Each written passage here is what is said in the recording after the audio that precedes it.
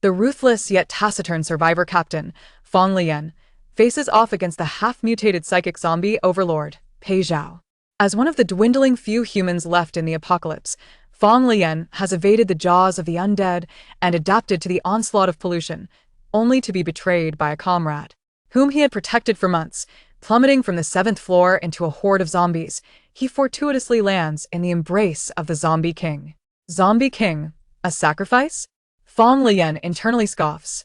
I might as well have turned into a puddle of flesh. Zombie King, you dare speak to me? Fang Leyan retorts, are you staring at me, unsure of where to bite? Zombie King, bring him back for some fun. Chapter 1. Falling into the Zombie King's embrace. The city lies in ruins, its buildings still standing but marred by dark crimson stains, with the air thick with a nauseating stench of decay. Fang Leyan has survived for 5 months amidst this repulsive odor since the collapse of civilization. He had just cleaned the blood off his scythe when the crackling voice of Liao Fei came through the walkie-talkie. Captain, the zombie horde outside has increased again. Alright, I'll take a look now. Tucking the walkie-talkie into his back pocket, Fang Leyan stepped out of the dim room and made his way up the safety corridor to the rooftop. Not only had he survived, but he had also formed a team of over 20 survivors, a diverse group of men, women, and children who all referred to this courageous young man merely 23 years of age. As Captain Dian just a month, he had repeatedly demonstrated his prowess, dispatching 5 or 6 zombies in one breath, scythe in hand, his lithe form moving with deadly grace. As he pushed open the rooftop door, Fang Leyan inhaled the fetid air and approached the figure standing at the edge of the rooftop, calling out in a clear voice. Hey, you fool! Be careful not to fall into the zombie pit. Liao Fei turned back, rolling his eyes at Fang Leyan's approach, a smirk playing on his lips. Standing high gives a better view. Those too afraid to come up are just cowards. Even in the apocalypse, the competitive banter among men was relentless. Fang Leyan understood the jest in Liao Fei's taunt. It was a daily ritual to engage in such repartee. With a few light steps, he leapt effortlessly onto the rooftop's edge. Standing beside Liao Fei, gazing down from the rooftop, he observed the street below, where throngs of zombies meandered aimlessly, some wandering alone while others congregated in search of something. The numbers had indeed swelled since yesterday. Yet they remained oblivious to the fact that this horde had been drawn together by some unseen force. Fang Leyan watched the bodies below, resembling a swarm of insects. It's been over 10 days. I wonder when they will disperse. Their temporary refuge was a 7-story building in the suburbs, not fully occupied due to its recent construction, with only 2 buildings completed before the end of the world. Typically, the area had been relatively safe, with the team's able-bodied members scavenging supplies every couple of days. However, about 10 days prior, the number of wandering zombies around the community had noticeably increased, leading them to forego their supply runs, mistakenly believing the horde would eventually dissipate. 10 days had passed, and the zombie count on the streets continued to rise. The once quiet area had become congested, trapping them within the confines of the community.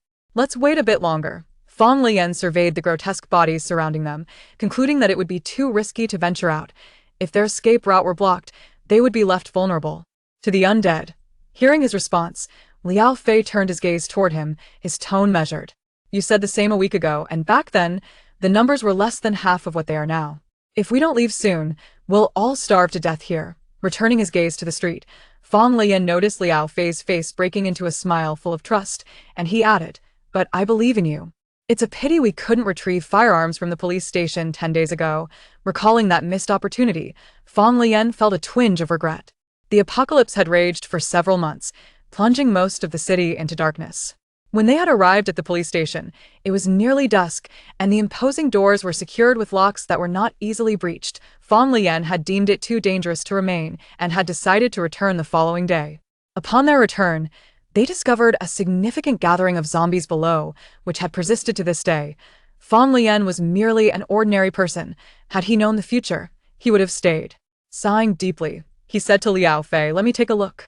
Before he could finish his thought, he felt a violent shove and was abruptly thrown off balance, experiencing a disorienting weightlessness. Fang Leyan looked at Liao Fei in disbelief, only to find fury etched in his friend's eyes as Liao Fei spat out, "Die." The sheer terror of falling struck Fang Leyan, and he screamed, "Liao Fei!" Yet his desperate call was drowned out by Liao Fei's panic shout, "Captain! Captain!" The walkie-talkie at his waist crackled with frantic cries, the static-filled voice piercing through the chaos. The captain has fallen. Quick, save Leyan. The voice from the walkie-talkie drew the attention of the wandering zombies, who surged forward, and Fang Leyan watched in despair as the figure atop the building shrank away. Closing his eyes in resignation, this time, I will truly be torn apart. The cacophony of panic from the walkie-talkie was swallowed by the approaching horde, and Fang Leyan plummeted heavily, bracing for the agonizing impact that never came. Instead, he felt only a tingling sensation where his back met something solid. Did I land on a tree branch? That seemed unlikely. A branch would have left him severely injured. With no time to ponder, he realized he needed to flee, or he would surely meet a gruesome end at the hands of the undead. Suddenly alert, Fang Leyan opened his eyes, ready to spring into action, only to find himself staring into a pale, bloodless face. The creature before him, with its ashen eyes, scrutinized him intently, its own visage marred by dried blood. Fang Leyan was momentarily stunned. How is it possible that I, weighing over 100 pounds, didn't crush the zombie? It's remarkably sturdy. The zombie king regarded the human in its grasp with a blank expression, furrowing its brow as it gazed upward for several moments. Zombie king, a sacrifice? Fang Leyan thought, I might as well have been killed in the fall. Though he had only been dazed for a few seconds, the zombie's gaze shifted from him to the rooftop and back again, its eyes lingering on his mouth, seemingly puzzled. Fang Leyan questioned, What are you looking at? Are you contemplating where to bite? In mere seconds, the surrounding horde had rapidly closed in, their grotesque, decayed fingers reaching out towards him. Oh no, oh no, oh no. I'm going to be dismembered. Instinctively, he dove into the embrace of the zombie, his survival instincts prompting him to seek refuge. The zombie king watched as this delicate human sought shelter against it, remaining motionless for a time, its ashen gaze lifting. The approaching zombies recoiled 2 steps back. Fang Leyan, still bracing for the pain of being bitten, found only a dizzying sensation of movement. Wait, what? Chapter 2. The zombie leader Liao Fei clung to the edge of the rooftop, peering down to witness the throng of corpses rapidly converging at the base of the building, swiftly engulfing Fang Leyan. Behind him, a cacophony of hurried footsteps erupted, punctuated by frantic shouts. Liao Fei. Where's the captain? Slowly. He slid down from the rooftop's edge to the ground, his eyes vacant, his voice barely a whisper. The captain fell. Everyone rushed to the edge, grasping the railing to gaze down, only to behold a dark, writhing mass of bodies, layer upon layer, of the undead. Even the formidable captain, renowned for his prowess against overwhelming odds, stood no chance against such an inexhaustible tide of zombies. Yet, against all odds, Fang Leyan had survived. He was merely besieged by the stench emanating from the surrounding corpses, nearly succumbing to unconsciousness, forcing himself to burrow deeper into the embrace of the undead. It stinks to high heaven. It's worse than a thesis defense. The zombie king, cradling him, traversed several meters. Noticing the humans around him covering their noses in disgust, he merely shrugged, unable to detect any foul odor himself. Glancing around, the dismembered and disheveled corpses that had been shielding him began to disperse slightly. He couldn't afford to faint. He had to be brought back for entertainment. It was only then that Fang Leyan caught a glimpse of light and a modicum of breathable air, gasping desperately as if he were a fish thrown back onto land, on the verge of retching. In contrast, the zombie ascent was somewhat bearable, lacking the pungent stench of decay. Amidst the confusion, the leader of the zombie extermination squad had been taken by the undead, now the sole human amidst the horde. Before dusk, the zombie king escorted him into a building. As they entered, Fang Leyan stole a glance at the exterior, momentarily recognizing it. What the hell, a wealthy district. The structure was a rather unremarkable villa, surrounded by similar residences, all enveloped by a multitude of staggering corpses that seemed to encircle the walls, forming a new layer of fortification. It resembled a fortress born of the apocalypse. After the city fell, villas were never part of Fang Leyan's strategic considerations. They typically featured small yards, and, with the current design, both floors were adorned with expansive glass windows. Once shattered, the interior staircases were exposed, rendering the entire place vulnerable. A broken window signified imminent doom. Fang Leyan had never resided in such a villa, neither before nor after the end of the world, and yet, here he was, lying on a soft bed, brought back by a zombie. He was even placed gently on the bed, while the zombie king seated himself nearby, observing him. The zombie's pale gray eyes were devoid of emotion, leaving Fang Leyan in a state of bewilderment. Why hasn't he bitten me? Is it full? Waiting for tomorrow to feast? He scrutinized the seemingly intact undead before him. Although it emitted no foul odor, its pallid skin was far from appealing. This is a zombie leader. Unbeknownst to him, every unspoken thought echoed clearly in the mind of the zombie king, who stared at him intently. You should change your clothes. You're covered in blood and grime. The zombie king's gaze suddenly shifted downward, scrutinizing the blood-stained attire clinging to him for a few moments, before Fang Leyan muttered inwardly again. How long has he been dead? His skin is turning bluish. The zombie king's eyes moved from his clothes to his exposed hands, which appeared discolored and possibly dehydrated, exhibiting a faint iron hue. A rather old bite mark marred his grayish-white arm, its healing process ambiguous. Just as Fang Leyan speculated this might be the cause of his transformation, the zombie king extended a finger toward him. Frightened, Fang Leyan braced for an attempt on his life, but the finger, stained with dried blood, merely brushed against his neck, poking him playfully on his fair cheek. It was surprisingly elastic. Fang Leyan felt the rough texture of the contact, paralyzed by the fear that this zombie might suddenly turn aggressive. Did he detect a glimmer of curiosity in those gray eyes? It's pointless to envy. You're already dead and can't return to such youth. He indulged in a moment of shameless self-admiration, knowing no one could contest him, not the decayed corpses shuffling outside the window, nor the wretched remnants that roamed the earth. However, he was acutely aware that he could easily end up in a far worse state than those outside, potentially meeting his demise at the hands of this very zombie. As the formidable leader who had survived in the apocalypse for several months, he could not afford to await his own demise. Fang Leyan noticed the zombie king seemed lost in thought, fixated on his face. His gaze quickly scanned the surroundings, finally resting on a landline phone on the bedside table. In the realm of the affluent, perhaps the upstairs could communicate with the downstairs. Beyond that, he found no useful tools amidst the softness of the bed, save for the walkie-talkie tucked in his pocket. He had no intention of destroying the walkie-talkie.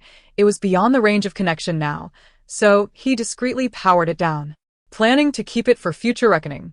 The zombie king studied Fang Leyan's pristine complexion for a considerable time, seemingly contemplating whether he too had once appeared so untainted.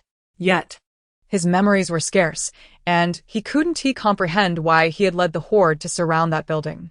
Lost in thought, Fang Leyan suddenly rolled over and seized the landline, intent on striking the zombie king atop his head. His reflexes were quick, honed from his leadership as a survivor. And had he not sensed Fang Leyan's intentions beforehand, he might have succeeded. Yet, Fang Leyan was utterly oblivious to why he believed he could land a hit. The zombie, without even raising his gaze, reacted with astonishing speed, his large hand clasping Fang Leyan's wrist with the force of an iron vice, threatening to crush the bone. Fang Leyan struggled futilely, resorting to clutching the creature's neck with his other hand. The zombie made no attempt to stop him. But as Fang Leyan's fingers pressed against what felt like metal, an icy dread coursed through him. In the blink of an eye, his grip was wrenched away, the zombie king pinning him back onto the bed, causing it to emit a resounding thud. Dazed, Fang Leyan's wide gray eyes locked onto the creature as, with a primal roar, the zombie king unleashed a feral growl. The sound, accompanied by an unsettling scent, reverberated painfully in his ears, sending chills down his spine. Every hair on his body stood on end under the oppressive atmosphere, and he feared that his end was imminent. Yet, the zombie merely vented its fury. Its ferocious teeth slowly retracted, and those pale gray eyes bore into him like a stagnant pool, rasping a single phrase. You wish to die? Chapter 3. I found it. Its mind. Fang Leyan now felt more horrified than when facing the prospect of being bitten. He stared wide-eyed at the zombie, whose nose was nearly touching his own, suppressing a curse in his heart. Damn it, this zombie can talk. It seemed as though he could hear the creature cursing, its ashen face grimacing at him while emitting a deep, guttural sound from its chest. A chill ran down Fang Leyan's spine, instinctively causing him to retreat. After having vanquished countless mindless zombies over an extended period, he found himself inexplicably frozen in fear before a talking undead. His complexion drained of color. Are you alive or dead? The question felt almost superfluous, as the unnatural light gray of the creature's gaze bore into him, indicating it was far from being a living being. Although its pupils were still discernible, it was evident that this was no human, especially considering the way it had hung limply from a tree branch. The zombie's body was cold and rigid, devoid of any warmth. But it can speak. Perhaps it's not entirely gone and could be salvaged? Fang Leyan had saved survivors during his months in the apocalypse. Otherwise, wouldn't he have risen to the position of team leader among a group of over 20 individuals? Habitually, he harbored a flicker of doubt in his mind, only to notice the shallow gray pupils of the zombie king shift slightly, as if it had suddenly lost some of its previous menace. The creature drew back its face a fraction, creating a small buffer of space that allowed him to breathe. It tilted its head slightly, continuing to scrutinize him. Fang Leyan felt numb from the intensity of its gaze. After all, who could stand face to face with a zombie in this desolate world? Why don't you just kill me outright? Who can endure such a stare? At any moment, it might just bite me, and even if it doesn't hurt me, I might just wet myself in fear. The zombie king, fixated on him with its dark eyes, seemed to register his comment about being scared and turned its gaze toward Fang Leyan's thigh. It swiftly extended its pale, almost lifeless hand and tugged at his trousers. The sound of his zipper being yanked abruptly broke the tension. Fang Leyan seized the zombie's wrist, desperately covering his pants, kicking and cursing profusely. What the hell are you doing, you dumbass? Whoever heard of a zombie pulling down someone's pants?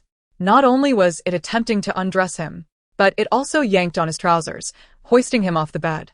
His feet dangled helplessly, unable to touch the ground, and the fabric of his shirt tore as he struggled. He nearly fell backward, but was caught by the zombie, which then carried him away. They were thrust into the bathroom. Standing before the toilet, the once handsome young man now appeared disheveled, his sweatshirt torn open, exposing his midriff. At that moment, Fang Leyan could hardly believe he was awake.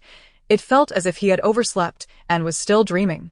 How else could he explain being pushed off a rooftop by his closest companion, surviving the fall, only to be carried away by a zombie? And this particular undead not only spoke but also seemed to understand the importance of not defecating indiscriminately. Fang Leyan turned to glance at the expressionless zombie standing in the doorway. It had to be a dream. He twisted back to face the creature, incredulous, and slapped himself hard across the face. The resounding crack echoed in the air, leaving a vivid red mark on his cheek. A roar erupted from the zombie's throat, ringing in his ears, accompanied by a sharp pain that nearly rendered him deaf. He stumbled back into a corner of the bathroom, pressing against the cold tiles, wide-eyed as he watched the towering zombie seethe with fury. The pale gray pupils of the zombie king widened, clearly indicating its rage, as it bellowed twice, fixating on the swollen handprint marring Fang Leyan's previously unblemished face. Don't hit. It's all swollen. It looks bad. Ugly. Cowering in the corner, Fang Leyan's mouth hung open in disbelief, nearly brought to tears by the absurdity of the situation. What was wrong with this zombie? What the hell is wrong with this zombie? It's my face. I slapped myself, not you. The zombie king took a step forward, its anger intensifying as it roared, mine. Fang Leyan. My face. The zombie king shouted again. I found it. It's mine. Who could understand this madness? After a tumble, he was now in a position where even his face was no longer his concern. Fang Leyan stared, aghast, as the zombie gripped his face, noticing its irritation as it huffed and puffed, visibly agitated. You, mine. At this moment, Fang Leyan grasped the truth. The creature hadn't brought him back as a midnight snack. Rather, he had been adopted as a pet. Urinate. Just as it seemed the zombie was going to tug at his zipper again, Fang Leyan felt a surge of defiance and shoved the creature back a step, swinging his arm to slam the bathroom door. The zombie king swiftly slapped the door back against the wall, nearly shattering the glass. Like a guardian at the gate, it stood resolutely, glaring at him. Fang Leyan, incensed, shouted back, "Close the door for me." To avoid an impending situation where the zombie might prevent him from using the restroom, he needed to resolve his predicament beforehand. Who could relieve themselves under such a scrutinizing gaze? What are you staring at? You're going to get soaked. The zombie king's eyes shifted toward his trousers, causing Fang Leyan to hastily cover himself, only to realize the creature's gaze had now drifted upward.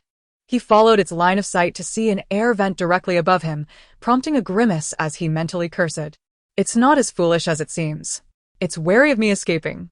Controlled by a cunning zombie, Fang Leyan found himself at a loss. Without a suitable weapon, he couldn't fight back, and running was futile. The creature clearly had no intention of devouring him. He contemplated which window would be most advantageous to break. Unbeknownst to him, as he rolled his eyes and turned his back to the zombie, his thoughts of escape had become glaringly evident.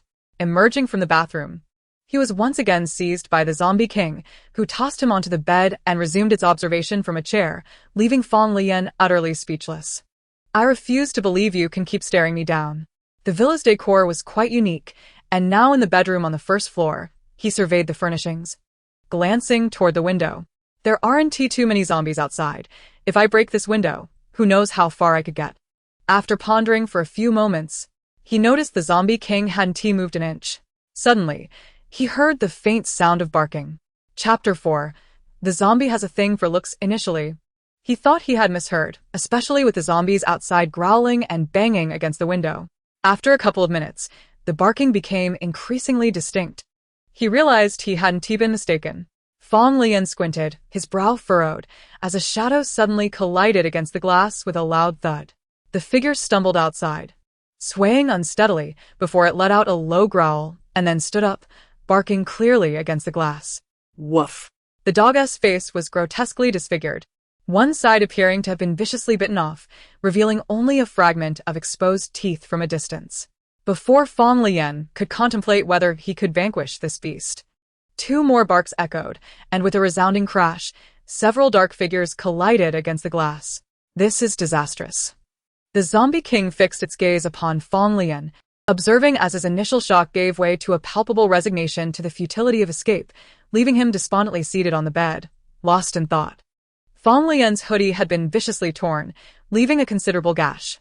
In the apocalyptic landscape, clean clothing was a rare commodity, and with water being a precious resource. His appearance was rather disheveled. Coupled with his furrowed brow and forlorn demeanor, the zombie king's pale gray pupils shifted, sensing Fang Leyan's disarray. He was not as aesthetically pleasing as before. Yet, even through the tattered fabric, it was evident that his skin remained remarkably clean. The zombie extended its hand, delving into the ragged opening, and touched Fang Leyan's abdomen. Damn! Startled, Fang Leyan instinctively recoiled, only to be yanked back by the zombie's grip on his leg, which effortlessly pulled him closer, tearing at his clothing. His flailing fists were restrained, and a knee pressed down upon his thrashing legs, leaving him feeling as though he were pinned beneath a stone, cold and unyielding.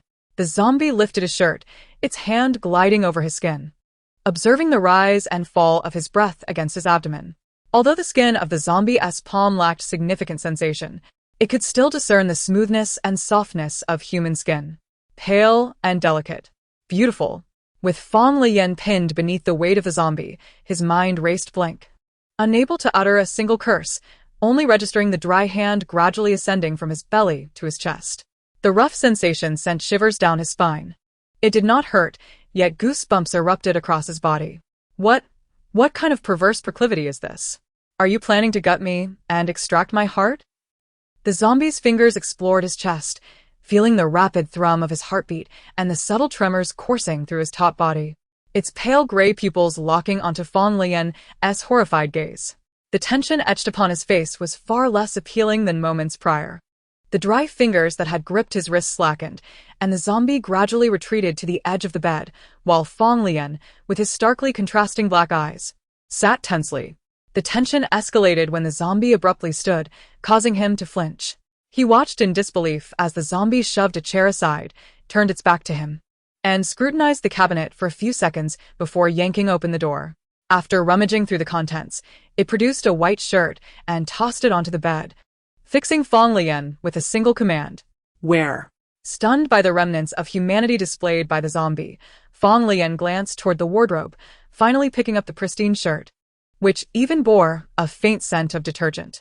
Having been trapped in the suburban building with over 20 survivors for more than 10 days, he had not changed his clothes for 6 or 7 days. He examined the gash in his own garment, this time opting not to confront the zombie. Grabbing the collar, He began to remove his shirt, while the zombie king remained motionless, its gaze fixated on his peeling layers. Fang Leyan's raised arms revealed pronounced muscle definition and well-defined abs, complemented by a tapered waist and fair skin. Quite striking. As he fastened the buttons of his shirt, he discovered it was slightly oversized, compelling him to roll up the sleeves and tuck the hem into his jeans. Once attired, he seated himself cross-legged on the bed, engaging in a silent staring contest with the zombie, shoulders raised in frustration. "You're such an impressive zombie, and yet you're just going to watch me? Why don't you go out and wreak havoc instead? Can't you see how I might find that appealing?" He silently mocked, only to have the zombie suddenly leap onto the bed, seizing his waistband and yanking him closer, uttering a single word: "Beautiful." With that, it enveloped him in a tight embrace, prompting Fang Leyan to kick and squirm in protest, even striking the zombie's face twice in a desperate attempt to escape, only to be tossed backward into the bedding. How utterly bizarre. Slapping the zombie's face elicited no reaction, while his own strikes only seemed to incite its rage. The zombie king tightened its grip on his wrist, its pale, slightly bluish face pressed against his ear, as Fang Leyan struggled futilely, like a fish out of water, unable to break free from the embrace. "What are you doing? Just bite me already. I beg you, for God's sake." After a spell of futile writhing, exhaustion took hold. Having consumed merely a biscuit that morning, he was now drained of energy from the perpetual fright. When he ceased his struggles, the zombie continued to hold him, its dry hand turning his face to meet its own. Fang Leyan glared at the zombie's countenance, irritable as he attempted to turn away again. The zombie, however, persistently returned his gaze, cupping his face and peering closely, poking at his cheek and pinching his nose. Scrutinizing the stark contrast of his black and white eyes for what felt like an eternity, close enough to see the flutter of his eyelashes. "Beautiful." Faced with the zombie at such proximity, Fang Leyan held his breath, turning his face away once more. The zombie king, undeterred, grasped his face again, forcing him to meet its gaze, while it prodded his hesitating lips. Fang Leyan, staring into the face of the zombie, could discern the dry surface of its skin, marred by remnants of dried blood. "I don't want to look at you." As he attempted to turn his head again, the zombie king prevented him from doing so, compelling their eyes to lock. "I want to see you. You're beautiful." "What the hell? Here I am, the leader of a survivor group that has endured countless trials, and now I find myself ensnared and immobilized by a zombie. Who the hell finds themselves embraced by a zombie? Who?" The grip was exceedingly tight, were it not for his backward lean. Their faces would have been nearly touching. What a waste of a freshly changed shirt. It doesn't even recognize the scent of its own filth. With blood clinging to my hair. Before he could fully process his disdain, the force constraining him suddenly loosened, as the zombie stood and yanked him by the waistband, dragging him from the bedroom with a firm grip under his arms. He was hoisted up the stairs, limbs dangling helplessly, until he was unceremoniously thrown into the bathroom. The door slammed shut behind him with a thud, and to Fang Leyan's bewilderment, the zombie locked it. It stood before him, eyes fixed for half a minute, before approaching the shower head and staring vacantly at the faucet. "Wait, is it really going to take a shower?" In an instant, water cascaded down, drenching the zombie's hands, which now glistened as the blood was rinsed away, prompting it to perform an action that shattered Fang Leyan's understanding. The zombie stripped off its soiled garments. Chapter 5. The zombie exhibits a tinge of whipping under Fang Leyan's wide-eyed gaze. The zombie unhesitatingly disrobed, swiftly shedding every article of clothing. Turning back, it regarded the human, whose eyes were now impossibly wide, and moved its bloodless lips to utter a warning. "Don't run." This was a caution against fleeing while it bathed. For a moment, Fang Leyan found himself at a loss for escape, even if he were to dash downstairs. Several zombie dogs awaited outside the window. His mind was still reeling from the shock of the zombie's physique. After all, in the months since the apocalypse began, zombies outside, though not entirely disfigured, had become gaunt and emaciated due to the scarcity of food, appearing little more than skin stretched over bones. Yet this zombie, with skin that had merely taken on a rough texture and a pallid bluish hue, possessed a physique indistinguishable from that of a normal human. There was a robust sense of presence. The contours of well-defined pectoral and abdominal muscles, as well as the delineation of muscles on the arms and legs, were unmistakably clear. Suddenly, the zombie, previously standing under the shower, turned sharply at Fang Leyan's exclamation, its pale gray eyes locking onto him with an unnerving intensity. Startled, Fang Leyan noted that the creature's eyes, distinctly different in hue from those of a human, were somewhat terrifying, while its hair became soaked under the cascading water. The dried blood on its body was washed away, flowing down its forehead and cheeks, rendering it even more horrifying than before. The crimson stains on the tiles transformed into an ominous hue, spreading towards Fang Leyan's feet as the water increased, prompting him to inch closer to the wall in an attempt to evade it. The zombie turned back, continuing its cleansing ritual. At this moment, Fang Leyan regained his composure and glanced at the already locked door. If the door were to be opened, it would consume precious time. The zombie king was merely 3 steps away, leaving him with scant opportunity to escape. Listening to the sound of rushing water, he turned his gaze towards the bathroom window. Indeed, the villa's bathroom was more spacious than that of a typical residential building. The zombie, lacking the awareness to draw the curtains, stood exposed, allowing a clear view of the outside through the glass. There was no security net. If he could manage to open the window and leap from the second floor, perhaps he could avoid severe injury with the right technique. Regardless of how slim the chance might be, Fang Leyan felt compelled to try. He stealthily moved towards the window, masking his movements with the sound of water. However, as he ventured half a meter out, he nearly slipped on the mixture of water and blood on the tiles. Grasping onto a nearby rack to steady himself, he almost collided with it. The zombie king turned back, regarding him with an emotionless gaze, its pale gray pupils resembling vortexes of thought. "Don't run." Fang Leyan cursed himself inwardly for his folly, hastily grabbing a bottle from the rack and awkwardly offering it to the creature. "Here, I brought you some bubbles. It smells nice." No sooner had he spoken than the zombie reached out, seizing both the bottle and Fang Leyan's hand, pulling him closer with unexpected force. "It smells nice, you wash." Fang Leyan panicked, instinctively retreating, his entire being engulfed in agitation. The water from the shower splashed onto the zombie, sending droplets flying onto his own arms, and in mere seconds, his shirt sleeves were saturated. "I want to wash." "You wash." "I won't wash." The zombie released its grip, leaving Fang Leyan's hair standing on end from fright. He had no intention of fleeing now.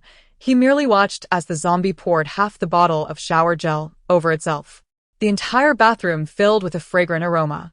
Pressed against the wall, Fang Leyan wore an expression of utter despair as he witnessed the zombie become enveloped in bubbles. What a waste. Once the zombie finished washing, it even took a towel to dry off the water droplets, albeit neglecting its hair. The soiled clothes it had discarded were stained with blood, so filthy that even the zombie had no intention of wearing them again. Fang Leyan watched in horror as the now nude zombie approached him, an ominous premonition striking him. "What are you doing? I can't believe this." The bear zombie swiftly scooped him up in a princess carry, striding out of the bathroom amidst Fang Leyan's torrent of expletives. The wetness from the creature's skin soaked into his shirt, and he grappled with where to grasp without touching the bare flesh, feeling the embarrassment wash over him. Especially as he descended the stairs, he felt the zombie's movements jostling him against its body. Clutching the zombie's neck, he attempted to stabilize himself, feeling the tautness of its muscles beneath his grip. "For heaven's sake, can you put on some pants?" This was beyond humiliating, yet there was more to come.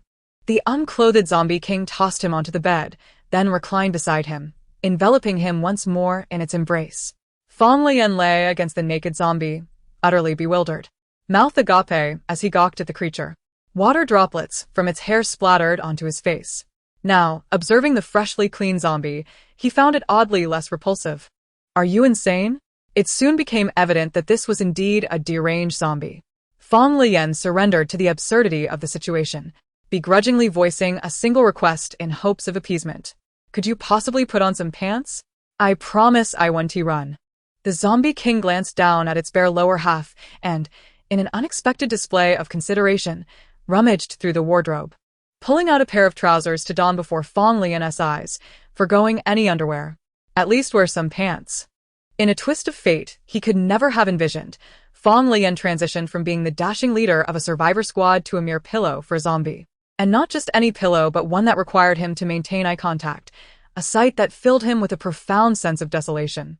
After inspecting Fang Leyan's face, The zombie turned its attention to his hands, meticulously examining each finger, pinching at his nails, flipping them over to scrutinize the pads, and then rubbing his palms to observe the color of his blood returning. Beautiful.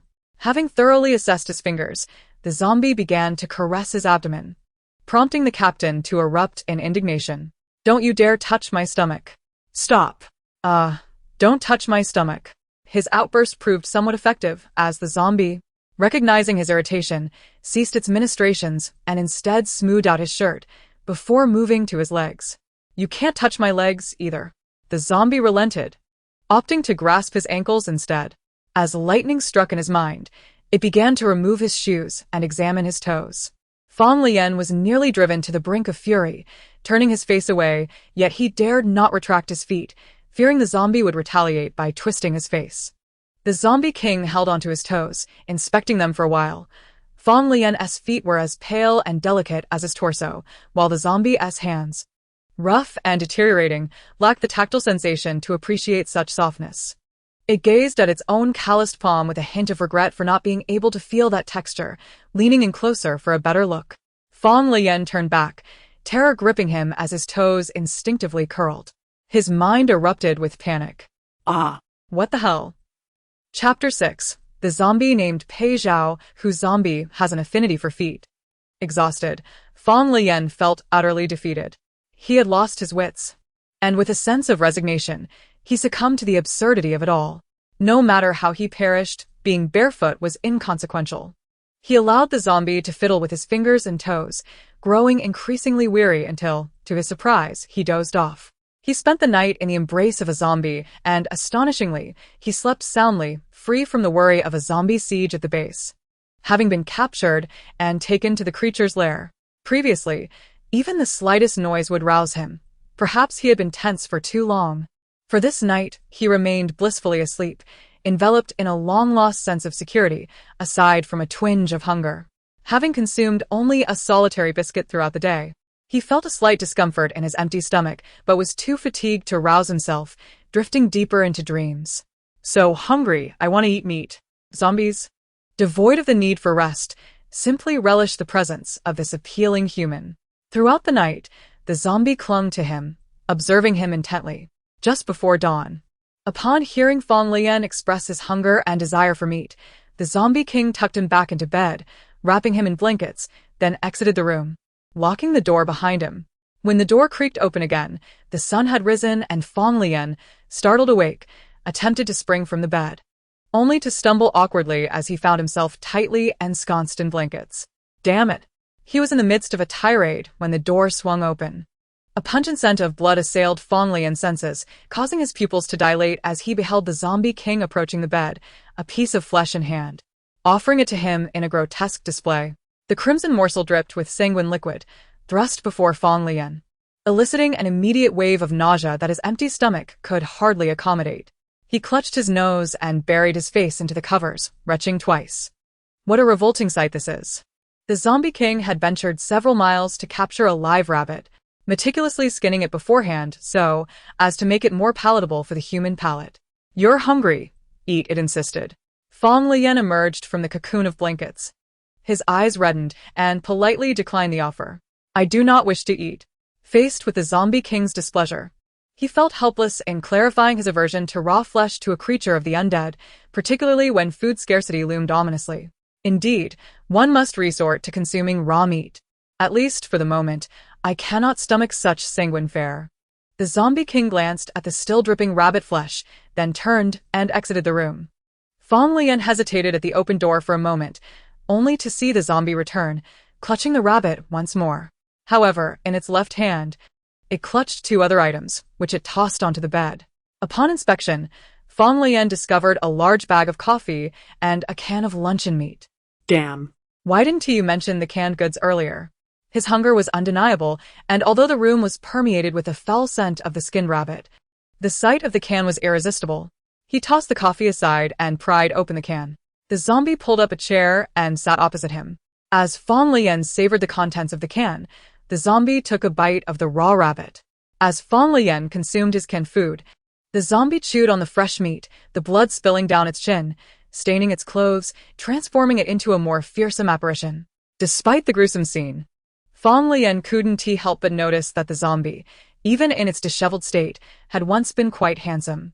Unlike the mindless undead outside, this creature retained a semblance of humanity, recalling the need for cleanliness and sustenance. Strangely, Fang Leyan found himself thinking that this zombie wasn't so bad after all. It hadn't chosen to become what it was, and it was still exhibiting human-like qualities.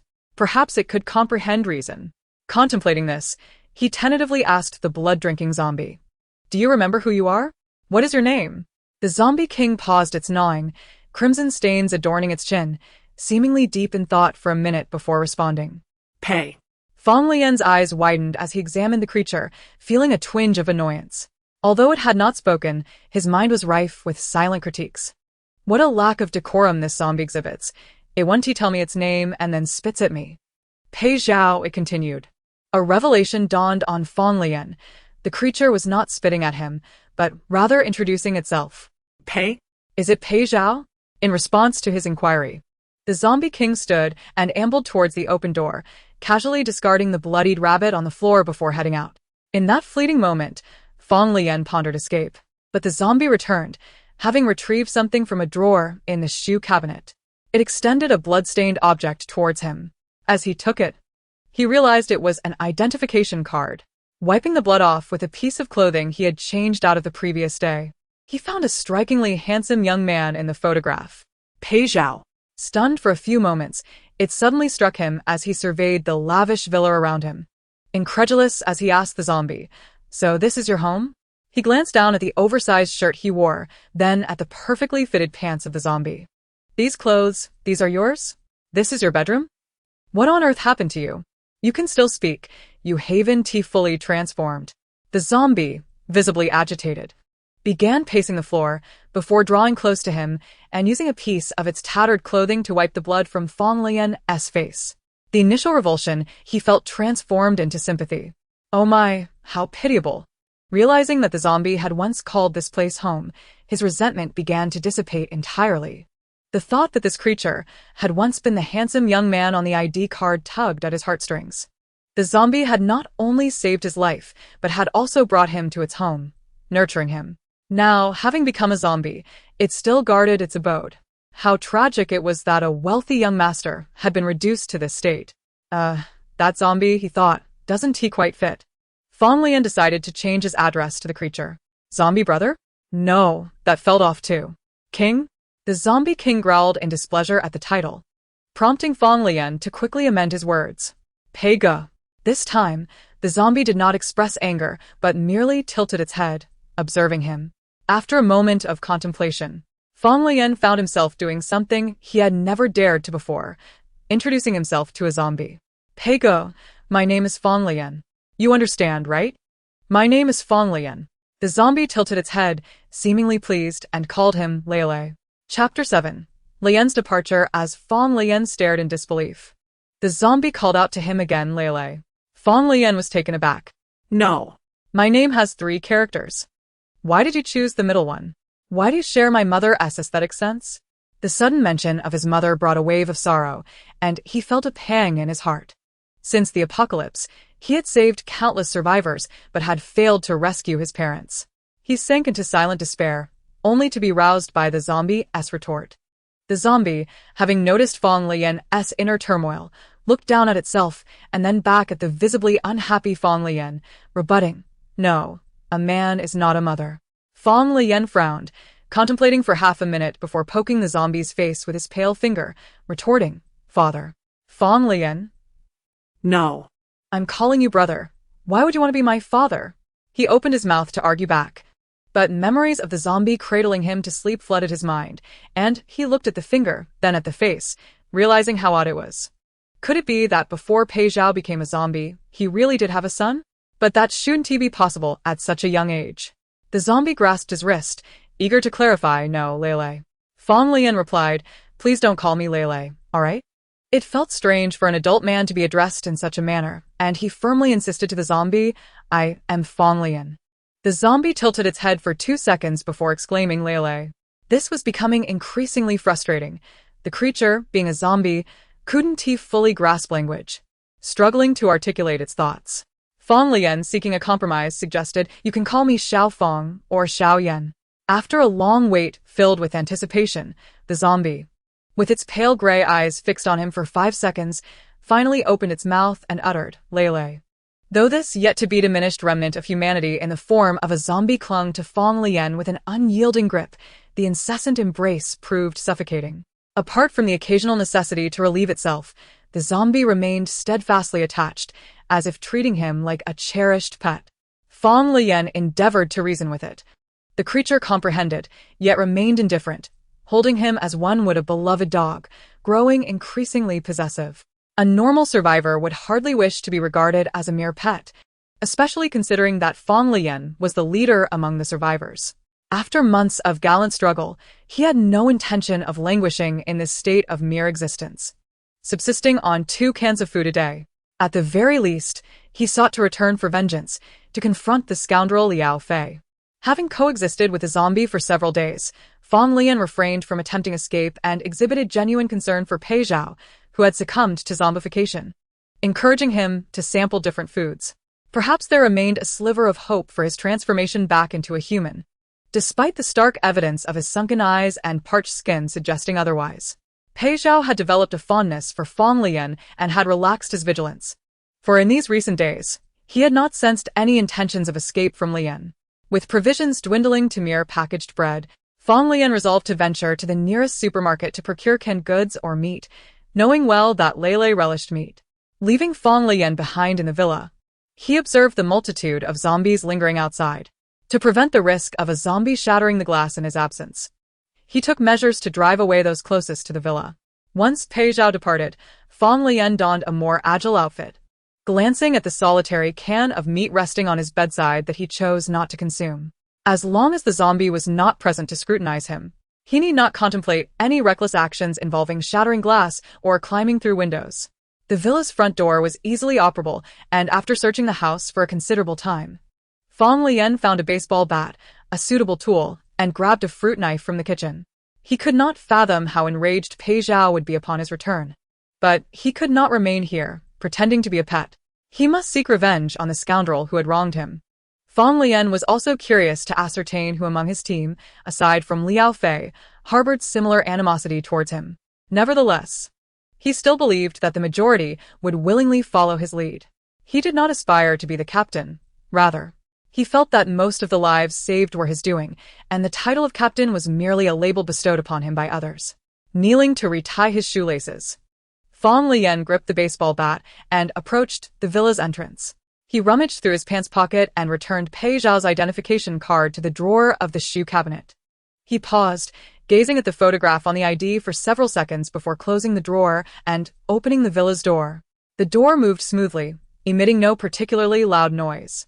Peeking through the narrow gap, he observed a few zombies wandering the street, their numbers significantly diminished. The once pristine, affluent neighborhood now bore signs of disarray, with the air heavy with the stench of decay. Treading lightly, Fang Leyan left the villa door ajar. If he could not successfully escape within 10 meters, he needed to leave himself an option for survival.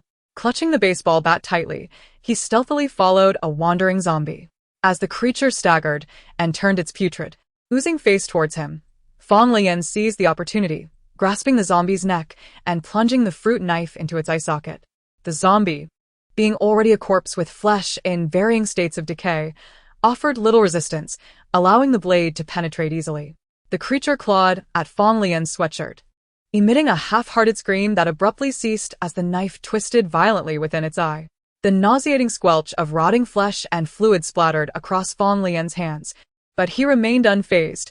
He had witnessed far worse. Even the brief cry attracted the attention of 2 nearby zombies. One turned its head, letting out a low, guttural growl upon spotting Fang Leyan. Before the sound could dissipate, Fang Leyan lunged towards the approaching zombie, swinging the bat with a whoosh, striking it down with a resounding crash. Regardless of whether the zombie was truly dead, he could not afford to linger. Sprinting past another zombie, he knocked aside, racing towards the entrance of the villa complex. The distant murmurs and movements of the undead pursued him, yet he felt no inclination to glance back. These soulless beings were no match for his speed.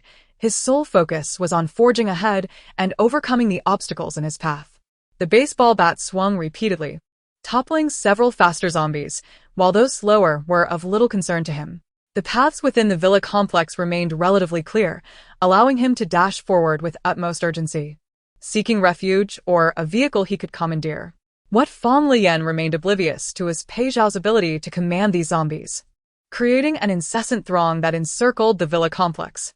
They had all been summoned by Pei Zhao, forming a fortified barrier to deter any potential intruders.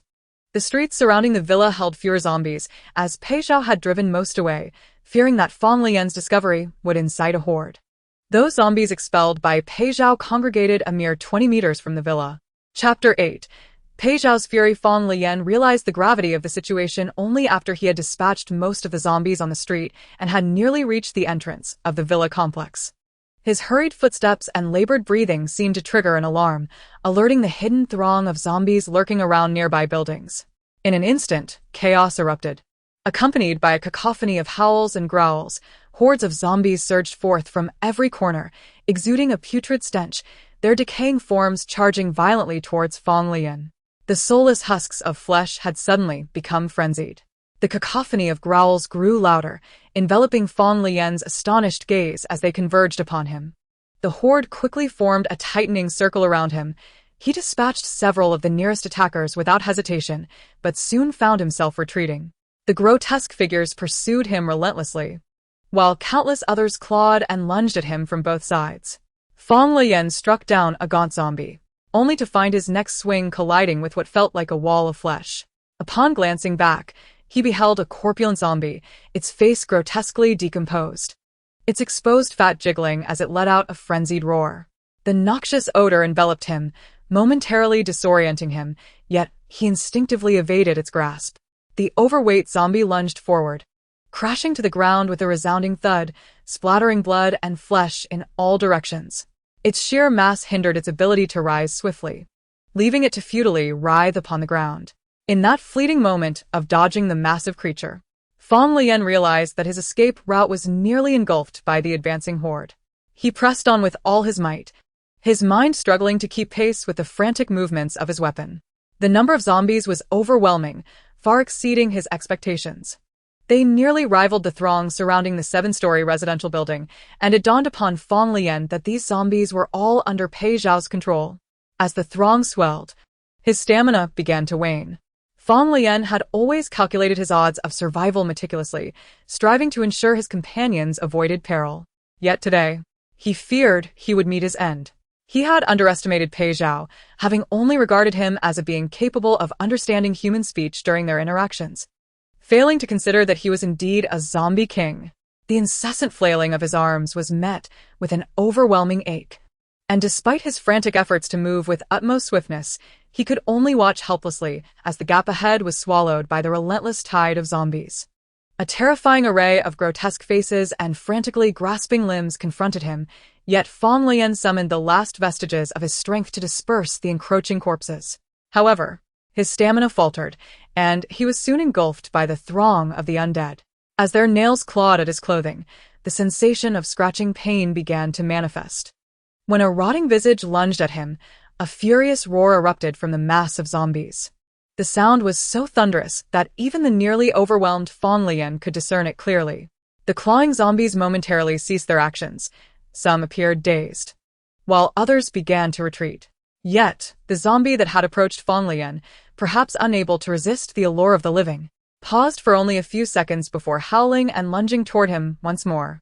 With a swift thrust, the fruit knife in Fang Leyan's hand pierced into the gaping maw of the zombie, dark, foul blood oozing down and splattering onto his shirt. However, due to the awkward angle, he failed to penetrate the creature's brain, and the bloodied zombie continued to moan, intent on tearing open his throat. Suddenly, he was yanked upward with great force, and Fang Leyan's vision blurred momentarily. The zombie was hurled away, crashing against the railing and impaled, its insides spilling forth. Gasping for breath, Fang Leyan fell disoriented until Pei Zhao's furious visage loomed above him.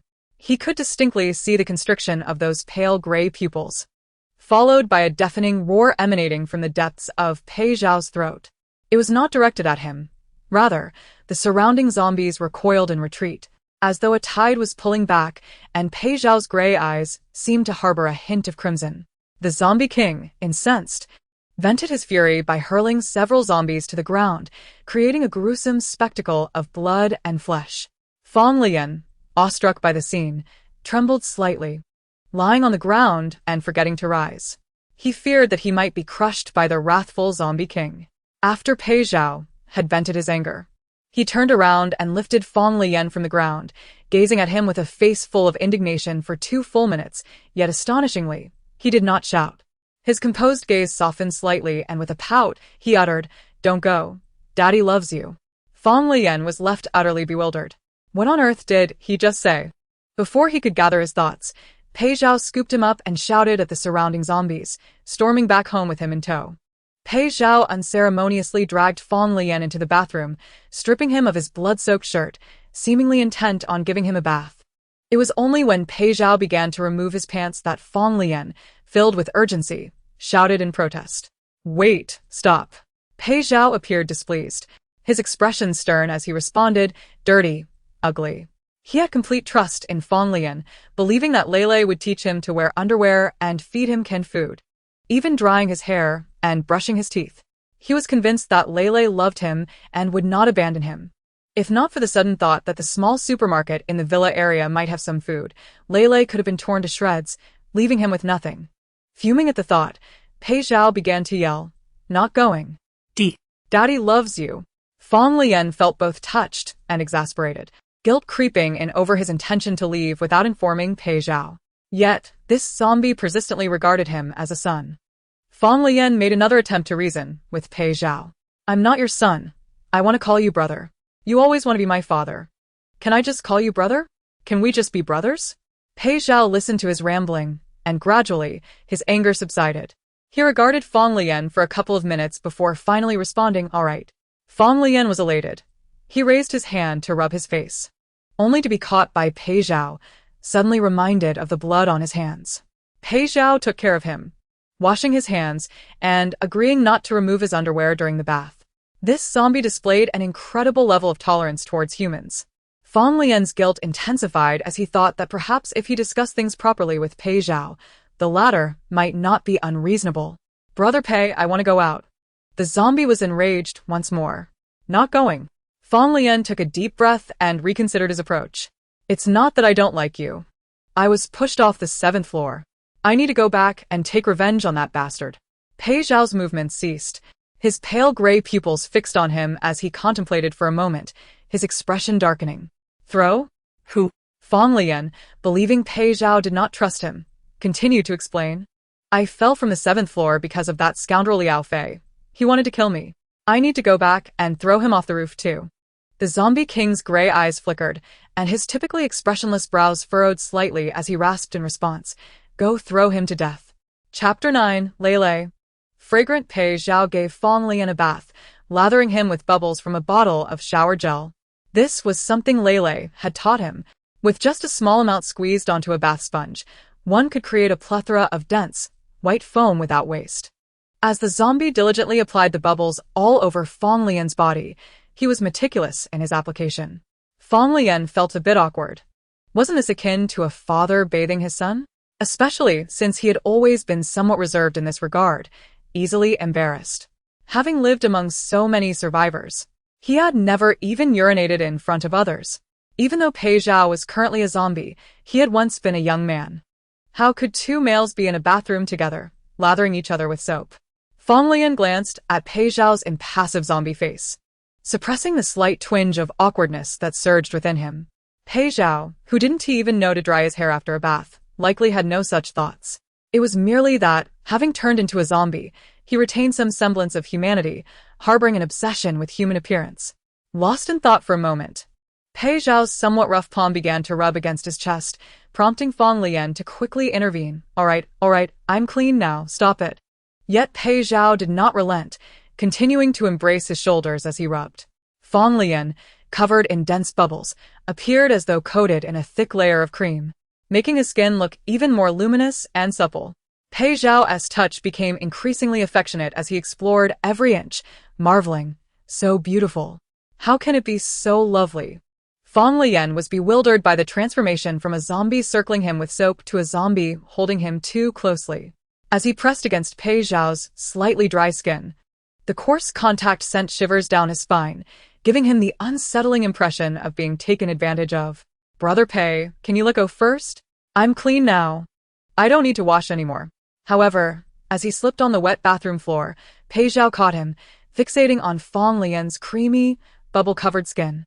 A single thought flaring in his mind: delicious. Without hesitation, he leaned down and bit into Fang Leyan's shoulder, eliciting a chilling scream that echoed through the bathroom. Upon hearing Fang Leyan's terrified cry, Pei Zhao lifted his gaze to meet the fearful expression in Fang Leyan's eyes.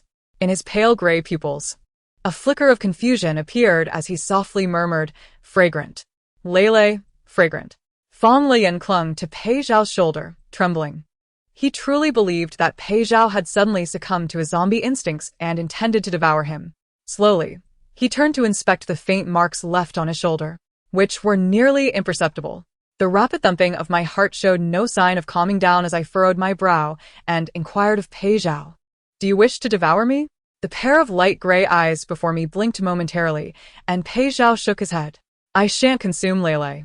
He then drew closer to Fang Leyan, nipping playfully at his face with a gentle, almost infantile touch, akin to a baby teething, causing no pain whatsoever.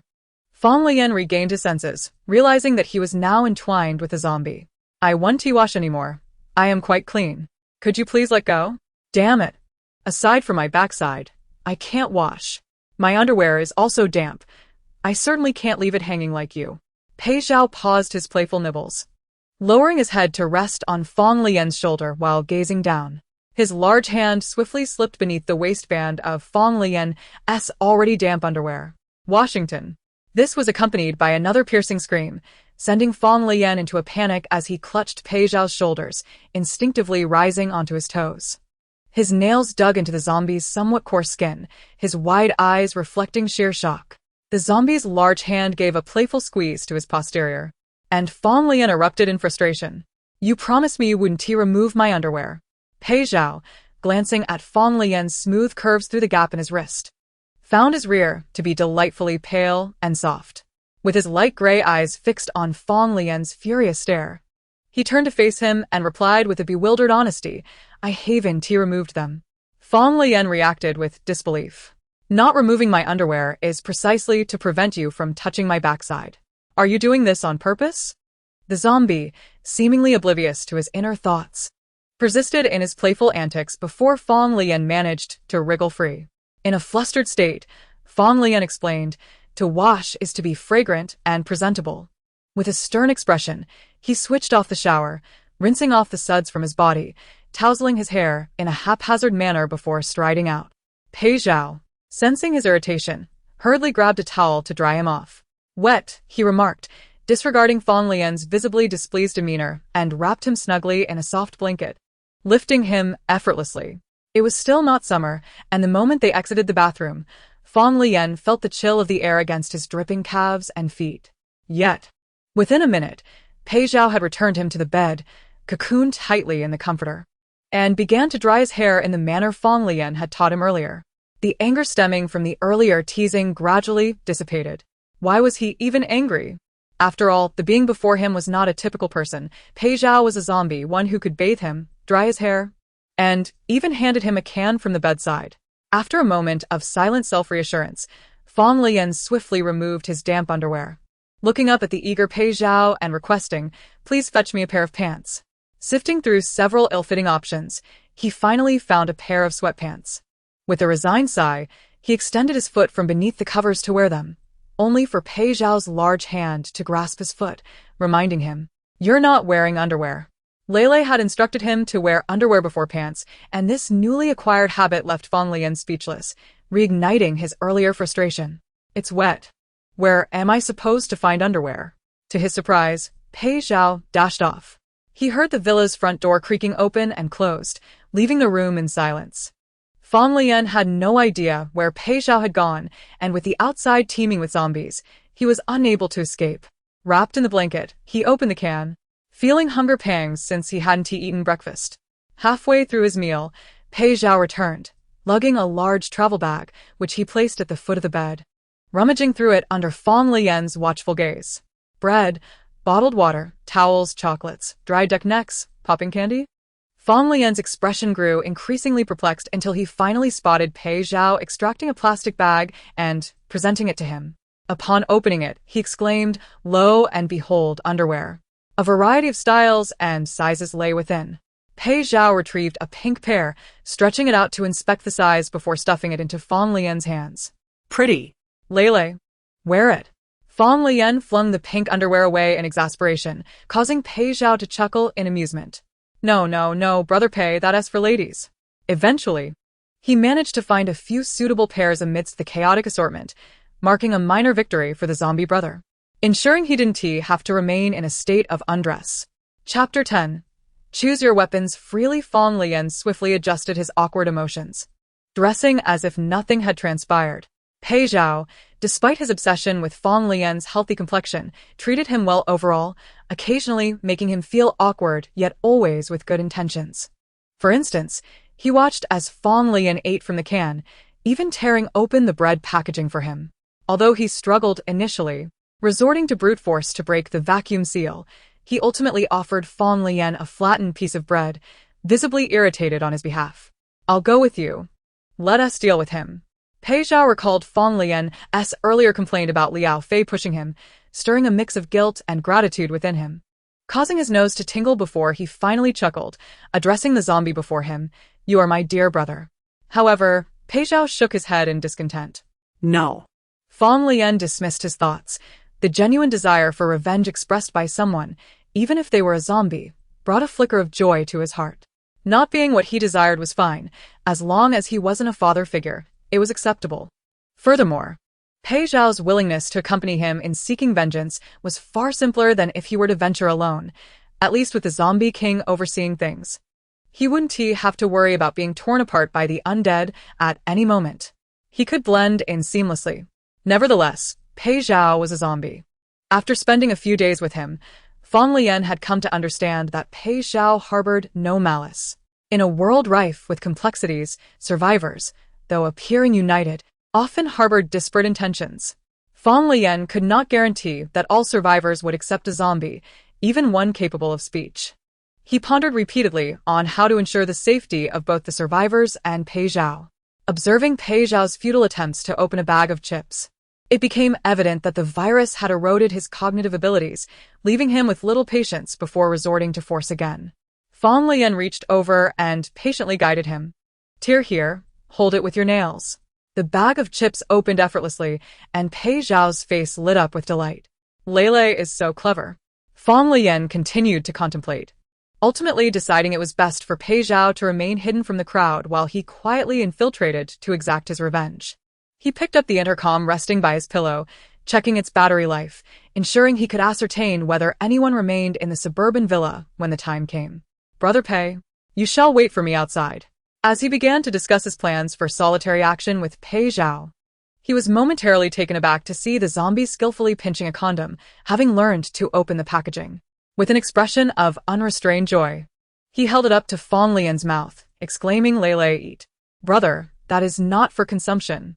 Quickly dispose of it." Pei Zhao, curious, opened the package to inspect its contents, feeling its sticky texture before poking a finger inside. "What?" Fang Leyan. After a struggle, he managed to reclaim it from Pei Zhao's grasp and tossed it away, cleaning the zombie's fingers before offering him a chip from the bag instead. Pei Zhao crunched down, unable to discern any flavor at all, merely due to Fang Leyan's incessant attempts to coax him into consuming tasteless morsels. He symbolically crunched a few times before swallowing them whole. He yearned for meat. Indeed, since Fang Leyan endeavored to introduce alternative sustenance, Pei Zhao had significantly reduced his meat intake. As a zombie, the scent of blood held an irresistible allure, and prolonged abstinence from such indulgence rendered him somewhat listless. After finishing the potato chips with a loud smacking of his lips, he turned to Fang Leyan. Mistaking his gaze for a desire for more, Fang Leyan proffered another chip, only for the zombie to evade the snack and instead sink his teeth into his fingertip. Yet he refrained from biting down hard, gently scraping his teeth before beginning to suck. Fang Leyan's hand trembled, causing him to discard the potato chip, while the zombie clutched his hand, suckling on it as if it were a teething toy, which surprisingly looked rather appetizing. What the hell, brother? Are you serious? He finally managed to retract his finger from the zombie's mouth, only to find Pei Zhao leaning in to gnaw at his face. In a flurry, Fang Leyan sought to redirect his attention. Pei Ge, where did you catch that rabbit last time? Pei Zhao then fetched him a top and insisted on taking him out to catch rabbits. Before departing the villa, Fang Leyan noticed Pei Zhao seemingly pondering something for a moment before pulling him towards the second floor. This was the first time he had ascended the stairs on his own since entering the villa. Previously, he had always been carried up and down by the zombie. This time, he finally had the leisure to scrutinize the villa's decor. It was evident that Pei Zhao's parents were not of ordinary wealth. The furnishings were clearly more than mere decorations. The expansive living room on the first floor was adorned with a large carpet. The second floor lounge was slightly smaller, and Pei Zhao led him directly to a room. Fang Leyan anticipated a study or something of the sort. Perhaps a space where Pei Zhao would show him some of his past treasures. However, upon opening the door, he was astounded to discover a gym. Although a flicker of excitement coursed through him, the present moment hardly seemed suitable for exercise. Just as Fang Leyan expected the zombie to demonstrate how he had honed his physique, Pei Zhao guided him to a recessed cabinet against the wall, gesturing for him to choose from its contents. Pei Zhao remained haunted by the memory of Fang Leyan nearly being torn apart during his reckless dash, and he harbored disdain for the baseball bat, deeming it ineffective. Gazing through the dark glass doors, Fang Leyan was once again taken aback by the array of cold weapons displayed within, nearly believing he had stumbled into a museum. The cabinet housed an assortment of intricately designed daggers and short swords, military knives that appeared to be authentic. Perhaps Pei Zhao had once had a penchant for collecting such items. Pressing his hand against the glass door, a stunned exclamation escaped his lips. Damn. Pei Zhao had already opened the largest glass door and reached inside. It was unclear whether he remembered his collection or had selected the largest piece from among many. To Fang Leyan's astonishment, he produced a nearly meter-long tang dao and handed it to him. Here. Accepting the lengthy blade, Fang Leyan felt its substantial weight in his grasp. Surely, it could sever a head with a swift motion. How impressive. This time, Fang Leyan strode confidently out of the villa complex, accompanied by the zombie king. Within a 5-meter radius, not a single undead dared to approach. Only a small circle of them surrounded him, fixated on the pale human, emitting low, gravelly growls. Noticing Fang Leyan's growing irritation from the incessant howling, Pei Zhao suddenly erupted in a high-pitched, furious roar. Startled, Fang Leyan shivered, and the surrounding corpses retreated even further. Pei Zhao extended his arms to embrace him. Lele, don't be afraid. Fang Leyan declined the notion of being held by a zombie in public, opting instead to walk alongside Pei Zhao in search of rabbits. Little did he know that this excursion would stretch nearly 2 hours, leaving his feet swollen from the trek. They traversed from the city to the outskirts, crossing a road leading into a wild forest. They were not far from the survivor settlement, and Fang Leyan gripped the knife. Feeling the walkie-talkie strapped to his waistband, he longed to return. Casting a glance in the direction of the settlement, his vision blurred, and before he could comprehend, a shadow darted out beside him, covering nearly 10 meters in mere seconds. Fang Leyan stood frozen, momentarily unable to react as the zombies, having distanced themselves, began to converge upon him with ravenous howls. In that instant, every muscle in Fang Leyan's body tensed, and he swiftly drew the tang dao from its sheath. As the foul-smelling horde of zombies surged towards him, their guttural cries echoing in the air, Pei Zhao seemed to have identified a target, bolting away from his side. Without the deterrent of the zombie king, the long-starved corpses became frenzied, lunging forward in a desperate attempt to seize their prey. Lacking rational thought, they charged towards the living flesh, driven solely by an insatiable thirst for the freshest blood. Fang Leyan retreated a few steps, gripping the hilt of his blade tightly, evading the most densely packed onslaught of zombies. Seizing an opportunity, he swiftly swung his weapon at the nearest corpse lunging towards him. The blade gleamed with a flash of silver, the sound of slicing wind drowned out by the cacophony of the undead's roars. Upon contact with the decaying flesh, he experienced none of the dull sensation he had anticipated. Rather, the blade sliced cleanly through as if severing a ripe watermelon, blood spraying forth in a foul eruption. The force nearly sent Fang Leyan tumbling. Damn it, I'm too accustomed to wielding a scythe. I overexerted myself. He staggered a few steps, the blade embedding itself in the ground as he steadied himself, the horde of zombies closing in behind him. With a firm grip, he yanked the knife free, spinning around to strike the nearest zombie that lunged at him. The metallic clash against the skull produced a dull thud, although he did not cleave the head in two. He nonetheless shattered the bone within. Fang Leyan strained to dislodge the blade, which had become lodged within the zombie's cranium, and as he glanced up, a throng of undead loomed closer, their mouths agape, ready to bite. He had no choice but to wrench both the knife and the attached zombie along with him. The survivor team leader was not to be trifled with. He swung the 100-kilogram zombie in a wide arc, knocking several of the encroaching undead to the ground. Yet. The sheer number of zombies was overwhelming. If he were to abandon the knife and flee, he might manage to escape for a few minutes. But a solitary human battling a horde of zombies was a precarious endeavor. Where the hell did Pei Zhao go? Just as he had seen Pei Zhao dart off towards the prey, the latter leaped into the air, propelling himself several meters high before launching himself forward, effortlessly catching a fleeing wild chicken and swiftly snapping its neck. The speed of his movements was astonishing. Having secured his quarry, it seemed he heard Fang Leyan calling for him. Turning back, he beheld the encroaching mass of decaying corpses. With a powerful kick, he sent a cloud of dirt flying as he sprinted towards Fang Leyan, resembling a wild beast in his urgency, and emitting a thunderous roar that echoed like a primal cry. Finally managing to extract the knife, Fang Leyan felt a chill run down his spine. Capitalizing on the momentary distraction caused by Pei Zhao's roar, he swung the long blade, aiming for the neck of the closest zombie, the blade piercing through flesh and bone with a resounding thud. In quick succession, he pivoted and thrust the knife into another zombie's decaying mouth. In a mere 10 seconds, Pei Zhao, driven by a frenzy, dashed back from a considerable distance, howling as he leaped into the horde of zombies. With a fierce roar, he seized two of the undead and flung them aside with great force. The corpses, thrown into the air, flailed awkwardly before crashing to the ground. The surrounding zombies, momentarily startled, retreated, only to be seized one by the enraged zombie king, who hurled them violently. As Fang Leyan drew his blade, it was smeared with the rancid brain matter of the undead, transforming his once pristine long knife into a gruesome weapon that exuded a foul stench. The acrid odor was enough to make Fang Leyan feel a wave of nausea. Pei Zhao, in a fit of wild energy, hurried to Fang Leyan's side, filled with regret for having forgotten the danger that Leyan faced. The scent of Leyan was intoxicating, almost making him wish to bite. The once furious zombie king fell silent before Fang Leyan, his demeanor shifting as he noticed the distressed expression on Leyan's face, filled with guilt and hesitant to speak. He extended his arms in a gesture of embrace, but Fang Leyan, noticing the blood and grime splattered on his clothes, instinctively took a step back.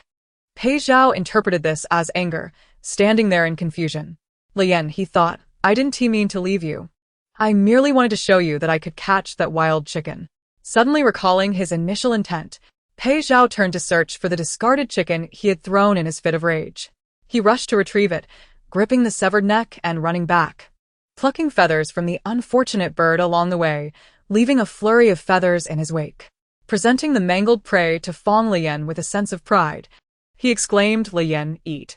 Though Fang Leyan was aware that Pei Zhao had been out hunting, he bore no ill will towards him. He was still reeling from the earlier peril, his body shivering as a cool breeze wafted over his perspiration. I want to eat, you should, he replied.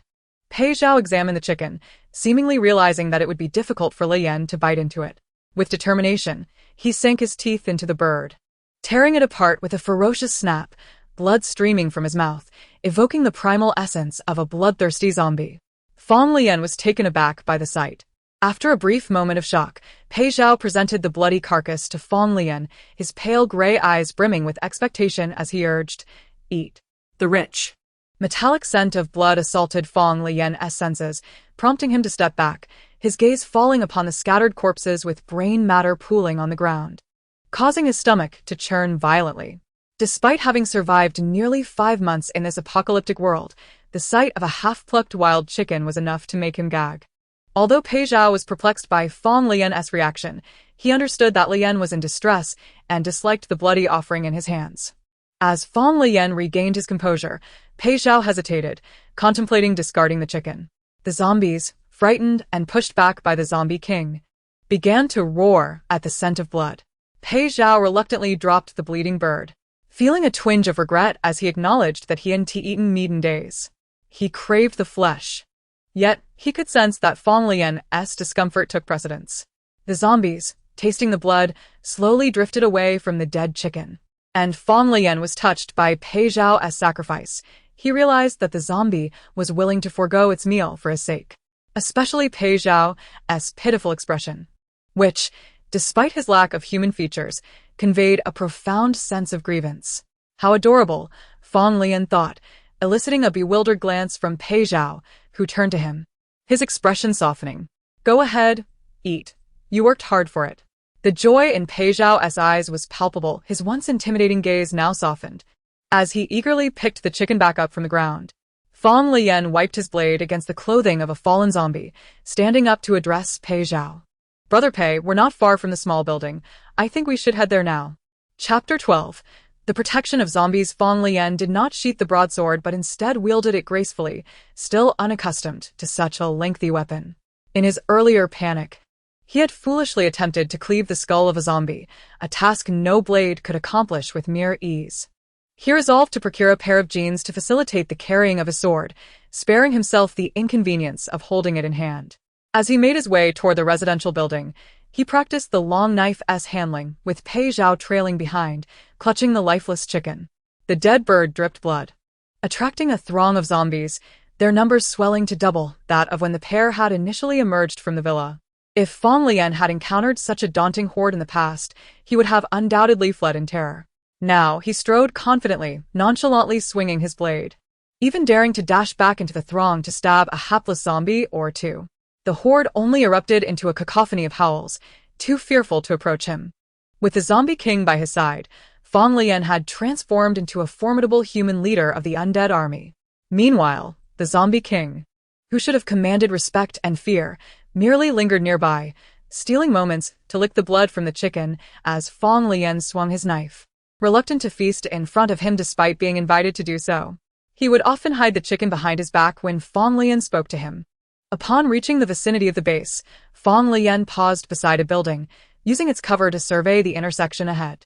A handful of zombies lingered at the crossroads, but their numbers were significantly diminished, thanks to Pei Zhao's earlier diversion.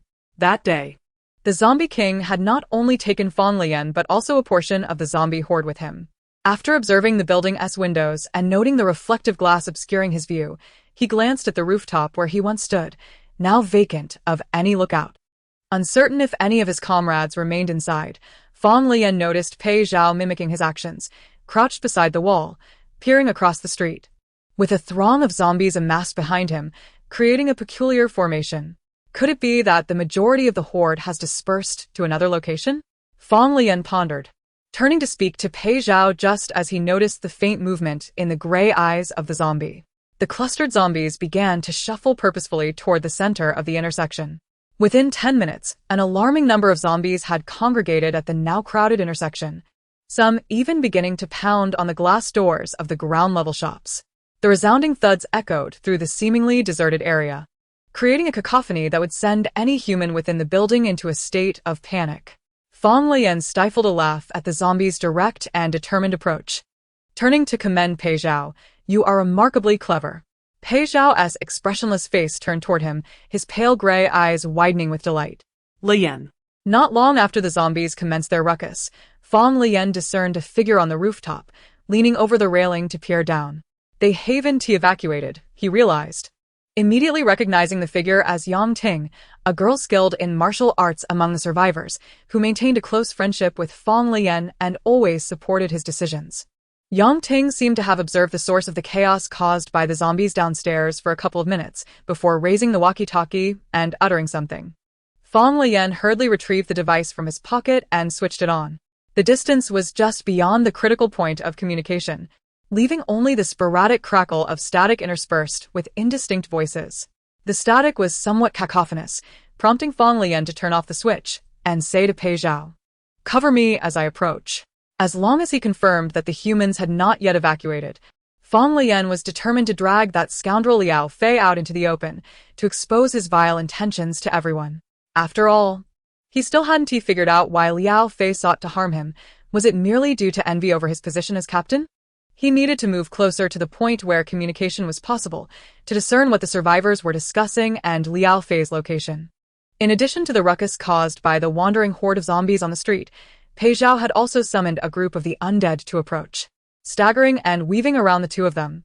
If they did not huddle tighter, they would not achieve the intended protective effect. Standing amidst a throng of zombies, Fang Leyan was easily visible from any window of the small building. He did not wish to alert the enemy or provide Liao Fei with an opportunity to wriggle out of the situation. Pei Zhao, let them come closer. Though Fang Leyan spoke these words with a calm demeanor, concern gnawed at his heart. With Pei Zhao by my side, surely no zombie would dare bite me in the chaos. But then again, zombies lacked reasoning, so one could never be too certain.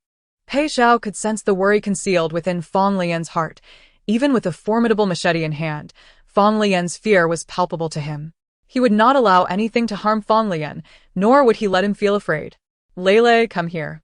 Before Fang Leyan could fully regain his focus from his internal scheming, a zombie enveloped him in its arms, lifting him off the ground in an instant.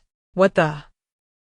Pei Zhao cradled him as if he were a small child, curling his knees and wrapping him snugly in his embrace, pulling his coat around them both, his pale gray eyes flickering with determination. The surrounding zombies quickly converged, obscuring the light before them. A throng of the undead gathered around Pei Zhao, effectively shielding Fang Leyan, even grasping his exposed ankles in a protective hold as they slowly made their way toward the intersection. Amidst the apparent danger, an overwhelming sense of security enveloped Fang Leyan, leaving him dazed, to the point where he could almost feel a hint of warmth emanating from Pei Zhao's cold, zombie body. An inexplicable attachment to this protection began to blossom within him. It was only as they neared the center of the intersection that Fang Leyan regained his senses, reminding himself of his quest for vengeance and chiding himself for such erratic thoughts. I think I've been assimilated. I've come to rely on a zombie. Pei Zhao sensed the turmoil within him and tightened his embrace, rubbing his chin against Fang Leyan's forehead in a gesture of comfort. Lele, don't be afraid. I'm here. Upon crossing the intersection, Fang Leyan finally shook off the daze, fumbling in his pocket for the walkie-talkie, estimating that they were now within communication range. He switched it on, the device clicking to life. Inside, Liao Fei's voice rang out, issuing commands to the others. Move some things to barricade the downstairs door to prevent the zombies from spilling into the community. Chapter 13. Returning for revenge. Damn it, that scoundrel Liao Fei. He killed me and usurped my position as leader. Hearing the familiar voice emanating from the walkie-talkie, Fang Leyan's simmering rage ignited like a match thrown into a fire, darkening his expression instantly. Even Pei Zhao, who was watching him intently, sensed the palpable shift in his demeanor. The zombies perceived Fang Leyan as having grown somewhat menacing. It felt as though he had transformed into another person, leaving Pei Zhao bewildered. Lele. Fang Leyan met Pei Zhao's pale gaze. From such proximity, he could discern the intricate patterns surrounding his pupils, as if he could instantly penetrate the thoughts of this zombie. The anger in his eyes waned slightly as he offered Pei Zhao a gentle smile, patting the hand that clutched his ankle. Pei Zhao, put me down. At this point, they had entirely positioned themselves beneath the building, their view obstructed by the narrow eaves.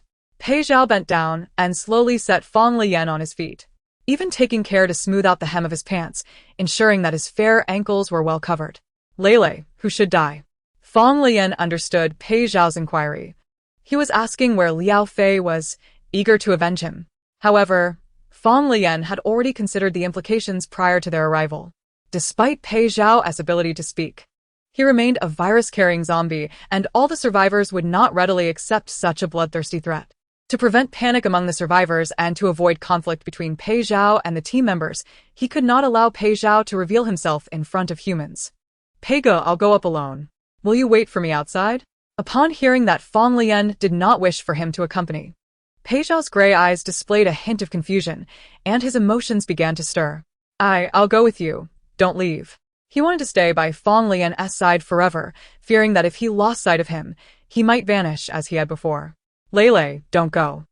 Watching as a robust zombie before him grew increasingly anxious, Fang Leyan suddenly found himself hesitating. He felt an unexpected reluctance to leave Pei Zhao waiting outside, akin to abandoning a child lost in search of their parents, wailing in despair. Yet, Fang Leyan knew he could not bring him along. Otherwise, not only would he fail to exact his revenge, but Liao Fei could very well seize the opportunity to strike back. Fang Leyan even envisioned the scenario where Liao Fei might accuse him of colluding with zombies, claiming it was for the safety of the group that he was pushed off the building. Should such a situation arise, he would indeed find himself at a loss for words. Resolving to address the potential pitfalls, Fang Leyan steadied his emotions and gently explained to the visibly distressed Pei Zhao, "I'm not leaving. There are too many people inside, and I fear they might harbor hostility towards you. Pei Zhao, I'm their captain. They won't harm me. I'll deal with Liao Fei and return to find you." Although Fang Leyan's words were comprehensible to Pei Zhao, he still found it hard to let go. Fang Leyan squeezed Pei Zhao's broad hand and, akin to soothing a child, caressed the zombie's face, gently rubbing the dry, pale skin. "Be good. I promise I'll come back for you." Pei Zhao's anxiety was successfully calmed. Fang Leyan gave him a tender smile, inadvertently revealing a fragment of his inner thoughts. "Just stay here and wait for me while I deal with that fool." As a survivor captain who had managed to endure the apocalypse, Fang Leyan could not afford to be soft-hearted. He had to throw Liao Fei off the rooftop to feed the zombies. The worry in Pei Zhao's pale gray eyes dissipated as he finally released Fang Leyan with a rather forceful embrace.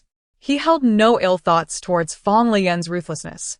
In fact, a flicker of primal ferocity sparked within his shallow eyes, revealing a hint of bloodlust. "I'll wait for you." Fang Leyan unsheathed his dagger, handing the scabbard to Pei Zhao. "Hold on to this for me." With that, Pei Zhao's concerns transformed into a solid sense of assurance as he clutched the scabbard. Watching Fang Leyan stride towards the community entrance, the zombie king's eyes flickered, and as Fang Leyan passed, the surrounding zombies instinctively parted, allowing him a clear path. Not a single straggler dared to obstruct his way. The entrance to the community lay firmly shut, and to truly enter the residential area, one must pass through this formidable gate. Outside, a congregation of mindless zombies wandered aimlessly or crashed against the barrier. Devoid of any rational thought, they possessed neither the intellect nor the awareness to unlock this gate, and Fang Leyan would never permit the horde to invade the community and endanger lives. Under the cover of the Zombie King, he seized a fleeting opportunity presented by the throng and swiftly dashed forward, nimbly leaping to scale the iron gate. The only sound that resonated was the sharp clink of his knife striking against the metal door. Yet all the survivors remained indoors, unwilling to venture out into the oppressive mass of undead. Fang Leyan carefully avoided the sharp spikes above, and within 3 minutes, he had deftly vaulted over to land inside the community. The greenery within was nearly devoid of zombies, as he had previously led a group to cleanse the area. Any remaining threats would likely be found in the locked rooms, housing mutated former residents. As the captain, he had diligently scoured the vicinity each day, striving to eliminate any lurking dangers. Leaving no potential threats was an unwritten law of survival in this post-apocalyptic world. Upon entering the community, Fang Leyan continued to keep low against the wall as he approached the entrance door. He was not afraid of encountering any survivors who might be investigating.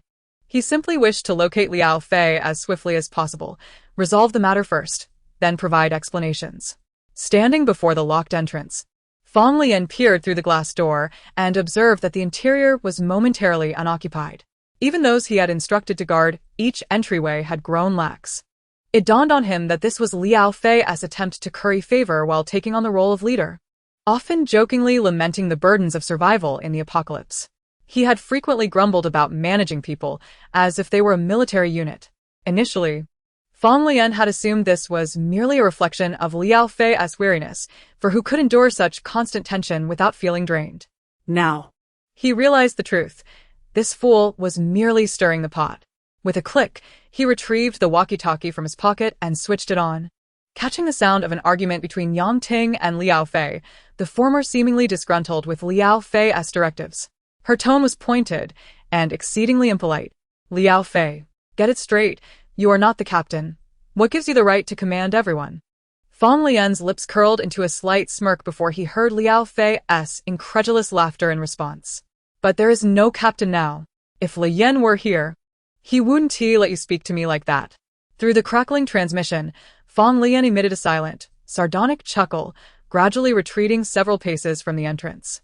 He gazed at the eaves and ventilation window above, then abruptly accelerated, leaping up onto the sycamore tree at the entrance. Scaling the dry trunk to a height of 3 meters. Grasping a branch, he kicked off the tree trunk and landed on the roof, shutting off the walkie-talkie before swinging the knife's hilt to shatter the window glass. If I were there, I wouldn't wish to give you the chance to speak. Chapter 14. The captain descends with an impassive expression. Fang Leyan shattered the glass window, methodically clearing away the shards before slipping through the ventilation window and descending into the stairwell. The building, comprising 7 stories, had been plunged into darkness since the apocalypse began, rendering the elevator utterly inoperable. Successfully infiltrating the interior, he again activated the walkie-talkie and took measured steps toward the upper floors, discerning the source of the ongoing dispute. Outside, the zombies continued to batter the glass doors of the ground floor shops, drawing the attention of all survivors to the tumult outside.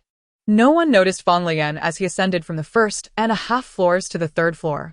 He leisurely sought out the fool, while outside, Pei Zhao, clutching a wild chicken, had settled in a vantage point, taking a bite as the zombies rhythmically pounded away. For every 3 steps Fang Leyan took, Pei Zhao savored another morsel of flesh, eager to consume the meat before Leyan's return. Reaching the safety door on the 4th floor, Fang Leyan overheard the argument between Yang Ting and the voices on the walkie-talkie, and through the small glass window, he discerned that several others were present, frantically attempting to mediate. Among them, the usually reticent Yu Dali stood up for Yang Ting. Let me tell you, Liao Fei, as long as I haven T Fang Leyan amongst the horde below, I want to leave this building. It seemed Liao Fei had proposed relocation, but his suggestion had been met with unanimous opposition. Fang Leyan gently pushed open the safety door, and Liao Fei's irate retort came through the walkie-talkie. You can go to hell. He's down there, torn to shreds by zombies. Find your own way out. Yu Dali's fury eclipsed Yang Ting's, his furious shout echoing through the desolate corridor. Shut your damn mouth. Hearing the creaking safety door, everyone instinctively turned toward the entrance. Yu Dali, clutching the walkie-talkie, shouted in disbelief, Leyan? All eyes fell upon the figure standing at the door, a cleanly attired young man in sportswear, devoid of even a speck of blood, who raised a finger to his lips in a shushing gesture. Yu Dali, wide-eyed and speechless, was abruptly cut off by Yang Ting, who seized the walkie-talkie and yelled, What have you done to Leyan? You cold-blooded person. You don't deserve to speak to us. With that, she snapped off the device. Fang Leyan felt an overwhelming urge to commend the girl's cleverness. He firmly shut the safety door and turned off the walkie-talkie, then, with a hint of emotion, inquired of the bewildered Yu Dali, Xiao, are you stunned? Yu Dali stood there, mouth agape, for several seconds before erupting in nearly incoherent cries, rushing forward to envelop Fang Leyan in a bear hug. The sheer force of his embrace nearly left Fang Leyan breathless. You're alive. Where have you been? The muscular survivor's voice was so loud that Fang Leyan instinctively covered his mouth, only to see the big guy, who had earlier been so belligerent, now with red-rimmed eyes, shedding tears. You're alive. Where did you go? The excitement had tensed Yu Dali's arms to the point where it nearly choked Fang Leyan. The rest of the group gathered around, their voices overlapping in fervent excitement. Only Yang Ting remained the most composed, though thrilled by Fang Leyan's unexpected appearance. She recognized that he was here for a reason and preferred silence for now. She dashed to the glass window, peering outside before locking the frequently used safety door. Upon turning back, she found Fang Leyan had already calmed Yu Dali, and upon seeing her, he succinctly explained, Liao Fei pushed me off the roof. The reason is irrelevant. I will definitely deal with him. The revelation that Liao Fei had intended to kill the captain ignited outrage among the group, their emotions flaring as they prepared to confront him. Fang Leyan had anticipated their reactions, initially curious if anyone else in the team held discontent toward Liao Fei. However, hearing them still defend their deceased captain had left him deeply touched, prompting his appearance. Yet Fang Leyan had no intention of confronting Liao Fei in front of everyone. In this chaotic world, there were no rules. His foremost desire was to repay treachery in kind. Don't worry about it. Just tell me where he is. Yu Dali's muscles were tense with anger, being the first survivor to encounter Fang Leyan. Originally named Yu Xiao, He had shed that unwelcome name and forbade anyone from calling him that, instead embracing the nickname Dolly, due to his formidable strength. Only Fang Leyan dared to call him Xiao, as their bond had deepened over 4 months of shared trials. He.S. on the 7th floor. The 7th floor. The room at the center of the 7th floor boasts the finest view, and was originally the captain's quarters of Fang Leyan. With an ambiguous smile, Fang Leyan's delicate features exude a sense of comfort and reassurance. Beside him, Yang Ting, who had been silently observing, felt her eyes moisten and swallowed hard, suggesting, "Captain, perhaps I should go ahead." Fang Leyan shook his head, declining the kind offer from his companions, and instinctively assigned a task. "Just keep the others steady for me. I can handle a fool on my own." After speaking, he opened the slightly ajar door before him. He had personally cleared the entire 17th floor, ensuring there were no zombies. He walked directly to the glass window facing the street, scanning the dense throng of zombies below for 2 minutes before successfully spotting Pei Zhao waiting patiently at the base of the opposite building, clutching a dead chicken. Its blood splattered across his face. Pei Zhao gnawed on it while glancing upward. Aside from Fang Leyan, no one could discern that he was, in fact, the zombie king. Observing Pei Zhao's ravenous consumption, Fang Leyan, surprisingly, did not feel disgust but rather chuckled softly. Yu Dolly, standing nearby, stared outside for an extended period, unable to see anything but zombies, utterly bewildered. "What amusing sight do you see?" "Nothing at all." The captain, with a hint of mischief, turned around to emphatically deny any humor before swiftly exiting the room and opening the security door to dash toward the rooftop, with several others trailing behind him, dispersing to the 5th and 6th floors. Only Yang Ting, after some thought, remained worried and quietly ascended to the 7th floor. In the early days of the apocalypse, having suffered numerous setbacks due to inexperience, Fang Leyan had instituted a rule among the survivors he later gathered. After securing a location, they must ensure there were no zombies inside, and all doors must remain unlocked during waking hours to avoid any special circumstances that would hinder their timely regrouping. However, at night, they were to be locked. Thus, Fang Leyan had the means to open all the safety doors across the floors. Upon pulling open the safety door to the 7th, he noticed the main door of the central residence was also ajar. But a figure at the entrance stood frozen for 2 seconds before expressing surprise. "Captain? Excellent, they've been exposed." The voice from within, previously laced with anger as it berated Yu Dolly and Yang Ting as fools, abruptly ceased. Fang Leyan swiftly grasped the doorknob to prevent the occupant from locking it. The imposing aura he exuded startled the person at the door, causing them to instinctively hesitate. Fortunately, Yang Ting, who had followed closely behind, dashed forward to pull the person aside, allowing Fang Leyan to yank the entrance door wide open. Chapter 15. Die. Fool. The moment the entrance door swung open, Liao Fei, who had been hastily approaching, locked eyes with those familiar orbs. A flash of confusion and terror crossed his face as he stared agog at the individual who should have been long torn apart by zombies, feeling as if he had encountered a ghost. "You?" Fang Leyan's gaze was cold as he scrutinized Liao Fei for 2 seconds before shifting his attention to Zhao Weining, who sat wide-eyed by the bed, nearly screaming in disbelief as she quickly pulled her open jacket together, her voice trembling. "Li Yuan, you're alive." Fang Leyan, lacking time for pleasantries, retorted sharply at Liao Fei. "Why the frightful demeanor? Are you plagued by guilt?" Liao Fei could scarcely fathom that someone he had witnessed fall to a horde of zombies could possibly return.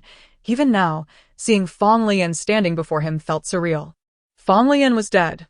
He had seen him fall, surrounded by countless zombies. It was impossible for anyone to survive under such circumstances. Yet, at that moment, illuminated by the light streaming through the window, the vibrant and almost healthy complexion of Fang Leyan confirmed the truth. He had truly returned. "Li Yuan, you're alive. Listen to me." I was momentarily enraged, and I truly didn't know what was happening. Perhaps being surrounded by zombies for too long had overwhelmed me. I deeply regret it. I was petrified. "It's truly wonderful that you survived." Fang Leyan, driven by a desire for vengeance, found himself amused at the sight of someone so frightened and rambling. "You shamelessly took a life and think a mere apology suffices? Shall I stab you twice and consider it settled?" As his words fell, Liao Fei, still attempting to refute, witnessed Fang Leyan extend his wrist, revealing a gleaming long knife in his hand. For a brief moment, he was stunned before making a hasty retreat. Don't act impulsively. We've survived together for so long. Despite his words, Liao Fei lacked the sincerity of a genuine negotiation, swiftly scanning for a chair to hurl at the door. This is self-defense. The iron chair, though not particularly heavy or sturdy, would surely inflict pain if it struck a normal person. Fang Leyan quickly raised his arm, deflecting the blow with the back of his knife. A girl within the room let out a piercing scream, and amid the chaos, Liao Fei seized the opportunity to push through the gap Fang Leyan had created in blocking the chair, bolting for the door. Yang Ting, quick to react, blocked the staircase leading downstairs, delivering a fierce kick that barely missed Liao Fei, who was met with a furious rebuke. You ungrateful scoundrel! How dare you attempt to flee? Just as her voice faded, Fang Leyan's blade whizzed out, prompting Liao Fei to instinctively evade, realizing he had no option but to flee upwards. Climbing rapidly to the rooftop, Fang Leyan pursued closely with his knife drawn. As Liao Fei reached the top, intent on swiftly closing the heavy iron door, Fang Leyan could not make it in time and resorted to thrusting his down knife into the gap. Just before the door could shut completely, a loud clank echoed, halting its movement. The door continued to slam hard against the knife, and Fang Leyan quickly scrambled to his feet, gripping the hilt tightly, fearing Liao Fei might wrench it free. Clearly, Liao Fei was cautious as well. Unable to see Fang Leyan, he dared not pull at the blade, terrified of being stabbed. Fang Leyan slammed against the door, while Liao Fei, exerting all his strength to hold it shut, found himself unable to push it open. Observing the knife wedged in the door, Fang Leyan took a moment to gather himself before speaking through the narrow gap. Liao Fei, I considered you a brother, yet you wished to kill me. After uttering these words, he instantly released the knife and stepped back, using the momentary distraction to launch himself against the door. Liao Fei felt a jolt as he was shaken by the impact. It dawned on him that Fang Leyan had cleverly diverted his attention while loosening the knife to ram the door. But it was too late. The door swung open wide, and with a surge of force, Fang Leyan barreled through. He swung the long knife towards Liao Fei, who narrowly dodged it, realizing he could no longer impede Fang Leyan, and hastily sought to apologize. Li Yuan, listen to me. I truly regret my actions. Please forgive me. I was out of my mind and deeply remorseful. Just give me another chance. The world has crumbled, and it's easy for anyone to crack under pressure. I beg of you. However, despite Liao Fei's tearful pleas and his display of profound regret, Fang Leyan offered no response. Continuing to advance toward him with the knife in hand, the blade of the Dao knife clashed against the heavy door several times without leaving a mark, the tip scraping against the concrete floor of the rooftop, producing a sound that grated on the nerves. This only heightened Liao Fei's anxiety, pushing him to the brink of madness. He shouted for mercy, realizing it had no effect, and began to scream in desperation. Fang Leyan, are you truly going to kill me? As others approached the rooftop door, the madness escalated. You are the captain. Are you truly intending to kill me before everyone's eyes? Do not forget that you are human. If you dare to take a life today, who will still regard you as one of us? If you murder me today, tomorrow you may slay us all. It is undeniable that although the apocalypse has persisted for 5 months, the intrinsic notions of humanity and law remain deeply embedded within the psyche of every legitimate citizen. There is merit in these words. Even if Fang Leyan acts out of vengeance or to cleanse his ranks, should he dare to take Liao Fei's life today, the fragile unity among the survivors, painstakingly cultivated, could shatter into disarray. They would come to resent him, distrust him, and fear him, viewing him as an aberration. Yet, that is of no consequence to Fang Leyan. His purpose today is to eliminate this scoundrel. The strikingly handsome man clad in a pure white sweatshirt bore an impassive expression, his mind troubled by the cacophony of futile justifications emanating from across the way. He raised his left hand to rub his ear, and in an instant, his right hand wielding the Tang Dao carved a radiant arc through the air, aimed fiercely at the cat. Despite Liao Fei's desperate attempts to evade, he could not withstand the length of the blade, suffering several grievous lacerations that gushed blood uncontrollably, leaving him unable to utter a scream as he cowered in fear. However, the relentless Fang Leyan swiftly cornered him against the railing of the building, where Liao Fei, in utter despair, clung to the banister, his composure utterly disintegrated. I was wrong. Please, I truly made a mistake.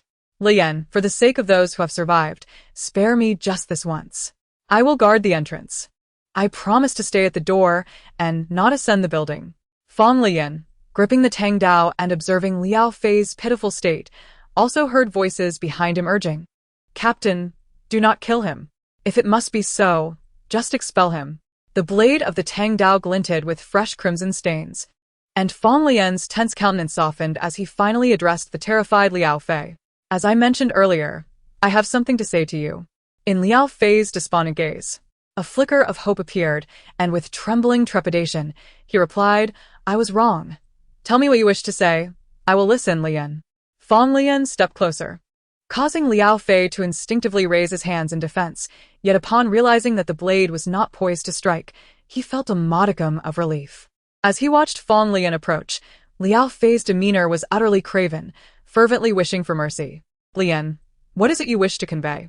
With a decisive clang, Fang Leyan sheathed the blade into the crevice of a pipe, revealing a smile he was more familiar with, and as he began to relax, he erupted in action. He seized Liao Fei by his clothing and flung him away, amidst a chorus of horrified gasps, shoving him forcefully towards the edge of the building. "Die, you fool." Chapter 16. Retaining the captain, the survivors spilling forth from the rooftop emitted a cacophony of screams, witnessing Fang Leyan cast Liao Fei from the precipice. In that very spot, he fell, tracing the same trajectory. However, this time, there was no zombie king below to catch him. With a dull thud, his human form crashed onto the concrete below. Liao Fei coughed blood, feeling his bones shatter and his insides shift. Meanwhile, Pei Zhao, waiting across the street, finally spotted Fang Leyan on the rooftop, and witnessed that wretched fool plummeting down. He seemed to faintly hear Lei whistle in his heart, a distant reminder. "The delivery has arrived, Brother Pei." The zombie king, clutching a skeletal meal, spat out a feather and flung the remnants aside, shaking his head in refusal. "Foolish and foul, I shan't consume that." If he were to eat a fool, Lei would not allow him to embrace her. The pale gray pupils flickered. The zombies, drawn by the scent of blood, surged forth in chaotic frenzy. They clamored and clawed, a tide of madness surging towards the barely living humans, overwhelming them in a matter of seconds, forming a grotesque mound of flesh. Dolly clung to the rooftop railing, gazing down at what appeared to be an undulating swarm of insects. A sight so overwhelming it made even the boldest feel dizzy. "My God, this is nauseating." Numerous survivors rushed to the railing, peering down at the horrifying tableau, their hearts racing with terror, many succumbing to weakness and crouching down, unable to continue watching. Fang Leyan turned to extract the Tang Dao, meeting several pairs of astonished and fearful eyes. These were the survivors he had fought alongside in the apocalypse, and today, they witnessed their once mild-mannered captain cast a living soul from the rooftop, leaving them in shock and disbelief. It would be a lie to claim that Fang Leyan felt untroubled. After all, the bonds forged in survival during the apocalypse were far deeper than those of the digital age. What pained him was the transformation in the eyes of friends he had known for months. Yet he held no regrets. In this world of chaos, there was no shortage of self-righteousness. Fang Leyan was not a saint who could tolerate everything. A calm voice broke the silence atop the building, instantly drawing all gazes to Fang Leyan.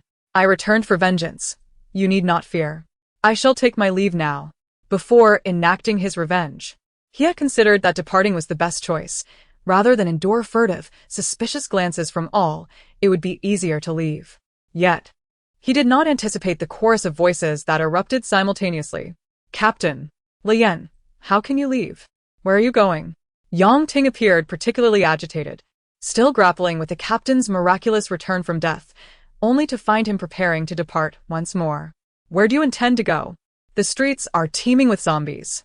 Moreover, Liao Fei sought to take your life first. Your vengeance is justifiable, and no one blames you." She swiftly shot a glare at Dolly, who belatedly realized the gravity of the situation, bounding over to encircle Fang Leyan, refusing to let go. "You cannot leave. As captain, how could you abandon us all? If you must depart, then take us with you."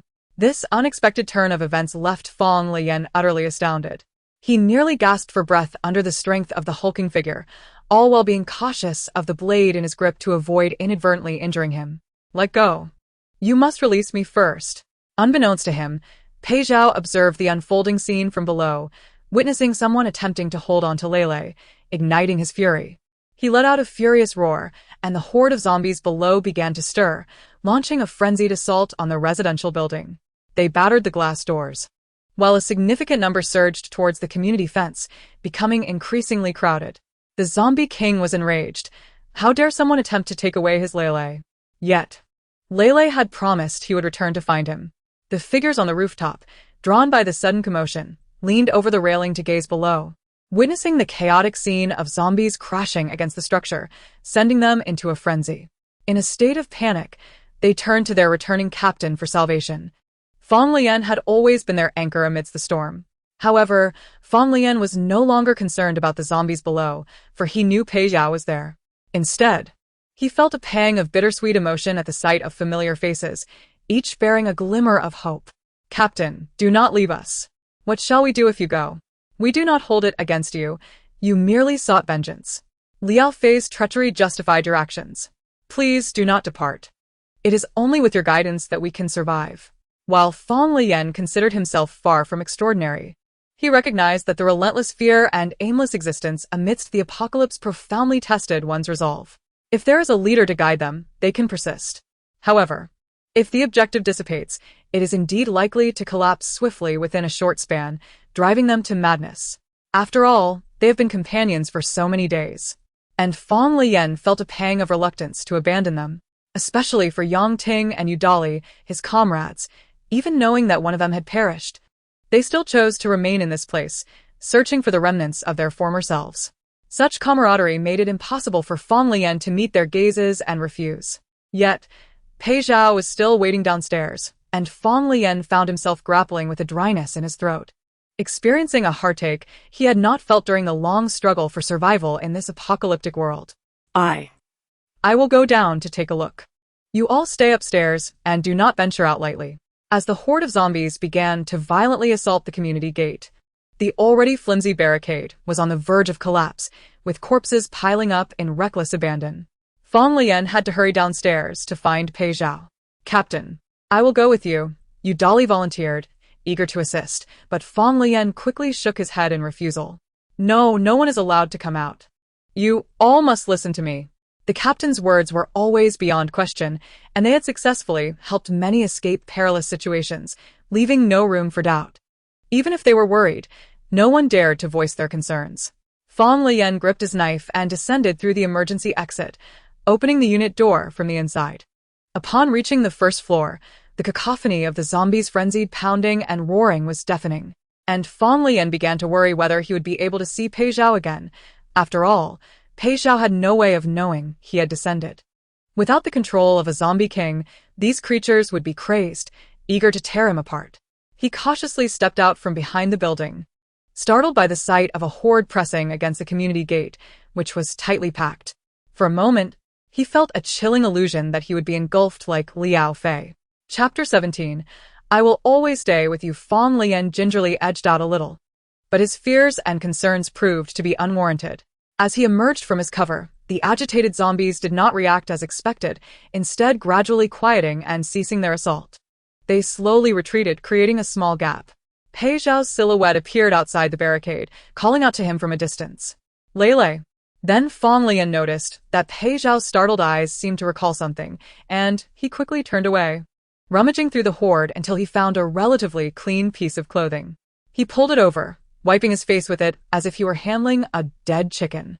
He even knew to switch to a different spot when it got dirty, and only discarded the evidence when he could no longer extract any red from the zombie's clothing. Fang Leyan watched as the undead body flew through the air, landing with a thud and failing to rise again. Pei Zhao, whose face and mouth had been cleaned, called out to him pitifully. "Lele." Fang Leyan felt a mix of amusement and emotion wash over him. He understood that Pei Zhao feared he would reject him for being dirty. Fang Leyan approached the zombie, wanting to say something but finding himself at a loss for words.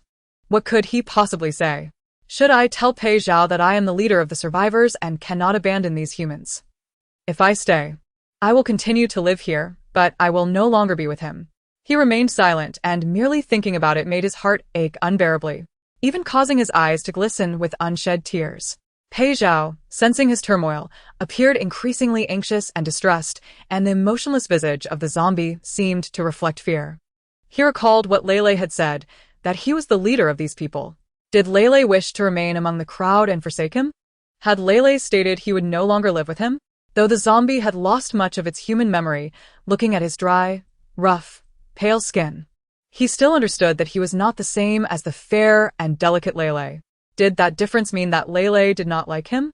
In that brief silence, the zombie felt an urgency akin to tears, but as a zombie, he could not weep, nor could he exhibit a complete expression.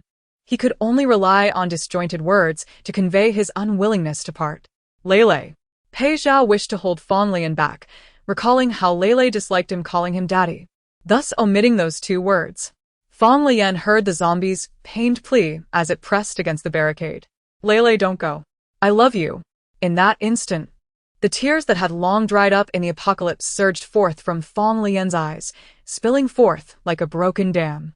As Pei Zhao called out in a panic, he rushed forward, grasping the zombie's outstretched hand. I won't leave. Fang Leyan felt ashamed of his own thoughts. His life had been saved by Pei Zhao, who cared for him, loved him, bathed him, and provided him with food. Every day, Pei Zhao held him close, cherishing him, protecting him from harm. How could Fang Leyan ever abandon him? I won't leave. I simply didn't think of a solution just now. Now, he was filled with doubt about his own reasoning. Trapped in a dead end. Why did he feel compelled to choose between his teammates and Pei Zhao? He could find a way to accommodate both. Being with Pei Zhao did not necessitate forsaking everyone else. The root of his dilemma lay in the belief that humanity could not accept a zombie without reservations. And Fang Leyan feared that if anyone discovered Pei Zhao's ability to control the horde, they would seek to exploit him. Thus, he concluded that as long as he kept Pei Zhao's secret, everything would be fine. Seeing Pei Zhao's dejected demeanor, his heart lifted upon hearing Fang Leyan's declaration of staying, and he awkwardly attempted to muster a smile. Lele.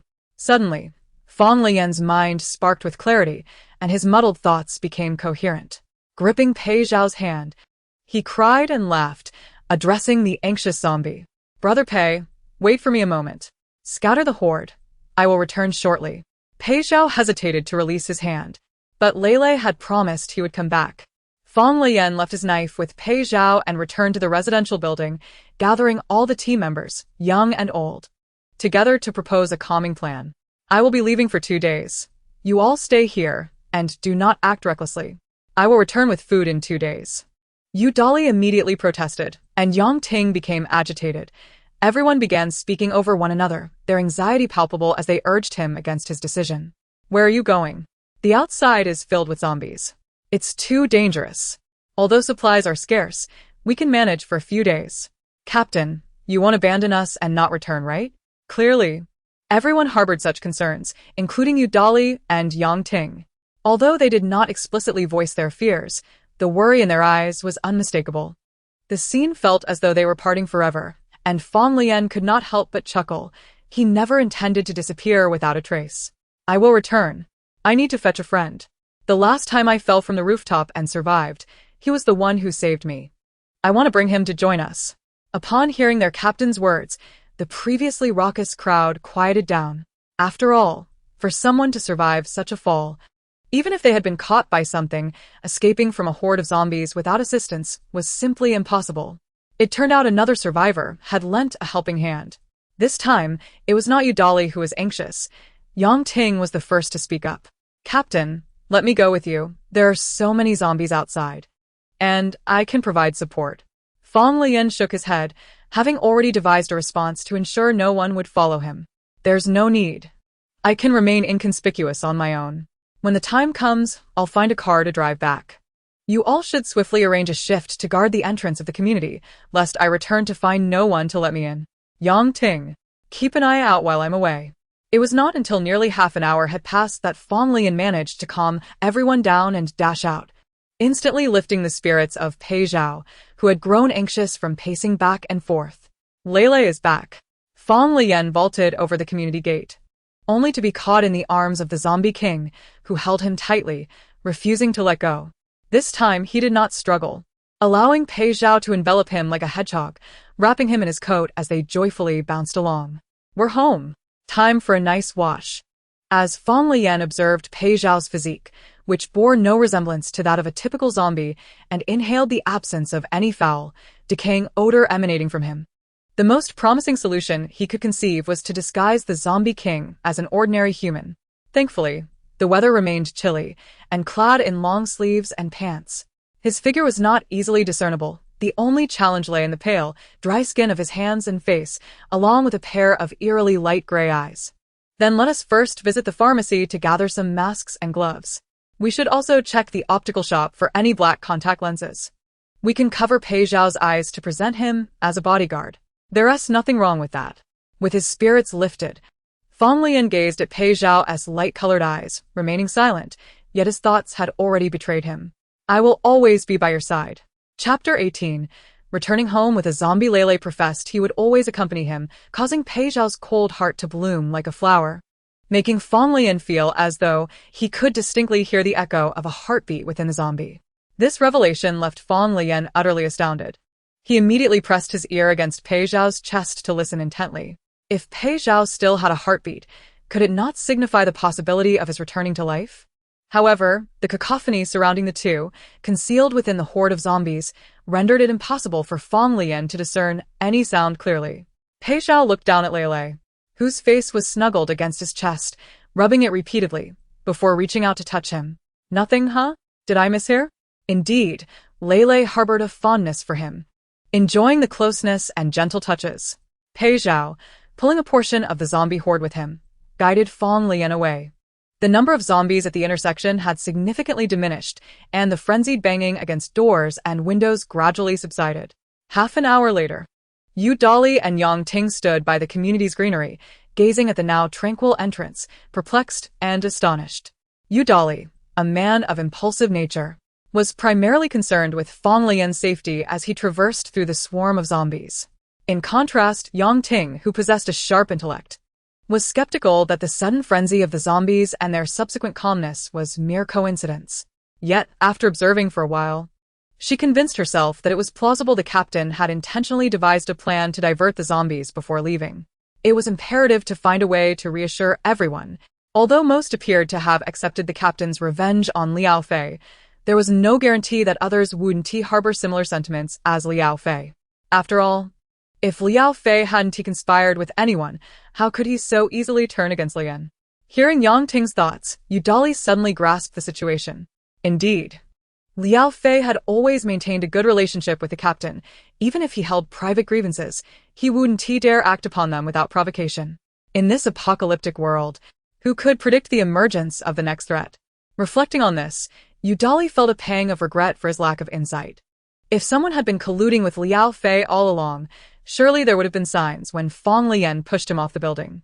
But at that moment, Yu Dali was solely focused on rushing forward to peer over the railing, oblivious to the others around him.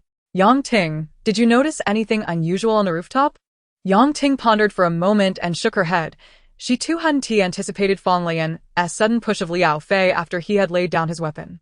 I didn't see anything, but when I followed the captain to find Liao Fei, Zhao Wanqing was in the room. However, Zhao Wanqing being in the room was hardly surprising. She was inherently timid and lacked any physical strength. In moments of crisis, she could easily succumb to tears. Had it not been for Fang Leyan's compassion towards any living soul, she likely would not have survived to this day. Even before Fang Leyan fell from the building, she was either on the 6th floor with a group of men, or seeking out the captain on the 7th floor for conversation, perpetually searching for a sense of safety. Contemplating this, Yang Ting resolved to check on Zhao Wanqing, as everyone had witnessed Liao Fei plunge into the horde of zombies. And the frightened girl was likely grappling with her inner turmoil. Dali, did you see Liao Fei turn into a zombie? If there remained any possibility of his transformation, she would find a way to address it, preventing Liao Fei's dismembered body from roaming about and unsettling the team. Yet Yu Dali had not seen anything. The dense mass of zombies layered upon one another made it impossible to identify anyone. I didn't see. There were just too many zombies. It's likely only bones remain. After a brief conversation, the two returned indoors, where none of the survivors harbored intentions of leaving, patiently awaiting the captain. Fang Leyan's return. Before departing, the captain had assured them he would be gone for merely 2 days and would endeavor to bring back food. Indeed, Fang Leyan had meticulously planned to gather supplies, and with Pei Zhao as his talisman of safety, he felt emboldened to traverse the streets of the apocalypse with audacity. Previously, he had to tread cautiously, contemplating every action. Now, he was liberated from the fear of zombies suddenly lunging at him or being encircled with no escape. Pei Zhao intended to first escort Fang Leyan home, for both had absorbed the pervasive stench of decay from mingling with the horde. And Pei Zhao had even consumed raw flesh. It was imperative to return home, freshen up, and indulge in affectionate embraces. However, Fang Leyan could not allow Pei Zhao to carry him all the way home. The distance was not insignificant, and walking would prove tiring. Thus, he requested Pei Zhao to set him down as they made their way along the roadside. They departed from the congested thoroughfare littered with stalled vehicles, eventually discovering a truck that still had the potential to start. The owner, likely caught in the traffic jam, had attempted to escape the vehicle, but was bitten by a half-eaten zombie lying in wait. He perished by the side of the truck, his clothing half-hanging from the door. Without needing to lift a finger, Fang Leyan watched as Pei Zhao effortlessly disposed of the futilely struggling zombie, allowing Fang Leyan to retrieve the keys that had fallen to the ground. The battery, as expected, was functional. Now in the company of the zombie king, Fang Leyan drove back, marveling at the sight of the wandering zombies receding in the distance. Pei Zhao, who had long forgotten the sensation of being in a vehicle, peered eagerly through the window at the zombies he could not catch. "Brother Pei," Fang Leyan called out, his heart conflicted for a moment before addressing him. "Peiga." The zombie turned his head swiftly to the passenger side, his gaze fixed on Fang Leyan, who skillfully maneuvered the steering wheel, exuding joy as he became increasingly familiar with the act of driving. "Lele, let us go home and take a bath." With his heart set on bringing Lele home for a refreshing wash, Pei Zhao was blissfully unaware that Fang Leyan had been contemplating how to broach the subject of Pei Zhao adopting human traits and integrating into the community of survivors. It was essential to first inquire whether Pei Zhao wished for such a life. "Peiga, I believe you are not a zombie." Pei Zhao appeared somewhat perplexed, failing to comprehend what Lele was attempting to convey. He pondered for a moment, glancing outside at the chaotic commotion of vehicles being pursued by the ravenous undead, then casting his eyes upon the parched, pallid skin of the back of his hand. Pei Zhao recognized that he was akin to a zombie, much like those outside who were howling in madness. Fang Leyan, observing his demeanor, immediately sought to clarify his thoughts. "You are different from them. They are devoid of life and thought. Brother Pei, you can still comprehend and articulate, and you remember the necessities of life such as bathing and using the restroom. You do not lose your sanity upon seeing flesh and blood. I believe you are fundamentally a human, merely afflicted by a zombie virus that has dulled some of your thoughts. It is highly probable that you could recover in the future. Would you consider distancing yourself from these corpses and living among humans instead, Brother Pei? You could regain your former self." In the brief time they had spent together, Fang Leyan had already observed a marked change in Pei Zhao. His previously hesitant expressions of thought had transformed into a more fluent articulation. Living alongside survivors for an extended period would undoubtedly help him reclaim his human instincts and thoughts. At this moment, Fang Leyan spoke from his heart. Thus Pei Zhao was oblivious to any other underlying emotions. He felt a sense of confusion as he noted that Leyan preferred to stay away from the throng of zombies, indicating a disdain for the stench. Chapter 19. Where to Look. Pei Zhao was willing to refrain from engaging with the filthy, odorous corpses for Fang Leyan's sake. Yet he found it difficult to accept Leyan's desire to return to reside among those humans. Even if he were to accompany him, it would not bring joy, for he had seen someone on the rooftop embracing Fang Leyan. Pei Zhao was adamant that no one else should embrace Leyan. That privilege belonged solely to him. No. This firm rejection nearly caused Fang Leyan, who was already struggling to articulate his thoughts, to crash into the railing as he slammed on the brakes, the vehicle screeching to a halt. He had not fastened a seatbelt, and the truck's seat was higher than that of a small car, causing him to lurch forward and collide painfully against the steering wheel, his face paling from the discomfort. Pei Zhao was startled, his light-colored eyes wide with fear as he reached out to embrace him. Fang Leyan leaned back against the driver's seat to alleviate the pain, while Pei Zhao, feeling guilty and wronged, gently rubbed the area where Leyan had pressed his hand. He had no intention of rejecting Fang Leyan. "Do not hug. I do not want them to hug." As the pain subsided, Fang Leyan noticed Pei Zhao inching closer from the passenger seat, nearly leaning over him. his fingers gently kneading his abdomen while murmuring softly. He hugs you, gets angry, no, not pleased. After a while, Fang Leyan began to decipher Pei Zhao's meaning, especially as he recalled the sudden agitation of the zombie horde downstairs attacking the community gate. He finally realized that Pei Zhao was not averse to living among humans. He simply feared that others might covet the embrace he reserved for Fang Leyan. Pei Zhao, with a questioning gaze, nodded vigorously in affirmation. Yes. Covet. Angry. Fang Leyan was taken aback. Wait, did I just speak? It seemed he had not voiced his thoughts aloud. Pei Zhao, undeterred, reached around to envelop him, stating emphatically, You spoke. You spoke. For a few moments, Fang Leyan was at a loss for words, attributing his distraction to the tumultuous day he had endured, which included the grim act of taking a life. Perhaps he was simply exhausted. Not at all, Brother Pei. They thought I was dead. When they saw me alive, they were just excited. No one hugs all day. No one cuddles all day. Only this zombie treats me like a son, especially now. Letting out a breath, Fang Leyan patted Pei Zhao, urging him to sit properly as he resumed driving back. Hearing his explanation, Pei Zhao's urgency diminished. Do not let others hug. Fang Leyan countered, If you do not permit others to embrace, would you be willing to join me among the survivors? Together. Pei Zhao responded without a moment's hesitation, as long as he could remain by Fang Leyan's side. He was content to reside anywhere. This revelation alleviated much of Fang Leyan's anxiety as he drove back to the villa district, feeling considerably lighter. The two made their way to the second-floor bathroom to cleanse themselves of the lingering odors. The survivor's residence was on the verge of running out of water. Conserving it was essential, and only the lower floors still had a trickle of water. In contrast, the villa district fared much better. With fewer inhabitants in the affluent area and each villa equipped with an independent water tank, Pei Zhao had hardly used much water in the past, leaving a sufficient supply for now. Initially, Fang Leyan had maintained a degree of wariness in Pei Zhao's presence, given that he was a zombie, and he could not ascertain whether Pei Zhao might suddenly lose control. However, after avenging himself and receiving Pei Zhao's assistance, it seemed that in just a single day, Fang Leyan had completely accepted Pei Zhao as one of his own, resolving never to abandon him in the future. Even sharing a bath no longer felt awkward. After getting wet under the shower, Pei Zhao stood to the side, slowly squeezing toothpaste. Having consumed raw meat earlier, he needed to brush his teeth thoroughly before indulging again. Otherwise, Leyan might turn his nose up at him. Upon finishing, he turned to seek praise, only to find Fang Leyan standing beneath the shower, removing his underwear. The words he intended to say vanished into silence as he stared, entranced by the exposed, delicate curve before him. Fang Leyan, noticing his reaction, inquired, What is the matter?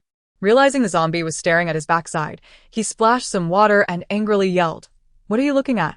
Zombies, devoid of human sensibilities, did not possess the reflexes to turn away, and Pei Zhao continued to stare unabashedly as Fang Leyan attempted to shield himself and turned to face the front. Fang Leyan was taken aback, his fair complexion flushed crimson. He regretted his earlier thought that being undressed in front of a zombie was inconsequential. At the very least, a normal person would understand the need for propriety, but a zombie merely stared unabashedly. What are you staring at? What is so interesting? Don't you have one yourself? Zombies did not engage in convoluted reasoning. Thus, upon hearing Fang Leyan's words, Pei Zhao immediately lowered his gaze to inspect his own body. In the midst of Fang Leyan's confusion, Pei Zhao looked up after a good 10 seconds and replied, Leyan is beautiful. He then approached, attempting to compare, which startled Fang Leyan, causing him to yelp and nearly lose his balance.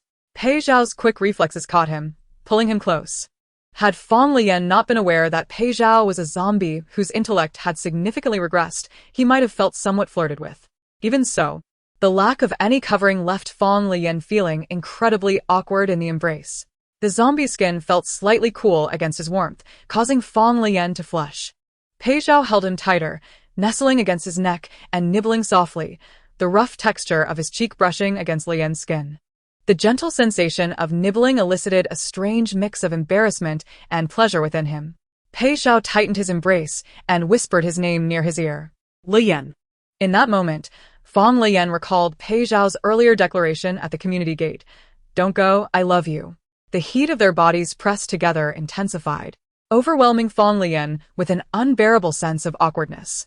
Pei Zhao leaned against him, his shoulder brushing against the rounded curve of his backside, causing Fang Leyan's face to flush with warmth as he hastily raised his hand.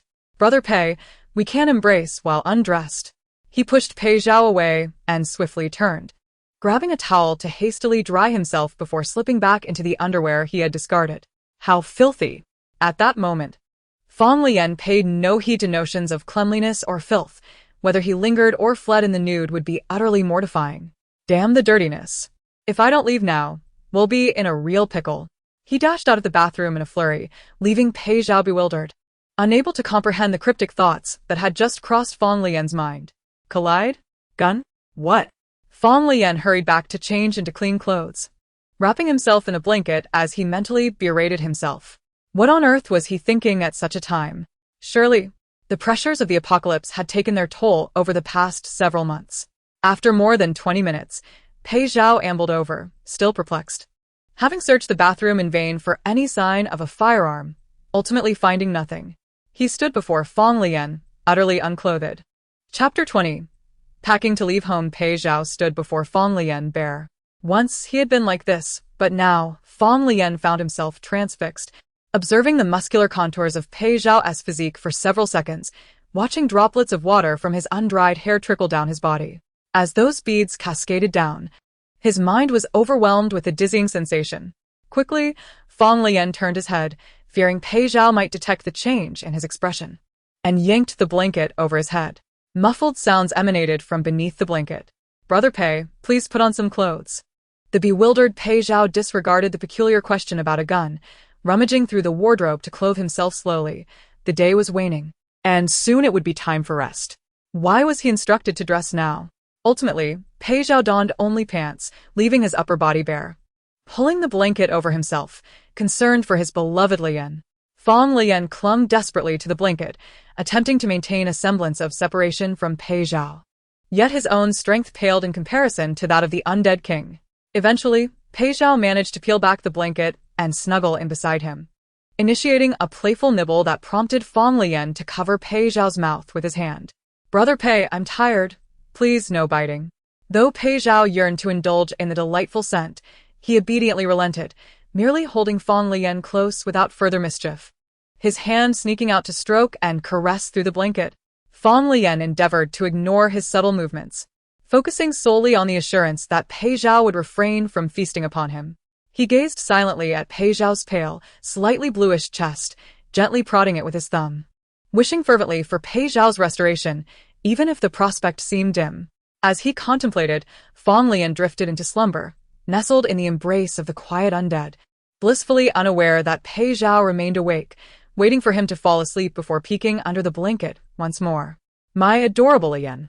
Pei Zhao carefully adjusted the blanket around him, observing his own rough, pale hands, feeling a flicker of sorrow wash over him. "Leyan is beautiful. I am not." When Fang Leyan awoke the next day, it was already late, yet he remained cocooned in Pei Zhao's arms. As he opened his eyes, he took a moment to shake off the drowsiness of sleep. Previously, as the leader of a survivor team of over 20, he had never slept so soundly. Even a half-hour nap would leave him alert. Now, under Pei Zhao's protection, he had begun to indulge in a sense of ease. In those fleeting moments after awakening, Fang Leyan found himself reluctant to abandon the cocoon of safety that enveloped him, knowing that upon returning to the world of survivors, such a relaxed atmosphere would be a rare luxury. He couldn't let others witness him curled up with Pei Zhao, two men sharing a bed. What of his dignity as a leader? After pondering for a few brief moments, Fang Leyan sprang from the bed to put on his shoes. He had already donned his clothes before sleeping, so a quick wash would suffice. "Brother Pei, please check if there is anything you wish to take with you. We might not be back for a while." Pei Zhao could not recall any possessions he desired to keep. The only thing he could not part with was Leyan. Meanwhile, Fang Leyan, freshened up, rummaged through the travel bag Pei Zhao had filled with supplies from the supermarket days prior. He selected several long-sleeve shirts and clean underwear and socks, then led Pei Zhao to the gym on the second floor, where they chose two easily wielded daggers from a glass display case. Even if they were unafraid of zombies, one could never predict the absence of another Liao Fei. Before leaving the villa, Leyan opened the shoe cabinet drawer and retrieved Pei Zhao's identification card. Outside, the truck they had driven back the previous afternoon awaited them. Fang Leyan opened the door to stow their belongings inside, then approached the rear of the truck, eager to discover its contents. While driving, he had sensed this was no empty vehicle. Surely it was laden with goods. Though he could not ascertain the nature of its cargo, Fang Leyan intended to clear the truck's cargo hold, bringing Pei Zhao into the city to survey a supermarket besieged by zombies, where he suspected a wealth of food remained locked inside. The truck's rear was closed but unlocked. As Fang Leyan opened the door, Pei Zhao stood nearby. There were certainly no zombies within, or there would have been some sign of commotion. Fang Leyan forcefully lifted the rather stubborn latch, and at the moment he swung the door open, his eyes widened in astonishment. He instantly comprehended why the driver had not locked the cargo hold. This vehicle was a delivery truck. It was half filled with various instant foods intended for supermarkets: instant noodles, sausages, bread, and a variety of snacks, along with a small quantity of bowls, plates, and toilet paper, likely promotional giveaways prepared for events. Fang Leyan speculated that when the apocalypse struck, the driver had continued his deliveries as usual, too lazy to lock the back doors, only to meet an untimely fate along the way. However, the quantity was only half of what it could be. Perhaps the other portion had already been delivered. Fang Leyan stood frozen for a few seconds, his excitement bubbling over, and he leaped into the cargo hold. He knew well how difficult it was for survivors to find food. To suddenly encounter such a bounty was exhilarating. Pei Zhao observed as Fang Leyan rummaged through the cargo, grabbing this and that, lifting boxes to inspect their expiration dates. Aside from some yogurt that had completely spoiled, most items were still edible. Fang Leyan opened a package and settled amidst the goods to munch on a sausage, his joy radiating from him. "Brother Pei, it's all food." Pei Zhao was not particularly fond of such fare. His dulled taste buds barely registered any flavor. Yet, as long as Leyan was happy, he felt joy in tandem. If Leyan was well-fed, Pei Zhao found contentment. The truck departed the villa, heading toward the urban center. Fang Leyan noted they still had half a tank of gas, ample enough for further scavenging at other supermarkets to fill the truck as much as possible. Afterward, they could find a gas station to refill. His spirits soared like the long-awaited sunshine, even amidst the many zombies that roamed the streets, the air thick with the stench of decay. Not even the thuds of colliding zombies could dampen his mood. Pei Zhao sat in the passenger seat, clutching the sausage Leyan had given him, savoring the faint taste of meat. In the city, the bustling center was completely paralyzed. Cars lay crumpled and entangled. Fang Leyan parked the truck at the edge, and, alongside Pei Zhao, prepared to venture on foot. The sounds of shuffling zombies echoed around. Their advance halted, as they dared not assault the precious sight of the living. The area was teeming with the undead. If there were any survivors, they would likely have perished from starvation unless they had found refuge in the supermarket. However, to evade detection, Fang Leyan led Pei Zhao towards the wall, seeking the concealment offered by the horde of zombies. After traversing a mere 10 meters, he spotted a chain pharmacy. The door was ajar, and inside, 2 shambling corpses were inching toward the entrance. Fang Leyan peered through the glass door, unfazed by the ghastly wails emanating from within. Instead, he was startled by Pei Zhao's furious roar. Pei Zhao was fiercely protective, refusing to allow any zombie to threaten Leyan. Leyan found this reaction amusing, silently admiring Pei Zhao's childlike nature. How adorable. This was the second time Pei Zhao had overheard such thoughts. When his pale gray eyes turned toward Leyan, he spoke. "Let us go in and grab some masks, gloves, and essential medications. As the number of the undead increases and the environmental pollution worsens, the risk of illness rises significantly alongside the likelihood of sustaining injuries. We must procure some anti-inflammatory drugs." With the door unlocked, Fang Leyan pushed it open and stepped inside. The 2 former pharmacy attendants, now zombies, let out low groans but dared not claw at the human who had entered, for Pei Zhao followed closely behind. To avoid disrupting Leyan, Pei Zhao swiftly dispatched the 2 zombies, tossing them aside before closing the door, plunging the interior into a hushed calm. The only sound was that of Leyan stepping on fallen medicine boxes. Though many of the medications displayed had been toppled by the infected undead, a myriad of useful items remained, including common anti-inflammatory drugs and remedies for viral illnesses. Particularly, the pharmacy often promoted health supplements, and Leyan began filling a sturdy bag with various vitamins. He intended to gather all the masks stored in the pharmacy's boxes, knowing that Pei Zhao would likely need to wear them frequently, and wondered if he could adapt to it. As he contemplated this, Leyan pulled out a mask and called back to Pei Zhao.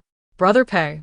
The zombies, initially trailing Leyan, instinctively turned toward the call.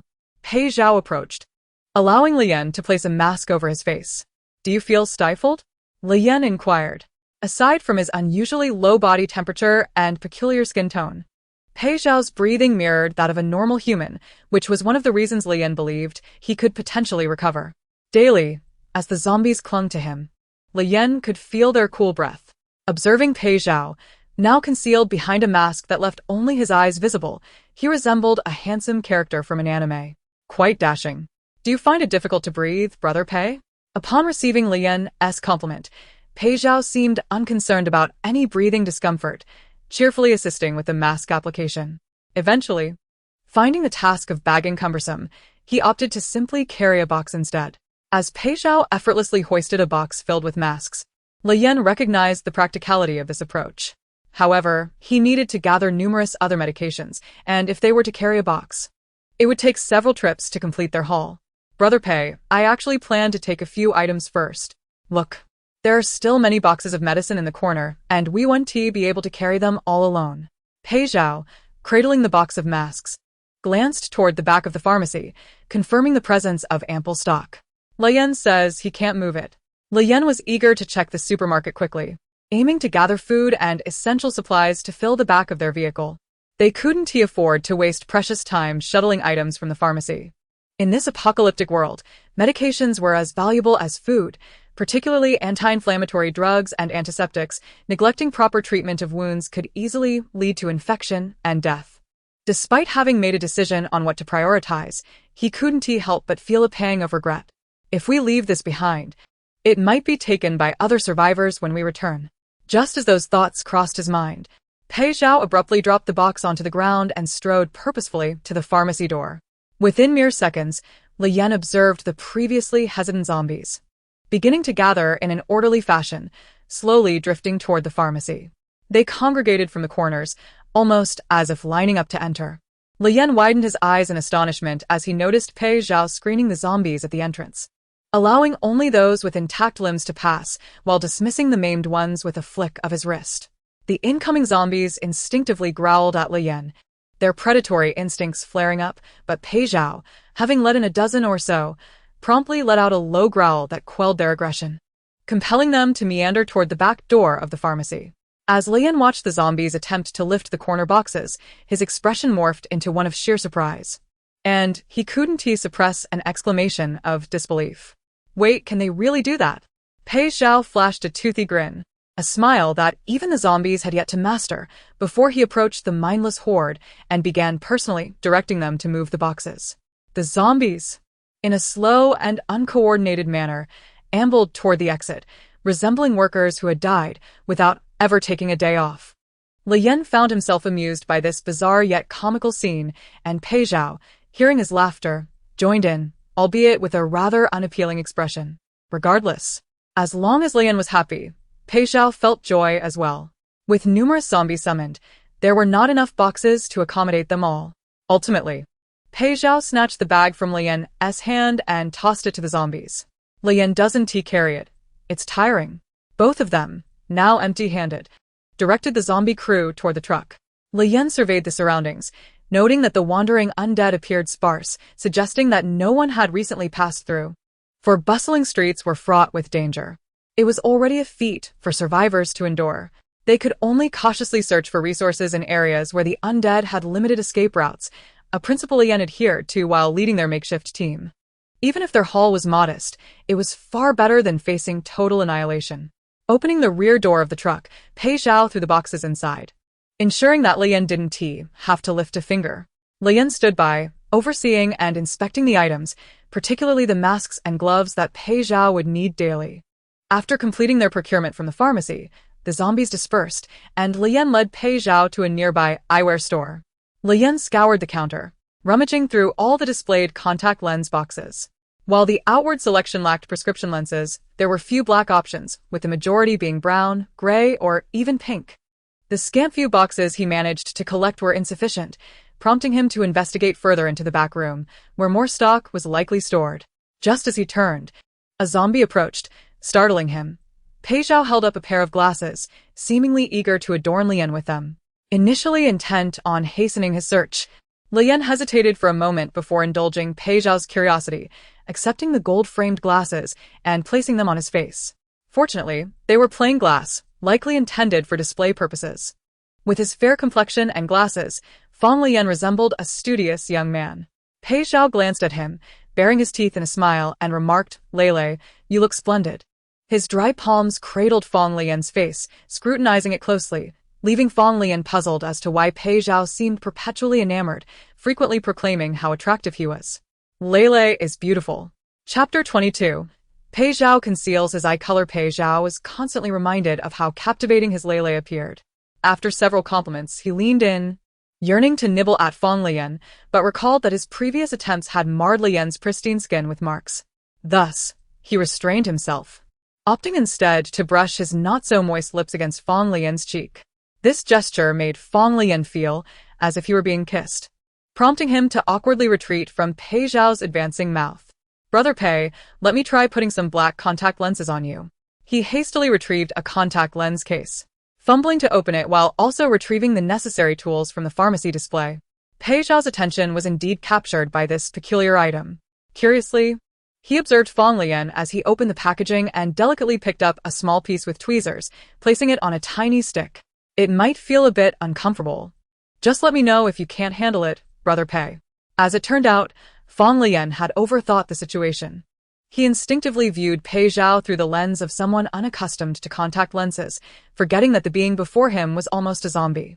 His eyes were not easily provoked, lacking the typical human responses of avoidance and reflex. Instead, he fixed his light gray eyes unwaveringly on Fang Leyan's face, devoid of any signs of resistance or discomfort, allowing Fang Leyan to successfully place a lens on him. Once the black contact lens enveloped the pale gray hue, Fang Leyan was momentarily entranced. It was as if Pei Zhao had transformed back into a human. The lens completely concealed the original light color, and unless one drew close to scrutinize, it was indiscernible that he wore anything at all. With a heart full of excitement, Fang Leyan swiftly adorned the other eye as well. The moment Pei Zhao's eyes turned black, a wave of familiarity washed over him. Eagerly, Fang Leyan pulled out Pei Zhao's identification card from his pocket and glanced up at Pei Zhao, who remained silent. This individual before him almost perfectly mirrored the photograph on the ID, save for the altered eye color, and even the dry, pale complexion appeared less unsettling. Suppressing his overwhelming joy, Fang Leyan's face radiated delight. "Brother Pei, you will surely return to your former self." The zombie, however, did not grasp that Leyan's desire for him to revert to humanity stemmed from a dislike of his appearance or any other reason. Yet, as long as Leyan exhibited joy, Pei Zhao felt willing to do anything to transform back. After storing the black contact lenses away, Fang Leyan did not delay in seeking out the pharmacy stockroom, successfully sifting through a chaotic array of colors to find a generous supply of black ones. Some were even reusable for an extended period. However, unlike before, Fang Leyan could not guarantee the opportunity to regularly replace and clean them. He also took some cleaning solution, opting for a few convenient ones just in case. Having resolved the issue of Pei Zhao's appearance, they ventured into a medium-sized shopping mall, first ascending to gather clothing for the zombies. Fang Leyan selected a black cap for Pei Zhao. Although Pei Zhao's hair remained dark, his skin still bore a slight difference from that of ordinary people. To avoid complications, it was best to cover it in advance. As Fang Leyan placed the cap on Pei Zhao, he met his newly black-eyed gaze. Perhaps due to the dimness of the mall, the intensity of Pei Zhao's fixed stare rendered Fang Leyan feeling somewhat exposed. That gaze no longer resembled a zombie's. Fang Leyan had entirely come to regard Pei Zhao as a normal human, and the closer he drew, the more awkward he felt, even stuttering as he spoke. "Brother Pei, have your little brother take those clothes outside. We'll head downstairs to gather food." Pei Zhao's expression remained stoic, but he suddenly flashed a grin, transforming the previously aloof atmosphere into one tinged with a hint of silliness. "All right, The truck was already half filled with food and now contained 6 or 7 boxes of medicine, along with several large bags of clothing for the survivors. After their expedition to the supermarket, the available storage space was dwindling. Upon entering the somewhat darkened supermarket, they were met with an odor of decay and stagnation. Each aisle threatened the presence of wandering zombies. Pei Zhao, fearful for Fang Leyan's safety, stayed close, even attempting to embrace him. Lele, don't fear the dark. Fang Leyan replied, it's not the darkness I'm afraid of. It's your decayed little brother unexpectedly lunging at me from behind the shelves. Nonetheless, the dim environment indeed fostered a sense of dread, as visibility was compromised. Even for someone not typically timid, the prospect of a sudden ambush from the shadows would be alarming. There isn't much space left in the truck, so let's gather some canned goods, pasta, and pre-packaged meats. We need things that can satiate hunger while ensuring nutritional value and longevity. As they led their small army of zombies and finally filled the truck to capacity, they noticed that dusk had nearly fallen. They had been busy scavenging and transporting supplies for almost an entire day. Driving at night necessitated the use of headlights, which would expose their position from afar. With Pei Zhao by his side, Fang Leyan felt secure against being overwhelmed by zombies, but was more concerned about being spotted by other survivor groups. If they encountered a larger faction, especially one armed, even if Pei Zhao could command the zombies to defend them, it would be challenging to conceal Pei Zhao's sentience. Fang Leyan sought to keep this fact hidden, fearing for Pei Zhao's safety from potential harm. Thus, they ultimately decided not to leave under the cover of darkness, but instead remained in place, planning to rest in the truck until dawn when they could refuel at a gas station before returning to their base to reunite with the survivors. Now it was spring. The days were not too cold when the sun shone, but nights brought a noticeable chill, accompanied by gusts of night wind. The air was laced with the scent of decay and desolation, making Fang Leyan acutely aware of the apocalyptic wasteland surrounding him. Just 5 months ago, this city had thrived with vibrant lights and bustling life, and in such a brief span, it felt as if it had all been a dream. Everything had become mere memories devoid of evidence. Fang Leyan shut the truck windows tightly. Without starting the engine, he could not activate the air conditioning. After a while in the driver's seat, he still felt cold. Even curled up tightly and draped in 2 layers of clothing, he could not shake the chill. Perhaps it was tied to his melancholic mood. In the darkness, Pei Zhao watched Fang Leyan's increasingly curled silhouette, listening to the soft rustle of his clothing as he shifted. For the 3rd time, he reached out a hand, attempting to draw Fang Leyan closer. Lele, let us hug. Let us hug and sleep.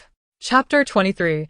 An awkward intimacy. Since the day he met Pei Zhao and was brought back, Fang Leyan had almost every night fallen asleep in the embrace of a zombie. Consequently, he now felt not only the coldness of the truck, but also a profound sense of absence, leading to a disquieting unease. Sleep eluded him entirely. He had already rejected Pei Zhao's desire for a hug twice today, simply because Pei Zhao's eyes had turned pitch black, and getting any closer made Fang Leyan feel somewhat uneasy. Yet, he had been restlessly shifting in his chair for over an hour, utterly unable to sleep. Pei Zhao, who seemed to require no rest, continuously stared at Fang Leyan from the shadows. Whenever he fidgeted in irritation, Pei Zhao would persistently reach out for a hug. Lele, hug me. By the 4th request, his tone had morphed into a pitiful plea. Previously, they would cuddle and sleep together, but today, he was denied that comfort, leaving him despondent. You don't like me. Why not? I followed your wishes today, bringing over everything you wanted with a horde of zombies. Why can't I have a hug? Those dark, unblinking eyes fixated on Fang Leyan, appearing so woeful in the darkness of the night. Fang Leyan felt an overwhelming sense of guilt and compassion. After a moment's hesitation, his impulse to acquiesce was once again suppressed by doubt. When Pei Zhao had gray eyes, Fang Leyan could remind himself that he was a zombie. But now, with those colored contacts, Pei Zhao resembled a human far too closely, making it feel as if they were engaging in something inappropriate. Fang Leyan's inner monologue was overheard by Pei Zhao, who did not comprehend the implication but clearly understood it concerned his eyes. It was evident that the moment he donned those lenses, Lele would no longer allow him to embrace. Determined, he contemplated gouging out his own eyes, heedless of the pain. As zombies did not feel discomfort or no restraint, he would simply poke at them. Terrified, Fang Leyan shouted into the night, "No, no, no. Don't blind yourself, brother." Pei Zhao paused, looking both distressed and displeased. Since Lele wouldn't allow him to hug, he would even endure the loss of his eyes for that affection. No. "I want a hug." At this point, Fang Leyan was genuinely frightened by Pei Zhao's stubbornness and hastily assured him, "It has nothing to do with my eyes. It's fine. We can hug now." Right now. He dared not release his grip, fearing that Pei Zhao might truly gouge out his own eyes. He extended a leg across the driver's seat, cautiously shifting his weight to the passenger side. It required little effort. Pei Zhao effortlessly lifted him, cradling him close. Embraced like a parched fish desperate for water, Pei Zhao pressed his face against Fang Leyan's cheeks, ears, and neck, nibbling gently, yet cautious not to provoke Fang Leyan into leaving him. Just as during the day, he would tenderly nuzzle with his lips. Fang Leyan's mind buzzed, rendering him completely immobilized. More rigid than a zombie. Pei Zhao's cool lips incessantly brushed against his face and neck. Each contact akin to the chilling dew settling upon the scant warmth of his body, sending shivers coursing through him. The short strands of Pei Zhao's hair grazed his face and chin, and as Fang Leyan reached out to push him away, he experienced a peculiar sensation as his fingers tangled in Pei Zhao's hair, reminiscent of a time when he would affectionately stroke the top of his head. After a while of playful nibbling, Pei Zhao, yearning for more, couldn't resist giving a gentle bite, which elicited a soft whimper from Fang Leyan as he instinctively tugged at Pei Zhao's hair. Alarmed, Pei Zhao feared he had unintentionally hurt him, resembling a large, eager dog seeking forgiveness. Fang Leyan swiftly pushed Pei Zhao's face away, lowering his gaze, his cheeks aflame with embarrassment. His heart raced like a drum. If he didn't hide soon, he would surely lose his composure. Previously, it had been one thing for a zombie to nibble, but now, how could he face a seemingly normal man burying his face in his neck? He was engulfed in tension, seizing the cover of darkness. He feigned fatigue and nestled beneath Pei Zhao's arm. Pei Zhao genuinely believed he was tired and obediently refrained from further mischief. The confined space of the driver's seat made it challenging for both of them, and Fang Leyan found himself unable to stretch his legs. As he pretended to sleep in an awkward position, Pei Zhao, with great care, lifted Fang Leyan's long legs and placed them upon his own lap, gently massaging them. He even picked up 2 pieces of clothing to cover Fang Leyan snugly, as if cradling an oversized infant. The atmosphere remained tranquil for about 10 minutes before Fang Leyan once again opened his eyes, fixating on the collar of Pei Zhao's sportswear and the meticulous hands that were continuously filling the gaps, ensuring he wouldn't feel cold. In a barely audible voice, he inquired, "Brother Pei, what exactly do you like about me? Is it because you, unfortunately, became a zombie, longing for the appearance of humanity, and thus your affection is merely for someone with normal skin tone?" Pei Zhao's hand, which had been busy adjusting the clothing, swiftly rose to cradle Fang Leyan's face as he replied, "I like Lele. I like Lele." Fang Leyan grasped his hand and gently removed it from his face, soothingly suggesting, "Tomorrow, I will take you back to human society where you can meet many vibrant individuals. You will find more people to like. One day, you will regain your preferred form." Pei Zhao shook his head stubbornly, tightening his embrace, rubbing his face against the top of Fang Leyan's head, offering a rebuttal. "I like Lele. I only like Lele." Fang Leyan lifted his gaze to meet Pei Zhao's deep, obsidian eyes, and in that moment, he felt a sense of disorientation. It was as if this was not the apocalypse, but rather a serene moment from his memories, with this person being the one he cherished most. Even the identification card in his pocket was one he had always carried for Pei Zhao. However, that fantasy flickered out all too soon. Fang Leyan was a pragmatic individual who would never allow himself to be ensnared in delusions. The reality was that they were amidst an apocalypse, where all civilization lay in ruins. Pei Zhao had merely succumbed to the virus, losing all recollection of himself. Waking from this state, Fang Leyan believed it was simply a matter of surviving too long in a world of destruction, finally encountering someone he subconsciously wished to possess. Pei Zhao would eventually return to his senses. One day, Pei Zhao would awaken to the truth of what he truly desired. Lele? Pei Zhao noticed Fang Leyan lost in thought and leaned closer to scrutinize his face, his eyes glimmering like precious gems in the pitch-black night. Fang Leyan felt Pei Zhao's cool breath brush against his face, his nose grazing Pei Zhao's chin as he gently nuzzled against the dry skin. "I like you too, but we can't let anyone know." When we meet others, Brother Pei, please don't let them find out, alright? To avoid suspicion. Don't speak of it. Chapter 24. Return to the residence. Fang Leyan worried that when they returned to the base the next day, Pei Zhao would still yearn for hugs, snuggles, and nibbles, which would undoubtedly attract unwanted attention, even if he, as the team leader, cared little for appearances. It would be detrimental if other survivors began to suspect Pei Zhao's unusual behavior. Since he had brought Pei Zhao back into human company, he needed to ensure that Pei Zhao remained unscathed and free from scrutiny. Thus, on the eve of their return, in the stillness of the night, Fang Leyan resolved to guide Pei Zhao properly. Brother Pei, normal people don't hug frequently, nor do they nibble at each other randomly.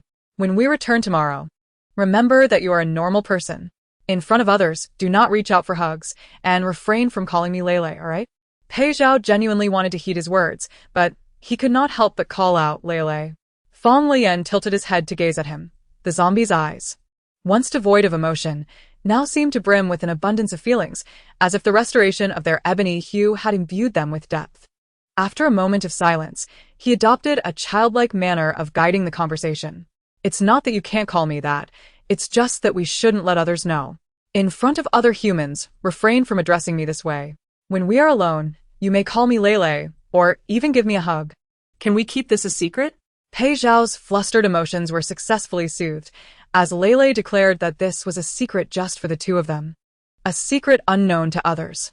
The zombie tenderly wrapped his arms around Fang Leyan's neck, a playful grin revealing his contentment. Together. His implication was that as long as they could be together, secrets could exist. Fang Leyan found himself slightly breathless from the tight embrace, though he had grown accustomed to Pei Zhao's spontaneous hugs. Strangely, he felt a growing sense of comfort in the zombie's peculiar possessiveness. Compared to the earlier agitation of lying alone in the driver's seat, being nestled with the zombie now allowed him to drift into a peaceful slumber. The fragrance of bubbles lingered on Pei Zhao, and his cool body did not sweat. Fang Leyan leaned against his chest, succumbing to drowsiness. In a hazy state, he thought he could faintly hear a heartbeat. Throughout the night, he felt no chill, instead enveloped in warmth. When he finally awakened, he found himself gazing into Pei Zhao's intent eyes. The dark pupils remained fixed, occasionally fluttering slightly, as if they had been watching for quite some time. Dispelling Fang Leyan's lingering drowsiness, he attempted to shift his position, only to realize he had curled up into a ball, tightly wrapped in Pei Zhao's clothing. Consequently, his initial impulse to escape dulled for several moments, as he found himself somewhat reluctant to relinquish the feeling of being cared for. He had never imagined that amidst the constant threat of death in a post-apocalyptic world, he could still enjoy such comfort. Brother Pei, it's time to go. The dawn was just breaking, and Fang Leyan estimated it was around 8 in the morning, perhaps due to the overwhelming decay in the aftermath of the apocalypse. The morning light was not particularly bright. A faint mist lingered in the air as he exited the vehicle, opening the rear door. After rummaging through the laden cargo for a while, he finally managed to extract a few vacuum-sealed beef jerky packets from within a box. He munched on bread while clutching a bottle of mineral water and offered the jerky to Pei Zhao. Try this, it's meat. Pei Zhao struggled for quite some time to tear open the tightly sealed packaging, finally placing the beef in his mouth to chew. After much effort, he discovered it was more challenging to bite than tearing into rabbit meat. Ultimately, he swallowed a mouthful whole, scrunching his face as he recalled the flavor for a long while, only managing to discern a hint of meatiness through the overpowering taste of cumin.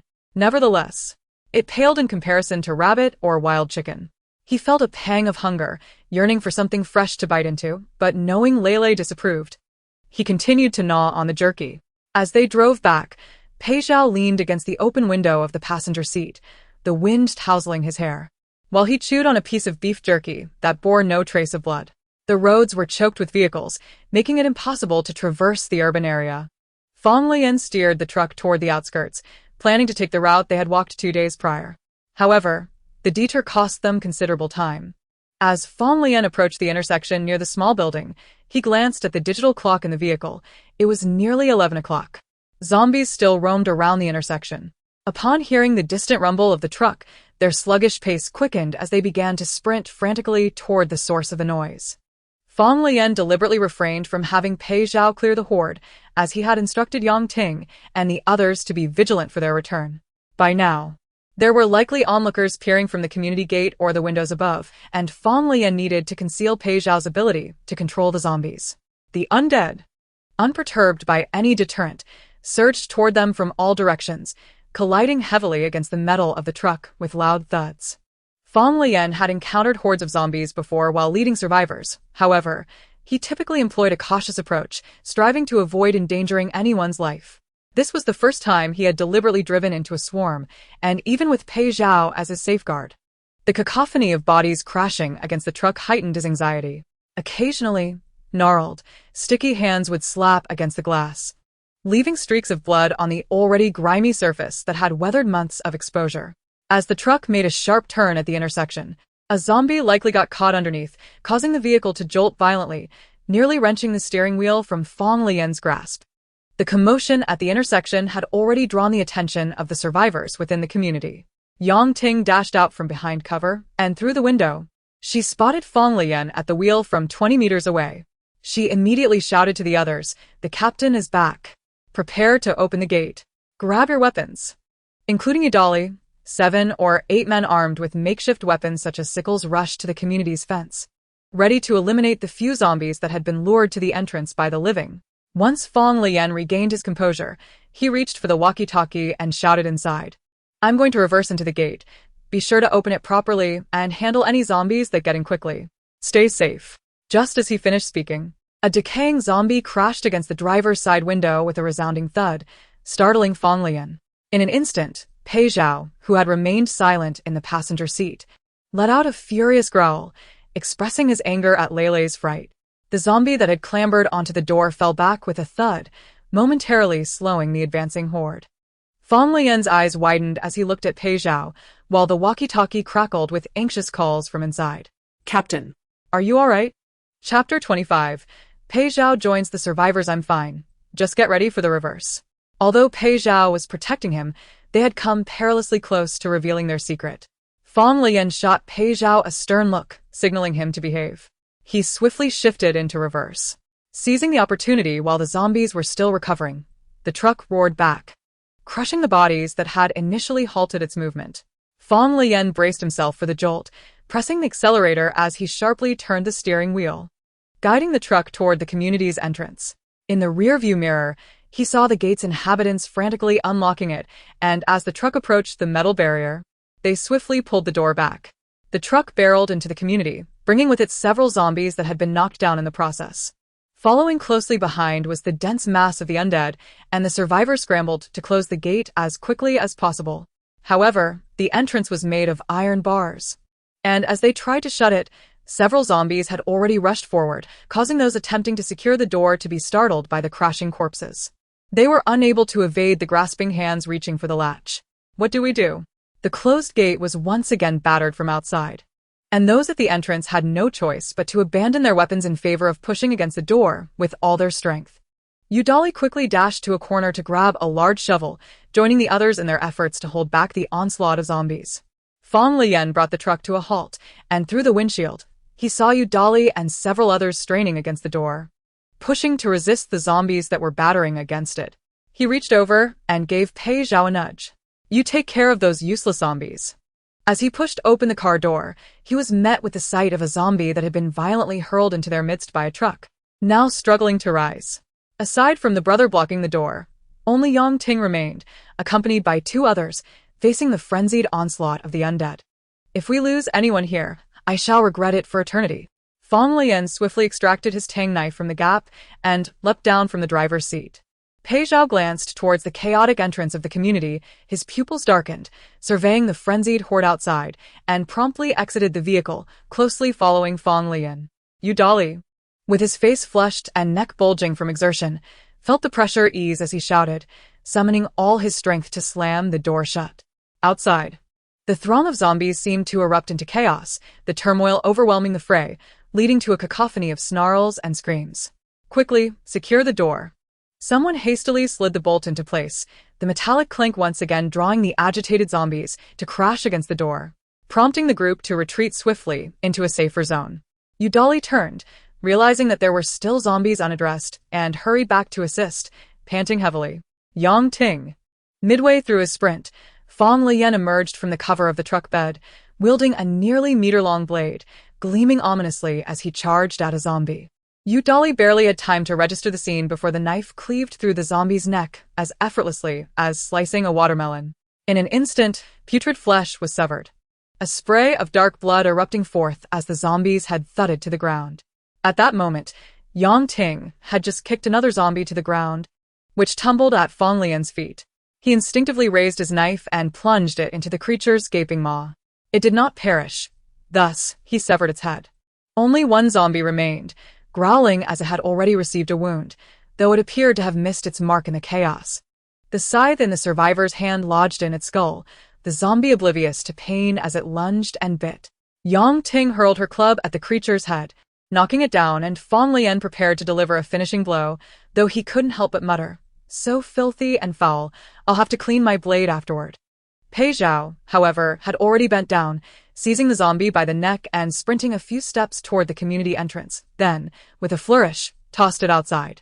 He then scampered back to Fang Leyan's side, quietly seeking praise. "Not dirty," Fang Leyan replied. Yang Ting raised an eyebrow. Yudali's eyes widened in astonishment. The others gasped, "My goodness, he just threw a zombie out by the neck." Outside the community, the sounds of collisions continued, but within, tranquility began to settle. At this moment, everyone noticed a tall figure standing beside the captain. Clad in a black tracksuit, wearing a matching baseball cap and a mask that obscured his features. His identity remained a mystery. "Is this the friend you mentioned bringing back?" Yudali inquired, staring for a few seconds, envious of the man's display of strength in tossing the zombie. Among the 20 or so survivors, men constituted half of the group, and Yudali was considered the strongest. Now, here was someone even more formidable. This was not merely a matter of raw strength. He had barehandedly seized a zombie's neck. Such audacity was remarkable. Faced with the incredulous expressions of his companions, Fang Leyan felt a pang of awkwardness, prompting him to redirect their attention. "Don't just stand there. Dolly, reverse the truck to the entrance and call down the people from upstairs to help unload the supplies." Aside from Yang Ting, all those guarding the entrance were capable men. Yet Yang Ting, a former Sonda coach, possessed both the courage and skill to tackle zombies, displaying intelligence and quick reflexes. The other survivors remained upstairs, including some older individuals and women whose psychological resilience faltered in the face of danger.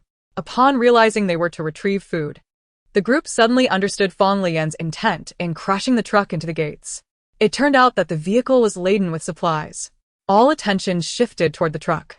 Yudali responded with enthusiasm, rushing to the vehicle, while others either followed to assist or used radios to summon everyone to help. Only Yang Ting lingered, glancing at the seemingly introverted Pei Zhao.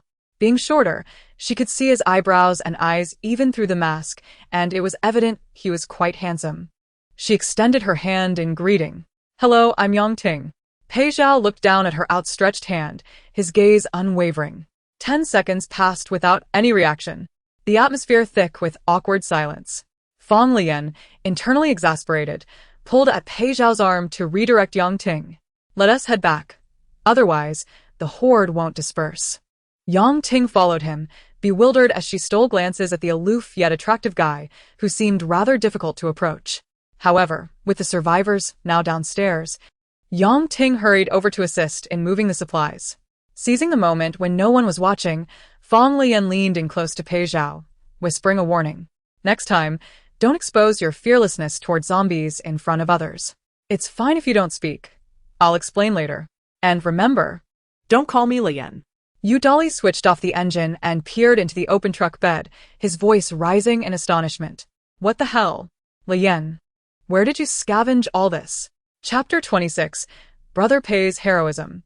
As the truck's rear door swung open, everyone beheld an astonishing sight. The bed was brimming with supplies. They had been trapped in the community for over 10 days, their daily rations dwindling to mere morsels, and it seemed they were on the brink of despair. The sight of a fully stocked truck left no one unmoved. Yudali clung to the door, hauling out a box, staggering back under its weight. It was a full box of unopened hot dogs. Upon noticing various other boxes, labeled with items like bread and cookies, he could no longer contain his elation. "Captain, How did you manage to clear this out in just 2 days?" They had already scoured numerous small supermarkets outside the community. Either they had already searched them or other survivors had emptied them. To fill an entire truck bed with supplies, including essentials beyond food, suggested that Fang Leyan must have raided a warehouse, for large shopping malls were simply inaccessible. Fang Leyan had anticipated this moment, ready with an introduction for Pei Zhao. Everyone, meet Pei Zhao. Pei Zhao stood obediently beside Fang Leyan, silent and masked, as those across from him greeted him with smiles, all of which received no response. His gaze swept over the faces of the onlookers, exuding an aura of gloom and unapproachability. The enthusiasm of those eager to engage with him felt doused with cold water, leaving them uncertain of how to proceed. Fang Leyan hastily clarified, before the apocalypse, Pei Zhao was a bit of a recluse. After the outbreak, he lived alone for several months, without any interaction. Thus, his demeanor may seem somewhat withdrawn, but he is genuinely a good person. Otherwise, he wouldn't have helped me. Though Fang Leyan's words were indirect, they conveyed a semblance of understanding. Pei Zhao, however, remained silent, his attention drawn to the murmurs of the crowd. One individual speculated. So, he's just socially awkward. He can't possibly be autistic, right? In the next instant, Pei Zhao caught the gaze of this very person, causing him to suspect he had spoken too loudly, a shiver running down his spine as he thought, I hope he wasn't ever locked up before. However, Fang Leyan's subsequent words entirely dispelled any lingering suspicions among the others. He simply gestured towards the bustling cargo area with a slight lift of his chin. Pei Zhao used to supply the supermarket from his home. Oh my goodness. A benefactor. A meal ticket. A truly good person. In such times, those willing to share their resources are simply beyond reproach, and the curious gazes of the crowd transformed into expressions of warmth and goodwill. Thank you, Brother Pei, for your generosity. Thank you, Brother Pei, for saving our captain's life. It's nothing. I'm naturally not very talkative. Stop talking nonsense. The atmosphere instantly lightened, and familiar companions began playfully teasing each other before unloading the vehicle. Each person wore a cheerful smile as they expressed their gratitude to Pei Zhao, even addressing him as brother. Pei Zhao stood there, his mind a whirlwind of confusion, utterly perplexed by the sudden shift in demeanor from those who had seemingly disliked him moments ago. Now, each of them smiled in his direction, their words perfectly matching their lips, no longer whispering furtively. Even Yang Ting, who had previously deemed him difficult to approach, approached him again, her gaze friendly. And she refrained from extending her hand. Brother Pei, thank you for saving our captain. She could still see Pei Zhao's eyes, the only part of his face visible above his mask, revealing a demeanor that, while cool, bore no hostility. Even if he preferred silence, Yang Ting felt it necessary to offer a proper greeting. To her surprise, Pei Zhao responded this time. No need. His voice was somewhat hoarse and a touch cold, yet Yang Ting sensed a hint of warmth, prompting her to smile before turning to assist with unloading the cargo. Once she departed, Fang Leyan pulled Pei Zhao aside into a corner, intrigued by his ability to converse with Yang Ting. Brother Pei, if you don't wish to speak, you needn't feel obligated. It's perfectly all right. Fang Leyan could easily discern that, despite having spoken, Pei Zhao appeared visibly displeased. He feared that Pei Zhao might resist living alongside humans and worried that he had made the wrong choice for him. As Fang Leyan cautiously tended to Pei Zhao's emotions, pondering whether he wished to leave, Pei Zhao shook his head. Don't call me Brother Pei. He simply wished for Leyan to call him that instead, disliking the idea of others mimicking the same address. That's just the same. I don't like it. After pondering Pei Zhao's few words for quite some time, Fang Leyan finally grasped his meaning. However, among civilized humans, the most common form of address tends to be brother, a term of politeness regardless of age.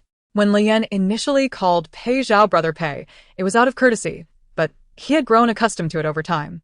Now, with the zombie's discomfort regarding titles, Leyan felt compelled to devise a soothing approach. He couldn't simply announce to everyone that they should refrain from calling Pei Zhao brother. Then I'll change it. I'll call you by your name. Pei Zhao looked at him expectantly, and Leyan glanced at the others who were busy moving things, softly calling out to him. Pei Zhao.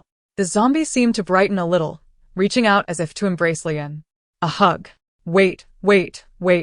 Pei Zhao's request was met with rejection, leaving him somewhat disheartened. Even with a mask on, his face betrayed a sense of frustration as he withdrew his hand and lowered his head, the brim of his hat casting a shadow over his eyes, leaving Leyan only able to see the mask.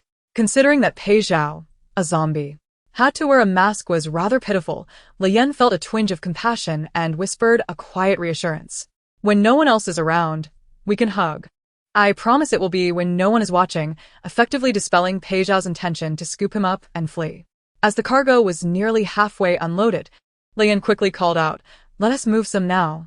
Leave part of it in the vehicle as a precaution for any sudden relocations. Who can guarantee the safety of this community now and in the future? What if a horde of zombies breaks in or other dangers arise?" The group swiftly descended the stairs, ready to board the vehicle for a rapid evacuation, leaving some supplies behind to ensure they had an escape route. This foresight is why most people willingly chose to follow and heed Leyan's guidance. As Leyan reached the steps of the building, he observed Yudali closing the cargo door and was approached by a small feminine voice. Captain. Turning around, he saw Zhao Wanqing standing behind him, and only then did he recall that he hadn't seen her since earlier. As if sensing his thoughts, she immediately offered an apologetic explanation. "Captain, I injured my ankle, so I came down slowly and couldn't help." Just then, Yudali walked over and casually added, "A couple of days ago, when you were clearing out Liao Fei." She got startled and collided with everyone, twisting her ankle. "Why are you still here? You shouldn't be moving around," Yudali remarked. "You're just going to be a nuisance. You'll need someone to carry you back up later." Chapter 27. She wants to rely on you. Yudali held no bias against delicate girls like Zhao Wanqing. However, he found her a bit of a hassle. In a post-apocalyptic world, being slow could lead to being torn apart. He believed everyone should strive to survive. If one was timid enough to only cry in critical moments, it not only caused chaos but also displayed irresponsibility towards their own life. Especially with her voice so soft. He had to strain to hear her, far less appealing than Yang Ting's straightforward nature. "Are you going up?" Dali's voice rose slightly, startling Zhao Wanqing, who hastily declined the offer. "Thank you, Brother Dali, but I'll manage to walk up slowly." Dali was merely being polite. He would rather carry 2 more boxes than deal with her, so he exchanged a few words with Fang Leyan before rushing upstairs to assist Yang Ting with the supplies. Leaving Zhao Wanqing at the entrance, she took a half step back, smiling as she spoke to Fang Leyan. "Captain, it's wonderful to have you back. We felt lost without you." Fang Leyan offered a perfunctory smile, not wishing to engage further, as he aimed to discuss the living arrangements for Pei Zhao. He couldn't allow Pei Zhao to be around others. He was also concerned about him being alone. The truck parked at the unit entrance posed no issue, and after a moment of hesitation, he glanced at Pei Zhao, hoping to invite the zombie to follow him upstairs. However, Pei Zhao appeared lost in thought, seemingly ignoring him. "Brother Pei, would you like to come up with me?" Zhao Wanqing, following Fang Leyan's line of sight, noticed the man dressed entirely in black, wearing a black baseball cap. This man was also watching her, and although his mask obscured his face, his gaze was unmistakable. Zhao Wanqing smiled warmly at Pei Zhao, initiating a friendly greeting. "Hello. I'm Zhao Wanqing. You're the one who saved our captain, right?"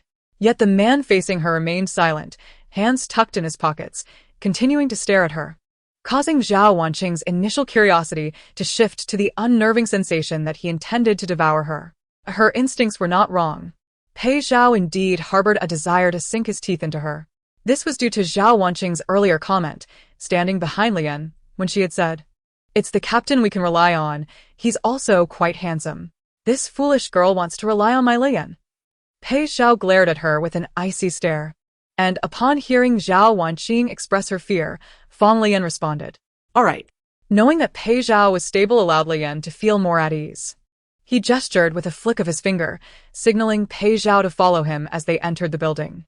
He couldn't afford to take his hand and lead him openly in front of others. Pei Zhao maneuvered around the flower bed, ascending the steps with the intention of nipping at Leyan's fingers, which had just reached out to him. As he passed by Zhao Wanqing, he heard her ask, "Brother Pei, can I go up with you?"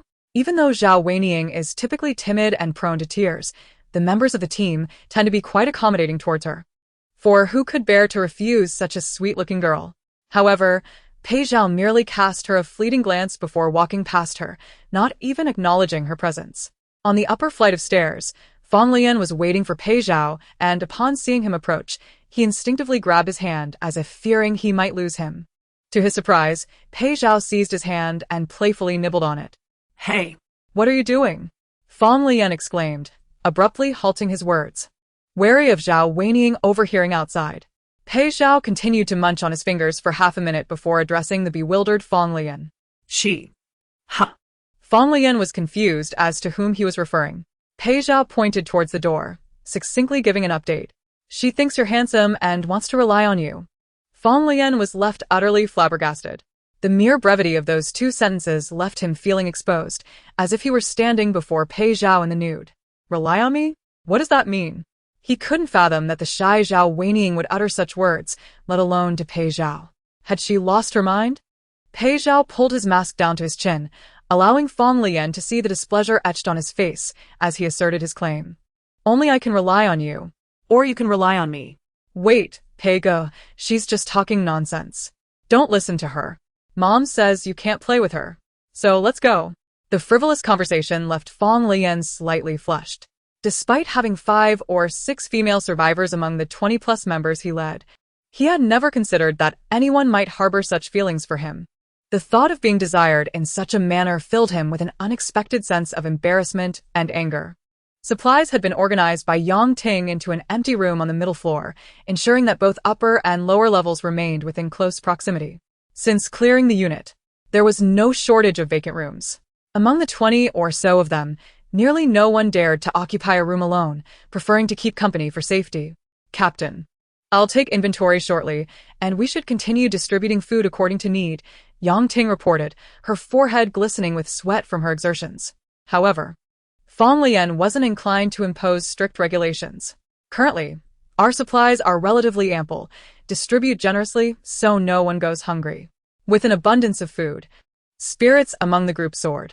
After exchanging a few jokes, Yang Ting thoughtfully inquired, "Captain, there are several clean rooms on the 4th and 5th floors. Pei Go likely prefers not to share a space. Should we let him choose one?" Fang Leyan had intended to address this very matter. Now that it was brought up, he seized the opportunity to provide a rationale that felt entirely natural. Pei Go would probably feel uneasy in a new environment. "Let him stay with me on the 7th floor for now. We can reconsider once everyone is more familiar with each other." Although this reasoning appeared sound, after all, Pei Zhao did seem somewhat socially inept and had only shown trust towards Fang Leyan. Yang Ting still found it a bit surprising. Previously, the captain had preferred solitary quarters. Yet, Given that Pei Zhao had saved Fang Leyan, it was likely they had grown accustomed to each other's company. Yang Ting nodded in agreement and patted Yudali. "Go find some blankets in the room. I recall the other bedroom was filthy during the cleaning, and all the bedding was discarded." Yudali eagerly obliged, diving into the room to search for blankets, primarily motivated by a desire to bond with a heroic figure who could single-handedly tackle zombies. Little did he know, the thick quilt he was rummaging through was merely for show. By nightfall, as he closed the door behind him, the once-admired hero would transform into an adorable little creature, clutching the captain he idolized. Chapter 28. The unhappy zombie Fang Leyan led Pei Zhao up to the top floor, where he had resided for nearly a month, which had become widely recognized as the captain's quarters. 2 days prior, upon returning to exact vengeance, he had encountered Liao Fei on the 7th floor, and the sight had incensed him, leading him to conclude that Liao Fei had intended to usurp his position as captain. Although being a commanding leader might seem impressive, guiding over 20 individuals through a post-apocalyptic world was no simple feat. These were not a military unit. Many were in their 50s or 60s, and a significant portion were timid or physically weaker. They had all come together piecemeal since the outbreak of the virus and the ensuing chaos. As captain, Fang Leyan's daily responsibilities included not only assessing the base's defenses, but also ensuring the safety of his group and preventing them from starving. He even made it a point to check on each individual before sleeping and upon waking, setting an example by not hoarding food. The constant anxiety of ensuring everyone's well-being weighed heavily on him.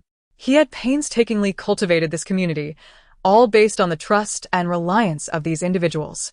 It was unfathomable that he would face betrayal from a friend. Standing outside the door, Fang Leyan felt a wave of melancholy wash over him, feeling a delayed sense of hurt as he returned to a place he had once fled. Pei Zhao stood beside him, observing Fang Leyan's distracted demeanor and the closed door, mistakenly believing he couldn't open it. He was about to forcefully break it down when Udali, who had just rounded the corner with blankets in tow, shouted out, "Brother, don't smash it. We have the key." Udali hurriedly ascended the stairs, struggling to retrieve a set of keys from his pocket, which were the only ones they had managed to salvage during their clearance of the complex. Many doors had been broken down due to missing keys, and all the keys had been entrusted to the captain for safekeeping. On the day Fang Leyan had fallen, he had only taken the walkie-talkie, leaving the keys behind on the table. Seeing Udali struggle, Fang Leyan stepped in to unlock the door.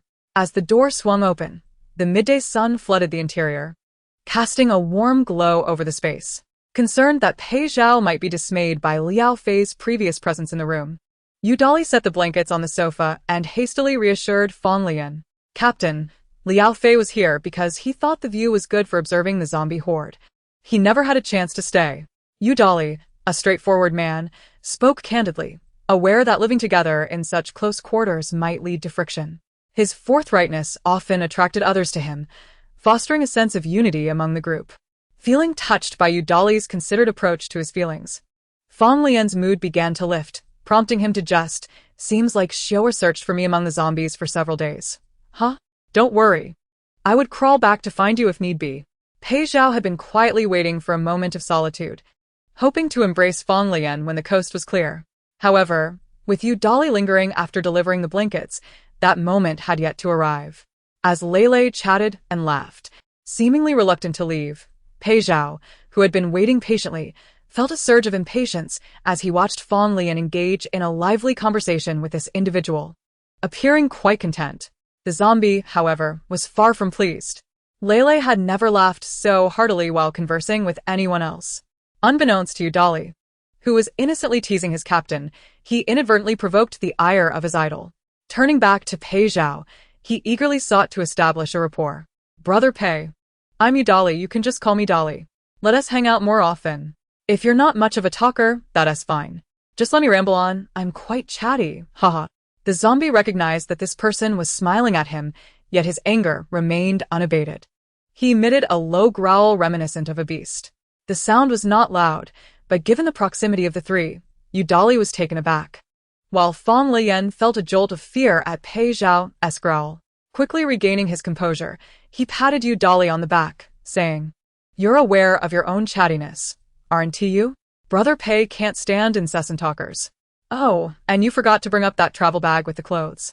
Udali, not one to overthink, immediately offered his assistance, genuinely eager to develop a good relationship with the newcomer. "You both take a break, I'll go get it." After saying this, he grinned at Pei Zhao and dashed outside, which alleviated some of Pei Zhao's anger. At last they were alone. Just as Fang Leyan intended to close the door gently and discuss with Pei Zhao the importance of minimizing zombie sounds, he was abruptly pulled back, his legs barely having crossed the threshold. The zombie held him tightly, nearly rendering him breathless. The captain, who had just been the epitome of composure, was now forced into an intimate embrace. Pei Zhao drew closer, nuzzling against Fang Leyan's face and nibbling at him, leaving Fang Leyan terrified and too anxious to shout, Pei Zhao. "No biting my face." His plea proved effective as the gnawing that had been poised to mark his face swiftly shifted to his neck, where Pei Zhao bit gently through the mask. It had been hours since Pei Zhao had felt Fang Leyan's warmth. Now, with his face against Leyan's warm neck, he nudged the mask aside, biting delicately, careful not to inflict pain. The gentle contact sent a shiver through Fang Leyan, who worried that with the door ajar, someone might witness this scene. Just as he planned to push Pei Zhao away, he heard a soft whimper from the zombie nestled against his neck, reminiscent of a lost puppy seeking familiarity in an unfamiliar place. Fang Leyan's heart ached, realizing it was his decision to bring Pei Zhao into a life among humans. Pei Zhao was not only a zombie, he could also command a horde. The zombie king would never be mistreated. Yet he chose to follow Fang Leyan into this strange environment out of trust and reliance. "It's alright, I'll always be with you. They won't target you. Look, Udali simply wants to be your friend. He means no harm." Pei Zhao's dry nose brushed against Fang Leyan's delicate skin, craving the scent that was uniquely his. After inhaling for half a minute, he resumed his gentle nibbles. "Captain, Dolly called out as he approached with the travel bag. Although Fang Leyan had sensed the footsteps in the stairwell and was quick to push Pei Zhao away, the zombie's strength was overwhelming. By the time Dolly reached the door, he caught sight of Pei Zhao still holding Fang Leyan by the shoulders, leaning into him. A look of bewilderment crossing his face. "Brother Pei, what are you doing?" Chapter 29. No more separation. Though Dolly couldn't quite decipher what was happening between the captain and Pei Zhao, his curiosity was piqued. "What's going on, Brother Pei?" He approached the two, his bag in hand, while Fang Leyan, his ears flushed, covered his neck and hastily concocted an excuse. "I think I bumped my neck while driving. Could Brother Pei take a look?" Upon hearing that Fang Leyan had been injured while driving outside the community, Dolly immediately became anxious. "Where are you hurt? Let me see." He recalled the sounds of zombies screaming over the radio while Fang Leyan was driving, and thought it might have shattered the glass. Fang Leyan quickly interjected, "Just put the bag on the sofa, I'm fine." As Dolly turned to toss the travel bag aside, Fang Leyan swiftly lifted the mask that had been resting against Pei Zhao's chin, gripping his hand to ensure he stood still, and whispering, "Be good." Pei Zhao understood that he had been caught nibbling on Fang Leyan and obediently remained still, his mask shifting slightly as he silently observed Dolly rushing over. "Hurry, let me see if you're hurt." Fang Leyan was reluctant to allow him to look, fearing that Pei Zhao's earlier nibbling might leave marks that would be hard to explain. Yet, Dolly was genuinely concerned, having been informed that their captain had previously sacrificed himself, and now that he had narrowly escaped death, there could be no room for error. Dolly, gripping Fang Leyan's collar, inadvertently caught sight of a long red mark on his neck. It was a result of Fang Leyan hastily pushing Pei Zhao away earlier, leaving a faint scrape and reddening the surrounding skin. Before he could examine it further, Fang Leyan blocked his view, pulling his collar up. "It's nothing. I just bumped it. There's no break in the skin." Dolly's worried expression eased slightly, but he still insisted it was probably the seatbelt. "Since it's not broken, you should at least disinfect it. I saw some iodine in the supplies you brought back." After much persuasion, Fang Leyan finally dissuaded Dolly from his enthusiasm, assuring him that as long as he was okay, everything would be fine. Dolly, for some reason, felt an inexplicable admiration for Pei Zhao. While delivering the travel bag, he felt compelled to engage Pei Zhao in conversation. "Hey, Brother Pei, you should take off your hat indoors." Mid-sentence, he remembered that Pei Zhao was somewhat averse to close contact with others and quickly rephrased, "You look quite dashing in that hat, but it might feel stifling indoors to wear a mask. Why not take it off?" However, despite Dolly's enthusiastic attempts, he received no response. Pei Zhao remained silent, merely watching him with a guarded gaze. Fang Leyan quickly provided an explanation. "Brother Pei's skin is a bit sensitive. He's afraid of light and wind, and the hospital couldn't help." Then, gently pushing Dolly's shoulder, he continued, "He's had to keep covered for so long that he has difficulty interacting with people. Please share this reason with everyone and try not to mention the mask or hat to Pei Zhao. Otherwise, how will he manage?"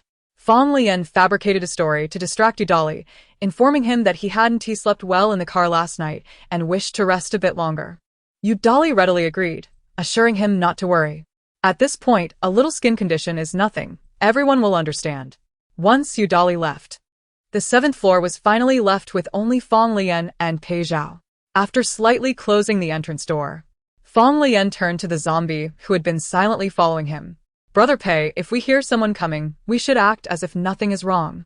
Pei Zhao wore an expression of remorse, as if he had committed a grave mistake, which made it hard for Fang Leyan to scold him further. He offered Pei Zhao a reassuring smile. "It's all right.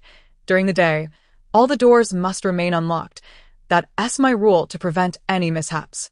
But even without saying anything, Fang Leyan's thoughts were unmistakably conveyed to Pei Zhao. "If I had been cut just now, I would probably have become one of those howling creatures outside." Fang Leyan turned to grab a blanket from the sofa, while Pei Zhao glanced towards the window. Following behind Fang Leyan, feeling utterly at a loss. He had nearly made Leyan suffer a disfigurement. Once bitten, one becomes grotesque, dull-witted, and foul-smelling. Panic-stricken, he anxiously examined the area he had just bitten, fearing that Lele might become unsightly. Fang Leyan lifted his travel bag and placed it in the master bedroom, then picked up the blanket from the sofa and spread it on the bed in the guest room. Pei Zhao trailed behind him like a devoted shadow, moving from the master bedroom to the guest room. He nestled close to Fang Leyan, leaning toward his neck. He thought Pei Zhao was going to nibble on him again. So he spoke to him, as one would to a child. I'm making the bed. How about I let you nibble on my finger later? Yet. The zombie continued to hover near his neck, leaving Fang Leyan with no choice but to set the blanket down and stand there, allowing the zombie to gnaw at him. To his surprise, Pei Zhao did not bite him again. Instead, he grasped Fang Leyan's collar, scrutinizing the marks he had left earlier, lifting his hand to touch the area, and examining it for quite some time. It was uncertain whether that little red mark could be considered an injury. Lele. The zombie blew gently against his neck, and Fang Leyan stared at Pei Zhao in astonishment. After a few moments of contemplation, Pei Zhao blew again. At that moment, Fang Leyan felt a surge of excitement and affection. He was moved that Pei Zhao seemed to fear causing him pain, and he was thrilled that Pei Zhao remembered how to treat wounds. You even know that wounds can be blown on. This small revelation filled Fang Leyan with joy, reaffirming his belief that Pei Zhao could fully recover, even if his appearance differed slightly from that of a normal person, as long as his thoughts remained the same. That would suffice. This time, he took the initiative to embrace the zombie before turning back to arrange the blanket. Pei Zhao pondered Fang Leyan's actions for over 10 seconds, recalling that earlier, Fang Leyan had placed the bag in another room, and now he was back in this bedroom to make the bed. 2 rooms. 2 people. Lele, don't you want to cuddle and sleep with me? No. Pei Zhao suddenly shouted, yanking the blanket that Fang Leyan had just laid down, startling him and causing him to quickly pull it back. What are you doing with the blanket? It should be on the bed. Ultimately, the zombie, seemingly frenzied, yanked at the blanket, almost pulling Fang Leyan off his feet before he loosened his grip and pointed toward the other bedroom. Make the bed there. Cuddle and sleep. Upon realizing what the zombie was thinking, Fang Leyan couldn't help but laugh. Brother Pei, even if we don't sleep in separate rooms, we still need to make the bed properly. Otherwise, others might get the wrong idea. They might find out that you like to nibble on people. Haha, how adorable. Hearing Fang Leyan's words once more, Pei Zhao understood the explanation immediately and released the blanket he had been clutching, even feigning to help pull it back. In the end, he stubbornly repeated, nibble on Lele. Fang Leyan continued to smooth the disheveled bedding, choosing not to argue with the zombie. Alright, nibble on me. Aside from me, who else would dare let you nibble? Pei Zhao stood at the edge of the bed, watching him intently, his dark pupils inscrutable. Although Fang Leyan recognized that those were the color of cosmetic contact lenses, he still felt uneasy under such a gaze, reminiscent of a prey being scrutinized. Are your eyes dry? Shall I get you a new pair? Chapter 30. Pei Zhao has bodily functions. Fang Leyan leaned in closer to examine Pei Zhao's eyes, speculating that zombies likely lacked the sensation of pain. Thus, Pei Zhao must not perceive any dryness in his eyes, yet Fang Leyan believed in Pei Zhao's potential for recovery. Even if he could not feel it, Fang Leyan still worried about damaging his eyes. Normal humans have tears, and their eye sockets remain moist. Pei Zhao's had obscured the light, making it difficult for Fang Leyan to see, so he gently propped open Pei Zhao's eyelids. He observed that Pei Zhao's eyes displayed no abnormalities, unlike the decaying wandering corpses outside. Perhaps because Pei Zhao had transformed into a gray-eyed being.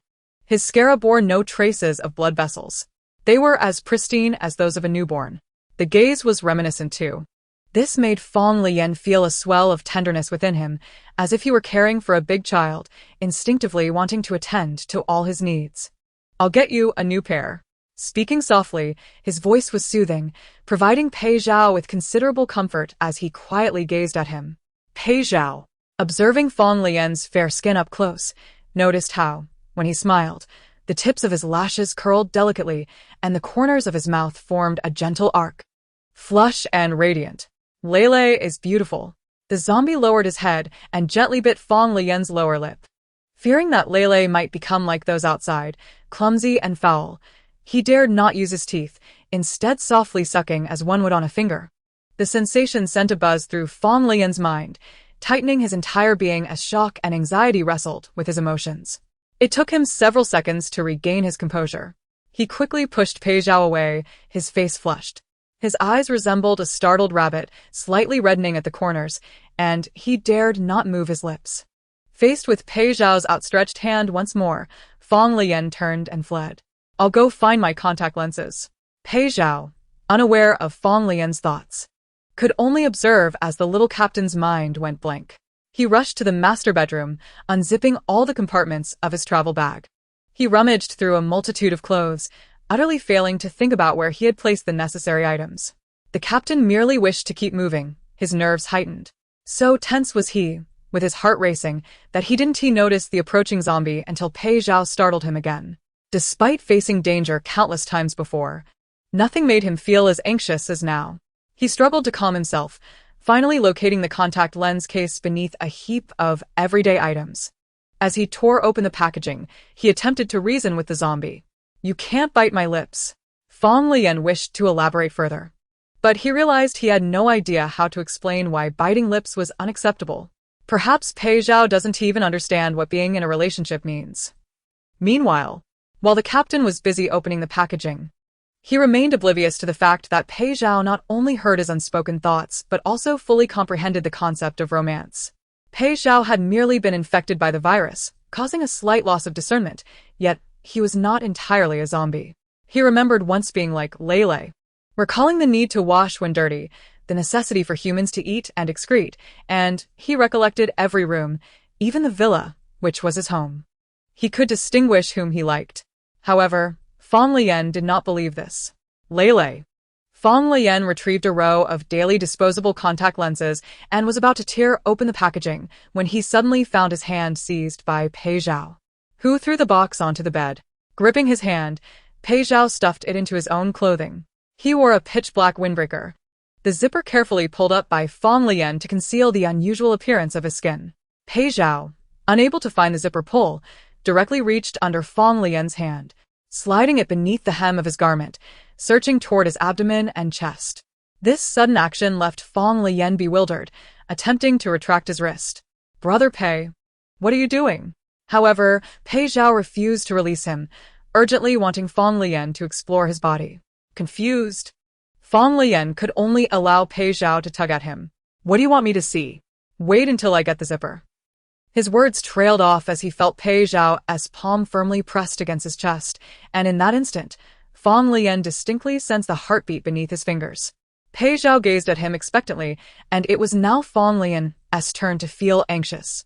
Realizing this, he swiftly unzipped the windbreaker, pressing his ear close to listen.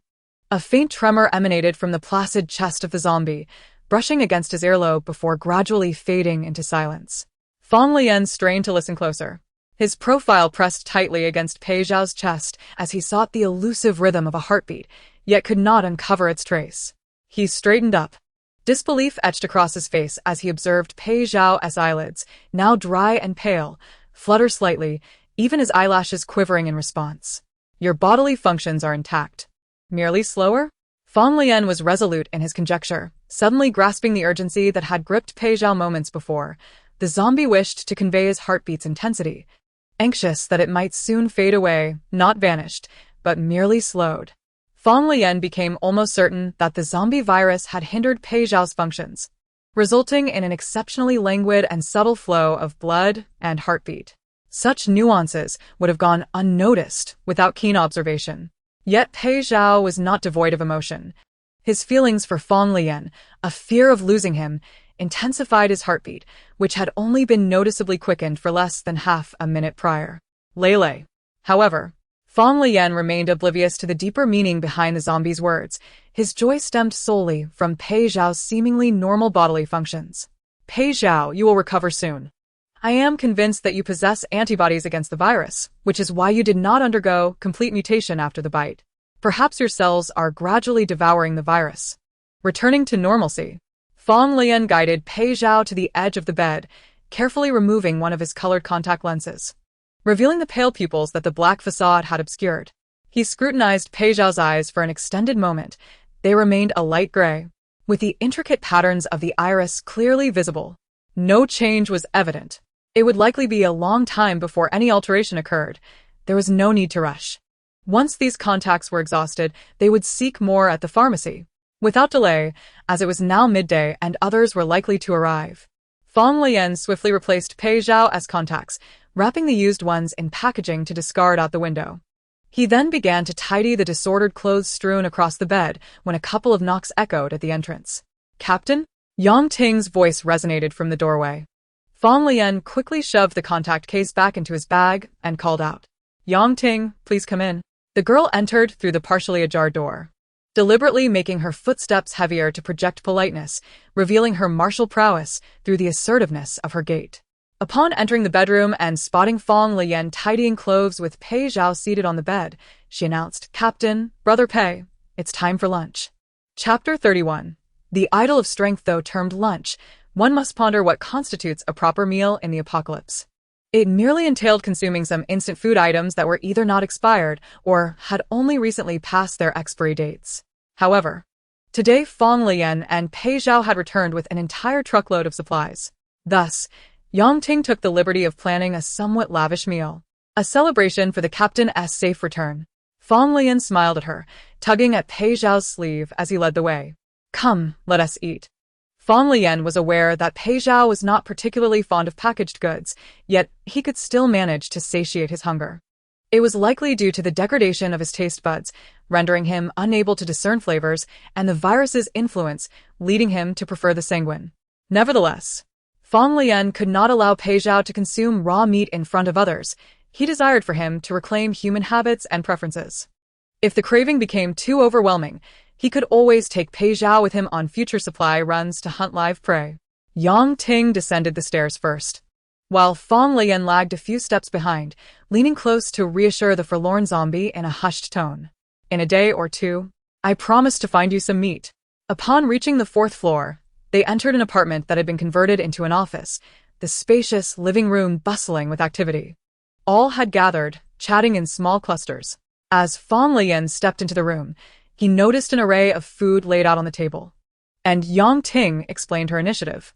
"Captain, while we shouldn't waste, everyone is thrilled that you returned safely. Given the current dire circumstances, let us treat today as a special occasion." After her words, she turned to the others in the room, fostering the atmosphere. "Welcome back, Captain. Welcome Brother Pei to our fold." The room erupted in sporadic applause, drowning out the faint howls of zombies from the street outside. Fang Leyan surveyed the joyous expressions on everyone's faces, a surge of emotion swelling within him. He grasped Pei Zhao's wrist, guiding him to the center of the gathering, his voice soft yet imbued with an extraordinary resonance. "We have supported one another through these past months, enduring tremendous loss. Survival is no easy feat, and we're fortunate to have each other." As applause erupted anew, the crowd began to converge around the table to share the food. Pei Zhao, however, was not fond of the commotion. His keen hearing allowed him to perceive the innermost thoughts of those around him. As the cacophony of voices crescendoed, he found it increasingly difficult to concentrate, irritation bubbling beneath the surface. He yearned to unleash his frustration but restrained himself, clenching his jaw to suppress any sound, his temples taut with tension. Just then, as Dolly approached with 2 pieces of beef jerky, intending to ingratiate himself, Pei Zhao's fingers audibly crunched, the noise cutting through the surrounding chatter. "Holy crap! A big shot!" Pei Zhao swiftly turned, fixing his icy gaze on Dolly, wordlessly conveying his displeasure. "Looks like Brother Pei isn't in a good mood. He really detests contact with others. I hope he won't just lash out and punch me." Dolly, fearful of inciting Pei Zhao's ire, stood dazed for a few moments before hastily raising the jerky in a gesture of surrender. "Brother Pei, I brought you some beef jerky. We wouldn't want those little rascals to snatch it all away." Pei Zhao's gaze shifted from Dolly's face to his hands, spotting 2 vacuum-sealed pieces of jerky, the very kind that Leyan had given him.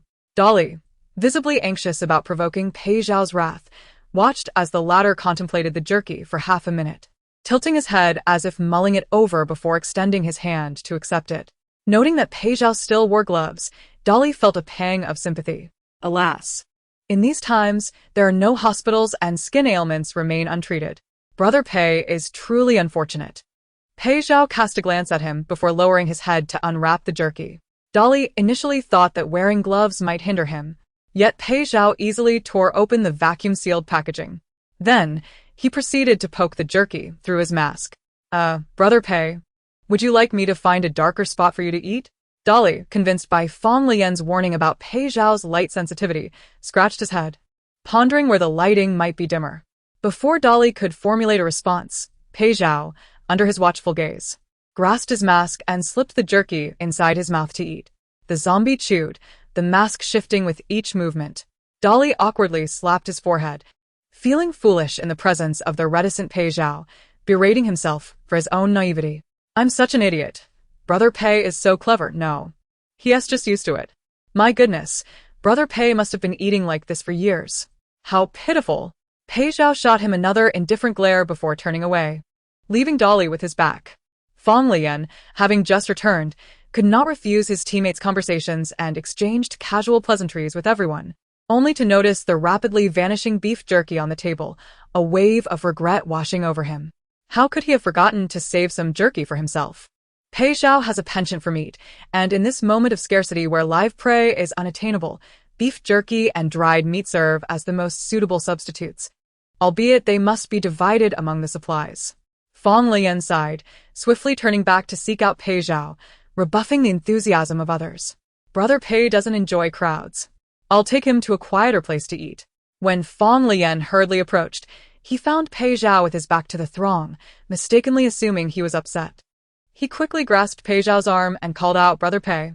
Upon hearing Fang Leyan's voice, Pei Zhao pivoted with a swift motion. A piece of beef jerky clenched in his hand, and upon spotting Fang Leyan, he cheerfully exclaimed, Luh. Recalling Fang Leyan's earlier admonition against calling him Lele in front of others, he shot a glance at the bewildered Dolly, suppressing the latter half of his remark and continued to munch on the jerky. Seeing him gnawing on one piece while clutching another, Fang Leyan felt a wave of relief. The meat within their supplies was safe for the moment. They could always forage from other supermarkets. Turning, he patted Dolly on the shoulder, offering a sincere compliment. Sure. Remember to bring some jerky for Brother Pei. He will surely appreciate it. Go and grab a bite. Dolly ambled back, a perplexed expression adorning his face. Casting a doubtful glance at Fang Leyan and Pei Zhao, entirely unconvinced that Pei Zhao would take a liking to him. I think he always wants to beat me up. As Fang Leyan gathered a couple of bags of provisions and led Pei Zhao out of the chaotic room, the incessant noise of the zombies faded, their emotions gradually stabilizing, and their gazes grew calm. They settled on a staircase to consume their food, and Fang Leyan found it both amusing and pitiable to see Pei Zhao reaching beneath his mask to chew. Today, the group was eager to congregate. Ordinarily, they would each find a spot to remedy their hunger with their allocated food. Fang Leyan decided that in the future, he would bring Pei Zhao back to their room for meals. Closing the bedroom door behind them, removing his mask would alleviate the pitiful appearance he bore. In truth, Dolly seems quite fond of you, Brother Pei. Perhaps you might consider reciprocating his sentiments occasionally. Pei Zhao halted his chewing of the beef jerky, recalling Dolly's unspoken thoughts, and glanced down the staircase before replying to Fang Leyan, he fears I will strike him. Chapter 32. The captain sat on Pei Zhao's lap. Pei Zhao heard Dolly's internal musings about fearing him, but in reality, he merely found it amusing. However, Fang Leyan remained oblivious to the fact that zombies could perceive the thoughts of others and believed Dolly had spoken such words directly to Pei Zhao. It was well known that among the survivor group, Dolly was the most fearless. Each time they ventured out to scavenge for supplies, it was Dolly who accompanied the captain, blazing the trail. The notion that Dolly would harbor fear of Pei Zhao struck Fang Leyan as comical, though he dismissed it as a mere jest. Yes, just kidding, that guy weighs 150 pounds, with 140 pounds solely comprised of bravado.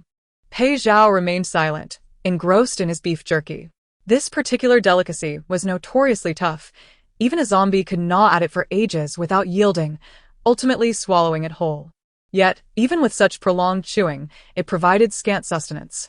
Pei Zhao began to dismantle the piece he was holding, and Fang Leyan, observing him, felt a pang of sympathy. He stood up, intending to check for canned goods, only to be startled by a sudden apparition of white.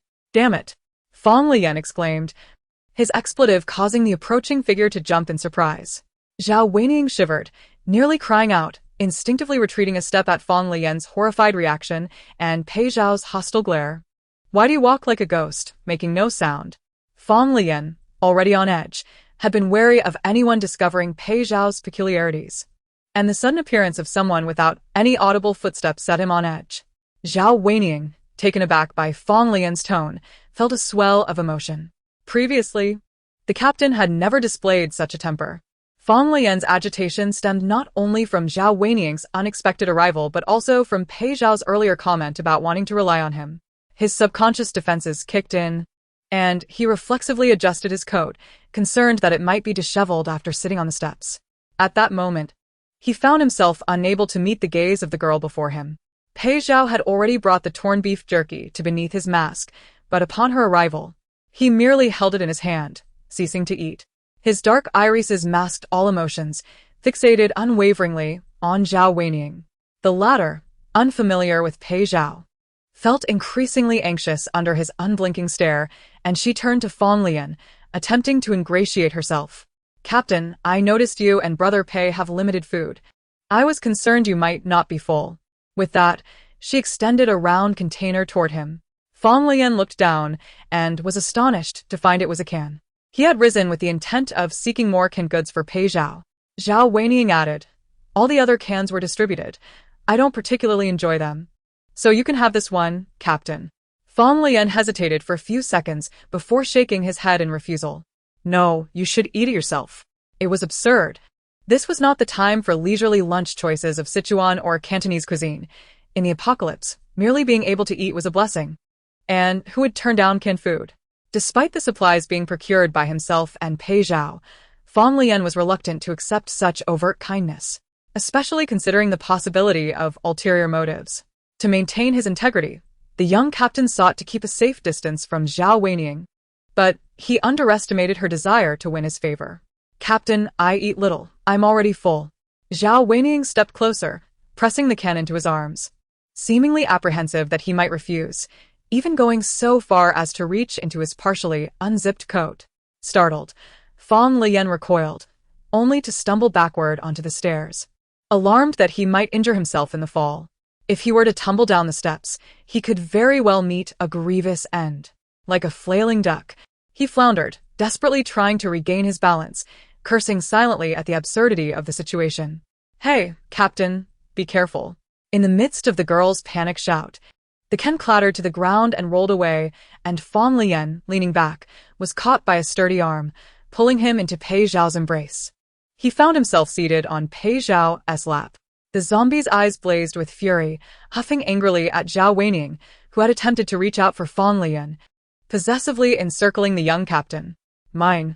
Within mere seconds, Fang Leyan had yet to process the shock of the moment when a chaotic cacophony of footsteps echoed from outside the safety door. Yudali burst through first, followed by a throng of teammates drawn in by the commotion. They beheld their captain ensconced in Pei Zhao's lap. "Leyan, what's wrong?" Fang Leyan's mind felt foggy. His eyes wide as he stared at the bewildered assembly, then glanced down at Pei Zhao's arm encircling his waist.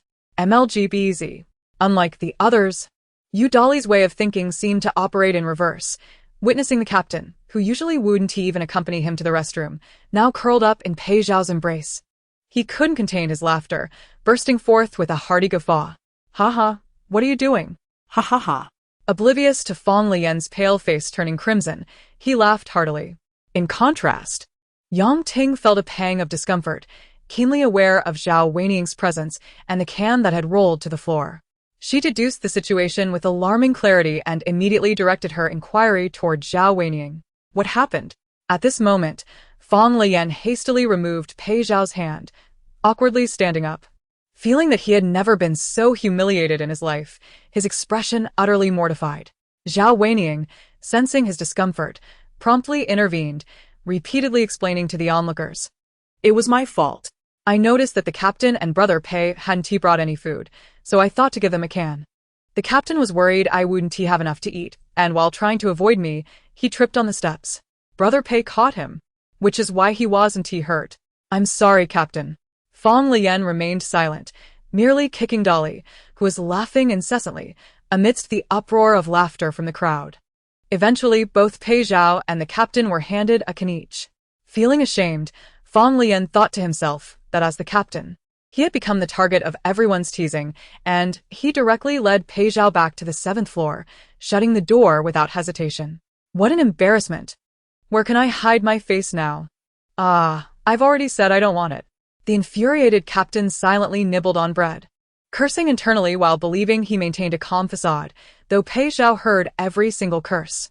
The zombie assumed that it was his own playful teasing that had upset Fang Leyan, so he quietly sat to the side. When Fang Leyan turned around, he noticed the zombie's bewilderment and, taking a moment to compose himself, handed both cans to Pei Zhao. He removed Pei Zhao's mask and, contrasting his internal frustration, spoke in a soothing tone, "First, eat the can, and tomorrow I will take you out for meat." Chapter 33. The sulking zombie. Pei Zhao glanced at the two cans, but did not move. Fang Leyan thought that perhaps he had not communicated clearly enough, which was why Pei Zhao was displeased, feeling as if he were living under someone else's roof and needed to be mindful of the mood. Therefore, the young captain's demeanor became even gentler than before as he opened a can for Pei Zhao and handed it over. "I'm not blaming you. It was my own carelessness."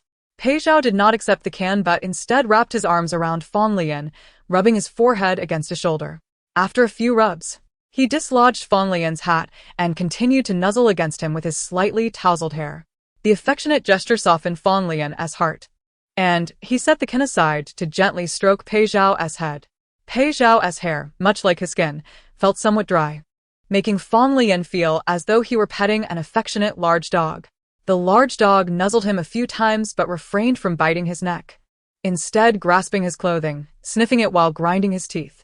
Fang Leyan allowed it, treating him as if he were comforting a child larger than himself. However, Pei Zhao appeared somewhat displeased, his mood evidently agitated, grinding his teeth loudly while breathing heavily. "There are too many people here and everyone is speaking in two different tongues. Moreover, there are those who wish to take you away, trying to exchange you for just one can."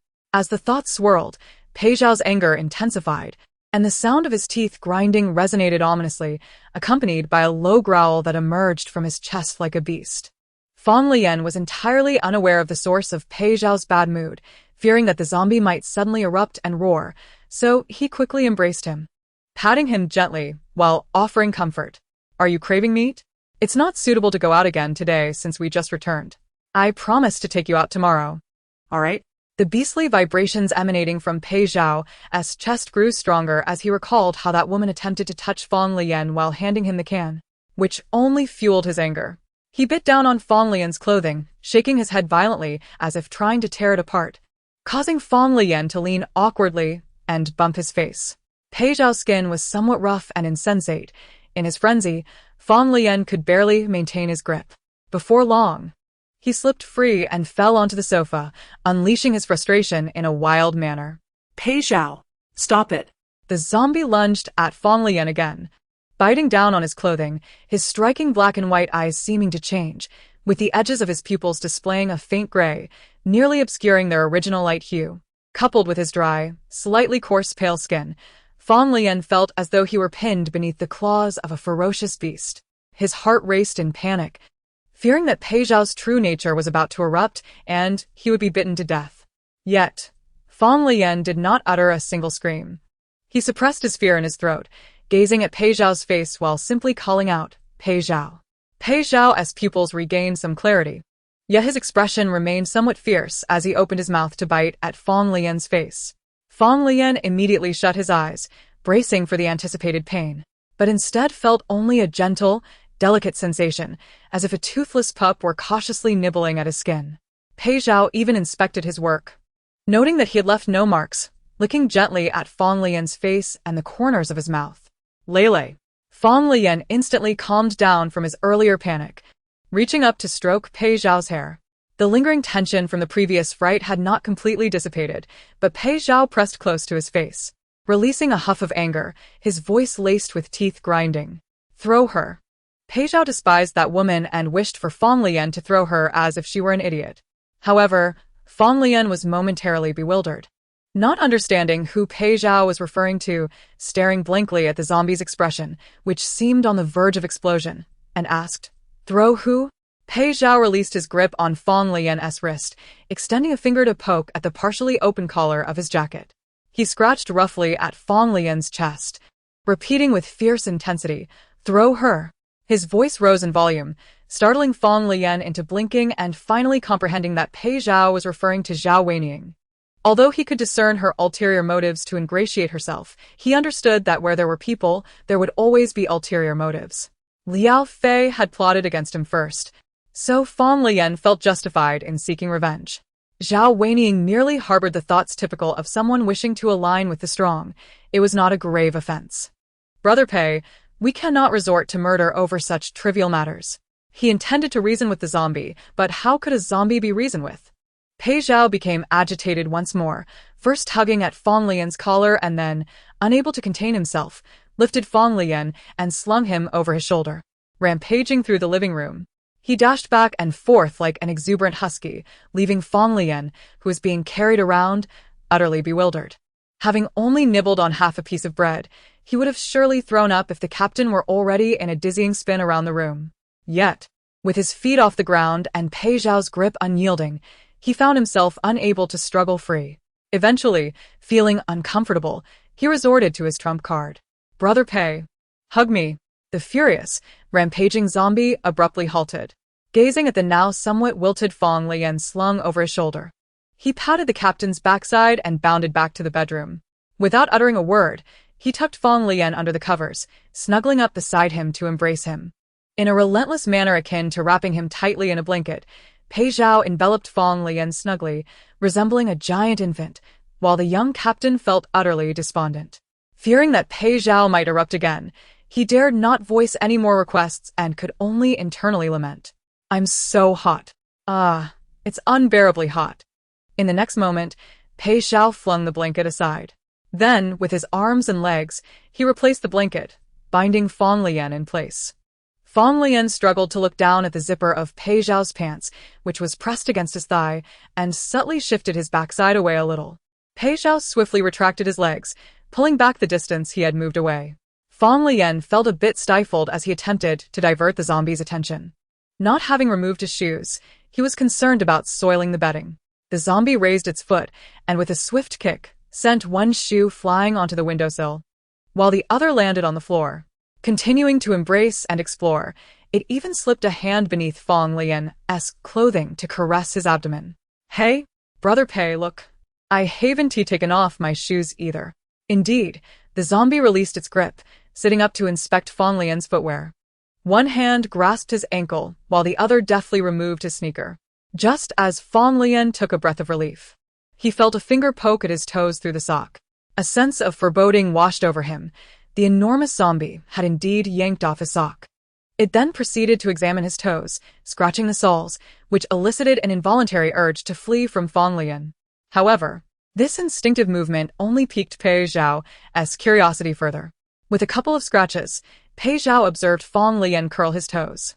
Another few scratches had Fang Leyan's toes bunching together, and just as he realized the zombie was deliberately toying with him, he attempted to retract his foot from the bed. To his surprise, he heard the zombie emit a sound that was almost a chuckle. Chapter 34. Nightmare. Pei Zhao's laughter-like sound caused Fang Leyan to momentarily forget about his toes. He pulled Pei Zhao closer, cupping his face, and stared intently at the expressionless zombie. Brother Pei, give me a smile. Pei Zhao fixed his gaze upon Fang Leyan, and under the earnest watch of the squad leader, he offered a rather half-hearted grin, baring his teeth. In just a single day, Fang Leyan had already discerned a multitude of human emotions flickering across Pei Zhao's face, though they were fleeting and unnoticed by Pei Zhao himself, indicating a significant chance of his return to normalcy. In the afternoon, after a brief nap, Fang Leyan awoke. Having locked the door but still feeling anxious about potential visitors, he stood by the window, observing the wandering zombies outside, then glanced towards the distant police station. With Pei Zhao by his side, those zombie hordes no longer posed a threat to him. Rather, the dwindling resources in this post-apocalyptic world might eventually lead to conflicts with other survivors.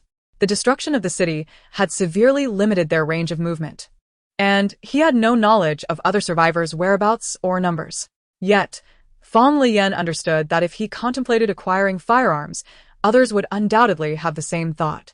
During dinner, Fang Leyan gathered everyone together to announce their intention to visit the police station the next day, receiving unanimous approval. However, he could not take everyone along. It was imperative to leave some behind to guard the base. Tentatively, he decided that aside from himself and Pei Zhao, 3 others, including Udali, would accompany them. Yang Ting, being a decisive individual, was instructed to remain behind to oversee things. With the power already cut off in the community, everyone retreated to their rooms early as night fell. Once the squad leader had checked each room with a flashlight, all the entry doors for the night were securely locked. Aside from casual conversations about the upcoming mission and the new members, the outside world grew quiet, the zombies' roars fading into mere whispers as night descended. Water was scarce. Yet Fang Leyan still twisted open a bottle to brush his teeth, not wishing to devolve into savagery due to civilization's collapse, and to instill in Pei Zhao the habits of human life. After dark, the zombies seemed to rejoice, for the door had been locked, and it was once again a world shared only by him and Lele. The daytime restlessness dissipated, and Pei Zhao followed Fang Leyan around, playfully tugging and embracing him. On their first night back at the encampment, perhaps due to the day's many events, Fang Leyan felt slightly fatigued, allowing the zombie to cuddle him without resistance. He was drowsy, having grown accustomed to Pei Zhao's affectionate nibbles, which had become a form of his slumber-inducing ritual. He mused that if one day Pei Zhao ceased to embrace him, he might find it difficult to sleep due to the unfamiliarity. Due to a previous near injury to his neck, the zombie refrained from biting, opting instead for gentle nibbles akin to a cat's cautious licks. Fang Leyan, unable to keep his eyes open, was unable to find rest from the persistent nudging of the restless zombie. He felt Pei Zhao's dry lips brush against his face, his ear even licking at his earlobe. The half-asleep squad leader let out a lazy hum, pushing Pei Zhao's face away with a gentle shove, like a cat stretching its limbs. "Brother Pei, don't lick my ear, it's too ticklish." Pei Zhao glanced at Fang Leyan's reddened earlobe, contemplating another nuzzle but hesitated, fearing it might awaken Lele. He adored the delicate flush on his skin, reminiscent of a long-lost delicate bloom from his memories. Resigning from further contact with Fang Leyan's ear, Pei Zhao's dark eyes, hidden in the shadows, sparkled like stars as he gazed at the slumbering figure. He admired the smooth curve of his forehead, pretending to touch the bridge of Lele's nose and the corner of his eye, finally resting his gaze upon Fang Leyan's slightly parted lips. The curtains remained undrawn, and the night's dim light rendered the outlines of the resting individuals merely shadows. Yet Pei Zhao possessed heightened senses. His acute hearing and vision allowed him to perceive the rosy hue of Fang Leyan's lips, echoing the color of his flushed earlobe, the corners of his mouth curving ever so slightly. Beautiful. Lele is truly beautiful. Ultimately, Pei Zhao could not resist. Without biting his neck or touching his ear again, he leaned in to lightly brush against Fang Leyan's slightly parted lips, as if feeling the warmth of human skin. He licked gently, and Fang Leyan instinctively pressed his lips together, pushing Pei Zhao's face away. Fearing to awaken Fang Leyan, Pei Zhao remained still, cradling him closely, admiring the sight of him asleep for most of the night, before finally closing his eyes in contentment. Later that night, Fang Leyan's slumber grew restless. As if plagued by nightmares, he would suddenly tremble, his muscles tensing up, prompting Pei Zhao to open his eyes, anxiously observing Fang Leyan's furrowed brow. He remained silent and motionless, recalling that Fang Leyan had experienced nightmares before. If left undisturbed, he would eventually calm down. The zombie awaited Lele to regain his composure. However, Fang Leyan's nightmare escalated. Not only did he twitch violently, but he also clenched his fists tightly, his expression contorted in pain, which sent Pei Zhao into a panic. Lele. Fang Leyan did not awaken. The nightmare seemed to have been interrupted, the reactions less intense than before, though he still trembled slightly, appearing cold. Pei Zhao wrapped him tightly in his embrace and covered him with a blanket. As the squad leader, Fang Leyan typically had light sleep, waking up at dawn. Yet the following morning, even with daylight streaming in, he did not rise. Udali, initially reluctant to disturb the captain, remembered their agreement to act as a team of 5 that day, and after much hesitation, he was persuaded to check on Fang Leyan's plans for departure. While others felt too shy to approach, he, the clumsy giant, was unperturbed. The entrance door to the 7th floor was firmly shut, with all the residents' keys held by the captain. Udali stood outside, knocking on the door and calling out, "Captain, are you awake?" At the sound of the knocking, Pei Zhao's gaze shifted from Fang Leyan's face to the door, rousing Fang Leyan, who had spent the better part of the night in his arms plagued by nightmares. Although he had slept through the night, he had yet to find true solace, having only been awake for less than an hour. As he opened his eyes to see the jawline of a zombie, he felt somewhat dazed. After a moment of disorientation, he realized that dawn had already broken, with the zombie beside him blocking the blinding light from outside. A surge of anxiety jolted Fang Leyan, prompting him to scramble out of the zombie's embrace. Feeling slightly dizzy, he had no time to linger and promptly responded to the door. "Wait a moment." His voice came out a bit hoarse and lacked vitality, a clear indication that he had not rested well due to the nightmares he had endured. Before the apocalypse, Fang Leyan had always been highly vigilant, never allowing himself to sleep nude, particularly since sharing a bed with Pei Zhao, where he was often held closely, making him even more reluctant to sleep bare. As he descended from the bed, Fang Leyan was dressed, albeit in a short-sleeved shirt, and hurried to open the door. Upon seeing Yudali waiting outside, he felt a bit embarrassed and explained, "I had a nightmare last night and didn't sleep well, so I overslept this morning. Please ask them to prepare, shower." Yudali nodded, noticing that Fang Leyan appeared rather pale, his usual complexion even more ashen than normal.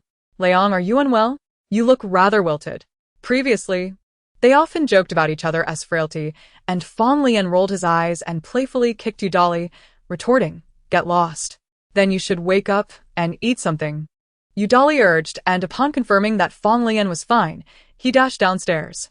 Fang Leyan turned back to the bedroom, still feeling a bit lightheaded and mentally hazy, attributing it to sheer fatigue.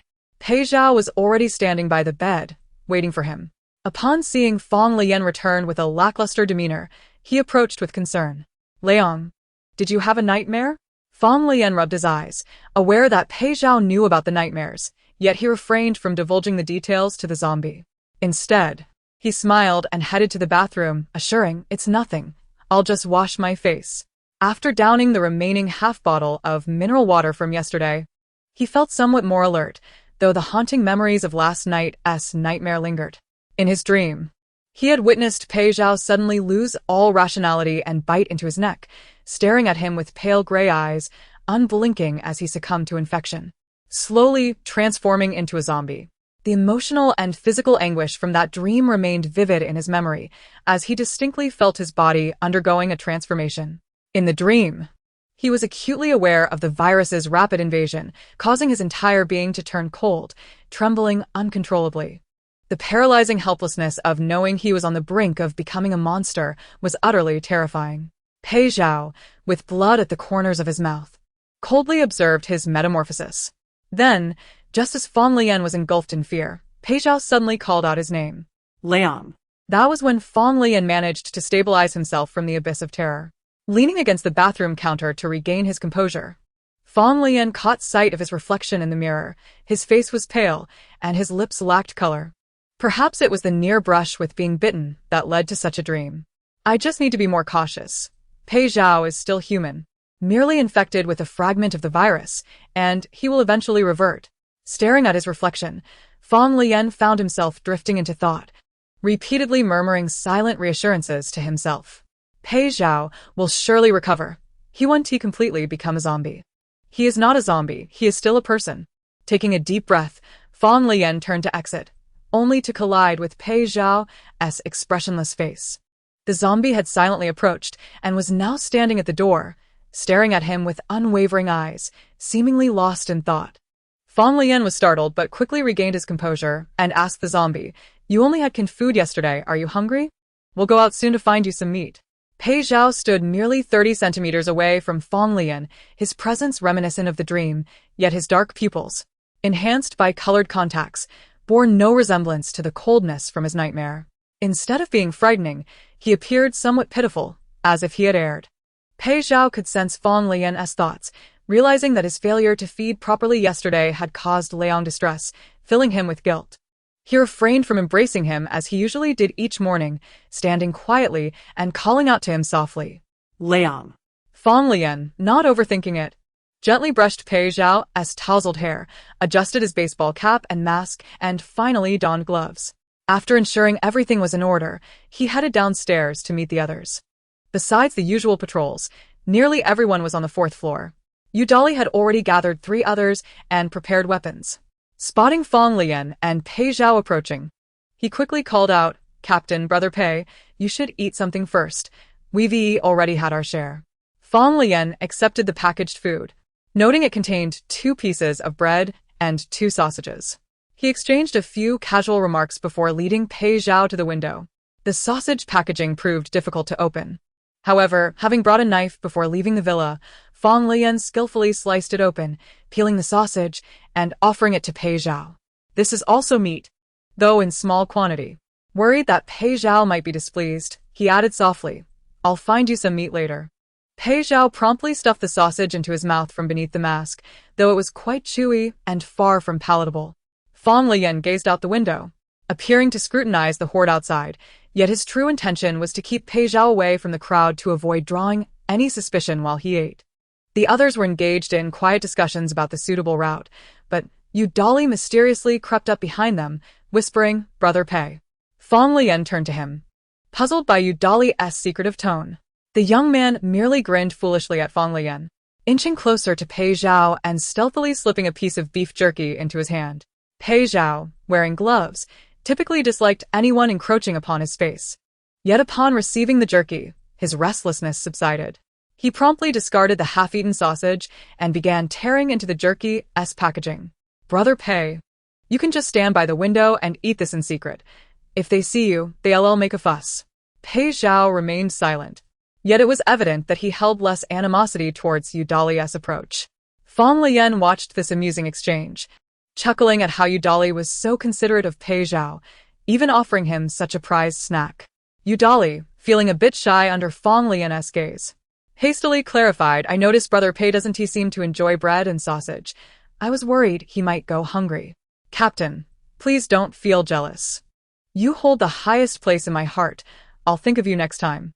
Amidst the chaos, Fang Leyan found himself amused by the absurdity, swiftly delivering a kick to Yudali's shoe while reproaching him with a sharp retort, "Get lost."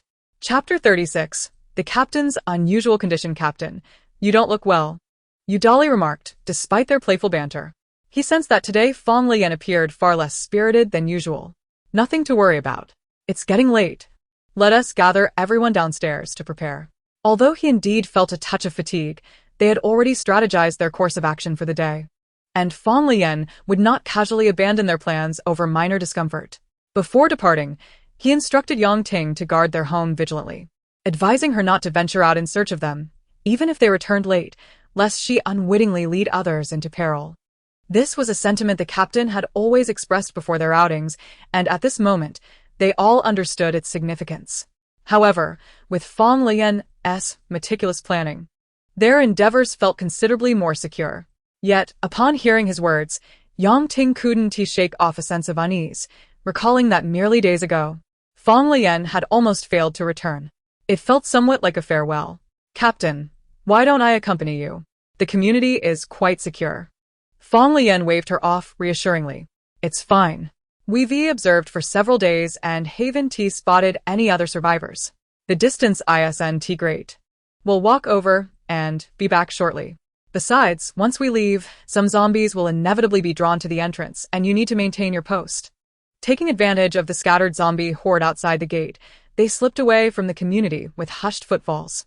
With Pei Zhao by his side, Fang Leyan felt no trepidation about a sudden zombie ambush. Nevertheless, they adhered to the necessary precautions, effortlessly dispatching a few straggling zombies that drew near. They opted against using a truck. The sound of a vehicle engine would attract the horde, clustering them around the police station and obstructing their mission, leaving insufficient time to access the gate. "Everyone be cautious. The journey isn't long. We'll walk and see if we can find a functioning vehicle nearby." All members remained vigilant, scanning their surroundings, including the captain, who, despite his awareness of the zombies posing no real threat, appeared strangely nonchalant. Only Pei Zhao seemed like an outsider, strolling confidently, his posture upright and devoid of fear. Even when a zombie staggered into view, he remained unperturbed, his dark eyes coldly indifferent as they fixated on the ragged creature approaching.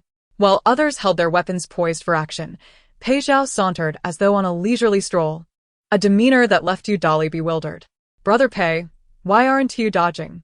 If a zombie bites you, you'll end up looking like them. Be careful.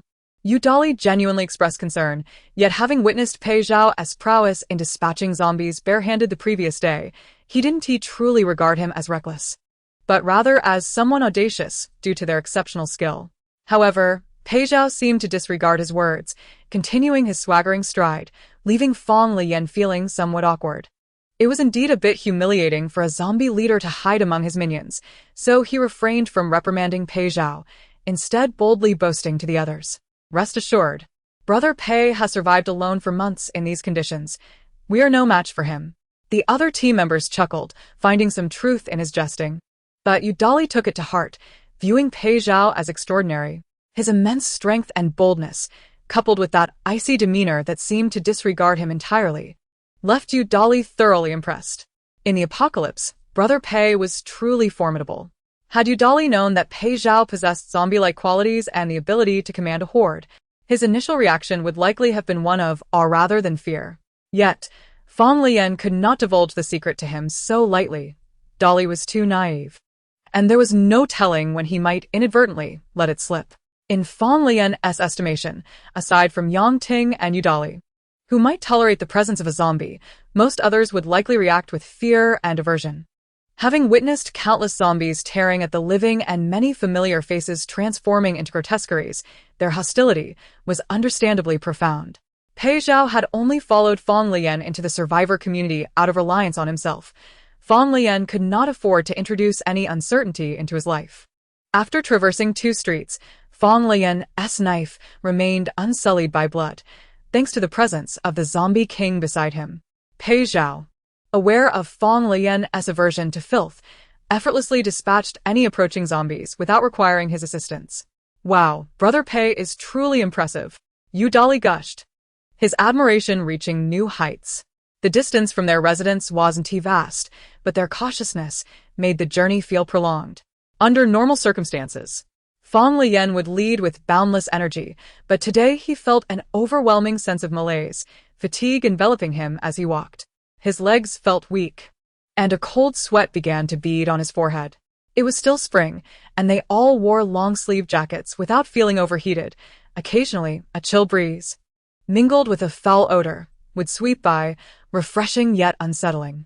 Yet, Fang Leyan's brow glistened with perspiration under the sun, and he continued to move swiftly towards their destination, concealing his discomfort from the others. However, the longer he walked, the more unbearable his condition became, feeling faint and weak. It was just a nightmare. It can't be this bad. As he drifted into thought, Pei Zhao, who had appeared bored moments before, suddenly tensed, his keen eyes scrutinizing Fang Leyan's demeanor. My legs feel heavy, and I'm a bit dizzy. I hope we can make it through smoothly. Let us avoid engaging any distant zombies. We should prioritize evasion, he advised his teammates, leading them along their predetermined route at a brisk pace. Oblivious to his own slightly unsteady steps, he pressed on, striving to reach the police station as quickly as possible despite his growing dizziness. Pei Zhao's gaze flickered, and discreetly he began to clear the path of the zombies in their way.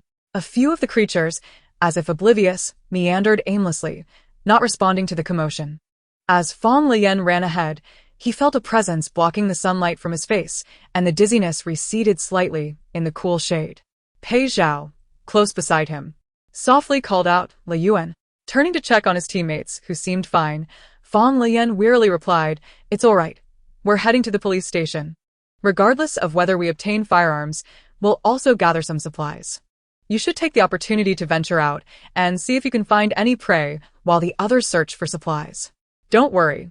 I'll find a way to explain it to them." Pei Zhao sensed Fang Leyan's unusual state, particularly after hearing him mention a nightmare that had disrupted his sleep. His complexion was pale, and his lips lacked color. A zombie instinctively reached out to grab him, but Fang Leyan swiftly seized its hand. "Everyone's here, no hugging." Pei Zhao could forgo the embrace, yet his heart ached for him. "Leyan, you're exhausted." Chapter 37. The superhuman hearing of zombies on their journey. Pei Zhao repeatedly extended his hand towards Fang Leyan, attempting to carry him as he had before. He could see that Leyan was weary, but Fang Leyan declined his offer.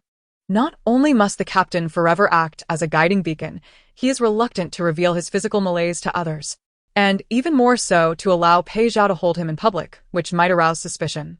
After all, which normal man would be carried at such a time?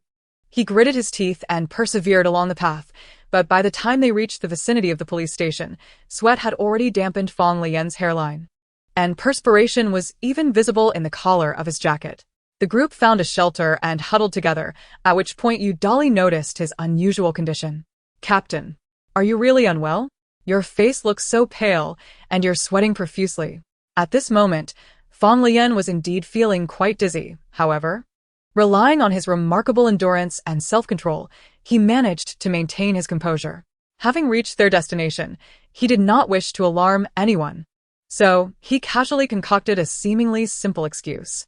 "It's nothing, I probably just didn't sleep well last night, which is why I'm lacking in energy. I've had my fair share of sleepless nights. It's nothing serious. Sure, you all go check out those vehicles to the east, but keep it quiet." Dolly led the teammates to investigate, as this wasn't their first encounter with such a task. Without further ado, Fang Leyan took Pei Zhao to another side. Now. There were some zombies wandering around the police station, but that was not Fang Leyan's primary concern. For safety's sake, they needed to find operable vehicles before entering the main gate. This would significantly increase their chances of retreating in the event of unforeseen circumstances. Once separated from the others, Fang Leyan finally relaxed his previously taut demeanor, and the feeling of weakness became much more pronounced. Leaning against the wall, he said to Pei Zhao, "I feel a bit unwell. Perhaps I have caught a cold." It was spring, yet the temperature had already risen considerably. Fang Leyan did not believe that, given his constitution, he could fall ill without cause. If he truly were to become sick, he speculated it might be due to the overwhelming presence of rotting and foul substances around them. Pathogens were already floating in the air, and the thought made him anxious about the potential for numerous illnesses to arise in the future. Without hospitals, they would have to rely on medication, and at that time, all pharmacies would likely be raided by others, risking everything. He had a plan ahead. "Pega, we must visit every pharmacy we can in the next couple of days." However, at this moment, his primary concern should have been himself. After just a few words, he began to feel increasingly parched and dizzy, his limbs growing weak as if he might faint at any moment. Fang Leyan lightly closed his eyes, and Pei Zhao quickly reached out to hold him. Lele, leaning against Pei Zhao, he shut his eyes for a moment to recuperate before mustering the energy to move and see if there were any usable cars nearby. Just a few steps later, a loud banging sound erupted from the direction of the police station. Bang. The sound was clear yet brief, enough to raise the hearts of those who heard it. Fang Leyan's dizzy thoughts sharpened instantly, and the sudden tension made him acutely aware of his own heartbeat. He cautiously turned his gaze towards the street across, observing with vigilance, while his mind still throbbed painfully, his temples pulsating. Yet, the captain's extraordinary self-control swiftly quelled his anxiety. He fixed his gaze like a hawk on the general direction of the sound. Meanwhile, Dolly and the others, who were inspecting the vehicles on the other side, exchanged glances and instinctively approached from both directions in a fan-like formation. The sound of the banging door had attracted some zombies to the vicinity of the main entrance, and Fang Leyan quietly pulled Pei Zhao closer. Stopping temporarily about 10 paces away, he noticed that the gate was locked from the inside. Could there be people inside? The first thought that crossed his mind was that there were staff members still inside the police station who had not evacuated since the apocalypse began. Alternatively, it could be survivors who believed this place held the most potential for rescue, thus using it as a temporary refuge. Liao Fei had once suggested staying at the police station, but Fang Leyan had declined. Locations like police stations were too significant a target and could attract too many people, making it impossible to reside there safely. If the place had already been claimed by others, Fang Leyan would have to reconsider this operation. Engaging in conflict with other survivors would be detrimental. He had to prioritize the safety of his teammates, especially since the opposing party might possess firearms. If they were injured, there would be no adequate medical conditions available. Dolly and his team also found a nearby shelter and halted. Just as Fang Leyan intended to inform them to retreat for the time being, another series of bangs erupted from within the police station, accompanied by indistinct shouts and curses. The shouts seemed to emanate from inside, barely audible yet discernible enough for Pei Zhao, whose hearing was far more acute than that of an average person. While Fang Leyan pondered the commotion, a voice resembling that of a zombie echoed from within. "You're asking for it." Fang Leyan's eyes widened in shock as he glanced at Pei Zhao and then at the entrance, which was at least 30 paces away. He was astonished by the zombies' impressive hearing and began to piece together the situation inside. From the words of those banging on the door, it was evident that they had yet to gain entry, having been thwarted by the survivors who remained inside. It was also clear that firearms and other weapons were still inside. Now, Fang Leyan needed to ascertain whether the individuals locking the door and those outside were allies or adversaries. He also needed to determine how many individuals were on the outside. In such a chaotic time filled with zombies, it was implausible for anyone to truly be a lone wolf. Fang Leyan did not believe anyone would possess the audacity to assault the police station without backup. After a moment of hesitation, he decided to give it a try. Since conflict had already erupted inside, it might be wise to intervene and create chaos. Perhaps he could reach an understanding with those inside and share some weapons. Of course, there was also the possibility of becoming enemies with the doorbangers or even being threatened, but he would proceed with caution nonetheless. After contemplating for a while, Fang Leyan gestured silently to his few teammates a few steps away, softly whistling to catch Yudali's attention. "Sure." Yudali tucked the car keys he had just found into his pocket, and the three of them quickly ran over to join Fang Leyan and Pei Zhao. "Captain, what should we do?" Fang Leyan was the linchpin for them all. Yudali, fearless and bold, was inclined to charge in and see for himself, but ultimately, he would defer to the captain's decision. As long as Fang Leyan ordered a retreat, Dolly, no matter how reluctant, would comply without hesitation. "We've come this far. Let's assess the situation." As soon as Fang Leyan spoke, Yudali's excitement surged, as if he had been invigorated, gripping his weapon tightly, eager to rush in and wreak havoc. Aware of his impulsiveness, Fang Leyan quickly cautioned, "Let's observe first. If it doesn't work out, we withdraw." Yudali nodded rapidly in agreement, and after assessing the number of zombies drawn to the commotion, they decided to split into two groups, intending to create a distraction. "You all find a safe place on the other side. Make some noise to lure the zombies away from the entrance. Pei Zhao and I will go in and take a look. If it doesn't seem right, we'll exit quickly without lingering." To avoid the risk of other potential allies inside, at least two people needed to remain outside to watch and provide support. Fang Leyan intended for Dolly to wait outside for their return. This is akin to dousing a hefty head with a bucket of cold water, leaving one feeling quite chilled. "No, I must accompany you inside. I absolutely must." At this moment, Yudali appeared somewhat obstinate, his concern for Fang Leyan's current physical condition evident, as the latter's pallor was stark. Moreover, who could ascertain how many individuals were inside? If there were 5, 6, or even 7, it would be imprudent for him not to be present, leaving only Pei Zhao and the captain to fend for themselves. Each time they undertook an operation, he insisted on being at the forefront alongside the captain. Even though Yudali held great admiration for Pei Zhao, he could not reconcile the thought of remaining outside to provide support. He glanced at Pei Zhao, who had remained silent and, feeling childish, muttered a complaint about being left out. "You must take me with you, or I might just rush in on my own." Suddenly feeling as though Pei Zhao has usurped my position, it seems the captain now relies on him the most. Ah, how disheartening. The zombie, observing the hefty figure internally lamenting and venting his frustrations, tilted its head, finding this individual rather intriguing, and was unexpectedly pleased by his unspoken thoughts. Pei Zhao, in a surprising turn, lent his support to Yudali. take him. Fang Leyan was taken aback by this unexpected endorsement, soon realizing he had momentarily lost his sense of urgency, as the presence of Pei Zhao made the zombie horde seem less threatening. However, the other teammates remained oblivious to this shift in perception, making Fang Leyan feel somewhat hypocritical. The squad leader felt his cheeks flush, and after a few moments of contemplation, he readily agreed. "Then it shall be the three of us who enter. The two of you find a place to temporarily conceal yourselves. Stay safe." In truth, there was no need for a conspicuous diversion to draw the zombies away. As long as Pei Zhao wished for them to retreat, the entrance could be cleared effortlessly.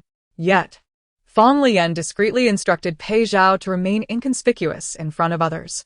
Thus, the large zombie obediently focused on the teammates, emitting sounds to silently maneuver the sluggish zombies toward the source of the noise.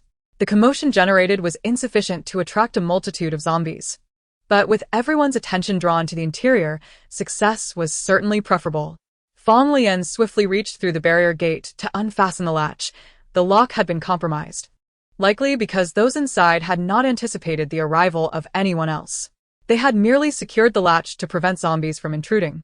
Udali, wielding his sickle, cautiously positioned himself behind Fang Leyan, ready to shield the captain from any incoming threats, whether human or zombie. His poised demeanor resembled that of a robust thief. In contrast, Pei Zhao appeared far more relaxed, casually trailing behind with Fang Leyan's large sword in hand, seemingly oblivious to any potential dangers around him. To the zombie king, he himself was the very danger that others needed to guard against. The sound of Fang Leyan unfastening the latch was subtle, as he feared disturbing those inside. He held onto the latch until all three had entered, then gently closed and resecured it. He intentionally left it slightly ajar, allowing it to impede zombies without overly hindering their retreat. However, the internal door was not as straightforward to open. Any attempt would inevitably produce some noise. And if the occupants were vigilant enough, they would undoubtedly take notice. The trio lingered by the door for half a minute, with Fang Leyan halting Udali's instinct to open it directly. He turned his gaze toward the impassive Pei Zhao. The zombie continued to hold the sword for him, and though most of its expressions were concealed behind a mask, Fang Leyan could still discern Pei Zhao's current cold demeanor. Only when their eyes met did the zombie's apathetic expression seem to shift, its gaze softening as it called to him. Look. Fang Leyan felt a wave of relief that the zombie did not call him Lele in front of Udali. Just from the brief distance they had covered from outside, beads of sweat began to form at his temples. However, now was not the time to ponder whether it was a cold or merely a lack of sleep. He leaned close to Pei Zhao's shoulder, speaking softly. Pei Go, could you listen closely to see if the people inside are still trying to break down the door? Perhaps inform me of the most heated moments. Now, with the three of them stationed outside the door, they could hear the voices within much more clearly than they would on the street, yet the content remained indistinct, discernible only by the volume and tone, indicating that they were indeed cursing. Pei Zhao could hear it all clearly, even discerning the number of individuals inside based on their voices. Excluding the silent ones, there were at least three. Fang Leyan focused intently on the zombie's eyes, which flickered momentarily, appearing somewhat lost in thought, as he listened to someone inside attempting to persuade others. Pei Zhao sensed that this might be the information Fang Leyan sought. He subtly adjusted his mask, and a hoarse whisper escaped. Out here, it's impossible for you to survive on your own. Even with just one person locking the door, this was promising news. Just as Fang Leyan was about to capture this crucial piece of information, Pei Zhao abruptly ceased speaking. The persuasion inside had been interrupted by another voice, a frustrated shout from the individual who had been banging on the door, realizing his efforts were futile. The shouts became so loud that Fang Leyan could almost hear them distinctly, his fingers gripping the doorknob slick with sweat, just as Pei Zhao uttered two words. It's going to break. In an instant, the sound of a battering ram echoed, and simultaneously, Fang Leyan twisted the doorknob, using the noise generated by the occupants as cover. He managed to open the door a crack, allowing the raucous shouting from inside to come through much more clearly than before. It was evident that they were still separated by a corridor. He exchanged a glance with Udali, who was astonished by Pei Zhao's extraordinary hearing, and the three of them moved quietly, successfully entering the hall amidst the clamor of voices. A male voice, likely in his 30s, rang out from a distance. That damned group of beasts should just let you be torn apart. Chapter 39. Pei Go, the adorable bull inside, a series of furious curses erupted, followed by the sound of frenzied banging on the door. The sharp clang of metal colliding with metal resonated as Fang Leyan glanced around the corner, deducing that the two groups inside were separated by a formidable iron door. Otherwise, with tools like axes, a regular door would have been easily breached. However, the battering ceased after just over 10 seconds, replaced by a faint sound of a bump followed by a cacophony of voices. Why are you holding me back? I refuse to believe this door can't be broken down. That kid had better hide well. If I catch him, I'll make sure he pays. It seemed the other two were attempting to restrain this individual, with one of them softly advising, "How long will it take to break down the door? If it's not open soon, we'll be surrounded by zombies." "Yes, just afraid we might not keep our word. Showing some sincerity would help." Fang Leyan tugged at Udali, signaling him to stay close, then instinctively grasped Pei Zhao's wrist, moving slowly toward the corner. Dolly trailed behind them, and after a few steps, he couldn't help but notice the two of them holding hands, finding it oddly humorous. It was as if his usually astute and composed captain had suddenly taken on the demeanor of an overgrown child. Uffed. Why has the captain never held my hand like this before? Pei Zhao turned to Dolly, who was utterly confused, thinking there was an issue behind him. Glancing back to see everything was still eerily quiet. He then turned back, eyes wide, silently questioning Pei Zhao. Pei Ge, is there something going on? The zombie's pitch-black pupil shifted, its gaze moving from Dolly's expression to the weapon clenched in his hand. You cannot pull Lele's hand. Then, Dolly found himself in a state of bewilderment as Pei Zhao extended his hand towards him, inviting him to relinquish his grip on the weapon. Embarrassed, Dolly shook his head, too shy to speak, his entire face flushed with suppressed laughter. Oh my goodness, Pei Ge is so adorable. Pei Zhao scrutinized Dolly's conflicted expression, which teetered on the brink of laughter, and after a few seconds of observing him, he determined that Dolly no longer harbored intentions to pull Fang Leyan's hand, subsequently turning away to ignore him. As Fang Leyan's footsteps approached and halted at the corner, the grip on Pei Zhao's hand fluctuated between tight and loose. The tightness was due to the sweat accumulating on his forehead and palms, coupled with a disorienting sense of weakness that rendered him reliant on Pei Zhao and the wall for stability. The looseness stemmed from an overwhelming fatigue that coursed through his limbs, causing even his fingers to tremble involuntarily. Such a physical state was ill-suited for conflict. Yet he found himself cornered, merely 7 or 8 meters away from another group, or rather, from the threat of firearms. There was no room for retreat. However, as his body became drenched in perspiration, Fang Leyan inexplicably began to weaken, his knees quaking. Leaning against the wall was the only way he could maintain his stance, though he felt a gradual descent into helplessness, as if the blood in his veins were slowly coagulating. His heart struggled to supply adequate blood, throbbing painfully, while his vision blurred and temperature dropped, casting darkness over his sight. Pei Ge, he called out, barely audible, as he began to slide downward. But Pei Zhao reacted swiftly, lifting him up, the tip of the knife in his hand clattering against the ground. Dolly's mind went blank, a cacophony of shouts echoing within. Who?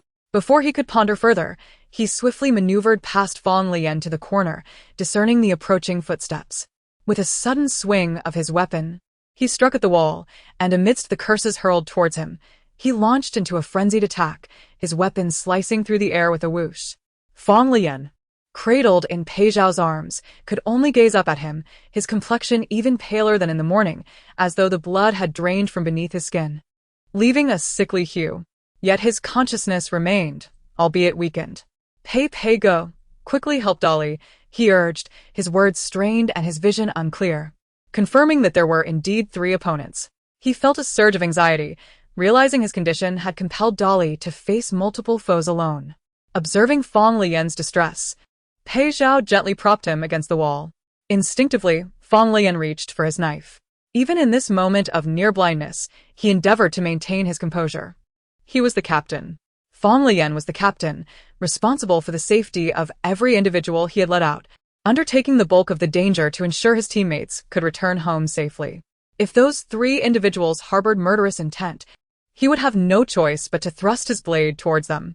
While an ordinary person might manage to fend off 3 mindless zombies, confronting fellow humans posed a far greater challenge. Dolly relied solely on sheer strength and ferocity to wield his weapon defensively. Given the circumstances, the most prudent choice for the trio would be to flee, yet Dolly could not escape, for Fang Leyan was utterly drained. He could do more than just evade. He had to guard against anyone rushing towards Fang Leyan. Damn it, roared a burly man, the one who had been smashing the door, his physique comparable to Dolly's. Clearly a powerhouse.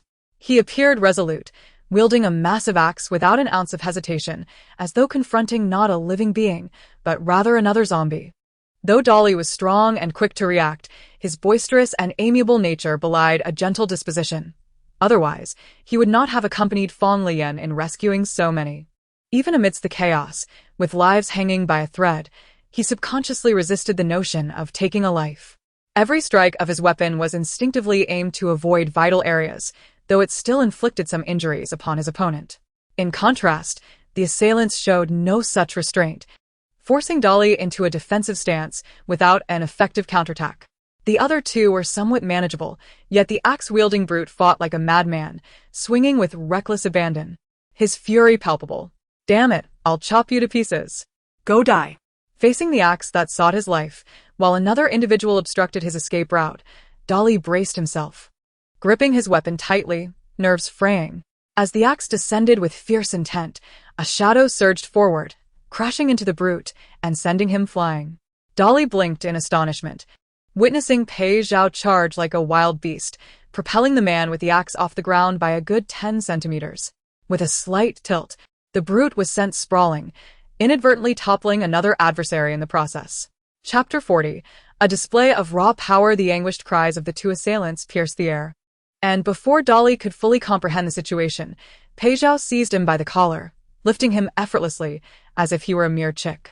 Dolly, a muscular figure weighing over 150 pounds, found himself effortlessly upright, his astonishment growing as he watched Pei Zhao leap forward like a lion, covering more than 2 meters in a single bound, grasping the two men who were just rising. With one in each hand, Pei Zhao swung them around with ferocity, as if they were mere pillows. Dolly's expression morphed into sheer horror, his eyes wide as he witnessed Pei Zhao tossing the two grown men around with ease, flinging them to the ground with such force that they nearly met their demise. One of them landed headfirst, unconscious, while Pei Zhao, with his dark, penetrating gaze hidden beneath his mask, leaned closer to the remaining brute who had previously boasted about his strength. The brim of Pei Zhao's hat shielded much of the light, and the grayish hue in the zombie's pupils rendered the once confident brute now pale with fear. Hearing the labored breaths emanating from Pei Zhao, he began to tremble at the thought that this man might suddenly tear him apart like a zombie. "Leyan!" Pei Zhao's teeth clenched tightly as he heard Dolly's call, prompting him to act swiftly. He turned just in time to see the third man, armed with a dagger, rushing towards Fang Leyan. With a quick punch, he knocked the dazed brute unconscious, then, like a cheetah, sprang into action. Though Fang Leyan's physical state was dire, his self-control kept him alert. As Pei Zhao dashed forward, he noticed the individual lurking behind. Seizing the opportunity, he grasped the hilt of his knife, and as the attacker lunged to restrain him, he summoned all his strength to raise the blade. The man had no time to evade. The blade sliced through fabric, leaving a gash upon his thigh. Even injured, fleeing was not an option. Controlling Fang Leyan was necessary to threaten the seemingly invincible Pei Zhao, yet he had underestimated Pei Zhao's strength.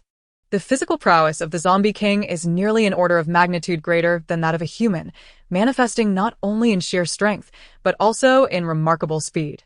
Before the man could bring his dagger close to Fang Leyan's neck, Pei Zhao seized him by the hair. The zombie let out a furious growl as he tugged at the man's locks. In agony, the man cried out.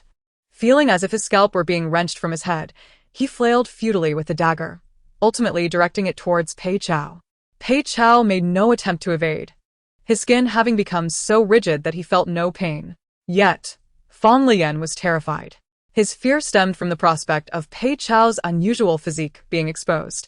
So even though the dagger posed no threat to Pei Zhao, he still swung his own blade to intercept it. Dizziness clouded his vision, and the strength in his limbs was merely a facade.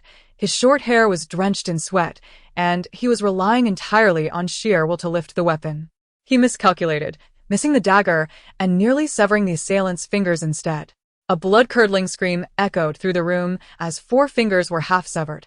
The pain of being yanked by a creature was beyond what any ordinary person could endure. The wailing was so harrowing that it caused Dolly, who stood helplessly by, to break into a cold sweat. It also roused the hulking figure who had previously been knocked unconscious, who instinctively kicked the man's head as it was raised. Bang! He was knocked out once more. Perhaps it was the strangeness of the commotion outside that unnerved Dolly. He rubbed his arms, covered in goosebumps, and glanced up to see that the door the earlier trio had smashed was now ajar. A face peeked through, gazing outside. Hey! Don't close it. In a panic, Dolly scrambled over the bodies beneath him, sprinting forward. Yet, just a few steps away, the door slammed shut with a resounding thud. Open the door. How could it possibly open? The 3 who had previously battered it were now incapacitated, and to those inside, it was clear that this latest group posed no less a threat. Dolly yelled for a while, but received no response, frustrated. He banged on the door a few times before reluctantly returning to check on Fang Leyan. While weapons were crucial, the captain's condition was also alarming. Yudali felt it best to ensure Fang Leyan's safety first. As he turned the corner, he noticed Fang Leyan's complexion had begun to turn ashen. "Are you okay?" The man just peeked out and then closed the door again. "I doubt he'll open it again. Otherwise, we should head back." Pei Zhao, still gripping the man who had been shouting and now groaning, heard the zombies outside drawn by the noise gathering nearby. He glanced at Fang Leyan's pallid face and contemplated for a few seconds.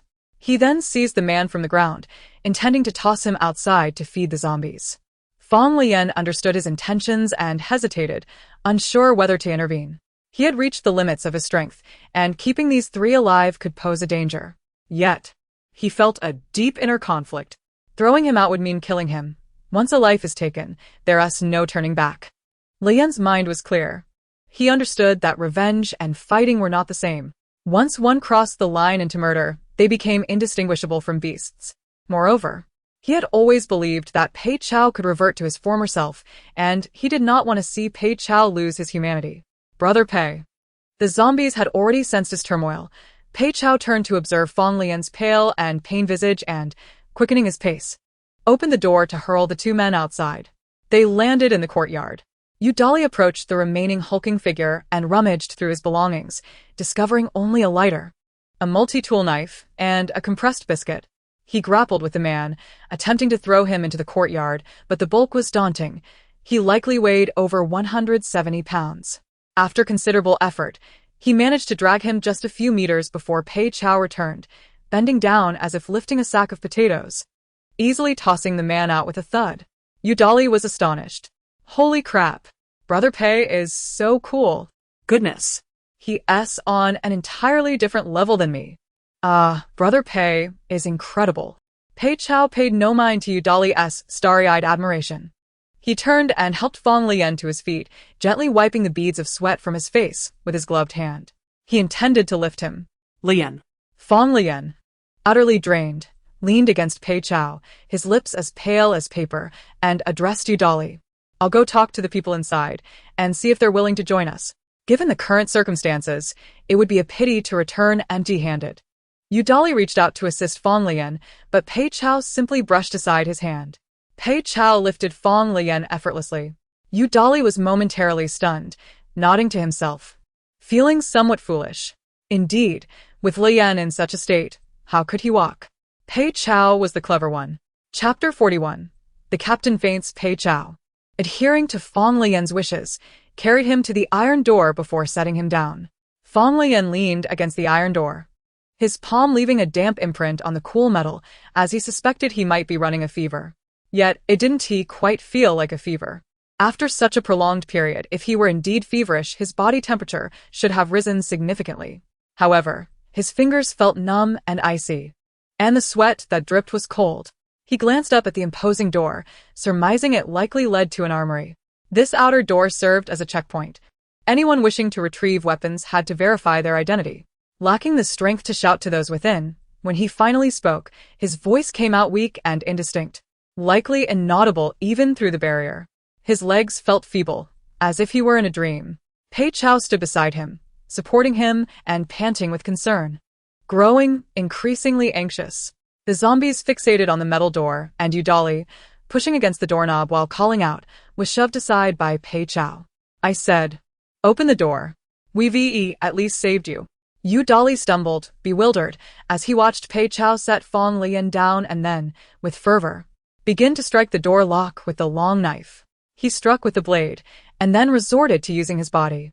That unassuming physique seemed to possess the strength of iron and steel, creating a deafening crash as he collided with the door, leaving Yudali astounded. The sound was akin to a vehicle crashing, and he watched in astonishment as the iron door visibly warped, the plaster above it beginning to flake away. "Oh my god." Yudali's starry eyes began to shine. Aside from Fang Leyan, he had never genuinely admired anyone before, but now Pei Zhao had become a deity in his eyes. Absolutely incredible. "If you don't open the door, I'll break it down." Bold and astonishing. Brother Pei, you're my hero. From now on, I'm your little brother." Clearly, the people inside had realized that the force outside was overwhelming. They had no idea that a single person was behind the assault. They assumed it was some large hammer. Seeing the door sway perilously, Liang Yi, who had survived here for nearly a month, was tense. Gripping the gun he had retrieved from the armory, it was a matter of mutual destruction or opening the door. If there were indeed many guns inside, Liang Yi would not hesitate. However, since the outbreak of the virus, the police had confiscated all weapons during the initial chaos, and now there was little more than some riot gear inside. There were no weapons to speak of. Even the gun he held in his hand had been scavenged from the corpse of a mutated zombie outside. This place served merely as a sanctuary for safety.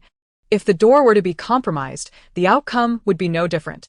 After contemplating for approximately 2 minutes, Liang Yi tucked the gun into his clothing. He then knocked a few times from within, calling out, "Do not break it. I shall open the door." Fang Leyan steadied himself upon hearing a muted response from within, quietly advising Pei Zhao and Yudali, "He likely has a gun. You two, step aside."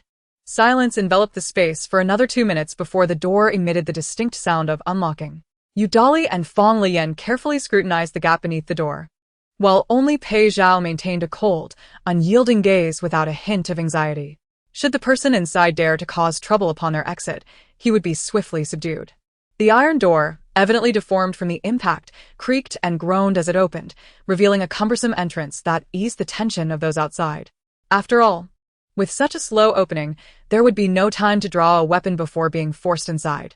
When the door had barely opened a crack, Yudali, disregarding Fang Leyan's warning, impulsively shoved the door wide open, causing Liang Yi, situated behind, to stagger back instinctively, reaching for his gun. "Shower, do not escalate this." Fang Leyan's voice rang out in an attempt to prevent any conflict, prompting Yudali to obediently retreat a step, while Liang Yi slowly withdrew his hand from the gun. As the door swung fully open, the expressions of those inside and outside were a medley of emotions.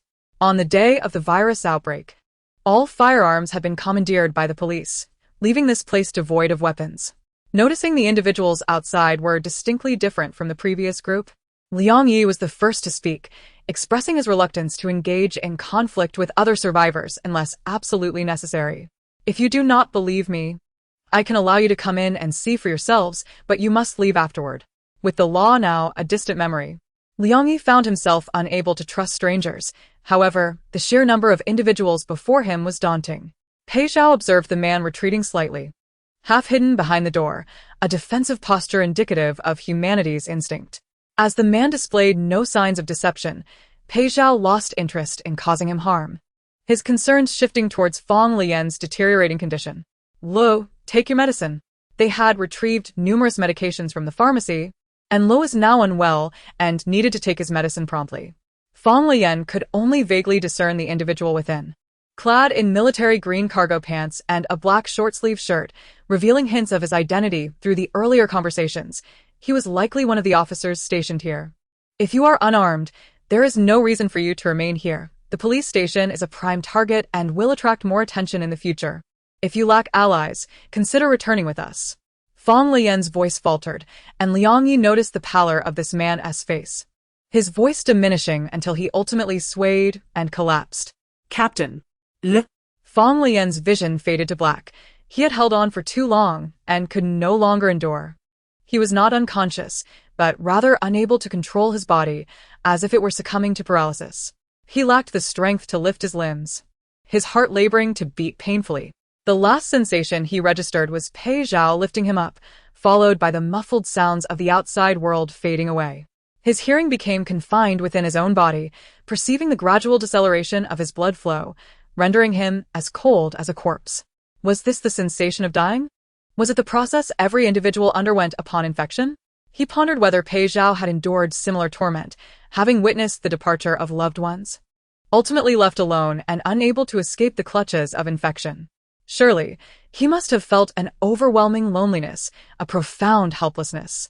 At least he had someone to hold him now. Fang Leyan heard multiple voices calling out to him, one voice pleading, "Lo, take your medicine." He had never regretted meeting Pei Zhao, nor did he blame him for the affectionate gestures that stemmed from his reliance. As he hovered on the brink of death, he yearned for one last glimpse of all those he had encountered, to bid them farewell and confess his fondness for Pei Zhao.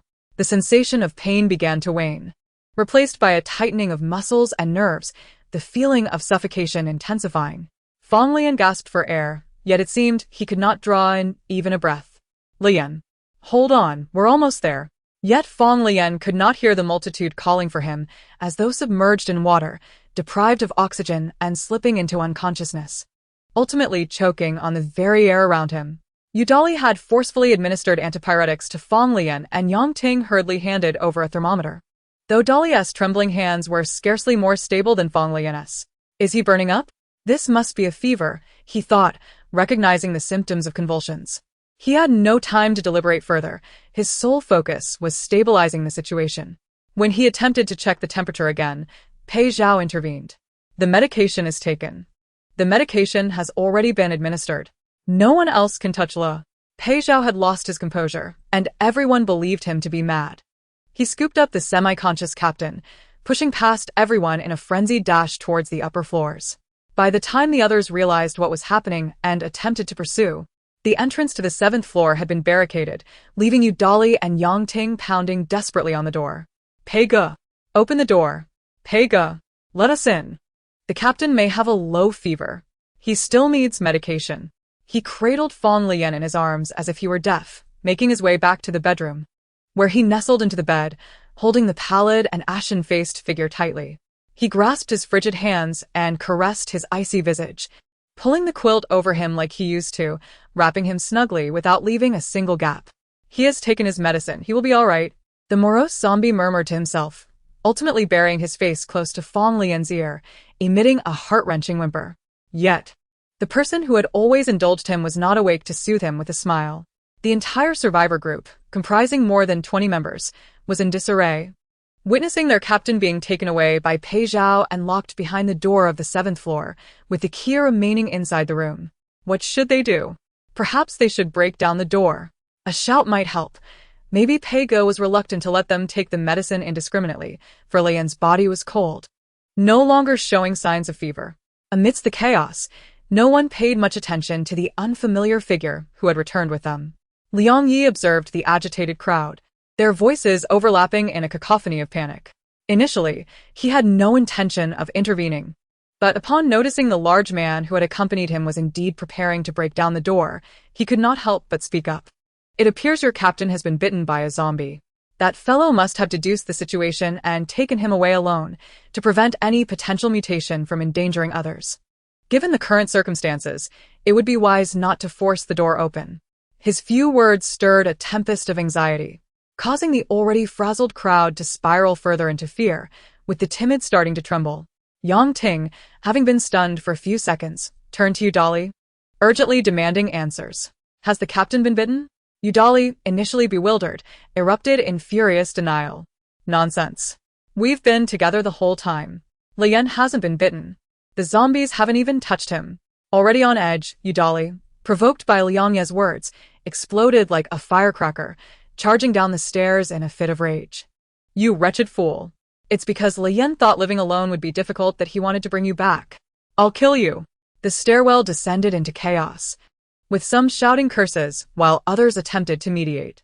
Liang Yi discerned that this group of survivors exhibited commendable loyalty, at least towards their own. He had merely stated an observation about Fang Leyan's condition during the ride back, not wishing to engage in unnecessary conflict. Amidst the turmoil, he turned and descended the stairs. While Yudali was restrained by a throng, howling and cursing, veins bulging in frustration. Ultimately, he succumbed to tears, sitting dejectedly on the ground. He's not injured. We have never been apart. Yet deep down, Yudali could not be entirely certain. They had indeed separated briefly, while the captain and Pei Zhao had remained together throughout. Thus, Pei Zhao locking the door left him feeling profoundly unsettled. He's not injured. Yang Ting understood Yudali well. If he were certain that the captain had not been bitten or had come into contact with a zombie infection, he would be frantically searching for tools to break down the door instead of sitting on the floor crying. Yang Ting quietly turned her gaze to the closed entrance, yearning to open the door and check on Fang Leyan's condition, yet she knew the captain would vehemently oppose such an action. Fang Leyan had been their captain for nearly 5 months, standing in front of danger and diligently ensuring everyone's safety each day. If the captain was already aware of the possibility of infection and still conscious, he would undoubtedly have closed this door. All right, since he's not injured. He might have fallen ill while staying outside. He just took his medicine, so let us wait. Let us disperse for now. We'll knock again in half an hour and ask Pei Zhao. Chapter 43. Guarding Leyan with Pei Zhao despite Yang Ting's reassurances. A majority of the group harbored suspicions that the captain had indeed been infected. As they left the 7th floor and descended, a sense of dread pervaded the atmosphere. After all, their once secure dwelling might now harbor a potential mutant. This individual was their captain. How could they not be frightened? Udali remained, sitting at the door of the 7th floor room, leaning against it, occasionally knocking. He both hoped for a response from within and feared any unusual sounds that might signal something amiss. Should anything fall inside, it would sever the taut tension he had been sustaining. Yang Ting also stood vigil at the door for a while. Yet her inquiries about what had transpired yielded nothing but Udali's repetitive reassurances that nothing had happened.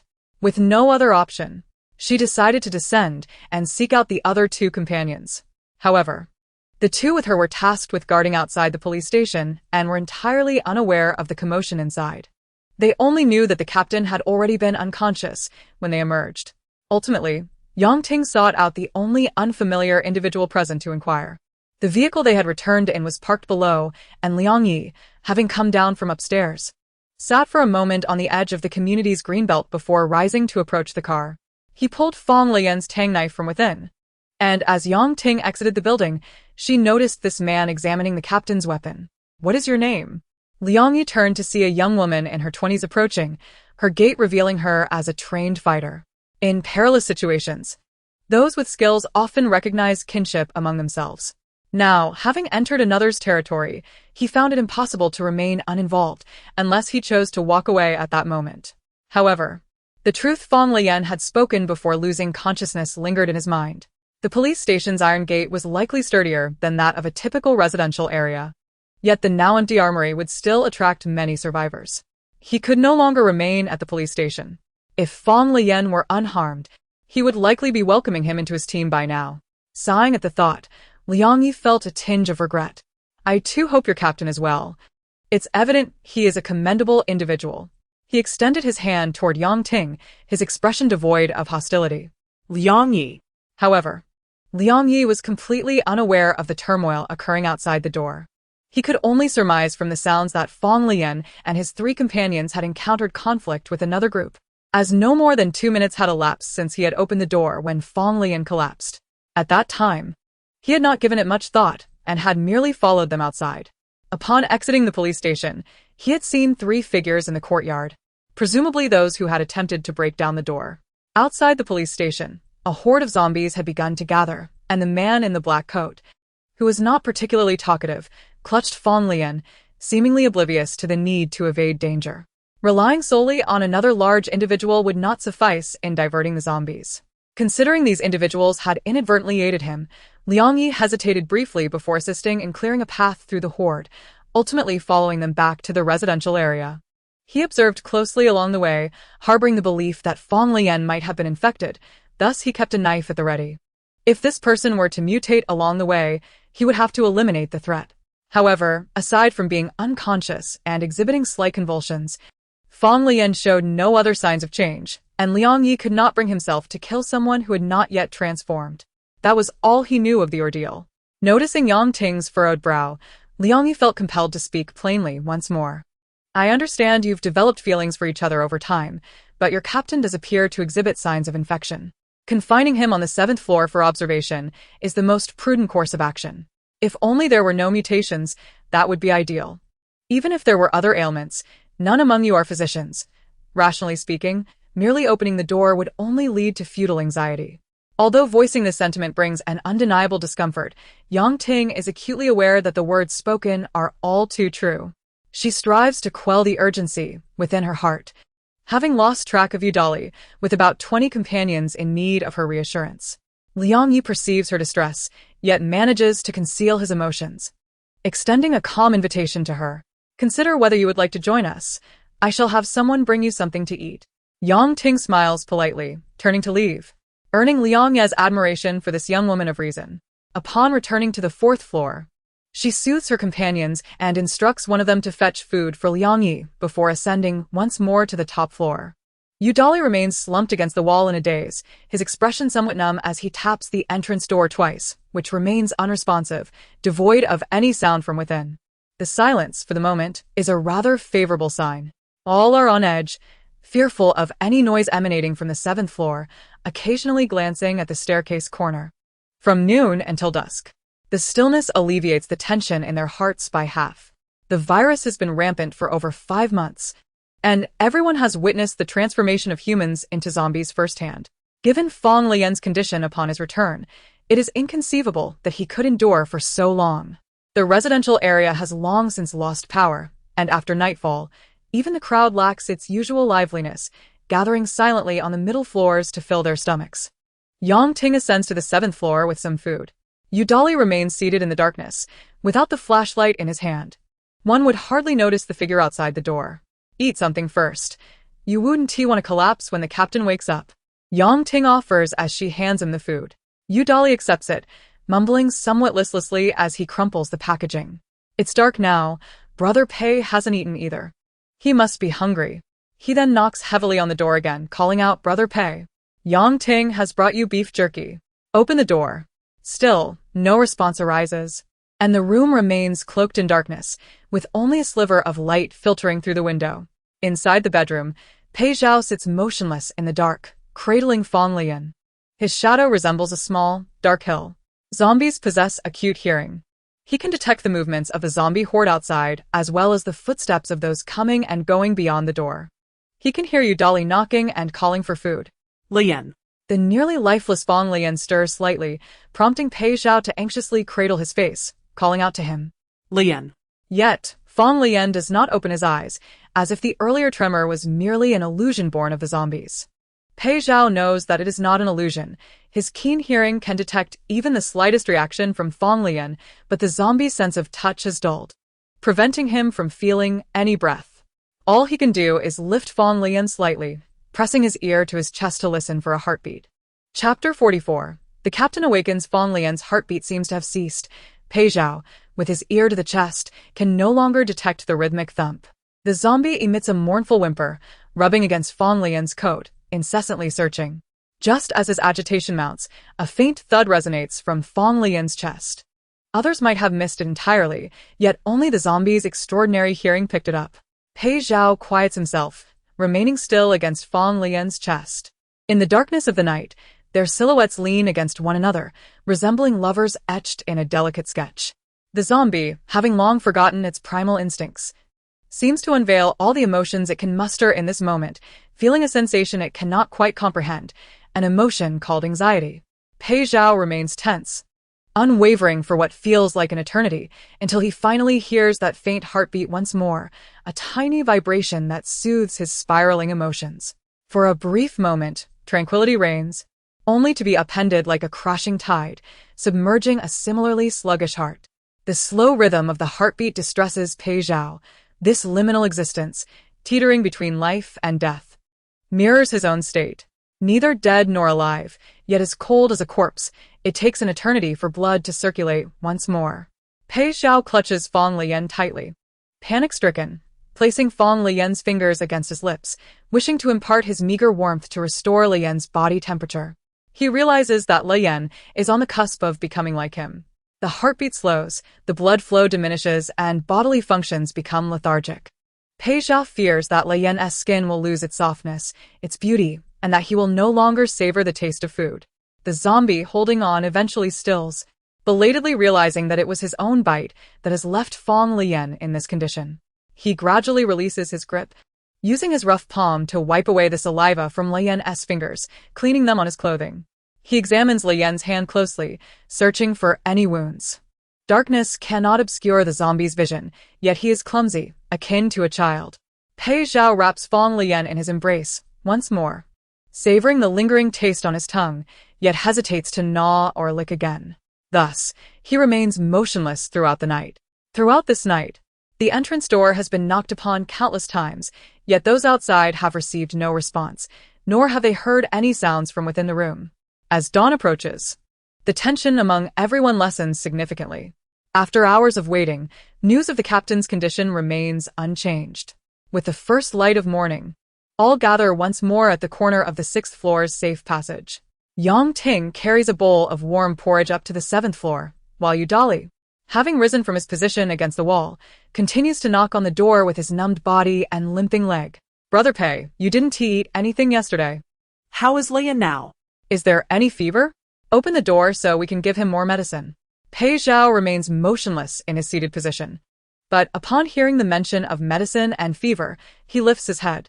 He quickly extricates Fang Leyan from the cocoon of blankets in his arms. Throughout the night, Fang Leyan had only trembled, devoid of any other reaction. Pei Zhao had wrapped him tightly. His rough palm brushes against Leyan's body, sensing a hint of warmth, igniting a flicker of joy in the zombie's vacant black eyes, prompting him to nuzzle against Leyan's form. The once icy body begins to warm slightly, and the heartbeat resonates clearly. The silence within the room becomes unbearable for those outside. Yudali, having stood guard all night without sleep, teeters on the brink of collapse. Even in the absence of noise, he fears that Fang Leyan may have already perished. In a frenzy, he pounds on the door, shouting, "Brother Pei, open the door." Captain. Hurry and open the door, or I shall break it down. The deafening clamor penetrates the bedroom, jolting the slumbering Fang Leyan, whose eardrums throb painfully. His mind overwhelmed by a cacophony of sounds driving him to the brink of madness. Never before has he been so disturbed by noise. His entire being tenses as he instinctively covers his ears. The knocking outside lessens somewhat, becoming muffled and indistinct due to his hands. Yet he still hears the voice calling for him beside him. Leyan. Pei Zhao grasped Fang Leyan's wrist, urging him to wake, and soon enough, Fang Leyan opened his eyes to find Pei Zhao's face mere inches away. His pallid skin, slightly rough, framed a pair of strikingly distinct black and white eyes that fixed upon him without faltering. Upon realizing he was awake, Pei Zhao's expression transformed into one of delight, revealing a somewhat unattractive yet endearing grin. For a brief moment, Fang Leyan was taken aback, but as he observed Pei Zhao's repeated display of his teeth, he couldn't help but chuckle, albeit his voice emerged hoarse and raspy. "Brother Pei, what are you doing?" His throat felt parched, as if it had been subjected to a harsh tug, causing him pain. "Lele, are you hungry?" The moment Pei Zhao noticed Fang Leyan had regained consciousness, he behaved like a lost soul, cradling him as if he were an infant and rocking him gently before shifting him off the bed and pacing around the room. It seemed he was searching for something to satiate Fang Leyan's hunger. Fang Leyan felt as though his body had become stiff with rust, while the door was being pounded upon with an alarming intensity. "Brother Pei, please put me down. I want some water." After a while of aimlessly swirling around, Pei Zhao finally found purpose, placing Fang Leyan back on the bed and darting off to the living room in search of water. He recalled there was a bottle of mineral water on the coffee table. He dashed with remarkable speed. Yet the zombie had yet to master the art of twisting off a bottle cap. After much effort, he nearly crushed the bottle in his grip. Fang Leyan, both exasperated and amused, reached out to Pei Zhao for the water. In truth, he too was unsure if he could open the bottle himself, especially since he had just regained consciousness. And sounds around him seemed amplified several-fold. Even when Pei Zhao handed him the water, he could distinctly hear the jarring sound of the plastic bottle being squeezed. "Open the door. It's about to break down." Fang Leyan's voice remained gravelly as he clutched the mineral water. Upon hearing this, Pei Zhao promptly turned and exited to open the door. Fang Leyan had intended for Pei Zhao to let the others in, hoping that Yudali could assist him with the bottle cap. However, as he tentatively twisted, it miraculously opened with ease. The simplicity of it left Fang Leyan somewhat bewildered, glancing between the bottle's opening and his trembling hands, suspecting perhaps that it had already been opened before. Yet, just moments ago, he distinctly heard the crisp sound of the connection breaking. Rather than pondering whether the mineral water had been previously opened, Fang Leyan found it more pressing to consider what was amiss with his hearing. How could he hear the sound of plastic cracking while merely twisting off a bottle cap? He stared at the opening in a daze, only to be jolted back to reality by a cacophony of footsteps that immediately muddled his thoughts. "Leyan, are you okay?" Yudali's voice boomed like a loudspeaker, causing Fang Leyan to instinctively shrink his neck. Can you keep it down? His voice remained hoarse, and he felt as though he had lost a significant amount of hydration. As Yudali knelt by the bed, chattering away, Fang Leyan began to replenish his fluids from the bottle. Udali, suddenly realizing his incessant chatter might choke him, fell silent, watching intently as Fang Leyan drank voraciously, finishing an entire bottle of mineral water in just 20 seconds without pausing for breath. Are you still thirsty? Is that enough? Fang Leyan instinctively squeezed the now empty bottle, the sharp noise of the plastic startling him into blinking rapidly. Amidst the chorus of concerned voices surrounding him, he finally grasped the gravity of his situation. He shifted his gaze from the water bottle to search for Pei Zhao, and after a thorough scan, he spotted him pushing through the crowd, hastily making his way to Fang Leyan's side, all the while ensuring to wear his mask properly. Good boy. Pei Zhao's dark pupils, visible above the mask, regarded him silently. He settled next to Fang Leyan, hesitating to hold his hand, ultimately taking the empty bottle from him and gazing up with a pitiful expression. Only Fang Leyan knew that beneath the mask, Pei Zhao's true eye color was a pale gray, veiled by the dark lenses. Pei Zhao was at least half zombie. His skin and eyes altered, accompanied by an extraordinary sensitivity to sound.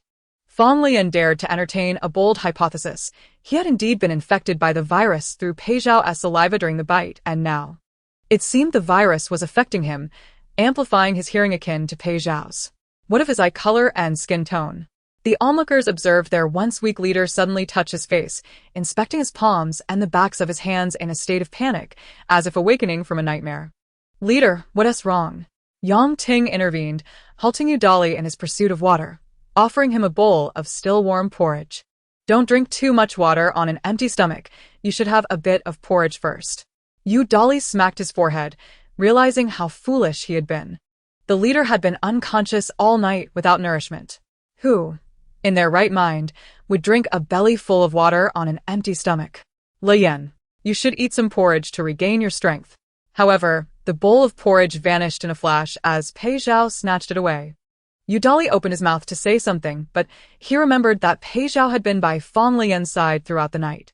Knowing full well that their leader appeared to be infected with the virus, which had caused him to slam into the door and lock everyone out, Udali felt no anger, only admiration. Moreover, Pei Zhao was undeniably formidable. I swear, he is truly a big shot. Even now, his mask could not conceal the fierce expression on Pei Zhao's face as he barked at the crowd, quiet. Instantly, everyone fell silent, their gazes fixed on him as he clumsily wielded a spoon, thrusting it into the bowl with excessive force, splattering porridge onto Fang Leyan's face. Fang Leyan, having just confirmed through the crowd's reactions that there was nothing amiss with his appearance, was once again left bewildered by Pei Zhao's antics. Realizing he had never taught Pei Zhao how to use utensils, he hurriedly snatched the bowl from him, anxious that others might see Pei Zhao's struggle with feeding him. I can do it myself. Brother Pei, you've worked hard watching over me all night. Your hands are trembling. As the morning sun gradually rose, its rays filtered through the gaps in the gathered crowd, allowing Fang Leyan to gauge the time. He quickly masked his embarrassment, relieved that no one seemed overly suspicious, and felt his stomach grumbling in protest. After quenching his thirst with an entire bottle of water, he felt a bit more at ease. Yet the scrutiny of so many eyes while drinking porridge made him inexplicably nervous. He feared that any changes within him might draw Pei Zhao's attention. Trembling as he grasped the spoon to scoop the porridge, he was further startled to find the handle visibly deforming under his grip, bending at an alarming angle. Leyan, perhaps I should feed you. What is the point of pride when you're unwell? Udali attempted to step closer to take the bowl, but Fang Leyan repeatedly shook his head, adamantly refusing. He could not allow anyone to witness the transformation of the spoon. At the very least, it must not be discovered at this moment. I'm fine. You all should head back. I need to use the restroom. In truth, Fang Leyan had no desire to use the restroom. He merely needed an excuse to disperse the crowd. He couldn't simply finish drinking and return the empty bowl while hiding the spoon. Everyone had been tense throughout the night, and now that they saw Fang Leyan was all right, they finally relaxed, their anxious hearts at ease. Before long, they began to leave in succession. Yang Ting, being a woman, felt it inappropriate to linger, while Udali, reluctant to depart, was playfully shooed away by Pei Zhao. Yet, one person remained, Liang Yi, the survivor Fang Leyan had encountered at the police station before his fainting spell. Pei Zhao, after directing a fierce reprimand at Udali, turned his attention to Liang Yi with an equally fierce demeanor. Liang Yi, despite the man's intimidating presence, felt little aversion towards him. He took a step back and explained, "I merely wish to have a word with your captain. Once I'm done, I shall take my leave." At that moment, Fang Leyan also recognized him. Although their previous encounter had been brief, Liang Yi's striking appearance left a lasting impression. His chiseled facial structure suggested a straightforward disposition, and his half-sleeved shirt, coupled with his robust arms and pronounced pectorals, projected an image of strength. With his thick eyebrows and large, expressive eyes, he exuded an air of integrity. Moreover, based on the dialogue of the three individuals who had burst into the police station, Fang Leyan deduced that Liang Yi was likely affiliated with the police force. "Brother Pei, allow him to finish speaking," Fang Leyan interjected, preventing Pei Zhao from interrupting. Pei Zhao, irritated, moved aside, wishing to expel this individual from their midst. He longed to spend time with Lele, who had just awakened. Liang Yi, unfamiliar with Pei Zhao, could nonetheless sense the man's hostility towards him. He felt compelled to clarify his situation quickly, as he had no intention of imposing on anyone. "Captain Fang, I am the one you brought back from the police station yesterday. My name is Liang Yi." Upon seeing Fang Leyan nod in acknowledgement, Liang Yi felt a profound sense of kindness emanating from the gentle gaze directed at him. After months of witnessing the darker sides of humanity amidst the viral outbreak, this kindness felt almost otherworldly, so precious that it compelled him to alter his initial intention of leaving. I had mentioned before that the armory in the police station has been depleted. However, there is still some riot control equipment that might prove useful. If necessary, you could discuss this with others and accompany me to retrieve some supplies." Liang Yi was taken aback by his own unexpected willingness to extend an olive branch. It was a strange feeling, not quite regretful, but certainly awkward, especially as the recently awakened captain smiled at him, a smile infused with genuine gratitude. "Thank you, Brother Liang. We owe our safe return to you as well." Chapter 46. The emo zombie. Liang Yi chuckled awkwardly, feeling he had overthought things since yesterday. The current survivor group was selective in its members. As time passed, resources became increasingly scarce, and everyone understood that every additional mouth to feed meant less food for all. When Liang Yi exited the police station, Fang Leyan had already fainted, leaving him oblivious to the circumstances of their return. At least the others here, while not overtly hostile, showed no inclination to approach him. He was surprised when Fang Leyan, instead of questioning his identity, expressed gratitude as his first words. This blind trust left Liang Yi feeling somewhat uncomfortable, prompting him to retort, "Aren't you even going to ask who I am before deciding to keep me here?" Fang Leyan thought it understandable that Liang Yi felt awkward. Only he and Udali were aware of the conversation Pei Zhao could overhear from outside, and Udali, lost in admiration, hadn't taken it seriously. "Brother Liang, were you originally part of the police force?" he inquired. Recognizing that anyone brave enough to lock themselves in an armory must possess extraordinary courage, Liang Yi glanced at his attire, brushed off the dirt clinging to his pants from the nearby greenery, and replied, "I am not a police officer. I was a soldier before the outbreak. I had just disembarked from the station when the virus spread." This revelation sounded rather tragic to Fang Leyan, who refrained from probing further. Suspecting that Liang Yi had likely not even made it home, and his family had probably perished, leaving him alone in the police station. "Then you should rest. I will go check if that burly fellow is still available." Liang Yi turned to leave, inadvertently closing the door behind him, unaware of the daytime policy that required it to remain open. The room fell silent, providing Fang Leyan some relief from the noise that had been troubling his aching ears. He suddenly remembered the possibility of being infected and hastily attempted to rise from the bed. "Brother Pei, please check the color of my eyes." "No, never mind. I will go look in the mirror." He called out for Pei Zhao, only to realize the man was standing motionless by the window, gazing out at the street, lost in thought, seemingly ignoring him. "Pei Zhao," he called again, finally catching Pei Zhao's attention as he slowly turned to approach. His face and eyes were obscured by the shadow of his hat, his back to the morning sun, leaving Fang Leyan momentarily blinded. This languid demeanor struck Fang Leyan as oddly transformed. Pei Zhao had previously been so attentive, always just a few steps away. No matter how Fang Leyan turned, the imposing figure of the zombie was always at his back. Fang Leyan rose from the bed, reached out to remove the zombie's mask, and gently rubbed his cheek to soothe him. You stayed up all night watching over me without food, didn't you? Are you hungry? I promised to find you some meat yesterday. Are you upset because I failed to keep my word? In that moment, Fang Leyan spoke his true feelings, devoid of any ulterior motives for Pei Zhao to discern. He found himself sympathizing with the zombie, even upon awakening from illness. This genuine concern seemed to provide Pei Zhao with a sense of regained reality, prompting him to approach and nuzzle against Fang Leyan's neck, exhaling with a sound that resembled a mix of sorrow and frustration. He had feared that Lele would become disfigured, like those outside. Pei Zhao pressed against Fang Leyan's skin, but refrained from biting. He shook his head. No biting. Lele is sick. In that instant, Fang Leyan's heart ached, finally comprehending the source of Pei Zhao's distress. It dawned on him that Pei Zhao realized his illness was a result of their shared experiences, leading to his despondency. Fang Leyan embraced the taller man, pulling him to sit at the edge of the bed, opening his arms wide to envelop him. He gently caressed the back of Pei Zhao's neck with his warming hands, whispering comforting words in his ear. It wasn't your fault that I fell ill. Don't overthink it. It has nothing to do with you. I had been unwell for quite some time before yesterday, and now I'm on the mend, see? Fang Leyan gestured for Pei Zhao to observe him, who studied his face for a moment before lowering his head to rest against Fang Leyan's chest, listening to the rhythmic beating of his heart. It was a sound not only perceptible to the zombie, but also clear to Fang Leyan, who marveled at the powerful, steady cadence. Am I better now?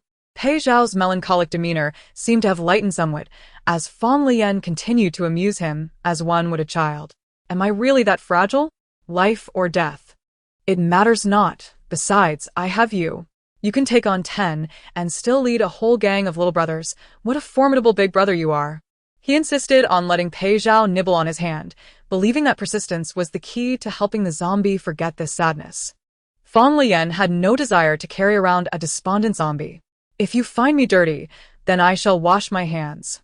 Yet this was merely a jest, for he had no intention of cleansing himself, keeping his hand tantalizingly close to Pei Zhao's lips, even playfully rubbing his fingers against the zombie's mouth. Pei Zhao grasped his hand and called out to him Leyan.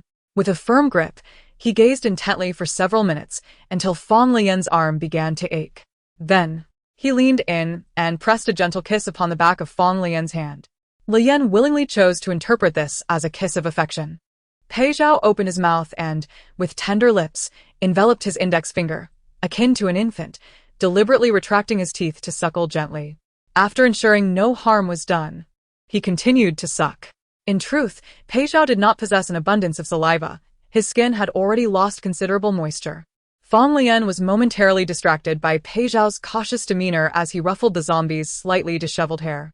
He suspected that his own infection was indeed due to Pei Zhao's saliva, yet he had since recovered without any mutations. There were two possibilities. Either Pei Zhao had merely licked himself, and the viral load in his saliva was too diluted to cause mutation, allowing his body S functions to combat it, or Pei Zhao was inherently immune, hence his current half-human, half-zombie state, transmitting only the virus he had already been immune to. This not only caused no harm but also endowed him with abilities akin to Pei Zhao's. As Fang Leyan observed Pei Zhao's lips moving, a surge of impulse welled within him, and he leaned in to test the waters.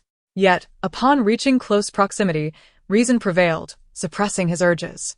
What if he truly mutated this time? Best to observe a little longer. Chapter 47. Leyan likes me. Fang Leyan believed he had concealed his intentions. Yet while fixated on Pei Zhao suckling his finger, the zombie had already overheard his thoughts. I wonder if the virus within Pei Ge has reached a state of immunity. It must be so, otherwise, how could my hearing feel amplified several times over? And my strength has also changed.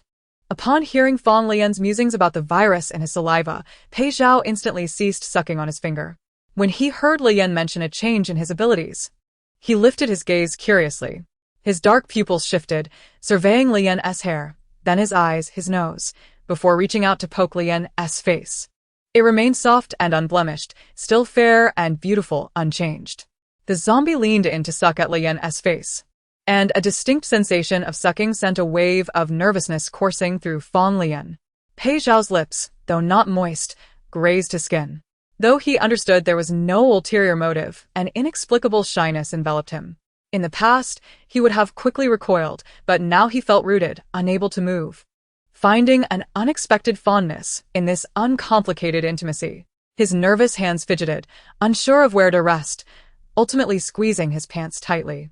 Even in his prolonged state of unconsciousness, unable to open his eyes or articulate words, he was aware that Pei Zhao had been holding him, repeatedly calling out to him, Leyan. During his moments of suffering and solitude, Pei Zhao was always there, cradling his face against his chest to hear his heartbeat, burying his face in Leyan's neck, weeping softly. Fang Leyan did not shy away. He allowed Pei Zhao to lick and kiss his face. When he was in a stupor, he must have been terrified. Yet Leyan felt a profound satisfaction in having someone who cared for him so deeply. The zombie's strength had grown somewhat overwhelming, nearly toppling Fang Leyan over. Instinctively, he wrapped his arms around Pei Zhao's shoulders, offering a light-hearted reassurance. "It's all right, I'm fine now. Don't be afraid." Strangely, even in his unfocused state, he felt no fear of the impending mutation, likely because he knew that even if he were to become a zombie, Pei Zhao would never abandon him. He would carry him away. In that moment, Fang Leyan suddenly realized, though he had always been the steadfast pillar for the team, leading so many, he had unwittingly developed a complete dependence on Pei Zhao. A deep trust and reliance had taken root within him, and he had never contemplated the possibility of separation. When he felt immobilized, fearing he might not survive, his first regret was that he hadn't had the chance to tell Pei Zhao how much he liked him. It was a different kind of affection. Now that they had narrowly escaped peril, the impulse within Fang Leyan receded once more. He always believed Pei Zhao had lost much of his cognition due to the virus. Pei Zhao could not discern what constituted a different kind of liking. He simply was accustomed to following Leyan. Fang Leyan feared imposing his feelings upon Pei Zhao, while he lacked the capacity to comprehend, worrying that once Pei Zhao regained his senses, he might not reciprocate those feelings, a fate he would find even harder to bear than never having begun at all.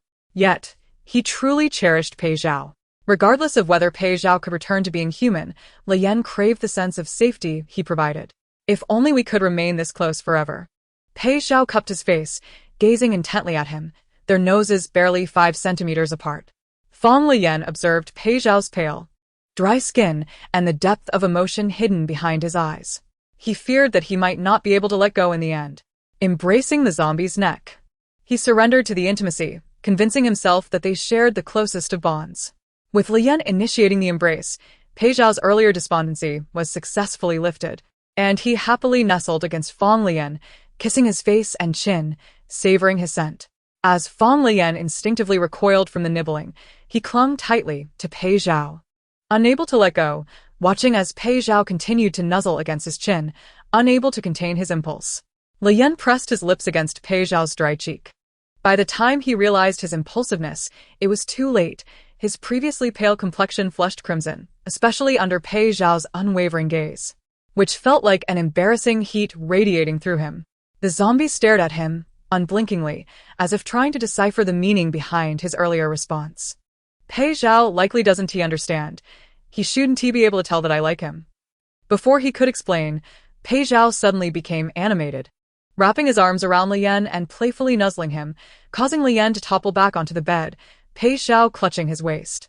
Leyan likes me. Leyan likes me too. With exuberant joy, Pei Zhao's wild antics almost suffocated Leyan, who had just awakened from a long unconsciousness, leaving him dizzy and disoriented. Pei Zhao's rough palm found its way to the back of Leyan's neck, the coarse texture sending shivers down his spine. Then he was lifted, face to face with Pei Zhao, breaths quickening in nervousness. The awkward upward glance left him feeling both anxious and awestruck as he gazed closely at Pei Zhao's features, momentarily losing himself in the illusion that aside from his dry skin, Pei Zhao had fully returned to his former self. Especially, Pei Zhao's dark pupils fixated intently, uttering a phrase that rendered his mind momentarily incapacitated. Lele likes me, he asserted, a revelation evident in his heart racing so violently it seemed to reverberate within his chest. He acknowledged the exhilarating emotions surging through him, a joy he had never experienced before. Really? Does Pei Zhao comprehend what forever means? Does he understand the essence of affection? He surely does not. He remains oblivious. Pei Zhao tightened his embrace, shaking his head fervently, exuding an excitement far surpassing that of Fang Leyan. bouncing energetically upon the bed. I know. Forever. Forever liking. Got it. Lele. Fang Leyan found himself ensconced tightly in the zombie's hold, his flushed face pressed against Pei Zhao's chest, the amplified sound of Pei Zhao's rapid heartbeat echoing through the fabric of his clothing, mingling with their mutual chatter. Together. Lele. Lele together. Lele is delightful. Pei Zhao lifted him once more, showering him with kisses upon his cheeks, forehead, nose, and the corners of his mouth. The dry softness of Pei Zhao's lips repeatedly brushed against his own, leaving Fang Leyan momentarily speechless. His mind blank as he gazed at the playful curve of Pei Zhao's lips, instinctively leaning in to meet them. Let it be. Who cares about anything else? At that moment, Fang Leyan thought of nothing else but surrendering to his emotional impulse. He ceased to ponder whether Pei Zhao was already immune to the virus coursing through him. Grasping Pei Zhao's neck tightly, he fervently sought the affection he desired. Embracing even the looming danger of an imminent outbreak, transferring the warmth he wished for Pei Zhao to experience as well. He felt Pei Zhao's arms constrict around his waist, the breadth of his palm pressing against him as if to bind him ever closer. The intensity of Pei Zhao's grip exceeded even Fang Leyan's fervor, leaving him slightly breathless and lost in passion, yearning to draw nearer still. Despite Pei Zhao's low body temperature, he felt an unexpected warmth enveloping him. Fang Leyan was genuinely lost in the moment until Pei Zhao, sensing something amiss, propped himself up, tugging at Fang Leyan's clothing to inspect. In a flurry of panic, the squad leader pushed Pei Zhao away and scrambled to escape, hastily retreating into the bathroom. Bang. He slammed the door shut and locked it. The zombie quickly followed, anxiously knocking on the door, bewildered by Fang Leyan's sudden flight. Lele, crouched on the toilet. Fang Leyan watched the door rattle, his face flushed as he called out. I'm using the restroom. I need to go. Outside, Pei Zhao's frantic knocking subsided into silence, and Fang Leyan could distinctly hear him waiting patiently just beyond the door. He glanced down at his pants, feeling both embarrassed and frustrated. How foolish he had been, a result of enduring a prolonged period of solitude. The longer Fang Leyan remained in the bathroom, the longer Pei Zhao waited outside, and he noticed the absence of running water, only occasionally hearing muffled sounds. Assuming Lele was still unwell, Pei Zhao remained steadfastly at the door. When the bathroom door finally creaked open, Pei Zhao was relieved to see Fang Leyan's complexion was not pale but rather slightly flushed, prompting him to reach out for an embrace. He attempted to lean in for a kiss, causing Fang Leyan to recoil in alarm. No, no, no. I want some water. I'm hungry. Let's eat something. Fang Leyan regretted his impulsive actions, realizing how foolish it was to act without thinking, now fearing that Pei Zhao might interpret their previous encounter as mere play. He nervously glanced at Pei Zhao, who, though obediently refraining from advancing, was savoring the moment, his lips making soft smacking sounds. The squad leader once again buried his face in his hands, overwhelmed. Fortunately, Pei Zhao took heed of his words, soon diverting the atmosphere by scouring the room for something to drink, having brought back food when others had come by earlier. Pei Zhao handed him a bottle of water and settled beside him, tearing open a package of beef jerky. The zombie, having gone a full day and night without sustenance, wasted no time in offering the first piece of jerky directly to Fang Leyan's mouth, a gesture that filled him with both gratitude and concern. Fang Leyan accepted it, ensuring Pei Zhao consumed the remainder. The zombie was genuinely starving, having held Fang Leyan for an entire night without food, and now, as he munched on the jerky, he did so with urgency, swallowing hastily rather than savoring the flavor as he usually would. The sight tugged at Fang Leyan's heartstrings. He reached out to ruffle Pei Zhao's slightly disheveled hair, perhaps a result of his slowed metabolism that had prevented rapid growth, though it had indeed grown a little. He resolved to find scissors later to give Pei Zhao a trim. Wearing a hat would become quite stifling otherwise, and he intended to replace his contact lenses too. Brother Pei, may I give you a haircut later? The zombie would never refuse, as long as it was Fang Leyan's wish. He would likely comply even if it meant shaving his head. After a moment, Fang Leyan felt a wave of fatigue dissipate, though a lingering stiffness remained, as if his joints had rusted. As he snipped the hair behind Pei Zhao's ears with scissors, he felt an overwhelming heaviness in his body, prompting him to stretch his joints.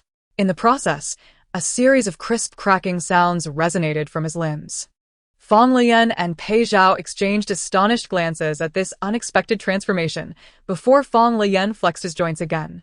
It was as if his bones, tightly bound for ages, had suddenly released, and the subsequent wave of relief left him wide-eyed in disbelief, questioning Pei Zhao. "Brother Pei, I think I just stretched out all my bones." However, Pei Zhao appeared unfazed, mimicking Fang Leyan's actions as if it were the most natural thing, producing the same satisfying cracking sounds. With a yawn-like expression, Pei Zhao bared his teeth at him. At that moment, Fang Leyan truly recognized the change in his physical condition.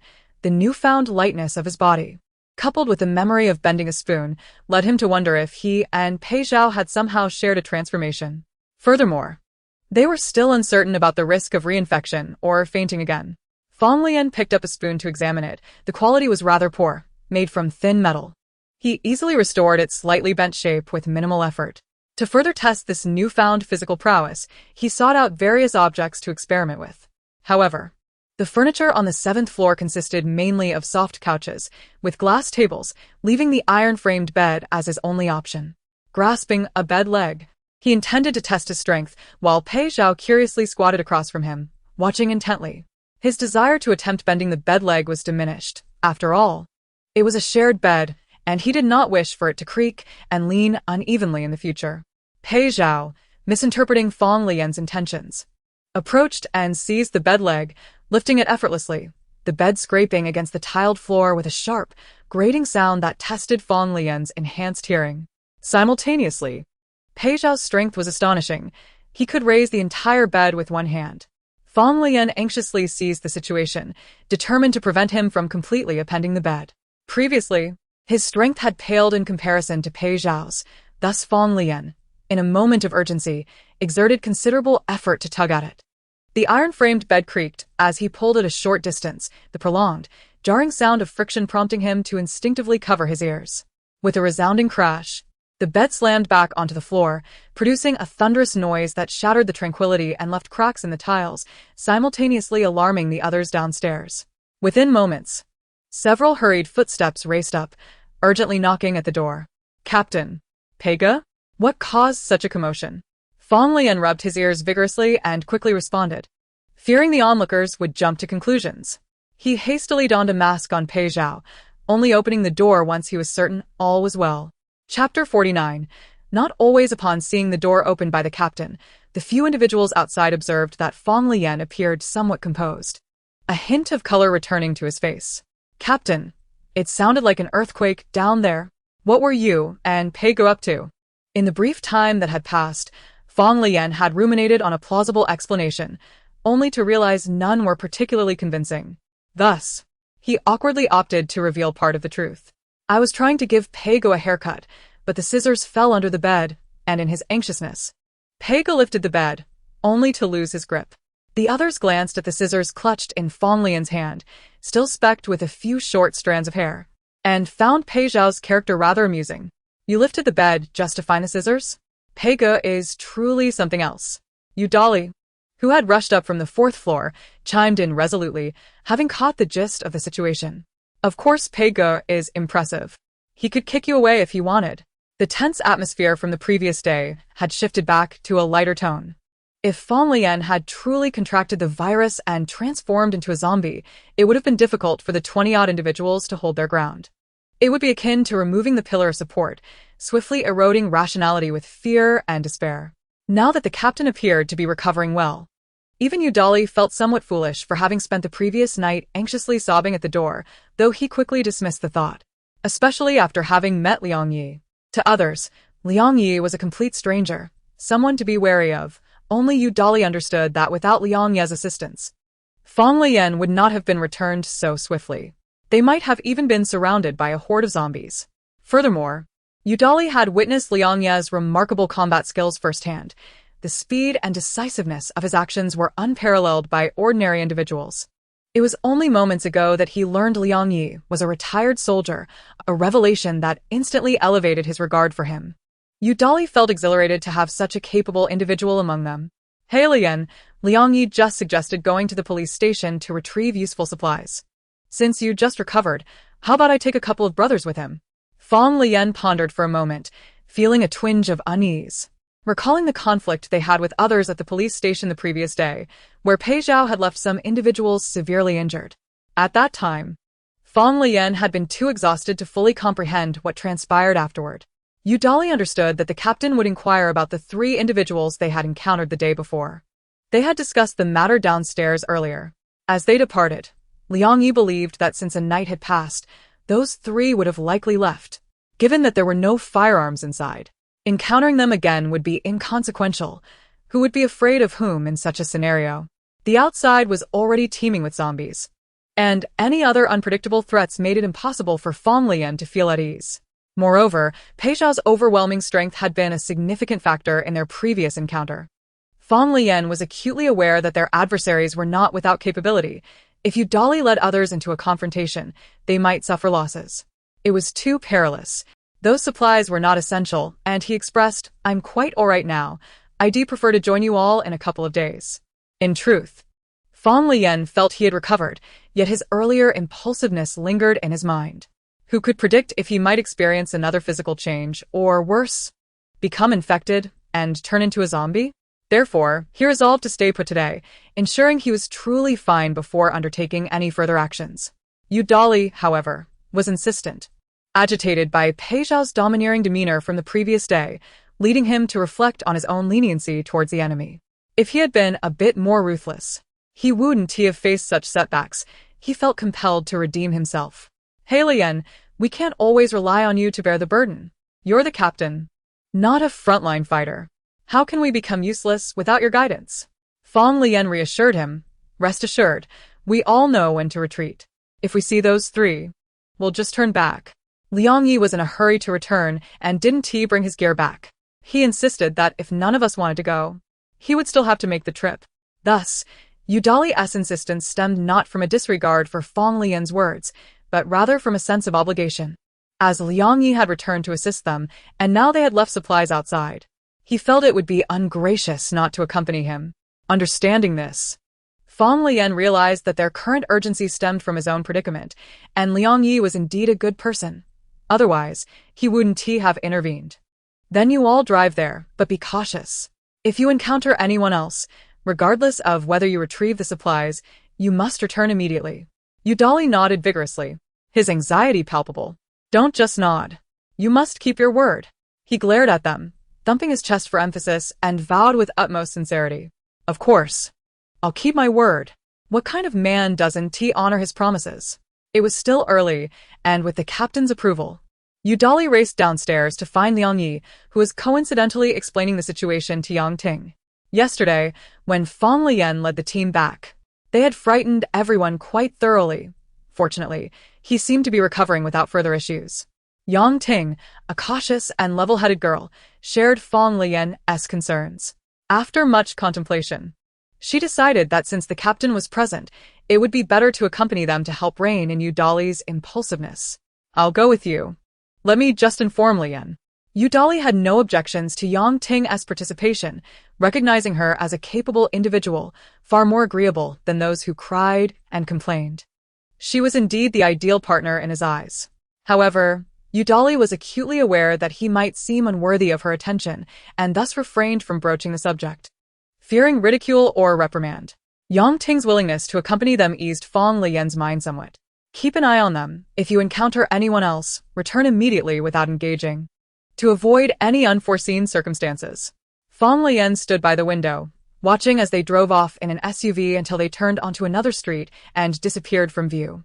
He turned, nearly colliding with Pei Zhao, who had silently approached from behind. Startled, Fang Leyan found himself enveloped in Pei Zhao's embrace, who, seizing the moment, leaned in closer, attempting to plant a kiss on his lips. Fang Leyan squirmed away like a slippery fish. Pei go. We can't always. Why don't you just nibble on your fingers instead?" The thought of Pei Zhao continually orbiting around him, as though addicted to his presence, made Fang Leyan feel utterly overwhelmed. Confronted by a somewhat perplexing zombie, he pondered for an extended period before finally conjuring a notion. However, it appeared rather tenuous at best. 3 days before they could share a kiss. Chapter 50. Pei Luocha could not comprehend why it would take 3 days to engage in such an act. It was evident to him that Lele also harbored an affection for him, as he had overheard her express her fondness while embracing him. Yet, Lele insisted on the 3-day stipulation. 3 days, how long was that?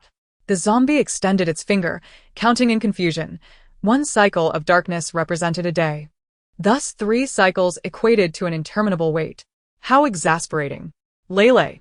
Fang Leyan had never envisioned a day when he would be urged so directly and earnestly by someone to kiss. Albeit this individual might not fully grasp the concept of a kiss. Nonetheless, this did not diminish the slightly awkward appeal of Pei Zhao's bewildered expression. He found himself oddly charmed by a zombie's naivety, truly a strange predicament. Where is my knife? Confronted by such conflicting thoughts, Fang Leyan resolved to divert his attention. Intending to search downstairs for his weapon while also assessing any other changes in his body beyond enhanced hearing and strength. Just as he was about to lead Pei Zhao downstairs, a girl entered, blocking the doorway. Fortunately, Zhao Weiniang had learned from her previous encounter and deliberately made her footsteps more pronounced. Simultaneously, Fang Leyan's acute hearing discerned her approach. Upon realizing it was Zhao Weiniang coming to visit him, he let out a resigned sigh. It was not that he held a strong prejudice against the girl, rather. Pei Zhao's remark about her wanting to rely on him had left a significant impact. Moreover, Fang Leyan's heart was now occupied by the presence of the colossal zombie.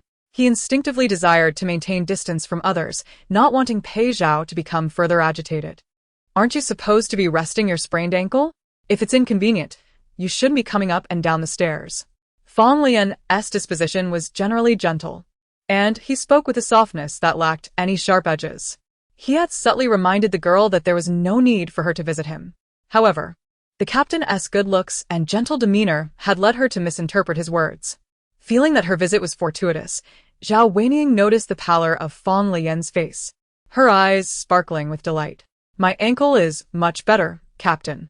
You're unwell, yet still worry about others. It's too burdensome for you. How considerate of the captain to remember my sprained ankle even after waking up. Zhao Weiniang spoke sweetly, though she still limped slightly, causing Fang Leyan to feel uneasy. Nevertheless, he did not dwell on her injury, for he noticed she was carrying a bottle of water and some medicine. Without waiting for Fang Leyan to speak, Zhao Weiniang walked over and placed the medication on the coffee table, looking up to see Pei Zhao standing at the other end, fixating on her. Still wearing that icy gaze, she hurriedly greeted him, Brother Pei. This man is truly intimidating. Pei Zhao completely ignored her, continuing to fixate on her with an emotionless expression, scrutinizing what she had just brought. Zhao Weiniang quickly opened the medicine box and handed it to Fang Leyan. Sister Yang and Brother Dolly just went out.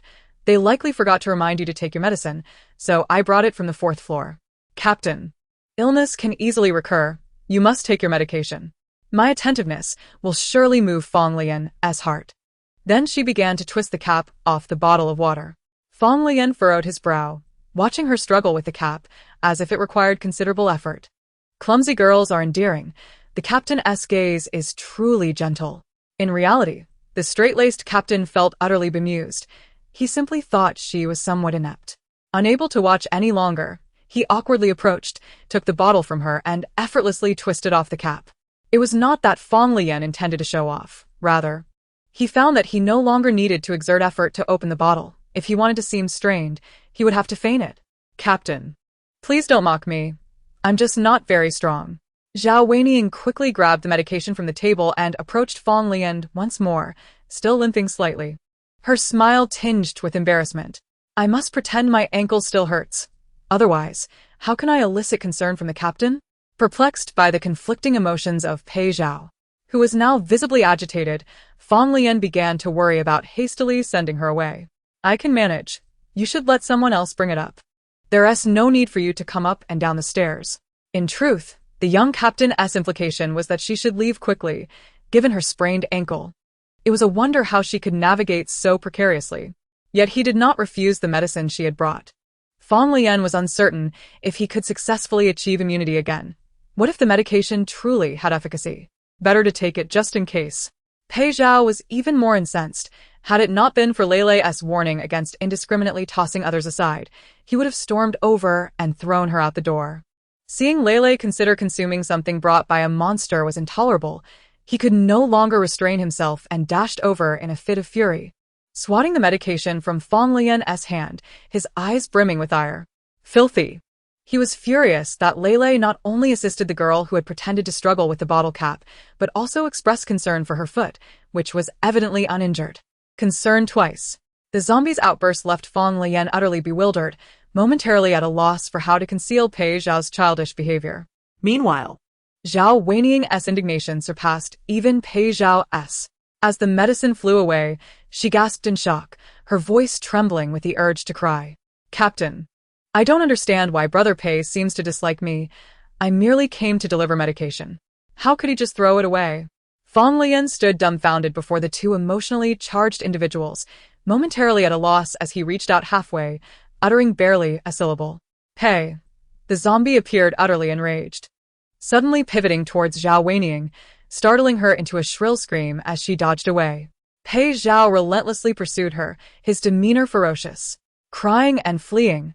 The bizarre yet comical scene left Fang Leyan speechless, his eyes wide as he watched Pei Zhao intentionally frighten her, while Zhao Weiying sprinted away in tears. As she burst through the door, her speed was remarkable, entirely forgetting her supposed injury. The echoes of her cries resonated through the safety corridor, lingering endlessly. The young captain's expression froze for half a minute as he turned to face the fuming Pei Zhao, who was now pacing in the living room, pounding the table in frustration. Not sprained. She was faking it. Not sprained. Upon grasping Pei Zhao's meaning, Fang Leyan erupted into laughter, rushing over to soothe the irate zombie, though he struggled to contain his mirth. Ha ha ha, not sprained. Stop being angry, ha ha. Chapter 51. 3 days felt interminable. Pei Zhao was driven to madness, while Fang Leyan continued to laugh, prompting a fit of frustration from Pei Zhao as he banged the table. Bang! Bang! Bang! Not sprained. No. Fang Leyan found himself torn between laughter and the need to restrain the zombie's outburst. He ultimately resorted to embracing Pei Zhao, coaxing him like one would a stubborn mule. The commotion was impossible to quell. The situation cannot escalate any further. The one who cries out will undoubtedly draw the attention of others. Fang Leyan felt an urgency in his heart, fearing that Pei Zhao, in his foolish rage, might be seen by others. Unable to secure his arms around him, he could only cling tightly to Pei Zhao's neck. The sound of Pei Zhao's agitated breaths was particularly vivid in his ears, evoking both pity and amusement within him. Pei Zhao, please don't be angry.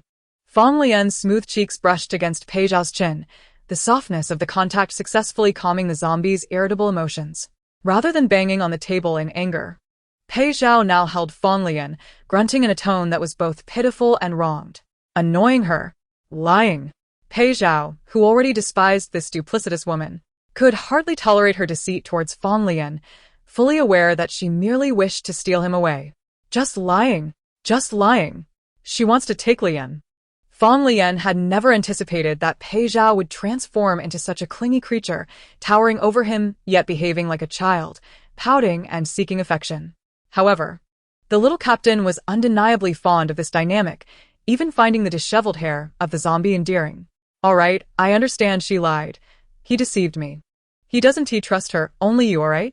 Although these words were intended to soothe, Fang Leyan spoke nothing but the truth. Subconsciously, he and Pei Zhao had come to regard each other as the most trusted individuals in their lives. Deep down, he felt that the human heart is complex. If there were only one person in this world to rely on unconditionally, it would surely be Pei Zhao. The zombie's grumbling softened, for only Leyan spoke to him, without the dissonance of hidden thoughts. Leyan claimed to trust him the most, and Pei Zhao heard no discord in his heart, which brought him immense joy. Yet, the thought of remaining in the same space as the liar still irked him. As he nuzzled against Fang Leyan's face, he suddenly remembered Leyan's words about waiting 3 days before their lips could meet. Thus, he resorted to kissing Leyan's cheek instead. Pei Zhao adored the rosy hue of Fang Leyan's complexion, the flush of his earlobes, and the redness of his lips. So soft. The more he pondered, the longer those 3 days felt, an eternity he could hardly bear. Fang Leyan was overwhelmed by Pei Zhao's gaze, which fixated on his lips, causing a warmth to wash over him. Observing the longing in Pei Zhao's eyes stirred something deep within him, and he yearned to lean in, yet hesitated. His heart melted at the sight. He found himself questioning why he had imposed a 3-day rule when he knew that Pei Zhao would comply with whatever he said. Obedient and docile, Pei Zhao resembled a mischievous child, daringly pressing his lips against Leyan's, glancing at him to gauge his reaction. When Leyan did not seem angered, Pei Zhao stole another quick peck, testing the waters repeatedly. Each fleeting touch, like a dragonfly skimming the surface of water, sent shivers through Fang Leyan, who found the dry sensations on his lips intolerable. When Pei Zhao ventured to touch him for the 4th time, Fang Leyan could no longer contain himself and reciprocated gently, brushing against Pei Zhao's lips. This innocent contact seemed to unlock something within him, and an overwhelming tide of affection surged forth. Encouraged, Pei Zhao pressed closer, capturing Fang Leyan's lower lip. Fang Leyan felt the breath that wafted from Pei Zhao, a subtle yet intoxicating allure. Devoid of warmth yet brimming with a sense of security that he could not resist. He longed to draw Pei Zhao closer, to possess him entirely within his heart. Just moments ago, he had firmly established a 3-day rule, yet it was he who ultimately broke the agreement, eagerly wrapping his arms around Pei Zhao's neck, yearning to merge their bodies together. In both action and emotion, he appeared even more proactive than Pei Zhao. Perhaps Fang Leyan had long contemplated this moment, harboring desires for intimacy and embrace that had lingered in his heart for ages. Once he snapped the mental tether that restrained him, he could no longer endure merely observing without touching. They stood together. Pei Zhao had to lean down slightly, and Fang Leyan, fearing he might tire, rose on his toes, tugging at Pei Zhao's clothing in an effort to draw himself closer. To his surprise, Pei Zhao found it cumbersome and simply lifted him by the waist, leaving Fang Leyan suspended in midair. Reality struck him suddenly. He recalled that the door was still ajar, and they were in the living room, embracing and kissing. What if someone walked in on them? Just as he pushed Pei Zhao's face away, he heard the unmistakable sound of footsteps ascending the staircase, easily discerning that there were 2 individuals. Instantly, he wriggled free from Pei Zhao's embrace, patting his flushed face and hurriedly straightening Pei Zhao's disheveled attire. As he pulled his mask back up over his chin, the figures outside the door had already reached it. "Captain, just now your face was flushed, and your lips seemed a bit swollen. Are you feeling unwell again?" How could he explain? Fang Leyan could only nod in acknowledgement, admitting that he did feel somewhat unwell. He retrieved a pill from his medicine box and, before his teammates, downed it with a whole bottle of mineral water. The cool liquid dulled his warmth, prompting him to feign ignorance. "What's the matter?" The 2 teammates appeared slightly awkward, having just heard Zhao Weiying's sobs and her lengthy lament about her troubles. Although Zhao Weiying was timid and often troublesome, her sweet visage and gentle demeanor endeared her to the male members, who often felt compelled to care for her. Many sought to develop a deeper connection with her. However, when Zhao Weiying claimed that Pei Zhao intended to strike her, her tearful expression seemed genuinely distressed, leading them to feel a slight anger as they rushed upstairs to clarify the misunderstanding. After all, no matter how misconstrued the situation might be, one should never strike a woman. Now, standing face to face in the living room with their captain, who seemed unaffected, they realized that Pei Zhao was not a madman. He would not suddenly lash out without reason. "Well, it's nothing serious, Captain. We just heard Weiying crying and she mentioned that Brother Pei seemed a bit hostile towards her. We wanted to see if there was some misunderstanding." Fang Leyan maintained eye contact with his teammates for a full minute, his psychological resilience remarkable as he revealed no hint of embarrassment, instead appearing utterly unconcerned. "Oh, It's likely a misunderstanding. Brother Pei dislikes interacting with others. Perhaps he was simply irritated by the influx of people today." Fang Leyan had already provided this explanation when Pei Zhao returned with him. He had explained that Pei Zhao was accustomed to solitude and had a rather reclusive nature. He even mentioned to Dali that Pei Zhao had long struggled with a rare skin condition, feeling self-conscious and avoiding contact with others even before the apocalypse. Normally, the 7th floor was quite tranquil, but today, everyone's concern for their captain had drawn them up in a flurry. The 2 glanced at the visibly displeased Pei Zhao and quickly sought to ease the tension. "We must have bothered Brother Pei. We'll try to come by less often. Please don't be angry." They assumed it was indeed a misunderstanding. Zhao Weiying was inherently timid and had simply encountered a cold response. In any case, it was nothing serious, and the 2 had no intention of lingering. "Well, we'll head down now. Captain, if you're not feeling well, Take a bit more time to rest. Fang Leyan advised as he prepared to leave. With Dou Li and Yang Ting absent, they were only taking their luggage. And it wouldn't take long. Please keep an eye on the entrance. Don't let them get locked out when they return. As his teammates responded and descended the stairs, Fang Leyan found himself unable to dispel the anxiety that filled his heart. His mind was consumed by the sensations of the recent embrace and kiss shared with Pei Zhao. Despite having consumed an entire bottle of mineral water, the lingering illusion of the other's taste remained, cold and devoid of warmth, yet peculiarly addictive. He dared not indulge in any further affection with Pei Zhao during daylight, as their constant proximity would inevitably attract unwanted attention.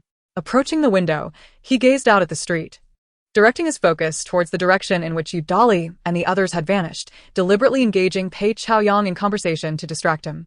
If all went smoothly, they should return within an hour. Pei Zhao fixed his gaze on the direction Fang Leyan was observing, his silence suggesting deep contemplation, his pupils subtly shifting. The zombies below, almost imperceptibly, adjusted their course and continued to wander. Fang Leyan turned, catching sight of Pei Zhao frowning, an expression of earnest concern that elicited a chuckle from him. Hey, what are you thinking about? When Pei Zhao appeared lost in thought, he resembled a perfectly ordinary person, yet the moment this tranquility was disrupted, his true nature would swiftly resurface. As a zombie turned its face towards them, its earnest gaze morphed into a vacant stare, reminiscent of a befuddled puppy. Lele, don't worry. It turned out that Pei Zhao had discerned Fang Leyan's subtle concern for the others outside, a tendency Fang Leyan had cultivated over months as the leader of their survivor team.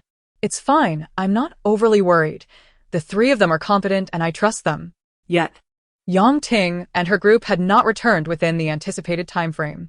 Initially, Liang Yi had meant well, despite having spent considerable time at the police station. The riot control gear there was of little use for a solitary individual. He required tools that suited him, as no one would carry an excess of equipment.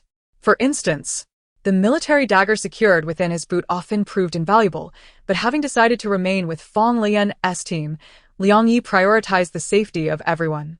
To be frank, ensuring the safety of over 20 individuals is no small feat in case of danger. Fleeing would take precedence.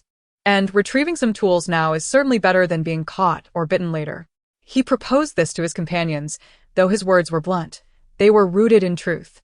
Yang Ting and Dou Li expressed no objections. Dou Li was the type who would regard a helping hand as kinship, and though he was not very familiar with Liang Yi, he had developed a favorable impression of him, as if anything Liang Yi said was inherently right. Since we're here, it wouldn't be a bother to grab your things and a few extras. The group drove to a nearby location, avoiding the abandoned vehicles on the road, parking in an open area. The sound of the car attracted nearby zombies, and a dozen more followed from a distance. However, during their previous visit, they had cleared a significant number of threats, so as long as they disembarked and dealt with the approaching zombies quickly, they should be able to reach the police station without much trouble. After eliminating several nearby threats, they hurried towards the main entrance. Liang Yi led the way, instinctively avoiding danger, while Yang Ting, following closely behind, appeared to be under his protection, seemingly rendered ineffectual. This girl was fiercely independent. She accepted kindness, but despised being underestimated, speaking her mind with remarkable straightforwardness. I'm not so useless that you need to shield me just because I'm a woman. Liang Yi, having heard her words, glanced back, furrowing his brow as it took him a moment to realize she had misunderstood his intentions. Don't overthink it, I don't look down on women. I'm just accustomed to shielding my companions. Simultaneously, he added, and my companions also look out for my back. Without waiting for Yang Ting to respond, he swiftly approached the police station door, tugging at it and discovering that the bolt was still only half inserted, just as it had been the day before. However, the three individuals who had been knocked out the previous day were conspicuously absent. As the two who followed noticed him standing at the entrance in a daze, Dou Li, tasked with covering their rear, had no choice but to continue rushing out to eliminate the approaching zombies. The longer they remained outside, the more zombies gathered, prompting him to shout urgently, "Open the door. What are you dawdling for? We'll be surrounded if you don't hurry." Yet, compared to the threat posed by the zombies outside, the inside of the police station was evidently perilous as well. Before Liang Yi had left, he had deliberately left the bolt only half engaged, even scratching a mark on the rusted metal surface with his nail. The door had not been opened since, indicating that the three individuals knocked out yesterday were still inside. However, Liang Yi hesitated for only a few seconds before decisively unfastening the bolt. They all entered. Locking the door behind them, he fixed his gaze on the reflective glass, catching Yudali just as he attempted to rush inside. Hold on. Those people haven't left since yesterday. Huh? Yang Ting and Yudali barely had time to react when the police station door suddenly swung open from the inside, and three figures burst forth. Leading the charge was a burly figure, wielding hefty riot sticks in both hands, who grinned maliciously at Yudali and the others. Now that you're back, don't even think about leaving. You all stay right here. The man's sticks moved faster than his voice, swinging at Liang Yi and Yudali with reckless abandon, indifferent to whether or not he could inflict fatal harm. Without a hint of hesitation, he swung at their heads. Liang Yi reacted swiftly, dodging and pulling Yang Ting along with him. Yudali, exclaiming in surprise, bent down to evade while reaching out to grab Yang Ting as well. In the chaos, they each tugged at her, causing her to stumble, nearly missing the blows. Ultimately, she managed to roll away just in time, avoiding the impact of the man's stick, which then lunged towards Yudali, who was berated with curses. Chapter 53. Confrontation the previous day. The conflict with these three individuals primarily involved Pei Zhao and Yudali taking action. Although Liang Yi had initially been the one to bang on the door and curse, he had refrained from opening it, knowing there were too many people outside, and now, face to face, he was unaware that this was the same individual who had refused to let them in. The muscular figure did not recognize Liang Yi and focused his ire on Yudali, harboring resentment for having been knocked out by him the day before. Not only had he lost face, but he had also been left to fend for himself in the yard.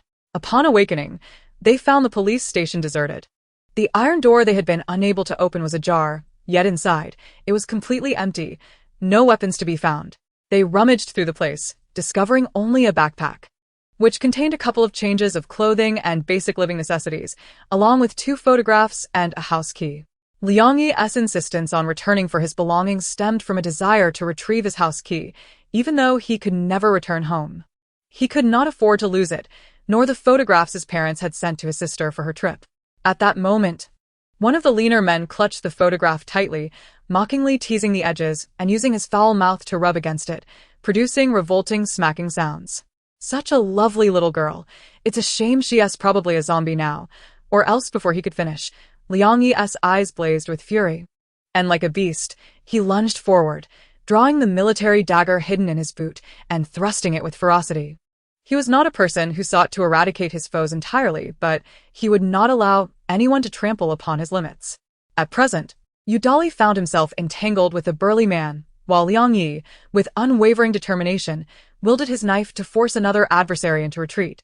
Despite the latter brandishing a riot baton that proved ineffective against the wrath of a cornered beast, Yang Ting cast a glance towards Yudali, reassured by his ability to withstand the might of a more imposing foe, before shifting her focus to the last remaining opponent. This individual was evidently less robust than his companions and appeared to lack any notable combat skills. However, Yang Ting did not underestimate the diminutive figure. Anyone capable of mingling with such intimidating company and maintaining a position at the rear surely possessed a sharp intellect. The little man, however, did not regard Yang Ting with the seriousness she deserved, perhaps due to her deceivingly delicate appearance, fair-skinned, strikingly beautiful, with long legs and a cascade of black hair tied high in a ponytail. Her youthful visage belied her actual age of 24 or 25, instead resembling that of a fresh-faced college student. Of course, this was contingent upon her not engaging in any aggressive actions. She did not charge forward with bravado, but rather slowed her pace to sidestep the fray and cautiously advance a few steps. The little man, clutching his baton, momentarily relaxed his guard upon encountering a seemingly fragile girl, even attempting to entice Yang Ting. "Sister, I advise you not to associate with these people. That buzzcut fellow clearly harbors ulterior motives. Besides, they won't be leaving here unscathed. You won't be at a loss with us." Before he could finish, Yang Ting suddenly lunged towards him. The little man, taken aback, swung his baton, yet he was unprepared for the girl's remarkable agility. Without the need for a running start, she gracefully slid past him on one knee, her marten boots gliding across the ground, leaving a streak of black rubber in their wake, while the baton whistled harmlessly overhead. The force of his swing caused him to stumble forward, and Yang Ting swiftly rose to deliver a powerful elbow strike, eliciting a muffled grunt of pain from him. Instinctively, the little man retaliated, swinging his baton with no hesitation, aiming directly for Yang Ting's head. However, the blow lacked the requisite power, allowing Yang Ting to evade like a nimble fish, spinning around to execute a precise whip kick.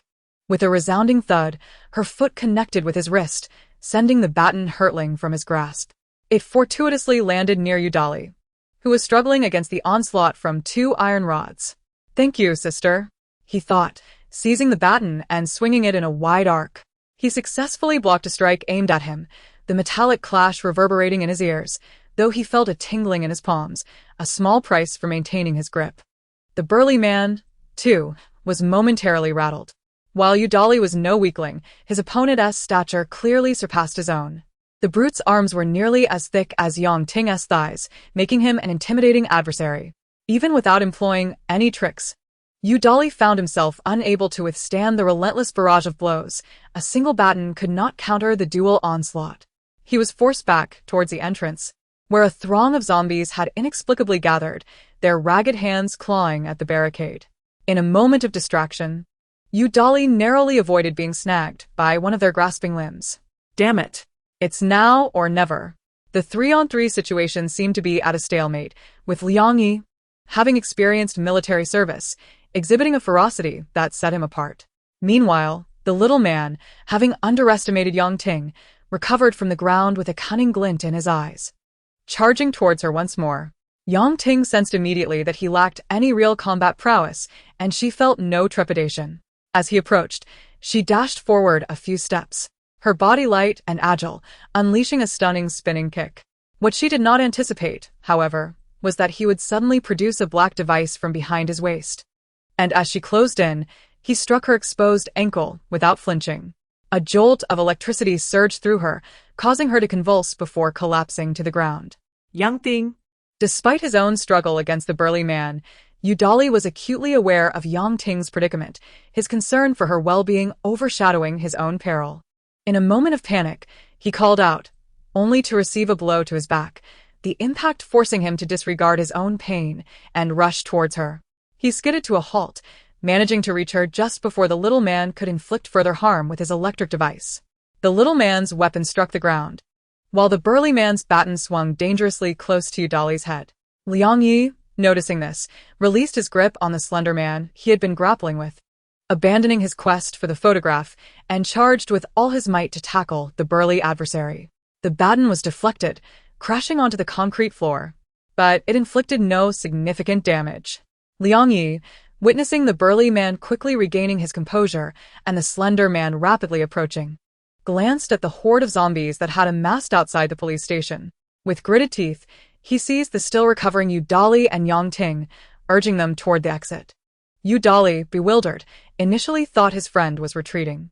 He turned to see the horde of zombies that had gathered at the entrance, a wave of dread washing over him.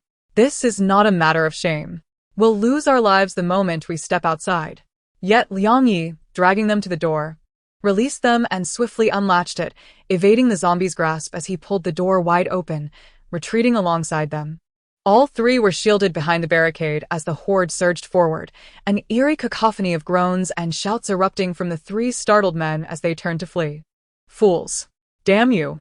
Chapter 54. Decisive action regardless of the obscenities hurled in their direction. They knew that hesitation would spell doom. Liang Yi positioned himself protectively in front of Udali and Yang Ting, bracing for the onslaught of zombies surging through the doorway. Remarkably, when they had arrived, only a few straggling zombies had been outside. Now, an overwhelming throng seemed to have converged inexplicably. Liang Yi steeled himself for the worst, prepared to sacrifice himself if necessary to ensure Yang Ting and Udali's escape. However, an even stranger occurrence unfolded. Dozens of zombies rushed into the police station, seemingly oblivious to the 3 panting, very much alive humans standing just inside the door. It was as though they had become blind to the presence of the living. None reached out to claw at the barricade, nor did any attempt to crash through the door. Instead, they all surged toward the 3 men, their cries of panic and curses echoing amidst the chaos. Only one limping zombie, slower to react, turned its gaze toward the bewildered Liang Yi. For 3 seconds, the two, one man and one zombie, locked eyes, the gaunt creature emitting a raspy groan as it reached out. Liang Yi swiftly raised his dagger, aiming to strike at the zombie's face as it approached the barricade. In that moment, an extraordinary scene unfolded. The zombie appeared startled, retracting its skeletal hand as it hesitated, letting out a low moan before limping away to rejoin the throng. Meanwhile, Pei Zhao, lost in thought by the 7th-floor window, snapped back to attention at the sound of Fang Leyan's voice. Pei Go, why are you daydreaming? Pei Zhao glanced at Fang Leyan, his previously indifferent expression crumbling into a forced grimace. Lele. Fang Leyan, despite being aware that the toothy grin belonged solely to Pei Zhao, found himself amused by the ludicrous expression each time. He continued to inquire of Pei Zhao.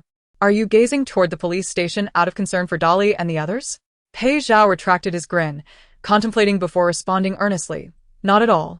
With reinforcements dispatched, there is no cause for worry. As long as those 3 return safe and sound, Lele will be happy. If Lele is happy, then I am happy. However, Udali and his companions were utterly perplexed by their sheer stroke of luck, standing before a horde of zombies without being attacked, merely watching as the 3 robust men promptly slammed the door shut. At least 30 or more zombies crashed against the door in a relentless wave, banging and clawing at it with fervor. The decaying faces and hands of the zombies left ghastly smudges on the glass, and the air within the police station courtyard was thick with the nauseating stench of rotting corpses. Yang Ting, her eyes wide in disbelief, stared blankly for several seconds before snapping back to reality, urging the others, while the zombies are still at bay, we must leave quickly. Just because they aren't charging at us now doesn't mean they won't eventually. The interior doors of the police station are already surrounded by the undead. It's utterly impractical to retrieve our belongings now. The priority must be our safety. Udali, still in a daze, nodded and pulled the frowning Liang Yi out from behind the door as they rushed toward the exit. Brother Liang, if we lose our bags, so be it. We can always gather more supplies later. Liang Yi, fixated on the horde and the precariously swaying glass, felt a profound sorrow for not being able to retrieve his sister's photograph, yet he understood the pragmatic necessity of their situation.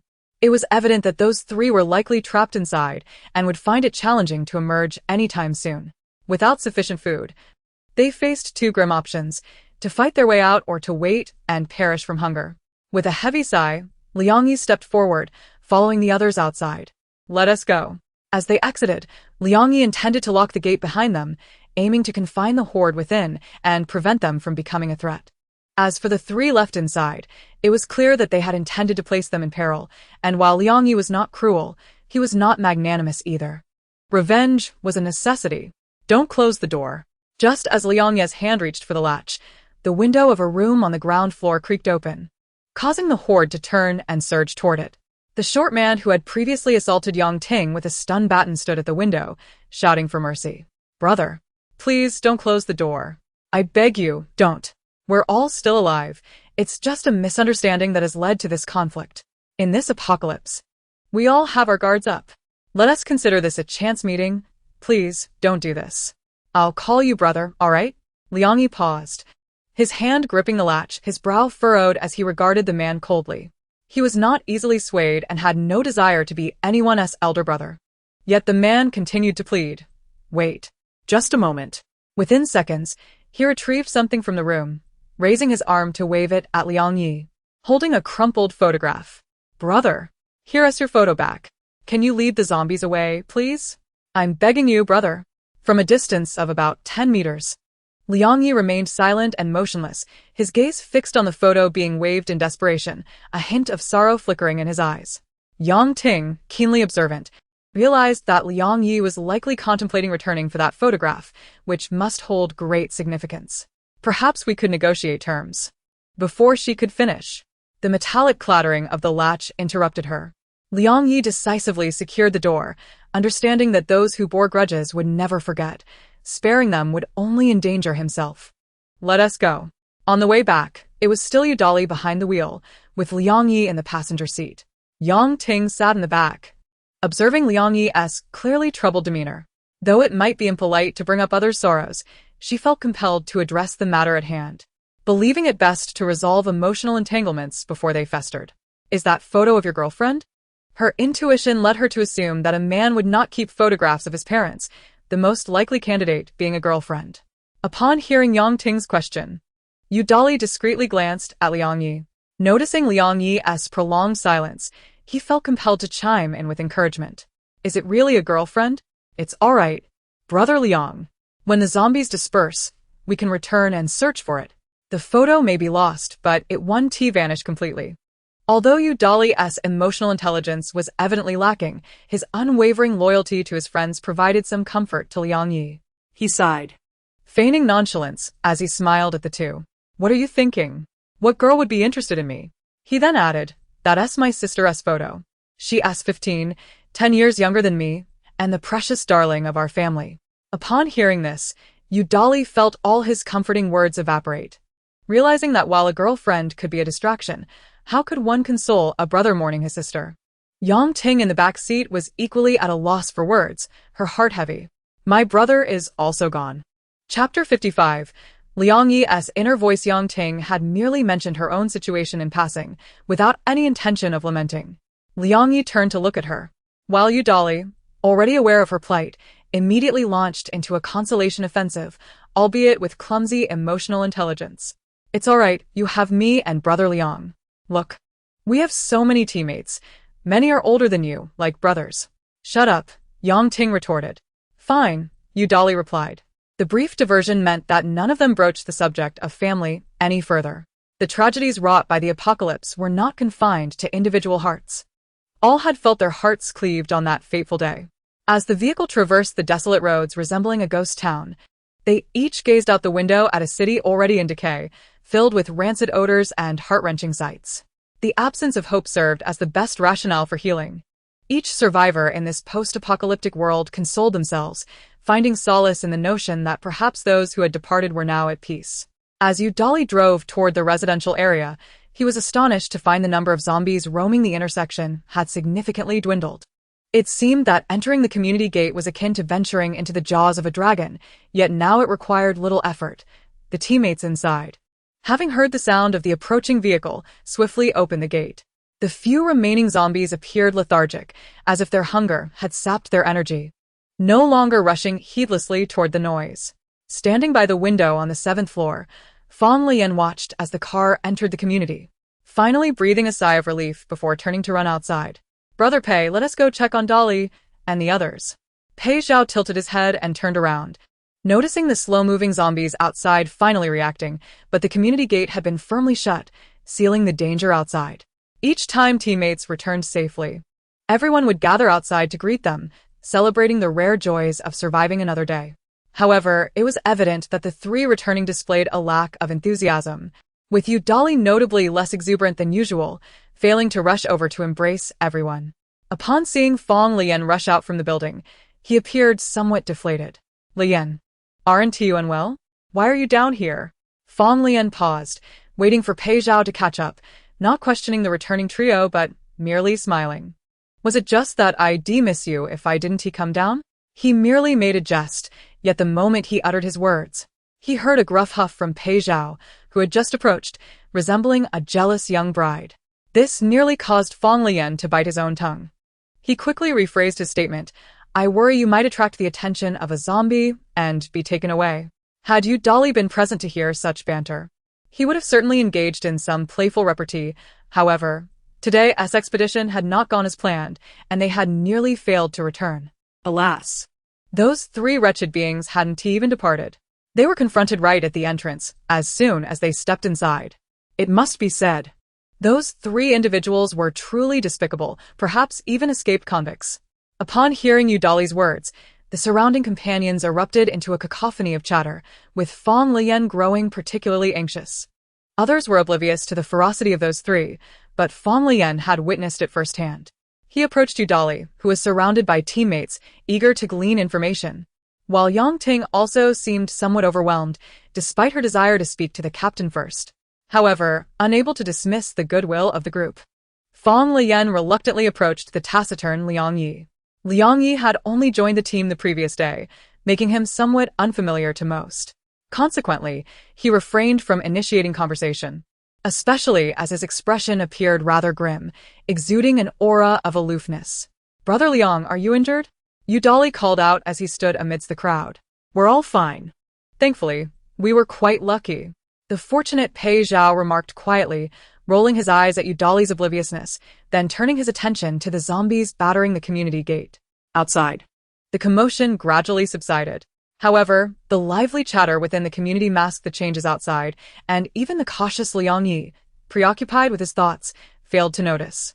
In response to Fang Leyan's inquiry, Liang Yi calmly recounted, "I have no idea why those 3 Haven Tea left. They probably spotted my backpack and assumed I would return for it. One of the smaller ones seemed rather peculiar, while the large brute paired with a scrawny fellow certainly had the air of desperate rogues."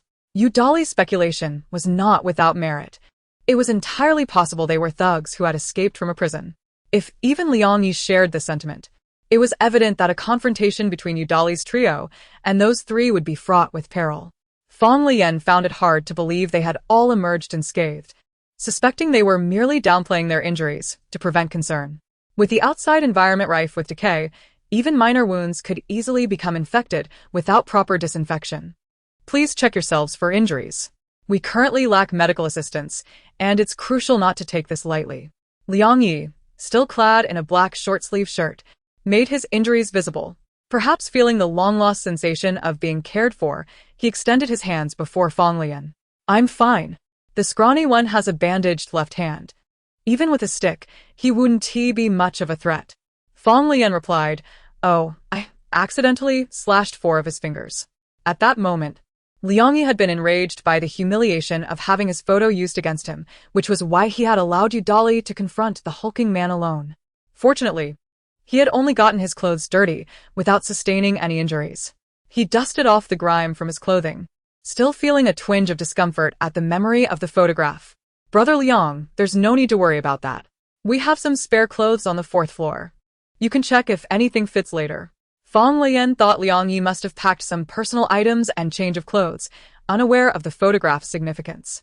To him, those belongings paled in comparison to their safety. Liang Yi had no intention of broaching the topic of his own troubles. He nodded in agreement, oblivious to the fact that the man in the crowd, obscured by a hat and mask, had discerned all his inner turmoil.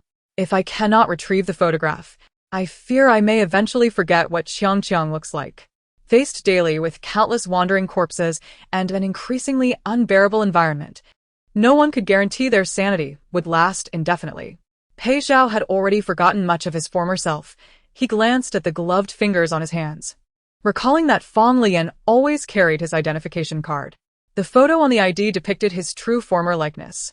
Without that card, Pei Zhao would not even remember what he had once looked like. The zombie tilted its head, strangely resonating with Liang Yi's sorrow over the lost photograph. It gazed beyond the community fence toward the intersection, across the street. If Leyan were to take him out to hunt for meat, he would conveniently search for the police station while he was at it. Chapter 56. 3 days turned into 2. 2 days are insufficient. It was evident that Fang Leyan was indeed a man of his word. During lunch, as they all gathered to converse, he took some food back to the 7th floor to have a meal alone with Pei Zhao.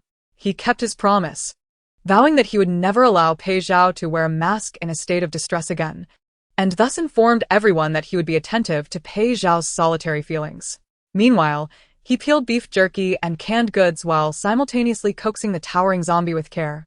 "Tomorrow, I'll take you out to find some meat. Let us make do for now." Additionally, he had kissed Pei Zhao twice that day, without a thought of considering whether Pei Zhao could stomach raw meat. Moreover, it became apparent that Pei Zhao's emotional state was not truly one of solitude. He simply chose to be selectively solitary. When faced with others, he bore an intimidating demeanor, as if to say, "Believe it or not, I could bite you in half." While with Fang Leyan, he transformed into a docile, occasionally temperamental large dog. Especially as night fell, his eyes glimmered in the darkness, reflecting light as if they harbored stars. The 7th floor had long run out of sufficient water. The toilet was only flushed once a day, and though cleanliness was lacking, everyone had begun to live increasingly like wild savages over the months. Maintaining cleanliness was a testament to Fang Leyan's enduring love for life. The squad leader gazed at the meager bucket of water he had managed to bring up from the bathroom, reminiscing about the days when Pei Zhao had brought him back to the villa where he could indulge in daily baths. Now, it had been 3 days without washing. Even if there was still some water left in the lower floor's tank, it needed to be conserved. Eventually, they might have to revert to a primitive existence, seeking water from rivers. Oh, how I long for a bath. I miss the luxury of bubble baths. Suddenly, Fang Leyan felt a shiver run down his spine. He glanced up to meet the gleaming eyes of the zombie, equally eager, as if anticipating a fragrant wash. The intense gaze resembled that of a famished wolf. "Brother Pei, you sit here. It's time to wash your feet."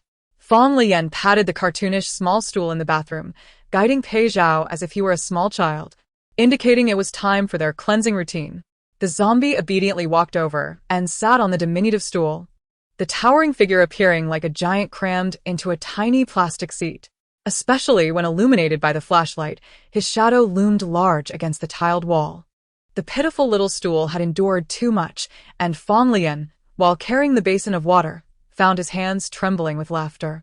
However, as he placed the basin on the ground to assist the zombie in removing his shoes, he was suddenly pulled back and found himself reclining on Pei Zhao's lap. The dim light cast their shadows together. Fang Leyan reveled in this intimate closeness until he realized Pei Zhao was attempting to undress him. Wait. "We don't have enough water for a full bath. Just enough to wash your feet." Fang Leyan quickly grasped Pei Zhao's intentions. He thought they could take a bath. Even though Fang Leyan's struggles and attempts to resist did not prevent his shirt from being stripped away, he found that his physical strength had increased significantly. While he could not hope to match the Zombie King in a contest of strength, he certainly had the ability to devise an escape plan. However, he refrained from putting up much of a fight. The last thing he wanted to see was Pei Zhao's sullen expression. After all, it was merely a shirt, which would soon need to be removed anyway when they settled into bed. What he did not anticipate was that after peeling off his shirt, Pei Zhao would proceed to tug at his pants.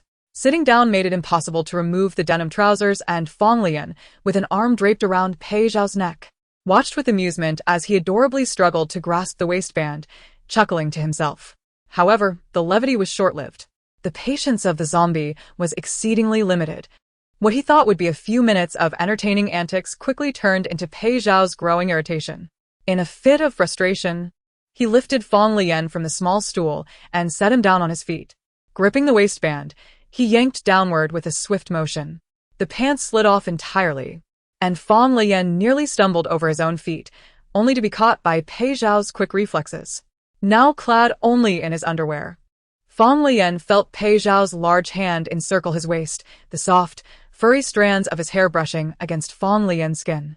Fang Leyan glanced down to find Pei Zhao staring blankly at the top of his thigh. Instinctively, he raised a hand to shield himself, creating a barrier between his body and Pei Zhao's inquisitive gaze. The water was insufficient, barely enough for brushing teeth and washing feet. To his astonishment, Pei Zhao leaned in, nuzzling his hand and inhaling deeply, sending a jolt of anxiety through Fang Leyan. What on earth was he doing? Were they to wash their feet or not? With a strategic maneuver, Fang Leyan managed to redirect Pei Zhao's peculiar focus, pulling him close and swaying him back and forth, reminiscent of a child who had just found a cherished toy. Fang Leyan, exposed, felt his skin graze against Pei Zhao's slightly cool jacket, each touch sending shivers down his spine. Prioritizing dental hygiene, he had long abandoned the notion of washing, instead opting to shift Pei Zhao's fervor onto another matter. If only Fang Leyan had known that Pei Zhao's obedient brushing of his teeth was merely a prelude to kissing, he would not have been so exuberant in his praise. Upon completing their ablutions, Pei Zhao dashed out of the bathroom like an oversized puppy, while Fang Leyan emptied the basin water into the toilet. Upon exiting, he discovered Pei Zhao had already shed his clothing and was eagerly awaiting him beneath the covers, arms outstretched, panting with anticipation. Fang Leyan, gripping the flashlight, directed its beam towards Pei Zhao's figure. "All right, but you need to put on some clothes." As he hesitated at the edge of the bed, glancing at his own bare form and then at Pei Zhao, who was modestly draped in a single piece of fabric, he ultimately decided to extinguish the light. The moment he reclined onto the pillow, he found himself enveloped in Pei Zhao's embrace, a blush creeping across his cheeks, though thankfully shrouded by the darkness. Yet, the darkness proved insufficient, as Pei Zhao could clearly discern the sudden flush that colored Fang Leyan's cheeks, along with the soft, unguarded movements of his lips. Leaning in closer, Pei Zhao studied Fang Leyan's slightly parted lips, his own breath hitching in anticipation. So near, yet unmoving, Pei Zhao awaited an invitation. Fang Leyan swore he longed to decline, yet somehow found himself incapable of doing so, his heart betraying him with a rush of unbidden desire. This is a bit excessive, isn't it? He mused, trying to redirect the conversation. Pei Zhao's pupils widened with disappointment, prompting Fang Leyan to deftly alter his words. How about 2 days instead? He felt a warm, dry presence brush against his lower lip, and the almost imperceptible breath sent tremors through his resolve. Surely, this was madness. Fang Leyan resolutely refused to acknowledge that it was his own feelings causing this turmoil, an insatiable longing that surged from within, independent of Pei Zhao's appearance. The affection he felt was relentless, a steadfast current that brought him immense joy amid the desolation of the apocalypse, illuminating his world with unparalleled brilliance. He clung tightly to the source of his happiness, fiercely and passionately. In that moment, he felt as though he might be drawing blood from Pei Zhao's lips, their connection igniting a spark that threatened to consume him. Pei Zhao's rough hands cradled his face, their soothing caresses igniting a fire within him that nearly drove him to mount Pei Zhao. Overcome with weakness, his mind blank, Fang Leyan evaded Pei Zhao's lips, allowing the kisses to fall upon his chin and neck. In the darkness, he curled his legs against Pei Zhao's body, feeling his hands glide over him as if mapping every contour. A light squeeze to his backside elicited a soft gasp, prompting him to swiftly redirect Pei Zhao's wandering hand. No touching, he chastised, feigning sternness. Pei Zhao stared at him, confusion etched across his features, yet ultimately accepted the boundaries set forth. Instead, he grasped Fang Leyan's feet, tenderly kneading the soles and toes, eliciting an unexpected fondness from Fang Leyan for this peculiar display of affection. Fang Leyan's heart swelled at the realization of Pei Zhao's deep-seated affection for him, an all-encompassing love that reached every fiber of his being. He endeavored to calm the tumult within, burying his face into Pei Zhao's shoulder, inhaling the soothing scent of shower gel that lingered, a fragrance untouched by sweat. As he nestled deeper into Pei Zhao's embrace, he instinctively nibbled on Pei Zhao's skin, only to abruptly awaken to the realization of his actions. What was he doing? Was he becoming a creature of instinct? With a quick glance at Pei Zhao, he hesitated, questioning whether he had caused any discomfort. Yet, Pei Zhao appeared unbothered, grinning as he embraced Fang Leyan tighter, inviting reciprocation. In the end, Fang Leyan found himself asleep with his lips against Pei Zhao's chin, not biting but merely resting. And in the stillness of the night, a soft giggle escaped his lips. Pei Zhao remained motionless, cradling him without disrupting his slumber, occasionally reaching out to explore the confines of their shared blanket. As if he had stumbled upon a new continent, he clutched at the subtle changes, yet hesitated to lift the covers and investigate, fearing he might awaken the peacefully slumbering Leylay. Fang Leyan was lost in delightful dreams, burrowing and snuggling throughout the night. By dawn, he awoke with a clear mind, only to discover he was still nuzzling against Pei Zhao's chin. Startled, he swiftly retreated 10 centimeters, hastily wiping away the drool that had escaped him, and gazed at Pei Zhao, who seemed to have silently observed him the entire night, speechless and choked with emotion. Brother Watts, you remained utterly still all night long. Indeed, Pei Zhao had quietly watched Fang Leyan as he burrowed and rubbed against him, emitting soft, endearing sounds that he found both pleasing and adorable. However, he was somewhat cautious, choosing not to disclose his thoughts to Fang Leyan, fearing that such revelations might provoke an unexpected bout of jealousy and control from him. Thus, the young captain, completely unaware of the underlying sentiments, emerged from the warmth of the bed, donned his clothing, and washed his face before informing Pei Zhao, "I'll head downstairs to inform them. I'll take you out shortly." Fang Leyan descended alone, while Pei Zhao, upon hearing that he could venture out alone with Leylay, exhibited a palpable excitement, dutifully zipping up his jacket and donning his mask and hood. Once prepared, he settled by the window, gazing out at the world beyond. For the zombie king, the outside was devoid of danger. He could stroll about freely, capturing prey at will, while in the residential area, he was forced to hide from those he deemed undesirable. Yet here, with Leylay, he wished to remain close to him. Before long, Footsteps echoed in the stairwell, and Pei Zhao turned to peer out the door, discerning immediately that it was not Fang Leyan returning. Sure enough, within 3 seconds, Yudali burst through the safety door, clutching one of the now scarce meat rations. With a cheerful demeanor, he approached Pei Zhao, exclaiming, "Brother Pei, come, have a bite." Pei Zhao, however, offered no response, merely observing as Yudali placed the food and water on the table, showing no sign of disdain or resistance, silently watching as Yudali eagerly tore open the packaging, chattering incessantly. This individual was indeed bothersome. Yet, Pei Zhao harbored no animosity towards him, for despite Yudali's incessant prattling, his words were devoid of ulterior motives, reminiscent of Leilei's sincerity. Even when he did express his thoughts, they were all benign. "Brother Pei, eating alone seems rather lonely. I wonder how severe that skin condition would be if exposed to sunlight. Wearing a mask feels quite suffocating. Wow, Brother Pei's skills are simply extraordinary."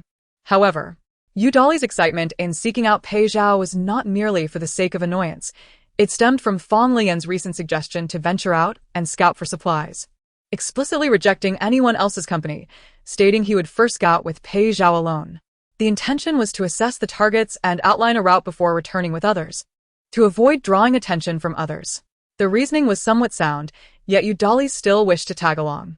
Unfortunately, he faced a resolute refusal from the captain, prompting him to consider approaching someone else. After all, Pei Zhao had previously expressed a willingness to bring him along. He had even reached out to hold his hand. "Though Brother Pei may be taciturn, he holds a place for me in his heart." Pei Zhao simply regarded Yudali, who was muttering to himself, having conducted a mental debate before daring to test the waters. "Brother Pei, Leilei mentioned you two would be going out today. Can I join?" He observed Yudali, who seemed anxious and fidgety, and found himself inexplicably amused by this overt display of eagerness, albeit his laughter was short-lived and somewhat unsettling. Nevertheless, Yudali perceived that Brother Pei had indeed smiled, though the usually warm Pei Zhao coldly doused his enthusiasm with a firm rejection. No. Chapter 58. Progress. Pei Zhao was unwilling to take Yudali along, despite the latter being his ardent admirer. If Yudali accompanied them, it would hinder his ability to share affectionate moments with Leilei. After all, Leilei would never openly stroke his head in the presence of others. More importantly, Leilei had not consented to the idea. Thus, no matter how profusely Yudali showered him with compliments, Pei Zhao maintained a stern gaze, repeatedly delivering the same response, no. When Fang Leyan returned upstairs and entered, he was greeted by the sight of 2 figures by the window, one pleadingly humble and the other imperiously steadfast. Yudali's sense of defeat peaked upon seeing him, acutely aware that his standing in the captain's eyes had been supplanted, yet he could not afford to be angry. Primarily because the captain's regard for him was no longer singular. Ever since Lung Go had kept vigil over the captain throughout the night, Pei Zhao's position in Yudali's heart had nearly equaled that of Fang Leyan. "Captain, having one more person is merely 3 of us. It hardly constitutes a significant target," he protested. "Furthermore, what if you two encounter danger while out there?" Observing Yudali's persistent attempts to accompany them, Fang Leyan, even if soft-hearted, had no choice. He needed to take Pei Zhao out alone this time. Otherwise, how could a zombie effectively hunt for prey? Anyone witnessing a person feasting with blood on their face would surely be terrified. Fang Leyan fabricated a rather unconvincing excuse. "If I promise to take you, what about the others? If I always bring you along, wouldn't that stir discontent among them? Moreover, Liang has only been here for 2 days and is still unfamiliar with everyone. We should consider his feelings and help him integrate with the group." Upon mentioning Liang Yi, Yudali fell silent, reflecting on Liang Ye's current emotional state. After all, he had witnessed his sister's lone photograph being clutched by someone else. Despite the fortitude with which he had closed the door, a sense of regret lingered. Where might Liang be, sorrowful in some corner? Captain's right. We should help Liang feel the warmth of the group sooner, so he can move on more swiftly. Pei Zhao tilted his head, observing Yudali as he pondered for a moment, before departing in earnest. The zombie, too, became lost in thought, contemplating the necessity of searching for the photograph later. Around 9:30 a.m., Fang Leyan and Pei Zhao set off on foot from the residential area. The number of zombies outside the community had inexplicably diminished overnight. Aside from Pei Zhao, who was aware of the truth, and Fang Leyan, who harbored suspicions, the others remained oblivious to the cause. merely believing that the zombies had wandered elsewhere in response to some commotion. Before descending, Fang Leyan specifically instructed Pei Zhao not to manipulate the zombies to avoid detection, as so many pairs of eyes were upon them, which could easily raise suspicion. Thus, when Yang Ting opened the community gate, Fang Leyan brandished his knife and slipped through the gap, sprinting out with explosive speed. In a mere flash, akin to a cinematic transition, he dispatched two approaching zombies with swift and decisive movements. Fang Leyan was acutely aware that his body felt lighter, yet he remained oblivious to the fact that his performance was somewhat extraordinary. His speed, agility, and strength left his companions within the gate utterly astounded. Udali, who had initially harbored concerns, stood with his mouth agape, exclaiming, "Wow," before habitually turning to Pei Zhao, who appeared to meander leisurely as if on a casual stroll. "Caution, Brother Pei." As the words hung in the air, Pei Zhao dashed toward Fang Leyan with astonishing agility, akin to a leopard, effortlessly leaping a meter and a half to seize a zombie by its collar and flinging it aside with ease. Udali, trailing behind, could only silently close his mouth amidst the chorus of gasps from his teammates. I must have been presumptuous. Both of these individuals surpass me in strength. Yet, even before his physical transformation, Fang Leyan was the bedrock of their team. He may not have possessed the greatest strength, but he was undeniably always at the forefront, ridding the world of the most zombies. The teammates continued to express their awe, finding it entirely normal. After all, in a world ravaged by despair, it was Fang Leyan's exceptional leadership that held them together. Liang Yi, however, did not integrate into the throng but leaned against the guardhouse of the community, eyes wide as he bore witness to Fang Leyan's prowess. Just 2 days prior at the police station, he had seen Fang Leyan utterly depleted. Initially, he had speculated that Fang Leyan's intelligence, loyalty, and the silent support of his taciturn companion were the reasons for his following. He never anticipated the captain's sheer ferocity. Could he have been a swordsman before the apocalypse? Ordinary individuals might not discern the difference, but Liang Yi had returned from military service, accustomed to rigorous training alongside his comrades. He had encountered numerous exceptional men in the military, yet he could hardly believe that any could rival Fang Leyan's speed and explosive power. It was genuinely astonishing upon closer reflection. Once the two had dashed out of sight from the intersection, Fang Leyan slowed his pace to a leisurely walk, and Pei Zhao mirrored his actions. The scattered zombies that had been in pursuit suddenly seemed to lose their focus, aimlessly wandering once more. The squad leader strode confidently down the perilous street with his zombie king boyfriend, even taking a moment to wipe the blood from his knife on a less decayed zombie's clothing. They were not far from the outskirts. One could only wonder if there were still game like wild chickens or rabbits to be found. Had he not witnessed Pei Zhao's incredible ability to catch a wild chicken barehanded, Fang Leyan would never have thought to search for animals on the city's fringes. Nevertheless, they were already out, and if they couldn't find any, they would simply search gradually. However, upon uttering his thoughts, Fang Leyan noticed Pei Zhao's reaction was not the ecstatic response he had anticipated. His curiosity peaked when he observed Pei Zhao's gaze drifting elsewhere, seemingly lost in thought. "Brother Pei, what are you looking at?" The zombie turned its head back towards Fang Leyan, its pitch-black eyes reflecting the sunlight with a shimmering pattern, accompanied by a faint grayish halo. Those were the decorative contact lenses he had just given Pei Zhao that morning. The intricate design was slightly transparent under sunlight, but fortunately, Pei Zhao seldom interacted with the other teammates.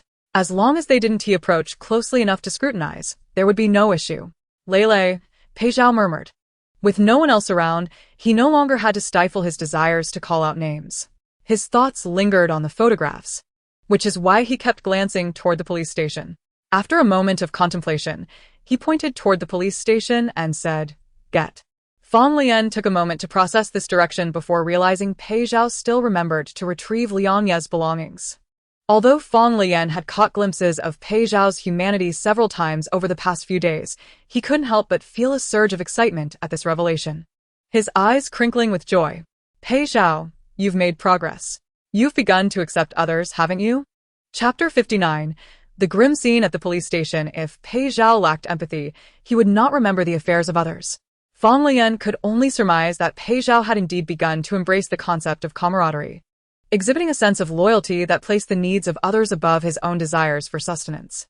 Pei Zhao barely glanced at him before leaning closer, pressing his face toward Fang Leyan. Every time Lele praised him, He was rewarded with hugs or affectionate gestures. He leaned in, hoping for his reward, and in that moment, he remembered to pull down his mask. However, Fang Leyan was startled by Pei Zhao's sudden proximity, his gaze inadvertently drawn to Pei Zhao's lips. The captain mistakenly thought Pei Zhao intended to kiss him. Though no one else was around, a few wandering zombies lurked nearby. And despite knowing these creatures were devoid of thought, Fang Leyan felt an undeniable embarrassment at the notion of being observed. His face flushed, yet he did not reject Pei Zhao's advance. Overcome with bashfulness, he briefly captured Pei Zhao's lips, only to pull away almost immediately. All right, let us head toward the police station first. The zombie, caught off guard by the unexpected kiss, appeared bewildered, its sluggish blood seemingly bubbling with excitement. The surrounding zombies, too, stirred into a frenzy, erupting into chaotic movements akin to a scene of mass brawling, leaving Fang Leyan utterly dumbfounded by the absurdity of the situation. Pei Zhao, calm them down quickly. We're still not far from the community. What if the noise attracts others? In truth, Fang Leyan had been contemplating a visit to the police station as well. He had heard Yudali mention that the three assailants had killed without mercy, leaving no room for survival. Even though Liang Yi had decisively severed the enemy's chance of escape, Fang Leyan felt compelled to assess the situation as captain, ensuring no further risks loomed.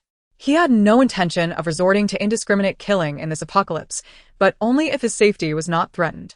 With no one else present, Pei Zhao no longer felt the need to conceal his abilities. The two, unburdened by the need to evade a horde of zombies, quickly reached the vicinity of the police station.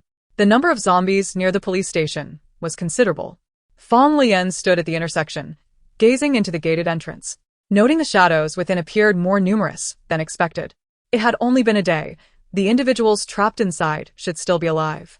Contemplating his next move, he approached the main entrance. Perhaps he could have Pei Zhao summon a horde of zombies to enter the police station, but as he drew near, he realized the gate was ajar. The latch had not been secured. That was implausible. Both Yang Ting and Yudali had confirmed that Liang Yi had locked the door, confining the zombies within. Fang Leyan pushed against the slightly ajar door, which emitted the faintest creak. Zombies clustered near the entrance took notice, stumbling a few steps back as Fang Leyan entered, avoiding him as he passed. Pei Zhao's dark eyes appeared to be deep in thought. Pei Zhao, they might have escaped. Though Fang Leyan found it hard to believe anyone could escape so quickly amidst a horde of zombies, the door was undeniably open. Had someone else come through, only to abandon the attempt upon seeing the zombies inside? Yet that seemed improbable. Any sane individual would have immediately latched the door again to prevent the zombies from following upon their exit. Fang Leyan mulled over the situation, hesitating on whether to venture inside. Was there anyone still within? Just as Fang Leyan was lost in contemplation, the typically silent Pei Zhao provided an answer. No. The chaotic noise of the zombies was considerable, but aside from the absence of voices within, Pei Zhao detected no trace of human presence. He might not hear speech from a distance, but he could distinguish thoughts as long as he concentrated. Otherwise, he would not have heard the words "the delivery has arrived" when Fang Leyan had pushed that fool off the 7th floor. That had been because Pei Zhao's complete focus had been on Fang Leyan. With Pei Zhao declaring there was no one inside, Fang Leyan felt no doubt, trusting him implicitly. Leyan strode directly towards the throng of zombies. Upon hearing his approach, the undead sluggishly shuffled towards him, their vacant eyes fixated upon him. Yet as he drew nearer, they gradually parted to either side. This treatment, akin to that bestowed by a zombie king, filled Fang Leyan with a peculiar sense of delight. However, that intoxicating feeling of superiority dissipated significantly when he beheld the gruesome remains of a body nearly reduced to a skeleton, lying on the ground. The corpse was grotesquely mutilated, emanating a potent stench of decay intermingled with the metallic scent of blood. Its abdomen and chest had been entirely hollowed out, while only the feet, clad in sneakers, retained a semblance of their original form. The area outside the main entrance was a macabre tableau, littered with blood and dismembered entrails. Fang Leyan could no longer discern the deceased's face. His gaze shifted to the bloodied, skeletal left hand, where he noticed a tattered bandage, stained crimson from gnawing bites. This confirmed his suspicions about the fate of the group. The little man had colluded with the burly one to deceive the thin fellow, likely promising to rush out together, only to push him outside alone while the zombies were preoccupied with their frenzied feeding. The thin man's demise elicited no pity from Fang Leyan. It was of no concern to him. Yet, the squad leader found it impossible to maintain an unruffled demeanor upon witnessing a living being torn asunder before his eyes. In this apocalypse, humanity had become an exceedingly rare commodity. He raised a hand to shield his nose, suppressing a wave of nausea as he intended to step over the corpse to retrieve Liang Ye's belongings. Just as he lifted one leg, the skull of the corpse, now a mere skeleton, twitched. The bloodied, mangled face, with its gaping eye sockets, lunged towards Fang Leyan's pant leg in a frenzied bite. The exposed teeth emitted a chilling, grating sound as he swiftly evaded the grasping hand, glancing down at the wretched abomination, whose body was devoid of any nerve function. Feeling no inclination to assist it in its suffering, he turned and pried open the door with his blade.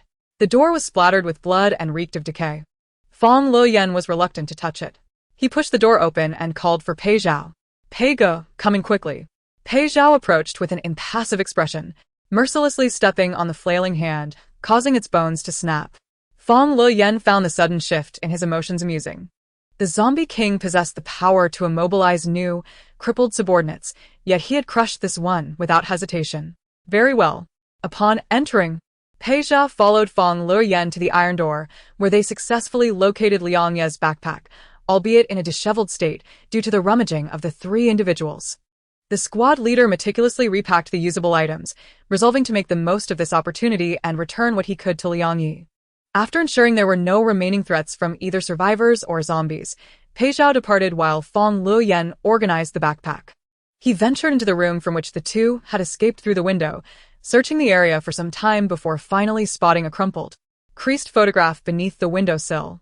It was evident that Liang Ye had locked the door at that moment, prompting the three to furiously crumple the picture in frustration. Pei Zhao held the photograph in his palm, his rough fingers smoothing out the creases, revealing a once cheerful little girl whose smile now appeared wrinkled and forlorn. Perhaps finding it unseemly, he casually stuffed it into the pocket of his coat. "Pei Zhao, how did you end up here?" Fang Leyan, having organized the backpack, turned around to find no one, startled and frantically searching until he spotted Pei Zhao, his heart finally easing. He couldn't fathom why he had been so anxious. Breaking into a cold sweat. "Pei Ge wouldn't abandon me. What was there to fear?" Perhaps the fear of encountering other survivors? Yet, in truth, Fang Leyan was more terrified of Pei Zhao leaving his side. He had reached a point where mere absence incited a sense of panic within him. He assumed Pei Zhao was intent on tracking the whereabouts of the two who had fled.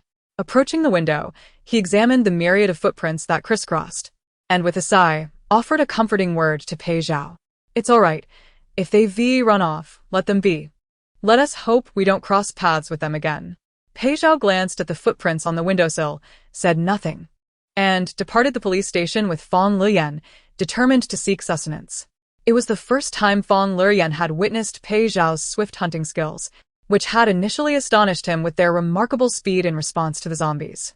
However, it was evident that Pei Zhao had undergone a significant transformation since then. Observing Pei Zhao leap and sprint through the wilderness, he no longer appeared as a mere blur but rather as a formidable force. Together, they adeptly cornered their prey, ultimately capturing a chicken, an unknown wild creature, and a fish. The chicken was not the same wild variety as before. It likely belonged to a nearby village. Having escaped from someone's yard, Pei Zhao took a bite of the wild creature, wrinkling his nose at its foul odor. Piu, he discarded it. The zombies lacked a keen sense of smell, but if Pei Zhao could detect it, Fang Leyan certainly could too, even from a meter away. He was aware of the stench that wafted off it, reminiscent of flatulence. He watched anxiously as Pei Zhao took another bite before finally tossing it aside with a sigh of relief. Good riddance. It must be tainted with pathogens. Pei Zhao then clutched the chicken in his left hand and the fish in his right, casting a hopeful glance at Fang Leyan, hesitant to eat lest he offend him with the messiness. "Go ahead, eat. We've worked hard to catch some meat." The weather was exceptionally pleasant that day. Amidst the haze of despair following the catastrophe, perhaps the emergence of new foliage in the countryside had contributed to the invigorating sunlight that felt particularly radiant. The two sat outside the woods, resembling a typical picnic, imbued with a sense of stability that felt rare. Fang Leyan, however, harbored a worry. The weather would soon warm, and when everyone donned short sleeves, Pei Zhao would still be clad in long pants, a shirt, a hat, and a mask. Even if others could understand his reasons for needing to protect his skin, Fang Leyan felt a pang of sympathy for Pei Zhao. Pei Ge. I believe Liang Yi has a commendable character. He is suited to be the captain. Pei Zhao, having nearly finished gnawing on the meat, turned his blood-smeared face towards Fang Leyan, his expression a comical blend of ferocity and innocence. Captain? The squad leader found this notion peculiar, akin to lovers jesting about each other as professions. Indeed, Liang Ge has military experience. He understands management far better than I do, and he is decisively clever. But he has just recently joined us. We must trust him. I also hope someone can take my place in leading these companions. I do not wish for you to always bear the burden. Pei Zhao continued to regard him with his face smeared in crimson, oblivious to the multitude of issues at hand, and simply replied, "You are the smartest." Lulu is smart. As the afternoon wore on, Fang Leyan led Pei Zhao to a small supermarket on the edge of the city to find water for washing, planning to return to their base afterward, lest their teammates grow anxious at their absence. As for the promised supply run, the last time they visited that mall, it had been far from cleared out. At most, they could bring a few people to scavenge the nearby pharmacies over the next few days. The journey back to their residential base was approximately 6 or 7 kilometers. They had circumvented the city, and under normal circumstances, a person would feel fatigued by this time, yet Fang Leyan remained oblivious to any exhaustion throughout the day. Moreover, he felt none of the debilitating weakness that had plagued him the previous day. Yet, that did not deter his considerate zombie boyfriend from insisting on carrying him outside the city. Fang Leyan found himself unable to resist the languid embrace of the towering zombie, sinking comfortably into Pei Zhao's arms as dusk approached, relishing the sporadic rhythm of the other's heartbeat echoing from his chest, while dutifully responding to the affectionate pecks that perpetually sought him out. The elongated figures, entwined before entering the city, had seamlessly merged into one.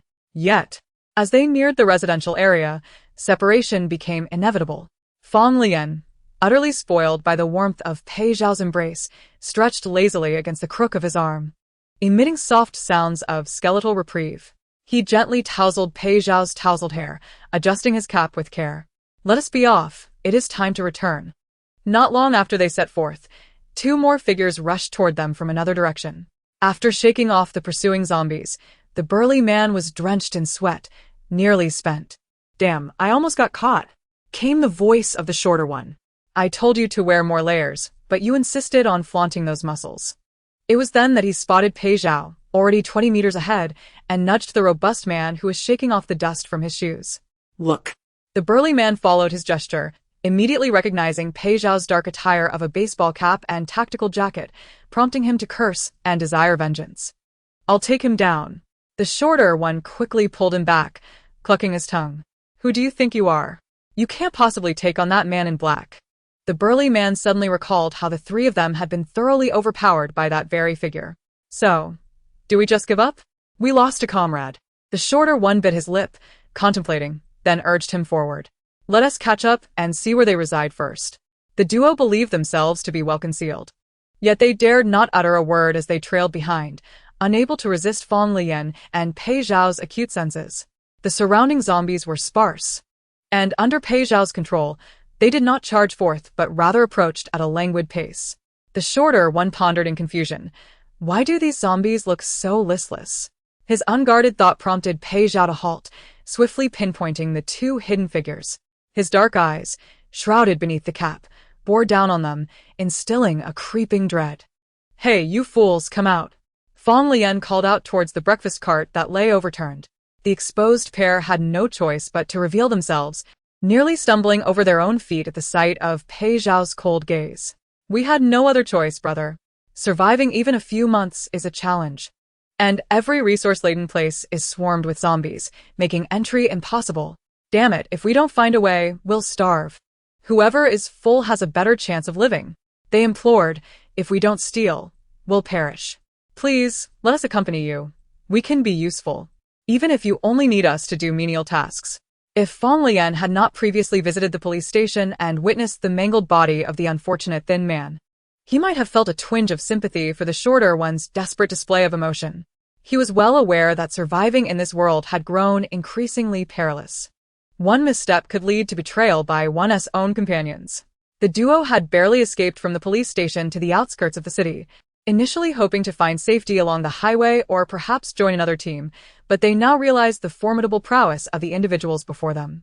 Even the woman among them possessed a level of skill. Why seek a team when a more advantageous alliance was at hand? Brother, I beg you to take us in. We can be of use, even in minor capacities. Anything will suffice. The shorter one persisted in his pleas, while the burly man hesitantly echoed his sentiments. However, their entreaties fell flat against the stoic demeanor of Pei Zhao and Fang Leyan. Pei Zhao regarded them with a cold detachment, while internally contemplating whether to dismantle their confidence for amusement. As Fang Leyan swiftly dispatched two approaching zombies with precise strikes, the pleas of the duo fell silent, struck by the formidable display of the squad leader's prowess. This was a spectacle meant for them, an unambiguous rejection of their overtures. I hope you do not appear before me again, for should you do so, you will find yourselves with even less than the zombies. Fang Leyan was capable of rescuing many a pitiful soul in this desolate world, yet he would not harbor those with impure intentions. Among the three, the deceased thin man was evidently a mere casualty overlooked. The shorter one's eyes glimmered with cunning, which was why he had chosen to keep the more resourceful burly man alive. Such individuals, if allowed to linger, could pose infinite risks. Yet, Fang Leyan grappled with the moral dilemma of taking a life. He was a man, and he could not easily become a killer. Pei Zhao, I will count to 10. If they have not fled 20 meters away, I will cast them into the horde of zombies. The shorter one was momentarily taken aback as Fang Leyan called out one. Pei Zhao's gaze shifted, wild and feral, brimming with a violent intent. The duo quickly realized their peril and turned to flee, their lives hanging by a thread as Fang Leyan counted.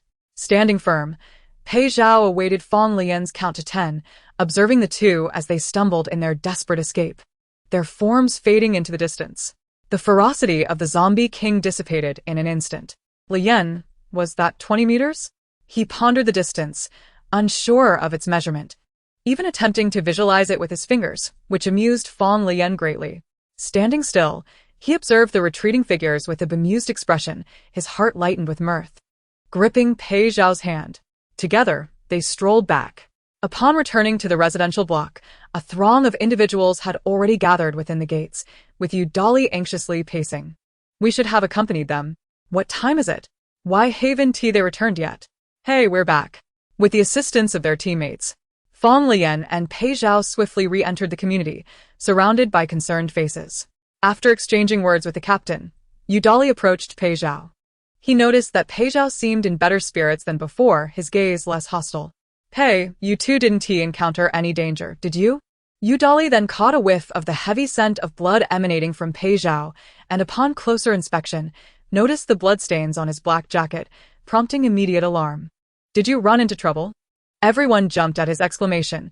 Even the usually aloof Liang Yi fixed his gaze on Pei Zhao, who surprisingly did not dismiss Udali with his usual indifference. No. Liang Yi had initially assumed Pei Zhao to be aloof and disdainful, but today learned that he might be somewhat introverted, perhaps due to skin sensitivities requiring him to cover up. His impression of Pei Zhao softened, for men often admired strength.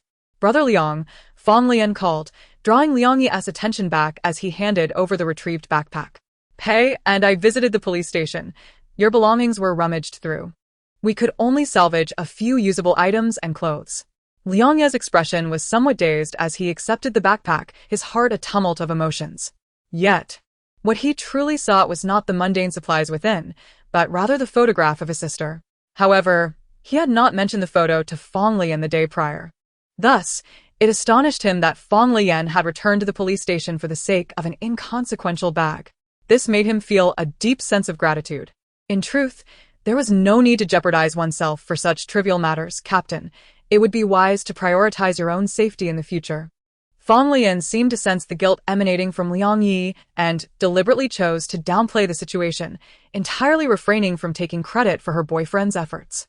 It was not far off. It was simply Pei Zhao who wished to stop by. Liang Yi's gaze shifted to the reticent Pei Zhao, his gratitude now largely directed towards him, contemplating how he might repay this kindness, even if it were through minor gestures. Wait, Captain. Those three are still at the police station. Liang Ye's mind raced with thoughts. He feared Fang Leyan had returned to silence them, pondering how she could retrieve the backpack without resolving the matter of those three. Yet, Fang Leyan provided him with an even more shocking revelation. Those three, as you said, are indeed heartless fugitives. When Pei Zhao and I arrived, they had already sacrificed one teammate to the zombies and escaped. This news was unsettling for many. Throughout their journey, aside from Liao Fei's missteps, their team had only engaged in quarrels without resorting to violence. The idea of abandoning another's life for survival, though previously contemplated, was still difficult to digest upon hearing it spoken aloud. Fang Leyan sighed silently. Later, when they encountered the two individuals, they implored to join their ranks. Everyone's eyes turned anxiously towards Fang Leyan, while Yudali, filled with fervor, exclaimed in frustration, "What the hell? Where are they?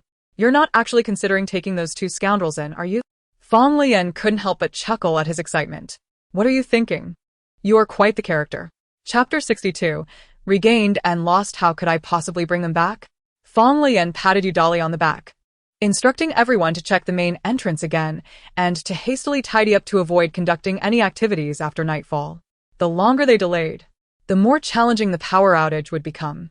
They still possessed a few collected candles and flashlights, but it was prudent to conserve them for when they were most needed. With roughly an hour remaining before complete darkness fell, everyone hurriedly and methodically completed their assigned tasks, while Fang Leyan led the blood-soaked Pei Zhao back to the 7th floor for cleaning.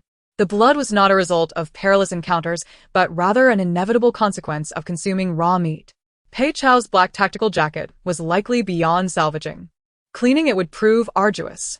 Fang Leyan rummaged through a pile of clothing and selected a somewhat suitable turtleneck sweater, though beneath it, only a short-sleeved shirt could be worn. "We really ought to make a trip to the mall to procure a few fitting outfits for Pei Zhao." Pei Zhao donned a deep blue coat and changed into dark jeans, appearing somewhat brighter than in his all-black attire, prompting Fang Leyan to sense a more pronounced shift in his demeanor. Fang Leyan meticulously wiped Pei Zhao's face and hands with a towel, ensuring he was clean and refreshed before preparing to dispose of the bloodied garments. Those clothes were evidence of Pei Zhao's consumption of raw meat.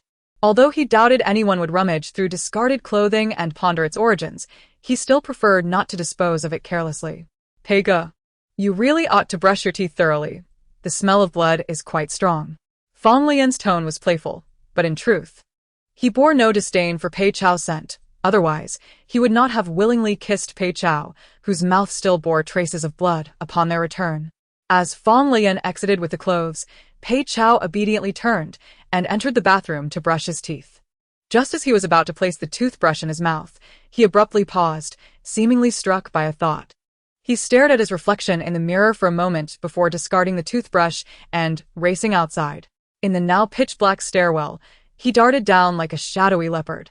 Swift enough that Yudali, who was checking on the 5th floor, only heard a rustling commotion, unable to catch a glimpse of the fleeting figure. "Is it windy?" Spring winds were common, and as he reached the window of the safety door to peer outside, he saw nothing amiss. At this point, Pei Zhao had already reached the 2nd floor and collided with Liang Yi, who had just come upstairs. Their other teammates had completed a thorough check around the community gate and had returned. Habitually, Liang Yi circled around most of the community before sitting on the steps outside the entrance for a while before heading back. Now, Being unexpectedly bumped into caused his shoulder to ache, and he nearly stumbled against the wall to regain his balance.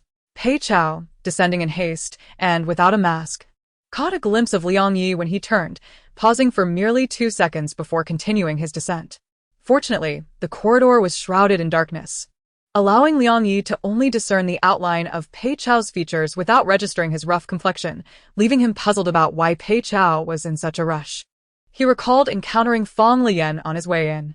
He had no choice but to follow suit and run downstairs. "What's going on?" Pei Zhao burst through the unit door, spotting Fang Leyan, who had just descended the stairs. The sudden movement startled Fang Leyan, who instinctively turned to defend himself, only to be enveloped in a tight embrace. Startled, he soon realized Pei Zhao was unmasked, and hearing the door swing open, he quickly fished a mask from his pocket. Thankfully, he had prepared masks in advance for both himself and Pei Zhao to prevent any mishaps, swiftly placing one on Pei Zhao, allowing the bloodied clothing he had been holding to fall to the ground. Liang Yi approached and inquired, Pei Zhao, what has you so flustered? If Pei Zhao needed assistance, Liang Yi was determined to help in any way possible. Fang Leyan was equally bewildered by Pei Zhao's sudden descent and had yet to ask when he noticed Pei Zhao crouching to retrieve the soiled garments. He was somewhat perplexed. Did Pei Zhao truly have an attachment to that clothing? Pei Zhao, that outfit is stained with blood and difficult to clean. We can find you a similar style when we head out in a day or two. Pei Zhao rummaged through the bloodied clothing, lifting the outer garment and cradling it in his arms, leading Liang Yi to assume he had grown fond of it. After a moment's thought, Liang Yi proposed, How about you let me take it? I can wash it for you. Having sustained numerous injuries during his training in the army, sunburnt back, scraped knees, and cuts, Liang Yi was no stranger to bloodstains on clothing. He had learned that washing bloodstains in cold water was less likely to leave marks. Pei Zhao tugged at the jacket for some time before managing to reach into its pocket, while Liang Yi's outstretched hand to take the jacket paused midair. As he watched Pei Zhao extract a crumpled photograph from the pocket, a sudden tremor of unease coursed through him, an inexplicable intuition arising. Oh no, this doesn't bode well. Fang Leyan's expression dulled as he beheld the photograph, utterly perplexed as to when Pei Zhao had concealed it in his pocket, especially since they had been together throughout. No. Wait, Pei Zhao had gone alone to that fleeing room. He observed Pei Zhao fiddling with the photo's creases, tilting his head with a hint of displeasure. This isn't nice anymore, he remarked, extending the photograph to Liang Yi, who was already on the verge of tears. Unlike before, Pei Zhao's demeanor was far less tranquil. Seeing Liang Yi hesitate to take it, he shoved it towards him rather brusquely, muttering, It's all crumpled. As the photograph was turned over, he no longer clung to that jacket, and with a swift motion, it was cast onto the ground. He lifted his gaze to meet the wide-eyed stare of Fang Leyan before lowering his head once more. After a moment of contemplation, he gathered up the clothes and pants, silently cradling them to discard into the trash bin, situated 10 paces away, where no one would ever again tend to them. Upon returning, his eyes shimmered with a hint of eagerness as he tugged at Fang Leyan's shirt, pulling him towards the unit door. Brushing teeth, washing feet, sleeping, embracing, kissing, touching, pinching, so delightful. Fang Leyan found himself unilaterally whisked away by Pei Zhao, with no chance to inquire about Liang Yi's photograph. As night enveloped them, everyone retreated to their respective rooms, regardless of whether their hearts were tranquil or troubled, yet they couldn't help but feel grateful for having survived another day. Fortuitously, those around them shared in the same luck. Only Liang Yi remained beneath the dim moonlight, enveloped by the mingled scents of blood and decay carried by the night breeze, clutching the crumpled photograph that faintly captured cherished memories. The outline and smile of his sister blurred through the tears that cascaded down his cheeks. Chong, still here. His tears fell onto his hand, yet he laughed through his cries. Not solely because he grasped the hope he had regained, but also because he could preserve the fond memories within his heart. Moreover, joining this team was undoubtedly the wisest decision he had ever made. Meeting Fang Leyan and Pei Zhao was the epitome of fortune. Chapter 63. Not the first time doing this that night, Fang Leyan found himself once again drawn into the warmth of Pei Zhao's embrace, an interaction that suddenly felt urgent and fervent. Fang Leyan pondered when their relationship had morphed into this unabashed intimacy. Initially, Pei Zhao merely enjoyed holding him close, poking his cheeks, caressing his belly, or playfully pinching his toes. He had categorized all of it as Pei Zhao's interest in him, which rendered everything novel. But what of the present? Pei Zhao's relentless nibbling had escalated. He was no longer merely nipping at Fang Leyan's cheek. Now, he fervently sought to kiss his lips, a behavior that was undeniably indulgent. Especially when Fang Leyan deliberately evaded his attempts, Pei Zhao would resort to nibbling on his ear. Fang Leyan was oblivious to Pei Zhao's fascination with the flush of his skin, finding it both curious and enchanting. Oh no, I need to use the restroom again. However, having inadvertently revealed his thoughts, Pei Zhao discerned his intention to escape and ensnared him in a tight embrace, refusing to let go. Fang Leyan was exasperated. Let me go. I need to use the restroom. His voice trailed off as Pei Zhao's hand brushed beneath his clothing. He struggled to evade the overly intimate gesture. Yet Pei Zhao's hands were rough from wear, merely grazing the fabric. Fang Leyan dared not turn his head, staring at Pei Zhao with disbelief. Only then did he realize, oh my goodness, could this really be the first time Pei Zhao has done this? A sheen of sweat broke out on the back of the squad leader, a sense of humiliation washing over him as he recognized he had been cleverly manipulated. He wrestled to free himself from Pei Zhao's mischievous grasp, his anger mingling with shame. I thought I said you couldn't touch others. Pei Zhao playfully nibbled on his lower lip, savoring the taste as he replied, not others. Fang Leyan retorted, that doesn't matter. I can't either. You can only touch yourself. Strangely feeling that this was inappropriate, he added, you shouldn't freely touch your own either. Pei Zhao, seemingly oblivious to the implications, continued to reach for him, his expression devoid of any ulterior motives, shaking his head innocently. I'm not fun. Lele is fun. The squad leader's face, hidden within the shadows of the night, burned with embarrassment, wishing desperately to shrink into the ground. He understood what Pei Zhao meant by fun. It was likely that during the night, he had reacted in his dreams, and Pei Zhao had caught on. What on earth am I going to do? Fang Leyan felt like a parent at a loss for words, unsure how to explain physiological concepts to an innocent child, feeling both at a loss and utterly humiliated. Yet, Pei Zhao's persistent hand, burrowing beneath his own, ignited a flicker of desire within him, a yearning for the tender affection that lovers share, causing his resolve to waver. Nevertheless, after a mere 2 minutes of internal struggle, he firmly rejected the advance once more. No. Remove your hand. I'm going to get angry. The sullen and conflicted squad leader grew silent, turning his back to Pei Zhao amidst the charged atmosphere of annoyance and awkwardness. He curled up in a huff, yet when Pei Zhao's hand reached for him, he couldn't help but lean back into the warmth. As his back pressed against Pei Zhao's chest, he became lost in thought, ultimately succumbing to slumber. In the dead of night, Fang Leyan dreamed of scenes that were difficult to describe, abruptly awakening in darkness. He looked down to find Pei Zhao's hand still securely wrapped around his waist. The blanket he had covered himself with undisturbed. Unbeknownst to him, at some point, Pei Zhao's arm had become a pillow beneath his neck. As Fang Leyan gradually turned, he discovered himself nestled within Pei Zhao's embrace, who remained silent, undisturbed by his movements. Looking up, Fang Leyan was astonished to find Pei Zhao's eyes closed. He had grown accustomed to Pei Zhao watching him upon waking, realizing that zombies rarely sleep.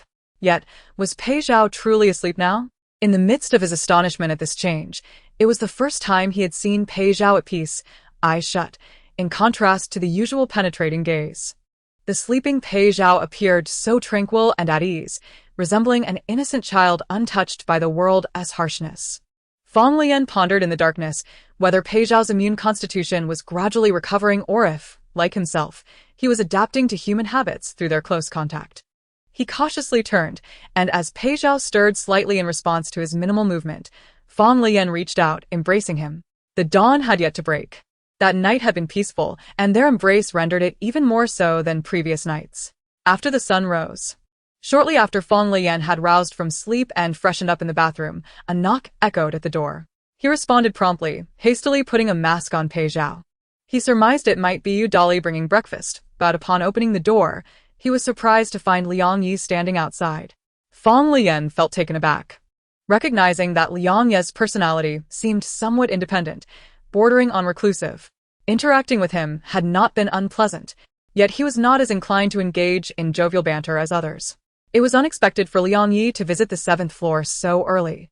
He smiled at Liang Yi and stepped aside, inviting him in. Brother Liang, have you had breakfast? Liang Yi appeared slightly brighter than before, though his expression remained neutral. His tone conveyed a newfound warmth, especially when he smoothly addressed Fang Leyan as captain. I've eaten. I ran into Dali earlier and brought your share along. Liang Yi glanced over at Pei Zhao, who was watching him from a distance by the window, before placing the food on the table without stepping further inside. Perhaps his discomfort with idle chatter led him to stand awkwardly for a few seconds before shifting the conversation. Captain, I took a stroll around the southern part of the community yesterday, and this morning I ventured through the northern section once again, only to discover a location that raises concerns regarding safety. The majority of the walls surrounding the community are fortified, yet there exists a small side gate that appears to be abandoned. Although it is secured, it is merely a barrier gate. Furthermore, both the gate and the wall are rather low, making it improbable for zombies to breach, yet they offer no protection against other survivors. Fang Leyan handed a sausage to Pei Zhao, contemplating that while Liang Yi is trained and thus cautious. He had not anticipated such comprehensive patrols of the community within just 2 days of their arrival. Fang Leyan had already surveyed the entirety of the place prior to selecting it as their base, and he was aware of that side entrance. At that time, the primary concern had been the zombies. However, in light of current circumstances, the zombies pose little threat to him and Pei Zhao, while the unpredictability of other survivors indeed presents a greater risk. With more than 20 individuals in their group, they must avoid being ambushed. All right. I'll accompany you to take a look, Fang Leyan declared, grabbing a loaf of bread and a bottle of mineral water, then turning to Pei Zhao. Unable to remove his mask in Liang Yi's presence, Pei Zhao resorted to awkwardly munching on the sausage through the bottom of the mask, causing it to shift uncomfortably. This sight almost extinguished Fang Leyan's initial intention to invite Pei Zhao along. They merely needed to assess whether there were ways to reinforce that side door. It would be better for Pei Zhao to stay in the bedroom, remove his mask, and enjoy his meal properly. Liang Yi was not particularly anxious about this matter. Seeing Fang Leyan preparing to leave, he casually reassured him, "It won't take long. Just have your breakfast first, and we'll head out afterward." However, Fang Leyan's primary concern was ensuring Pei Zhao could eat without discomfort. He approached Pei Zhao and softly said, "Brother Pei, I'm going to check things out with Brother Liang. You stay here and finish your breakfast. I'll return shortly." He gestured, indicating that Pei Zhao could lower his mask to his chin while eating. Pei Zhao regarded Fang Leyan, contemplating for a moment. He felt a desire to accompany Leyan but ultimately nodded, holding the half-eaten sausage. "Hurry up." One might think he was urging him due to an urgent matter, but Fang Leyan understood it was Pei Zhao's reluctance to be apart from him. All right. "I'll be back soon." The young squad leader set off with his bread and water, heading outside with Liang Yi. After a couple of steps, Liang Yi glanced back at the knife Fang Leyan had left on the table. He had previously witnessed Fang Leyan wielding it outside the community, and it had been quite impressive, igniting a genuine sense of admiration. After some thought, he walked over to retrieve the knife, feeling much more at ease with it compared to before. "Captain, since we're heading down, why not show us a few moves with that knife?" Liang Yi's swift integration into the team was precisely what Fang Leyan had hoped for. If such a team-oriented individual could foster better relationships with everyone, it would prompt him to consider relinquishing the title of captain sooner. "Sure, take it with you." As they exited, Fang Leyan deliberately left the front door ajar, explaining to Liang Yi, "Brother Pei appreciates tranquility. Disturbances annoy him." Liang Yi understood, as he regarded Pei Zhao as an exceptional person. The two descended the stairs quickly, making their way outside, where they encountered Yang Ting and Yudali. Even amidst the apocalypse, devoid of property management and cleaning services, it remained essential for them to maintain their living environment. Despite the carnage and stench outside, their sleeping quarters needed to be kept clean. The pair, along with several teammates, were clearing away some trash, using a small cart they had procured from the property management to transport the refuse to the undeveloped wasteland to the west. With the rubbish collected, Yudali noticed the duo heading north and immediately pursued them. Hey. "Where are you going?" Yang Ting rolled her eyes at the one who had momentarily abandoned their task and continued pushing the cart with her teammates towards the west. It seemed everyone was busy early in the morning. However, Fang Leyan usually remained on the 7th floor at this hour, having developed a habit of observing the horde of zombies from the window before planning the day's tasks and routes. Yet. This routine had been overshadowed by the presence of Pei Zhao, a formidable figure who could control the zombies, leading Fang Leyan to neglect it entirely. Zhao Weining was unaware that Liang Yi had already summoned Fang Leyan downstairs, carrying a box of gum that had fallen while gathering supplies, along with medication that Fang Leyan was supposed to take yesterday. While half the team was engaged in clearing living waste, the other half of the women were washing clothes. And as an injured party, she received special treatment. Quietly, she ascended to the 7th floor. The door to the middle apartment was slightly ajar, allowing a sliver of morning light to seep through. To avoid provoking Pei Zhao as she had previously, she politely knocked on the door. Determined to approach the captain without neglecting Pei Zhao, she realized that her overt friendliness towards Fang Leyan might have irked Pei Zhao's solitary nature. After knocking again and receiving no response, she rapped her knuckles a few more times. Inside, Pei Zhao stood silently by the window, having already deduced the identity of the persistent visitor. He quietly adjusted his mask back over his face, remaining unresponsive. He despised this nuisance and wished to avoid any interaction, hoping that silence would encourage her to leave. However, Zhao Weining was clearly not someone who would depart easily, even if the room seemed empty. She felt compelled to check if the captain might be occupied elsewhere. Like a thief, she pushed the door open, only to be startled by the figure standing by the window. Pei Zhao's cold, indifferent gaze pierced through her, and despite her racing heart, he refrained from any aggressive action. Instead, he listened disdainfully to her internal monologue. Goodness, that startled me. Why does this person resemble a ghost? Yet, he doesn't seem inclined to treat me as he did last time. Steeling herself, Zhao Weining slowly entered the living room, attempting to ease the tension with a soft, timid voice. Brother Pei, is the captain not here?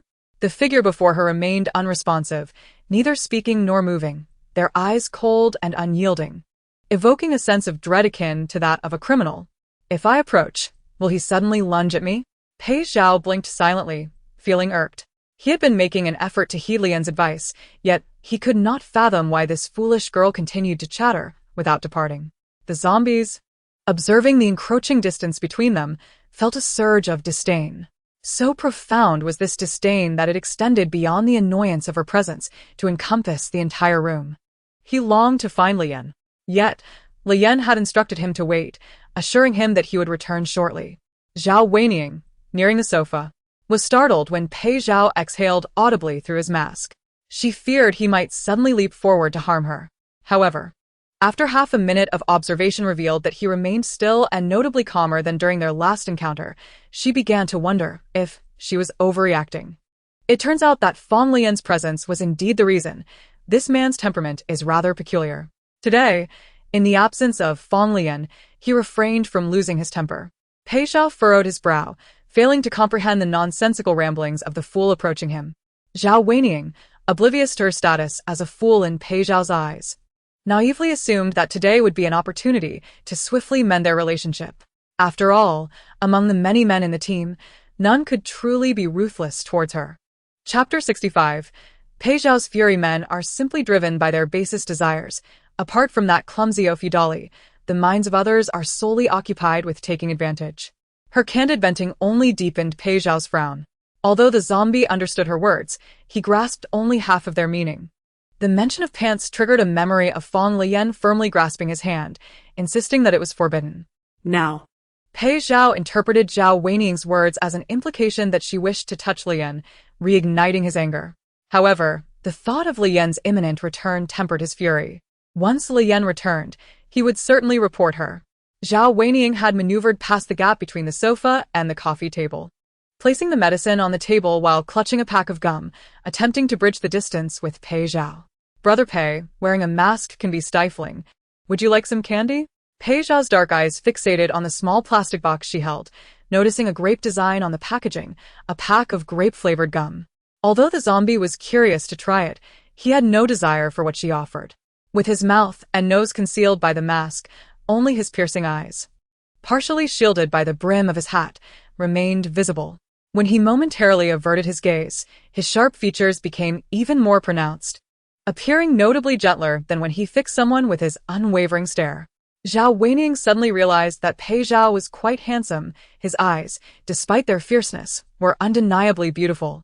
Even with the mask covering his face, his profile revealed a striking silhouette. Additionally, his well-proportioned physique and height were complemented by the praise he often received from others regarding his impressive strength. At that moment, she felt a flutter of infatuation. Though Fang Leyan is the captain, Pei Zhao is quite remarkable as well. Pei Zhao's attention was immediately drawn to her internal musings. Still perplexed by her words, what did she mean by Leyan being the captain and him being notable? His silence and stoic demeanor only heightened his allure, as most individuals tend to shy away when they refrain from communication. In contrast, Pei Zhao's unwavering gaze seemed to strip away all pretense, leaving others feeling exposed. Zhao Weining experienced this sensation acutely, as if standing before him in a state of undress. Brother Pei, I really like you. Could you tell me what causes your bias against me? I promise to change. Zhao Weining gazed up at Pei Zhao with an innocent and pitiable expression, slowly inching closer and even reaching out to tug at his clothing. Pei Zhao sidestepped with a swiftness that left Zhao Weining momentarily stunned. Her eyes widened in genuine shock. It was her first time failing in her attempts to charm a man. However, Pei Zhao was typically reticent, and she dismissed his rejection, rationalizing that his character was simply cautious. Yet, a girl who had never faced rejection felt a sting of humiliation, her expression still pitiful. But her simmering anger seeped through her thoughts. Humph. Do you really think others cannot attain you? With your skin condition, who would even look your way? Once I share a bed with Fang Leyan, being your backup will be a privilege. Zhao Weining's intention to be with Fang Leyan pushed Pei Zhao's patience to its breaking point. He could endure her incessant prattling, but he would not allow anyone to covet Fang Leyan. In the quiet of the living room, the sound of Pei Zhao's clenched fists echoed ominously. His furious gaze directed at Zhao Weining, gradually shifting to the half-open entrance door. Following his line of sight, Zhao Weining assumed he was merely posturing, fearing the arrival of others, which filled her with a sense of smug mockery. Huh. I thought you were serious, but you're just like that fool Liao Fei, eager to shed your pants. The mention of Liao Fei successfully redirected Pei Zhao's wrath, his dark pupils fixated on Zhao Weining. Realizing she was allied with that fool who had pushed Liyan, the zombie's breath quickened beneath his mask, his demeanor morphing into that of a predator. Zhao Weining, feeling a rush of embarrassment, stole a furtive glance at him before glancing into the bedroom. Brother Pei, I'm feeling a bit dizzy. May I rest in your room? Those who think with their lower halves, shedding their pants, are no different from Liao Fei, just following whatever I say. Yet, you do seem physically stronger than that weakling. Liao Fei, that fool, it's harder to make him captain than to reach the heavens. If the captain weren't so hard to seduce, who would even glance his way? First, I'll lure Pei Zhao to bed, and when Fang Leyan returns, I'll claim he tried to assault me. Pei Zhao's composure shattered upon hearing Zhao Weining's true intentions regarding Liao Fei, unable to maintain the facade of calm any longer. As she leaned in to embrace him, he erupted with a deafening roar. Get back. He seized Zhao Weining, intent on throwing her to the ground. Startled, she let out a half-hearted scream, swiftly wrapping her arms around Pei Zhao's shoulders, pressing her chest against him. Brother Pei, please don't yell at me. I'm scared. Her plea was cut short by a shriek, her voice turning into a strangled gasp as she was forcefully hurled against the sofa. The sensation of her throat nearly crushed rendered her voiceless, leaving her to choke and cough. Simultaneously, the sight of the man before her transforming into a beast sent her into a panic as he lunged and grappled with her. In her frenzy, she accidentally ripped the mask from Pei Zhao's face, revealing his pale, rough skin up close. You ugly monster with a skin disease. Do you really think you're something special? Get away. Zhao Weining was utterly terrified. She never anticipated that such a robust man would unleash his fury on a woman. A person who typically cried in front of teammates now found herself in a state of sheer panic. Wide-eyed and trembling as her hand sought out the concealed folding knife she had hidden in her bosom. With a shaky flick, she opened the blade, aiming it fiercely at Pei Zhao's eyes. If Fang Leyan had known what would transpire during his absence, he would have insisted on keeping Pei Zhao by his side. He had merely accompanied his teammates to inspect the side gate of the community, discussing how to heighten it. After returning downstairs, he engaged in a few rounds of sparring with Liang Yi. Growing anxious about Pei Zhao waiting too long, he concocted an excuse to rush back upstairs. As Fang Leyan ascended the final step and pushed open the safety door, he noticed the entrance ajar much wider than when he had left, an unsettling sense of dread surging within him. He approached and pushed open the narrow gap. Upon seeing the scene before him, his heart skipped a beat, gripped by an overwhelming sense of urgency. Chapter 66. Zhao Weining is dead. Fang Leyan stood in a daze for half a minute before he rushed inside and forcefully shut the door behind him. Zhao Weining lay on the floor beside the coffee table, a pool of blood streaming from the back of her head, her limbs twitching incessantly, either from blood loss or cranial trauma. Her eyes, now vacant, seemed to glimpse Fang Leyan's return, fingers on the ground moving like those of a restless specter. A bloody bite mark marred her arm. Meanwhile, Pei Zhao crouched like a lurking beast beside the sofa, fresh blood still glistening at the corners of his mouth. The woman on the floor gradually ceased her spasms, her pupils completely dulled. In the ensuing silence, the zombie, huddled in the gap between the sofa and the coffee table, emitted a sorrowful moan, its gaze timidly flickering as it dared only to steal glances at the utterly bewildered Fang Leyan. Leyan is angry. Leyan will be angry. Because I have been disobedient. Fang Leyan's face turned ashen with terror. Faced with the lifeless body that had ceased to breathe within 3 minutes, he was engulfed by waves of panic as he struggled to breathe amidst the insanity of the zombie. The intense tension finally snapped him out of his stupor, prompting him to slowly approach the creature from the door he had leaned against. As it whimpered in distress, he grasped the zombie and forcefully pulled it up, then calmly directed Pei Zhao toward the bedroom. Go brush your teeth. Pei Zhao stood bewildered at the bedroom door, sensing Liang's overwhelming emotional collapse. It was evident that Liang was furious. He yearned to understand Fang Leyan's thoughts, but Lian's mind was as blank as a fresh sheet of paper, unable to stabilize itself. Looking at Pei Zhao, he could only offer a feeble coaxing, "Be good. Go brush your teeth." Seizing the fleeting moment while Pei Zhao entered the bathroom, Fang Leyan stood in the living room, striving to regain his composure, his gaze falling upon the body of his teammate on the floor. In just a minute, he made his move, rushing to the balcony to retrieve a spare rope. With swift efficiency, he bound Zhao Weiniang's corpse. He fought against the tremors in his hands, desperately trying to suppress his thoughts. However, after a long struggle, he hastily undid the rope, realizing it was futile. Even if she were to mutate, Pei Zhao would not be bitten. Leyan. Pei Zhao called out to him, and as Fang Leyan turned, a wave of dizziness washed over him. Pei Zhao leaned in, wanting to embrace him but hesitating, unsure of where to place his blood-stained hands. He believed that Fang Leyan must be incredibly angry. Pei Zhao feared that Liang would cast him aside, never to return, and the thought filled him with distress, his heartbeat slowing to an agonizing thrum. I was wrong. I was wrong. Yet, to his surprise, Fang Leyan approached and enveloped him in an embrace, nuzzling his cheek against Pei Zhao's chin. His gentle palms softly patting Pei Zhao's back, his voice soothing enough to melt ice. It's all right. It's all right. Don't be afraid. I'll find a way. In such a hasty moment, what could Fang Leyan possibly devise? Yet he was determined not to let Pei Zhao feel any hint of grievance. Fang Leyan understood that Pei Zhao harbored disdain for Zhao Weiniang, but he firmly believed that Pei Zhao would never bite a person without cause. As long as he remained by Pei Zhao's side, he would ensure that he would not be isolated. If isolation were to occur, then they would face it together. Pei Zhao, gather the zombies outside the community. Bring them to the entrance. Fang Leyan endeavored to clear his muddled thoughts, realizing that he first needed to create a sense of crisis to draw everyone's attention. At the very least, the male teammates would rush towards the entrance to fend off the threat. However, with elderly individuals and women on the 3rd and 4th floors, he could not simply throw the body out the window. That would lead to complications and potentially draw attention from those inside. Then I'll plan the arrangements for the others. Pei Zhao, I'll head down first. Wait until everyone has rushed downstairs to see me locking all the safety doors. Then take the body in that direction while avoiding the others.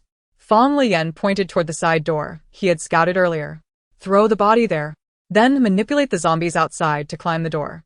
Don't let too many in, just 3 or 4, and then you deal with them. Pei Zhao stared at him, appearing somewhat bewildered. Fang Leyan stood on the top floor, peering through the glass as he witnessed the zombies gathering in the street, slowly approaching the community entrance, creating quite a stir in less than 10 minutes. He swiftly turned and exited, unlocking the safety door on the 7th floor, shouting downwards. The community gate is under attack by zombies. Everyone grab your tools and head down just in case. Within 2 minutes, the stairwell echoed with the chaotic and hurried footsteps of his teammates, mingled with the expletives of the men. Yudali shouted from downstairs, hurry up. Liang, check the numbers. Before long, the corridor fell silent, save for the hushed discussions of fearful women. Fang Leyan turned to Pei Zhao, instructing him, I'm going down. Pei Zhao, remember to close the door when you follow. The floor still bore traces of blood that had yet to be cleaned. Fang Leyan clutched all the keys to the entrance doors, descending swiftly. At each floor, he informed the elderly and women, for safety's sake. I'll lock the safety doors. We'll reopen them once the crisis is averted. No one voiced any objections. After all, these were the words of the captain. A decision that effectively safeguarded the vulnerable. One by one, Fang Leyan locked each safety door, and in the brief span, he found beads of sweat forming at his temples. After securing the 2nd floor, he steadied his breath. The 1st floor was uninhabited, and after about half a minute, he heard Pei Zhao shutting the door behind him as he descended. He then swiftly exited the building, rushing to the community entrance to oversee the situation. Pei Zhao moved with remarkable speed, even while carrying a corpse, darting like a leopard. Fang Leyan felt a pang of discomfort as he watched the zombies relentlessly battering the gate. The door trembled under the assault, sending waves of panic through the onlookers. Everyone, take cover behind the barricades and see what the zombies are targeting. All who had descended observed from the shelter of the building, and Fang Leyan gripped the keys tightly. Listening to the diminishing noise, Liang Yi turned to him, asking, "Captain, it seems to have quieted down. Whereas Pei Zhao, didn't he come down?" It was only then that Fang Leyan jolted from his reverie, his gaze flickering as he sprinted toward the northern part of the community. "I sent Pei Zhao to check the side door." Liang Yi felt a chill in his heart and followed closely. The side door was vastly different from the main entrance.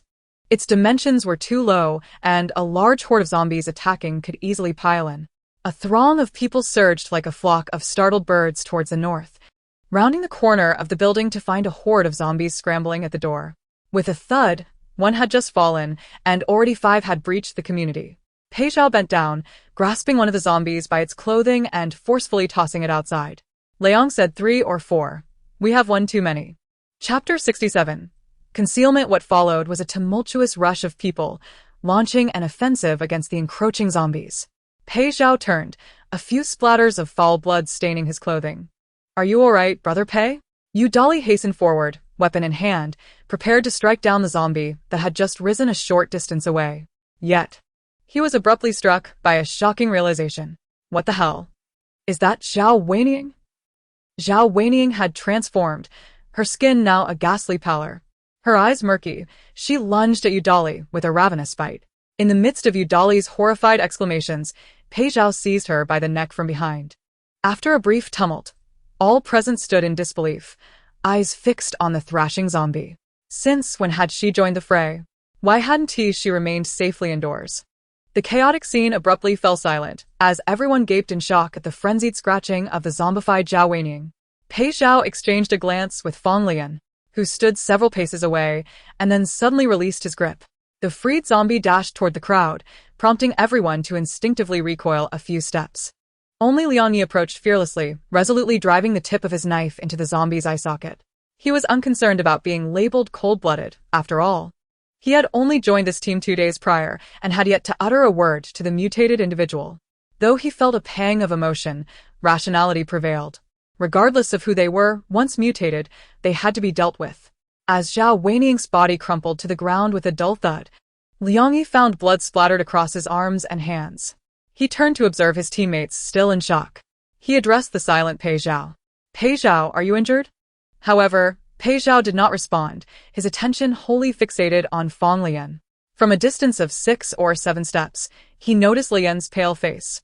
The color drained from his lips. Lian was angry, and Pei Zhao dared not speak. The horde of zombies outside the side door pressed against it, their movements sluggish. Reflecting Pei Zhao's despondency, he lowered his head slightly, concealing his eyes beneath the brim of his hat. Liang Yi misinterpreted Pei Zhao's demeanor as guilt for not safeguarding his teammates, and after a moment's contemplation, he offered some comfort. "It's not your fault." Pei Zhao's mask seemed to shift, and he discreetly glanced at Fang Leyan, only to find him standing directly before him, forcing a strained smile. "Peigo, it's all right. I shouldn't have left you alone." Fang Leyan suppressed the sting in his nose, and Yu Dali joined them, attempting to lighten the mood. "Blame me. Even if my Peigo can take on 3, he still needs a little brother. Don't worry, Peigo, from now on, I'll stand behind you as your loyal follower." Yet only Fang Leyan understood that his guilt stemmed from leaving Pei Zhao alone in the room. Liang Yi patted Fang Leyan on the shoulder and quietly suggested, "Captain, take Peigo back to change clothes and drink some water. We'll handle the cleanup here. I think we need to quickly reinforce the side door. Later, we can search the other buildings for usable metal frames. If that fails, we'll just break a window." Fang Leyan nodded, and after he escorted Pei Zhao away, the others waited in the shade. The once crowded zombies outside gradually quieted, having lost their target. As they ascended the stairs, Fang Leyan unlocked each safety door in turn, reassuring the women and elderly that there was no danger. "Uncle Lu, do you have any water? I need a bucket." Among the crowd was an elderly man, nearly completely gray-haired, who had been the boiler operator for the community. Fang Leyan had rescued him during the cleanup. Given the scarcity of water, Fang Leyan had entrusted him with managing the water supply to prevent waste. Aware that Pei Zhao needed to wash off the blood, Uncle Lu brought out a bucket of pre-filled water for Fang Leyan. After expressing his thanks, Fang Leyan took Pei Zhao upstairs, but this water could not be used for bathing. Instead, it was meant for cleaning the bloodstains from the living room floor. Fortunately, the blood on the floor was minimal. Only a few traces remained at the edges of the coffee table, making it relatively easy to clean. Otherwise, this bucket of water would have proven insufficient. Nevertheless, it was nearly all consumed, leaving no excess to wash Pei Zhao. Fang Leyan had no choice but to find a jacket for Pei Zhao to wear temporarily. Pei Ge, you should change your clothes first. We can't delay raising that side door any longer. Later, we'll join the others to check the other buildings. Pei Zhao picked up the jacket, watching as Fang Leyan carried the dirty water to the bathroom to pour into the toilet. Throughout, Leyan remained as gentle as ever, showing no sign of anger. Pei Zhao removed his blood-stained jacket, glancing down at the crimson splotches on his short sleeves. Silently, he donned the clean clothing, zipping it up to the top. After all, it was his actions that had thrown the community into chaos. Even though Fang Leyan felt somewhat downcast, he did not linger on it, quickly tidying up before rejoining the others. The building they were now residing in was the cleanest, chosen for its advantageous street view. Fang Leyan had selected it as their temporary base. The community was relatively secure, but the interior of the adjacent buildings had not been thoroughly cleared, with many zombies still lurking inside residence doors. Fang Leyan opted for the middle unit of the building across. He led Pei Zhao along the floors to clear each one, searching for usable supplies and materials to reinforce the side door. After the earlier encounter with the horde, everyone appeared exhilarated. Their safety depended on rapidly heightening the side door and subsequently fortifying the community's main entrance. As Fang Leyan accompanied his teammates in breaking through each door, he did not feel overly tense. With Pei Zhao by his side, he could ensure that no zombie would truly manage to bite anyone. They worked from morning until afternoon, merely nibbling on bread and sipping water, and by 3 or 4 o'clock, they had cleared up to the 15th floor. They discovered many usable tools, and since the first floor had a small courtyard, they dismantled the metal railing from it. Fang Leyan consistently positioned himself at the forefront, shielding his teammates behind him, not only out of duty as captain but also to distract himself from his mounting emotions. By the time they opened the 15th floor door, he was nearly overwhelmed by the weight of his feelings. Remaining outside, he watched as his companions rushed into the room. Despite countless self-reassurances, he felt a persistent ache of guilt. He felt remorseful for deceiving everyone as their leader, for misleading those he had worked alongside daily. Leyan, come quick. Udali's shout from within the room jolted Fang Leyan from his reverie. Steeling himself, he grasped Pei Zhao's sleeve and moved inside. Pei Zhao had remained silent for several hours, now trailing closely behind Fang Leyan as they entered the 15th floor residence, where Udali was exclaiming excitedly while brandishing a bottle. Wow, this homeowner must be wealthy. Just look at this fine liquor. Chapter 68. Discovery of the wound. The teammates scattered to investigate, and Fang Leyan scanned the living room, spotting a wall of glass cabinets filled with an array of liquor bottles, all seemingly of considerable value. The homeowner had a penchant for collecting fine spirits. After gathering usable items, they selected several bottles of alcohol to take back to their temporary residence, working diligently to raise the previously dismantled metal frame at the side door before nightfall. However, time was too limited. In 2 or 3 hours, they could only complete a portion of the task. Exhausted, they decided to return for a meal, planning to secure the unit door and the first floor safety passage for the night. After a long and arduous day, it was evident that everyone was somewhat fatigued.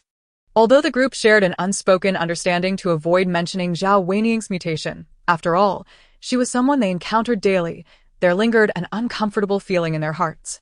Observing the low spirits of his companions, Udali pondered for a moment before proposing, given that we've been quite busy today, why not bring back some drinks? Let us indulge a little tonight, but let us not overindulge. We wouldn't want to sleep like dead pigs. Is that agreeable, Captain? Udali, mindful of the team's morale, considered that a gathering over dinner could lift their spirits and prevent them from spiraling into dark thoughts later in the night. Hearing the others concur, Fang Leyan nodded and cautioned, "Please, let us not drink too much. We must remain vigilant at this hour." The group assented readily, yet as the evening unfolded, It was Fang Leyan himself who exhibited the least self-control. Their team, excluding Liao Fei, comprised 26 individuals, which had recently increased to 27 with Liang Ye's addition, and today, it reverted back to 26. Perhaps Udali had prepared everyone mentally, for during their meal, Fang Leyan did not hear anyone broach the topic of Zhao Weining. Notably, Liang Yi was quite lively, breaking from his typically reclusive nature to pour drinks and engage everyone in conversation, thereby alleviating the surrounding gloom. Fang Leyan, somewhat distracted, exchanged a few words with his teammates before retreating to a dim corner with Pei Zhao. While the group animatedly discussed the beverages, Fang Leyan's acute senses picked up on hushed murmurs. Zhao Weining's leg has been limping for days.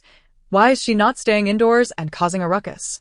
Such cowardice and lack of ambition, always seeking attention. Well, now she's in trouble. Sure. Don't say that. The captain will be upset. Indeed. Fang Leyan felt a pang of discomfort, not sorrow, but a deep unease. As he conversed with his comrades, he welcomed every toast, but now, a slight dizziness accompanied his brewing agitation. He swayed the half-empty bottle of liquor in his hand, the liquid reflecting the flickering candlelight in a translucent amber hue. Leyan. Pei Zhao, who had been silent for several hours, finally spoke, his voice raspy. Fang Leyan turned to meet his gaze, which bore the weight of remorse. He smiled softly, draping an arm around Pei Zhao's shoulders and lifted the bottle, inquiring, "Brother Pei, would you care for a sip?" Fang Leyan was aware that Pei Zhao's sense of taste had diminished, and he was uncertain if alcohol had any effect on a zombie. However, he discerned a hint of sadness in Pei Zhao's demeanor, and he wished to alleviate it, believing he had done nothing wrong. Just a taste. Rather than placing the bottle in Pei Zhao's hand, he raised it to his lips, gently feeding him as if he were in a light stupor. Pei Zhao sniffed, catching a whiff of sweetness. As the potent liquor filled his mouth, he was met with a sharp spiciness that jolted his dulled taste buds, causing him to abruptly turn away. The liquid cascaded from Fang Leyan's bottle, soaking Pei Zhao's outerwear. The scent of alcohol wafted between them as Pei Zhao hurriedly attempted to wipe the stains from his clothing. "I've got my clothes dirty again. Leyan, I'm sorry." Hearing Pei Zhao's apology seemed to awaken Fang Leyan from his stupor. He set the bottle down and assisted in wiping the moisture from Pei Zhao's garment. The dim lighting and his own dizziness rendered it difficult to discern where the wetness was. So he adjusted his position and pulled Pei Zhao's jacket closer for a better look. Pei Zhao wore a foggy blue coat, lighter than the two previously soiled garments. As Fang Leyan wiped, he noticed a palm-sized patch of red. After a few moments of scrutinizing the hem, he recognized the color unmistakably as blood. "Wasn't this a fresh coat? Brother Pei, where did you get this blood?" They had been gathering supplies in the opposite building all afternoon. With Pei Zhao steadfastly following behind him, where could this blood have come from? After a brief moment of realization, Fang Leyan's mind raced as he saw that the stain was not from a splash, but rather seeping through. In a panic, he lifted Pei Zhao's coat. Leaning closer in the dim light, he discerned a stab wound in the fabric of Pei Zhao's shirt, dried blood crusting around the opening. "Captain." Liang Ye's voice rang from behind, prompting Fang Leyan to hurriedly shield Pei Zhao's wound with his hand, his eyes reddening as he turned to the approaching figure. Liang Yi had intended to offer comfort, having noticed Pei Zhao's silence throughout the afternoon, but upon seeing Fang Leyan leaning against Pei Zhao, his eyes slightly misty, he inquired, "What's wrong, Captain? Have you had too much to drink?" Fang Leyan's heart twisted painfully, tears brimming in his eyes as he strove to maintain a calm demeanor. "Yes, I underestimated the potency. It hits harder than expected. I think Pei Zhao and I should retire for the night. Please keep an eye on them and ensure they don't overindulge." After Liang Yi agreed, Fang Leyan called after him, "Brother Liang, could you please fetch me some iodine and check if there's any gauze?" His request instantly drew a furrowed brow from Liang Yi, who knelt to examine him closely. "Captain, are you injured?" Fang Leyan's voice became nasal, and facing Liang Yi's evident concern, he felt compelled to fabricate a lie. "It's nothing. I've just been up and down the stairs too frequently today, and developed a blister on my foot. A little disinfectant, and a bandage. And it will heal in a day or two." Liang Yi was about to remove Fang Leyan's shoe for a better look, but Fang Leyan evaded him, using Pei Zhao for support as he stood, slightly unsteady, urging Liang Yi to hurry off to find Yang Ting in the storeroom. Once Liang Yi departed, Fang Leyan collapsed against Pei Zhao, murmuring apologies repeatedly. The weight of guilt from the day overwhelmed him in that moment. He had failed to protect Pei Zhao. Had he not left him alone, this ordeal would never have occurred. If only he had been more observant, he could have discovered Pei Zhao's injury sooner. He had allowed Pei Zhao to toil beside him for 6 or 7 hours with an open wound. I'm sorry. Chapter 69. Fang Leyan was drunk. Fang Leyan returned to their room with iodine and gauze, closing the door behind him, finally shedding his facade of composure. He gasped for breath as if he were drowning, his fingers trembling as he hurriedly unzipped Pei Zhao's jacket. Once Pei Zhao's shirt was removed, he revealed a knife wound beneath his ribs. The injury as shape indicated it was not a mere scratch. It appeared to be inflicted by a dagger-like instrument. What did Zhao Weiniang use to stab you? Fang Leyan's heart raced with self-recrimination. He should have anticipated this. Pei Zhao would never bite someone without provocation. Pei Zhao stood by the door, casting his gaze towards the sofa and coffee table. Fang Leyan, discarding the iodine, swiftly pushed the sofa aside with a grunt, the heavy furniture protesting under his force. Beneath it lay a thick layer of dust, prompting him to brighten the flashlight beam and lift the coffee table.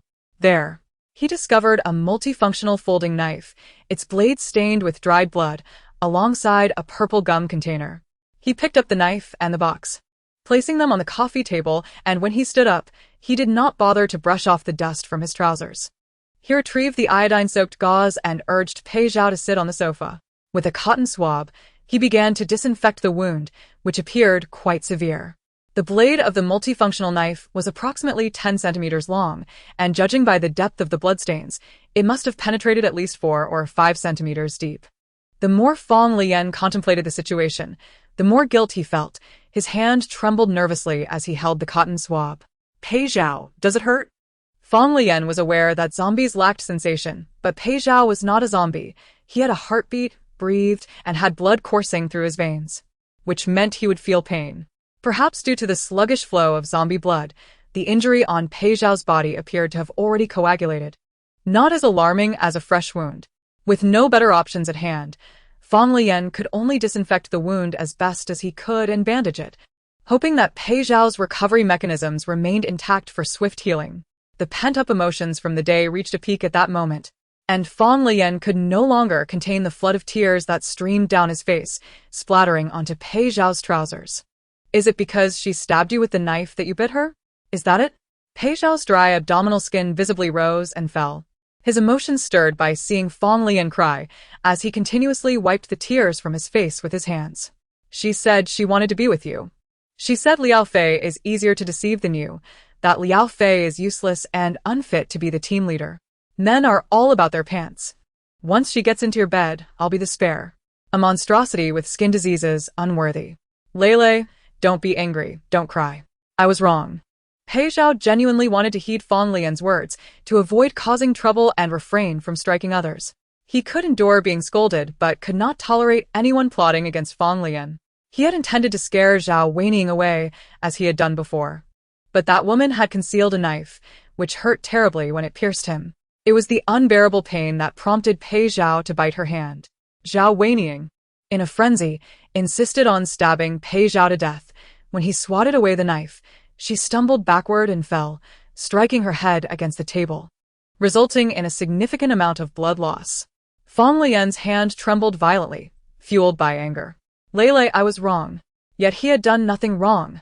Fang Leyan, leaning on the sofa to steady his quaking nerves, rose from his kneeling position on the floor and embraced Pei Zhao. You are not at fault. It is I who owe you an apology. Do not blame yourself. She deserves it. As the night settled into a tranquil calm, Lele held Pei Zhao tightly, not wanting to let go, his heart still battered by guilt, waves of sorrow crashing against his chest. However, at this moment, his remorse was solely directed towards Pei Zhao. Gradually soothing the heaviness that had burdened him throughout the day, his breath evening out against Pei Zhao's neck, the dampness of his tears mingling with Pei Zhao's dry skin, as if nourishing a parched desert. I think I've had too much to drink. I feel even dizzier than before. Fang Leyan, in a foul mood, had hardly noticed the alcohol content in the bottle. Earlier, he had merely felt a bit lightheaded, but perhaps the weight of the day's pressures had finally lifted, leaving him increasingly disoriented. The beam of the flashlight flickered before his eyes, transforming into a dance of interwoven shadows. He felt as though he were floating, like a feather, slumped against Pei Zhao's shoulder, slipping further down, his fingers searching for the bandaged area. Does it still hurt? Is it very painful? Pei Zhao grasped a soft hand, lifting Fang Leyan effortlessly and carrying him into the bedroom. Fang Leyan felt as though he were in a dream, lying amidst a pile of soft cotton, warmth enveloping him. Instinctively reaching out for the figure that lacked warmth. Pei Zhao, I'm feeling hot, hold me. Help me take off my clothes, it's too warm in here. Fang Leyan sensed someone assisting him in shedding his garments, a smile curving at the corners of his mouth. He raised his hands to rummage through Pei Zhao's tousled hair, like a tipsy reveler, playfully tousling it. I really like you, Pei Zhao, I like you. Once his clothes were removed, the heat from his body diminished slightly, the coolness of the air causing him to shiver, compelling him to burrow deeper under the covers. The cotton is damp. Hold me. Fang Leyan was entirely oblivious to how his inebriation had transformed him into such a childlike state, speaking whimsically. Yet, he found himself cradled within Pei Zhao's embrace. Nestled against a body that radiated just the right amount of warmth, Fang Leyan rolled around comfortably, playfully demanding, "Kiss me, Pei Zhao, kiss me." His lips were swiftly silenced. A gentle warmth and a hint of moisture intertwined, mingling with the rich scent of alcohol that lingered. Tonight, Fang Leyan, in his befuddled state, appeared particularly affectionate. He wrapped his arms around Pei Zhao's neck, kissing him fervently, his heart racing with unspoken words. I like you, I like kissing you. Kiss my ears. I want you to kiss my ears. The warmth of his ears cooled as Fang Leyan tilted his head back in Pei Zhao's arms, purring softly like a lazy cat, stretching his limbs, surrendering completely to the softness that enveloped him, his entire being flushed with a delicate crimson from the alcohol. Pei Zhao found himself drawn to the rosy hue that adorned Fang Leyan's figure, particularly the color of his full lips and the blush that crept onto his earlobes when he felt shy, igniting a desire to touch. However, he had never witnessed Fang Leyan blushing all over. The originally fair skin now bore a gentle rosy tint, resembling a flower in full bloom. He longed to kiss, to nibble. Pei Zhao leaned closer, inhaling the rich scent of alcohol that surrounded Fang Leyan, pressing his lips gently to his. He kissed the soft lips, trailing down to the chin, then from the chin to the neck, nibbling at the flush skin. The gentle bites elicited a ticklish sensation in Fang Leyan. Yet he relished the tender caresses, wrapping his arms around Pei Zhao's head and tousling his hair, emitting soft, fleeting sounds akin to a contented kitten. Typically, Pei Zhao's attempts to kiss and nibble on Fang Leyan would be met with resistance, but tonight, Fang Leyan's receptiveness brought Pei Zhao immense joy. Pressing his dry cheeks against Fang Leyan's chest, he elicited a series of light chuckles. How ticklish. The ticklishness only heightened the blush that spread across Fang Leyan's skin, the warmth compelling him to instinctively lean closer to Pei Zhao. He had requested Pei Zhao to help him remove his clothes, entirely unaware that he was now completely bare, lacking even the slightest coverage. Pei Zhao left a series of light bite marks on his chest, admiring the contrast of colors, and without hesitation, he opened his mouth, catching Fang Leyan off guard, as he knew Pei Zhao would retract his teeth in time. Fang Leyan emitted a soft, low sound, clutching Pei Zhao's hair tightly. Pei Zhao enjoyed hearing him sound so coy, his hands instinctively wandering beneath the covers. In less than half a minute, the blanket was thrown aside. Pei Zhao playfully nibbled at Fang Leyan's belly and side, watching as Fang Leyan gently pushed his face away. Pei Zhao's hand initially brushed lightly against him, but Fang Leyan did not curl up as he usually would. He tentatively touched Fang Leyan again. Still, Lele remained half awake, not chastising him for his advances. Pei Zhao's cheek pressed against Fang Leyan's soft belly, observing him closely, noticing how Fang Leyan's emotions seemed to fluctuate. Pei Zhao's extraordinary vision fixed intently upon the rosy surface of human skin. Fang Leyan felt an invigorating chill envelop him. In an instant, his emotions experienced a soothing tranquility, the familiar sensation of a kiss bringing him back to a semblance of clarity. As he sifted through the chaos in his mind, he lowered his gaze. In his hazy vision, he could only discern Pei Zhao's slightly disheveled hair, as if he were adrift on the surface of the sea, aimlessly floating. Pei Go, he yearned to halt this, yet he found himself in dire need of it. Fang Leyan struggled to resist the allure of proximity with the person he cherished. A long-awaited yearning, Under the influence of alcohol, he relaxed his tension, feigning forgetfulness of his persistent dread that Pei Zhao might eventually abandon him. I wish to be with you forever. To possess such an intimate relationship without distance eternally. Time seemed to stretch indefinitely, and Fang Leyan could hear the rapid thumping of his heart, a wave of warmth surging through his body, coursing through every limb, until all that remained was the rhythmic pounding against his eardrums. His inebriation suddenly diminished, leaving him momentarily weak before abruptly awakening. Pei Go, Pei. Fang Leyan cradled Pei Zhao's face, prying open his lips, revealing a clean tongue. Stunned for what felt like half a minute, he met Pei Zhao's gaze, his eyes reflecting a bewilderment that suggested a lack of understanding. Fine then. The uncomprehending look in Pei Zhao's eyes instilled a sense of guilt within Fang Leyan, who bashfully tugged Pei Zhao over to lie down, the blanket muffling their movements. It was time to sleep. The bedroom fell into a profound silence, with only the sound of Fang Leyan's heartbeat echoing in the stillness. After another 15 minutes, his heartbeat gradually slowed, merging with the ambient tranquility. He was unaware of when he succumbed to slumber, only to awaken and find Pei Zhao still asleep. Pei Zhao was still asleep? A jolt of surprise coursed through him as he sat upright in bed. Pei Zhao, who typically required no rest, would usually awaken before him, even when merely resting with closed eyes. Now, as Fang Leyan sat up, the bed creaked audibly. Pei Zhao had yet to awaken. Pei Zhao. Pei Zhao. Fang Leyan rushed over, gently tapping the face of the seemingly comatose figure, his heart racing with anxiety. Could he have succumbed to his injuries? As he pulled back the covers to inspect the wound, Pei Zhao stirred awake, his eyes bright and fixed on Fang Leyan without uttering a word. Pei Zhao. Are you all right? Does the wound hurt? Yet, the great zombie, as Fang Leyan had affectionately dubbed him, did not rise to embrace him as before. Lying instead on the pillow, staring at him with an expression that Fang Leyan could unmistakably discern as curiosity. Was he somehow different? Pei Zhao. Just as Fang Leyan's nervousness peaked, Pei Zhao called out to him. Leyan. The tension within Fang Leyan slowly dissipated as he tenderly cradled Pei Zhao's face, exhaling deeply while brushing aside the tousled strands of hair from his forehead. Why didn't you speak earlier? You scared me. A broad hand grasped Fang Leyan's arm. Yanking him down onto the bed, Pei Zhao's arms swiftly encircling his back, drawing him close. Following this was a kiss, both forceful and tender, lingering. Had it not been for the sunlight streaming through the window, Fang Leyan might have believed he was ensnared in a dream, feeling an awkwardness he could scarcely comprehend. Gazing intently into Pei Zhao's face, he noted that while it was undeniably Pei Zhao, something felt amiss. Does your wound still ache? It's nearly healed. Pei Go. Why does your tone seem somewhat off? A bit disjointed? What the hell? Fang Leyan sprang from the bed, pointing at Pei Zhao, stammering uncontrollably. Are you all right? Do you remember everything? His excitement was met with Pei Zhao's calm demeanor, maintaining the same emotionally neutral expression as before. I remember a little. Under Fang Leyan's astonished gaze, Pei Zhao sat up, bestowing upon him a gentle smile.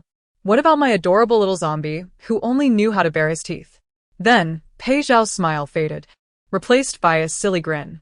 Pei Zhao and Fang Leyan exchanged glances for a moment before Pei Zhao lowered his gaze, which fortuitously allowed Fang Leyan to notice a change in the color of his skin on the side of his face. He quickly moved closer, cradling Pei Zhao's face to inspect it. Indeed, a small patch of skin had returned to its normal texture, starkly contrasting with the surrounding dryness. You're truly recovering. But just yesterday you hadn't improved. How could such a transformation occur overnight? Fang Leyan's mind raced with thoughts regarding the cause of Pei Zhao's recovery, only to find Pei Zhao smiling while his gaze remained lowered. Confused, Fang Leyan followed his line of sight downwards, discovering that he had unwittingly shed his clothing, likely due to intoxication or perhaps sickness.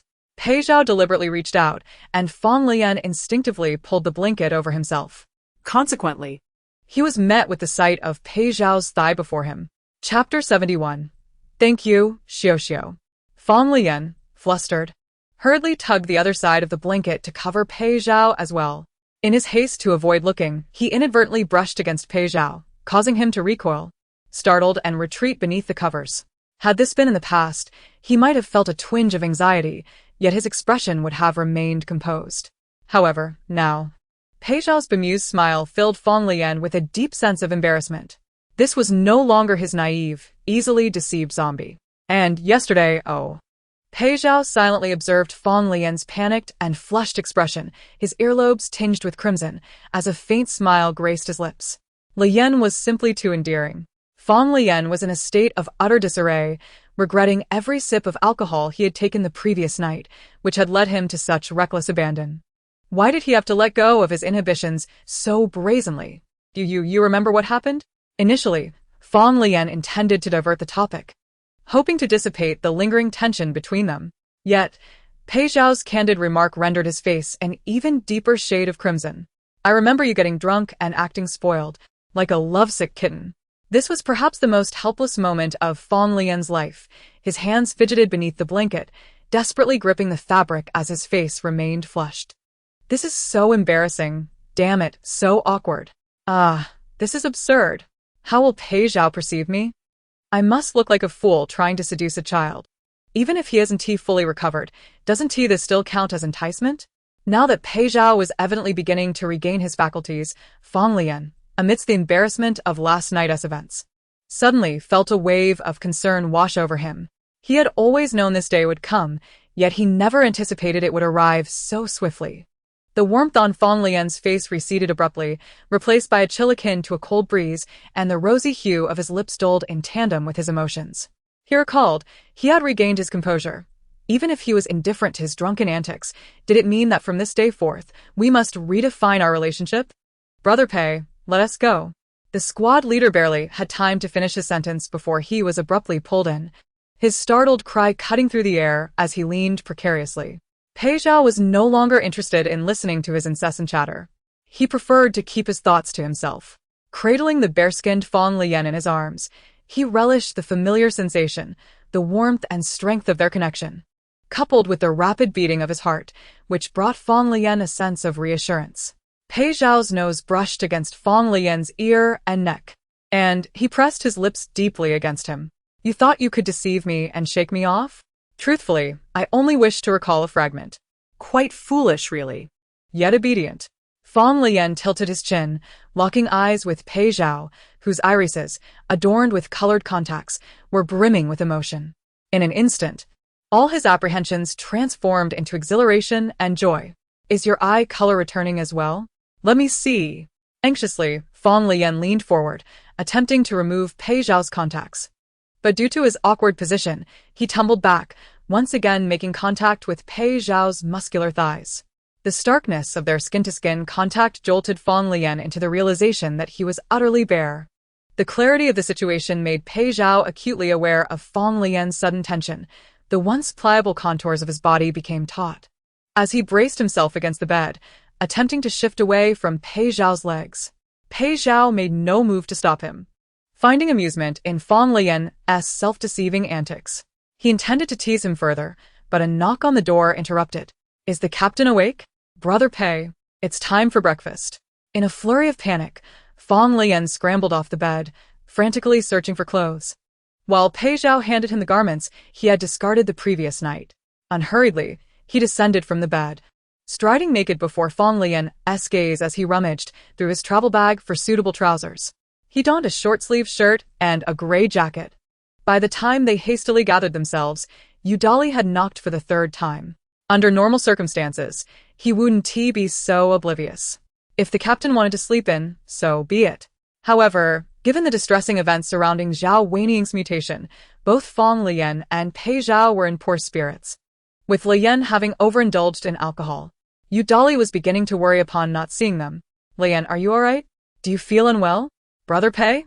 As the door clicked open, Pei Zhao's tall silhouette appeared, blocking a substantial amount of light, casting an imposing presence. Damn, Brother Pei is so handsome, Yudali thought. Brother Pei, I've brought you some food. Pei Zhao tilted his head, glancing at the canned goods and water Yudali held, his mask slightly shifting as he spoke in a low, soothing voice. All right. Thank you, Xiao. Yudali was left stunned, his eyes wide as he processed the unexpected nickname. After opening the door, Pei Zhao turned and returned inside, leaving the door ajar. Yudali stood there, eyes bulging like glass marbles. astonished for 3 or 4 seconds before dashing inside, chattering incessantly behind Pei Zhao. No, Brother Pei. I don't go by that name. Can't you just call me Dolly? That name sounds silly, bro. As is well known, Dolly's real name is Xiao, a name he despises for its feminine connotation, opting instead for a nickname. In the entire squad, only Fang Leyan dared to call him Xiaoer. How come you're calling me Shuexiao now? Bro. Look at my muscles. Fang Leyan stood at the bedroom door, watching Dolly chase after Pei Zhao. And when Pei Zhao finally turned to look, Dolly flexed his biceps, fists clenched. Brother Pei, look. Dolly true to his name. Under Dolly's eager gaze, Pei Zhao acknowledged his impressive muscles with a nod and a thumbs up, clad in gloves. Xiao. Dolly, somewhat deflated, placed the items on the coffee table. Observing the sofa and table had been moved, he turned to Pei Zhao, who reclined on the couch, and inquired, "Did you two get drunk last night and have too much energy?" Pei Zhao disregarded this comment entirely, suddenly leaning forward to grab the gum on the table, effortlessly unwrapping it and popping 2 pieces into his mouth. "Want some?" The bottle rattled as Dolly looked at the gum in his palm, then at the purple box in Pei Zhao's hand. "Where did you get this gum?" "Zhao Weiniang gave it to me." Mentioning Zhao Weiniang, Dolly presumed Pei Zhao was still upset about not saving their teammate and clumsily began to console him. "Hey, it's all her fault. She never knows how to stay out of trouble." Pei Zhao mid-chew paused, then echoed, "Indeed, she was asking for it." Before Dolly could process the shift in mood, Pei Zhao had already turned to Fang Leyan. "Lele, have some gum." Dolly's reaction was one of shock. In Chapter 72, Pei Zhao's dark humor emerges. Under Fang Leyan's astonished gaze, Dolly was left dumbfounded for several seconds, then erupted into laughter. Damn. "It turns out I'm not the only one. Captain, you're using reduplication too." Fang Leyan sighed. "Well, I concede. At least I have you for company." Fang Leyan was taken aback. Following this, Pei Zhao maintained his usual aloof demeanor, but Dolly had grown accustomed to his reclusive nature. However, something felt different. It was as if Pei Zhao had gained an aura of brotherly warmth. Moreover, Dolly could distinctly sense a shift in Pei Zhao's attitude towards him. While previously there had been hints of disdain and hostility, now there was a willingness to jest. "Brother Pei, I actually intended to bring you some jerky, but after rummaging for ages, I couldn't find any." Dolly knew Pei Zhao had a penchant for meat, evidenced by the way he discarded half-eaten sausages. He speculated that before the apocalypse, Pei Zhao had lived a life of comfort, developing a discerning taste. Besides, the vast array of supplies was all sourced from Pei Zhao's family's supermarket. With Dolly's comment, Fang Leyan realized they should indeed venture out to gather supplies soon. They had no idea how many survivors were left in other areas and could not afford to be complacent, relying solely on Pei Zhao's ability to control zombies. After all, dwindling resources posed the greatest challenge of all: hunger. "Shall we head out again today?" Though the side gate of the community hasn't been fortified yet. Before Dolly could enthusiastically agree, Pei Zhao, typically silent, interjected, dousing Dolly's excitement with cold water. "Let us take Liang Yi to gather supplies and leave Xiao behind." Fang Leyan, momentarily bewildered, watched as Dolly sprang from the sofa, utterly agitated, stamping his feet and shouting in indignation. "Why can't I go? Can't you take me and leave Liang Yi behind instead? Am I being sidelined here?" Leyan. "Speak up, since Brother Pei arrived. I've been overshadowed by you. And now Liang Yi shows up and I'm being pushed aside again?" Even Fang Leyan could discern that Pei Zhao was intentionally teasing, but Dolly, with his thick-headedness, took it to heart, fuming for a moment before darting down the stairs, presumably to confront Liang Yi. However, what does this have to do with Liang Yi? By the time Dolly dashed over, brimming with excitement, Liang Yi was already on the first floor, binding those iron frames. Faced with the man stamping his feet and throwing a tantrum, he looked utterly bewildered. All he could hear was, "You came, and I lost favor. How can you be so inconsiderate? You take him along but leave me behind. Is it because you think I'm ugly?" "That's a personal attack." Liang Yi raised an eyebrow, wiping the sweat from his forehead, having listened for a while without catching a single useful word. Finally, he snapped back at Dolly. "Have you eaten your fill this morning and are now just being a nuisance?" This outburst only served to infuriate Xiao further, who, with a frustrated cry, snatched the iron frame from his hands, and began to sulk. Let us hurry and leave. I'll stay and work, and that's fine, right? It wasn't until Fang Leyan and Pei Zhao descended the stairs to notify everyone of an impromptu discussion that Liang Yi finally grasped the reason behind Yu Dali's earlier outburst. Watching the foolish lad retreat to a corner to sulk, Liang Yi couldn't help but find it amusing, and he chuckled aloud. The sound of his laughter only served to inflate Yu Dali's irritation further, his lips pouting as his emotions were laid bare on his face, even though deep down, he felt a twinge of sadness, an unjust feeling of being treated differently. After Fang Leyan outlined the general route for their outing, Yu Dali still sulking, listened to the subsequent personnel arrangements, his lips pursed in a manner that could tether a donkey. Yang Ting couldn't resist delivering a swift kick to him, exclaiming, "Get a grip. If it were someone else, you'd be looking for a fight. With Yang Ting, you dare not show any temper, so you can only grumble inwardly. Get a grip. I'm not being taken along. So where's my fortune?" He lamented. Ah. "They're not taking me. The captain doesn't want me anymore. Nor does Pei Zhao." Ah. Pei Zhao, affected by the overly dramatic inner monologue of the foolish lad, struggled to maintain a straight face, nearly bursting into laughter, but fortunately, his mask concealed any hint of amusement. Even his eyes were shielded beneath the brim of his cap. He relished the thought of letting Yu Dali stew in his anxiety, only to be interrupted by Liang Yi, who couldn't bear to watch any longer. "Captain, the idea to elevate the side door was mine. You should take Dali along this time. I'll handle the work today," Liang Yi stated, drawing Pei Zhao's attention and abruptly halting Yu Dali's endless complaints, leaving him feeling somewhat embarrassed. "I can stay behind to work. That's fine. I'll do anything. I'm just a bit of a chatterbox," he stammered.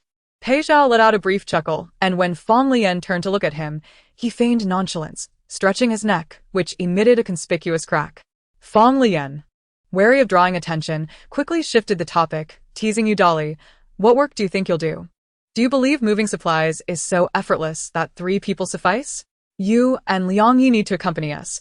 The truck's cargo area might be a tad dark, but it's not like you can't sit in there." In a moment of dawning realization, Yu Dali recognized how embarrassing his earlier tantrum had been. "So all this fuss was for my own amusement. You guys are something else," he exclaimed, his mood instantly brightening, shedding the melancholic demeanor akin to a spurned maiden. And he dashed off in excitement. Yang Ting simply rolled her eyes at him. Yu Dali, still buzzing with energy, intended to gather his belongings when he noticed Yang Ting handing her weapon to Liang Yi, prompting him to halt in place. With so many zombies outside, wielding a dagger makes you vulnerable to bites and scratches. You'd be better off with a weapon of greater length for safety, Yang Ting advised. Liang Yi expressed his gratitude with a warm smile, which, in Yu Dali's eyes, felt particularly disconcerting, as if he had caught a glimpse of a romantic spark, deepening his own sense of melancholy. Yang Ting likes Brother Liang. Yang Ting likes Brother Liang. Brother Liang's gentle smile. He must also like Yang Ting. Have they secretly pledged their hearts to one another? Pei Zhao, who had walked to the door with Fang Leyan, could no longer contain his laughter, prompting Fang Leyan to grasp his sleeve and ask in a hushed tone, "What's so funny?" Just as a teammate passed by, both Pei Zhao and Fang Leyan fell silent. When Yang Ting approached, Pei Zhao suddenly felt a mischievous impulse. "Dali likes Brother Liang," he remarked as Yang Ting drew near. The captain, startled by the revelation, turned back in shock. What? In a twist of fate, Yu Dali, that oblivious lad, could no longer conceal his feelings and found himself before Liang Yi, hesitating slightly before calling out Brother Liang. Yu Dali truly wished to ask directly, but hesitated, feeling it inappropriate to pry into someone else's personal matters, especially since he had no connection with Yang Ting. His indecision, evident to Fang Leyan and Yang Ting, appeared almost bashful. Only Pei Zhao, who could hear the unspoken thoughts, understood the truth, but suppressed a grin, maintaining a serious facade, while Fang Leyan questioned incredulously. "How do you know this?" It was implausible that Yu Dali would confide in Pei Zhao, as Fang Leyan had been with Pei Zhao almost constantly. Besides, who would share their secret crush with anyone? Pei Zhao, ever nonchalant, added fuel to the fire. How obvious can it be? Liang Yi and Yu Dali stood face to face, waiting for one another to speak, both caught in a moment of silence. Liang Yi, furrowing his brow, assumed Yu Dali had something difficult to express, and pulled him aside to a corner. Yang Ting shot them a pointed look, her bright eyes shifting from across the way before she briskly turned to leave. Regardless of whether Fang Leyan believed it, she certainly did. As preparations were underway and the truck was about to depart, neither Yu Dali nor Liang Yi had any inkling that they had unwittingly become the focal point of speculation. Fang Leyan struggled to find the right words to speak to them, eventually deciding that perhaps it was quite fitting. It's a bit stuffy in the cargo area. Although I drilled a few holes earlier, the visibility is still somewhat dim. Should we step in to acclimatize first? The teammates preparing to leave expressed indifference, but Yu Dali, concerned about the others feeling tense in a confined space, volunteered to stay in the cargo area. I'll stay in the cargo. The front seat can still accommodate one person. Brother Liang, you could help the captain observe the road conditions from the front. Liang Yi accepted, without hesitation. While the driver's seat was indeed more comfortable than the cargo area, it also carried greater responsibility, requiring careful observation of the road ahead and anticipation of the number of zombies and potential dangers. Yet, without the emergence of any scandal, this simple act of selflessness inexplicably made Fang Leyan's cheeks ache, as he could not suppress his expression, feeling that Yu Dali was indeed deeply infatuated. Let us set off. Once again, Fang Leyan took the wheel. Pei Zhao lounged in the passenger seat, while Liang Yi, situated between the two seats, signaled to the teammates still in the community that they could open the door. The truck accelerated within the community, eager to exit swiftly. Since Fang Leyan and Pei Zhao had scouted the route earlier, they were aware of which paths were not completely congested, while Pei Zhao appeared lost in thought in the passenger seat, silent and pensive. In truth, he had already cleared away half of the zombies obstructing the next street in advance. The control of the undead required mental fortitude, and Pei Zhao speculated that his failure to completely transform into a mindless creature might stem from his superior mental resilience compared to the average individual. It was likely his willpower that preserved a semblance of humanity, and after several months of gradual internal mutation, he had finally reached the state in which Fang Leyan encountered him. Pei Zhao concentrated intently, while Liang Yi was not as loquacious as Yu Dali. Thus, the driver's cabin sank into an unusual silence, so much so that Fang Leyan felt compelled to break the quiet after a prolonged pause, his thoughts naturally gravitating towards the cacophony of news echoing in his mind. Yu Dali harbored affections for Liang Yi, and it seemed that Liang Yi might find it somewhat awkward to reciprocate. It would be prudent to counsel Dali in advance to avoid an embarrassing situation where they couldn't even maintain a friendship. Liang Go, what do you think of Yu Dali? Having been roused by Yu Dali's earlier exuberant chatter, Liang Yi pondered this question for a moment when it caught him off guard. He then responded with remarkable honesty. Quite good. The silence returned, and perhaps Liang Yi realized that his reply was too curt, giving the impression of a distant relationship with his teammate. He racked his brain to elaborate. He's a straightforward young man. Interacting with him feels like reuniting with a comrade in arms. One can tell he's not duplicitous. Quite endearing, though sometimes a tad immature. This was perhaps the most elaborate response Liang Yi had ever given, and it left Fang Leyan with a sense of complexity, deepening his curiosity about any underlying possibilities. Meanwhile, Pei Zhao, focused on clearing the path, subtly moved his mask, the corners of his mouth curving upward as he chimed in. A bit immature, yet charming. He pondered far more than he articulated. After delivering this remark, he fell silent again, as if it had been a casual observation. This was the first time Liang Yi had heard Pei Zhao initiate a conversation, which brought him unexpected joy. Pei Zhao, you really have a knack for reading people. Liang Yi noted. He too was adept at discerning character, and felt that Yu Dali's incessant chatter likely belied deeper thoughts. Pei Zhao's insight was spot on. However, Pei Zhao lapsed into silence once more, leaving Liang Yi's curiosity unquenched, compelling him to engage Fang Leyan instead. Captain, Pega seems to dislike interacting with others. Yet he appears to enjoy your company. Were you too familiar before the outbreak? Fang Leyan could hardly reveal that he had literally fallen into Pei Zhao's arms from a rooftop. He deflected with a vague response. Well, it's fate. There's a daily necessities store just past the next two intersections. We didn't T-stop last time because our vehicle was full. Let us check that out first. After all, we need to clean our clothes and see if there's any disinfectant. The store was small. After parking, Fang Leyan opened the trunk to let his teammates disembark. They split into two groups. with Liang Yi leading 3 members to fend off the approaching zombies while Yudali swung the axe he had brought to break the lock. In less than 10 minutes, they swiftly loaded the usable items into the vehicle. The mere act of gathering such everyday goods made Yudali exceedingly cheerful, not to mention their impending trip to the supermarket warehouse for a larger haul. Hey, Pei Zhao, is your warehouse secure? The last time you two managed to haul out so many items, it must have been relatively free of zombies. What if someone else discovers it and cleans it out? Initially, Fang Leyan had intended to head to the mall in the city center, but the thought of the numerous zombies inside made him anxious. He could not reveal Pei Zhao's capabilities, nor could he risk his teammates being bitten. He had originally fabricated a story about obtaining supplies from Pei Zhao's warehouse and now had to find a way to maintain this deception. To tell one lie necessitates a multitude of others to cover it. Perhaps we should first visit a pharmacy. Fang Leyan suggested midway through his sentence when Pei Zhao's serious voice interrupted Yudali. If it gets emptied out, it's no concern. I have other warehouses. Chapter 74. Supervisor, Pei Zhao. Yudali already viewed Pei Zhao through a lens of admiration, and upon hearing this, his eyes sparkled with delight. His lips showering compliments while internally exclaiming, "My Pei Zhao is incredible. What a tycoon." Fang Leyan felt a slight pang of unease. He had assumed Pei Zhao was merely embellishing the lie, but what if they were unable to find another supply source later? That would be quite untenable. As the truck prepared to move again, Fang Leyan first checked the fuel gauge before addressing Liang Yi and Pei Zhao. When we found this vehicle, it had only half a tank of gas and now it's down 2 notches. If we have time, we should locate a gas station. Otherwise, we might not be able to drive it out next time. Liang Yi glanced over and nodded, having undergone rigorous training.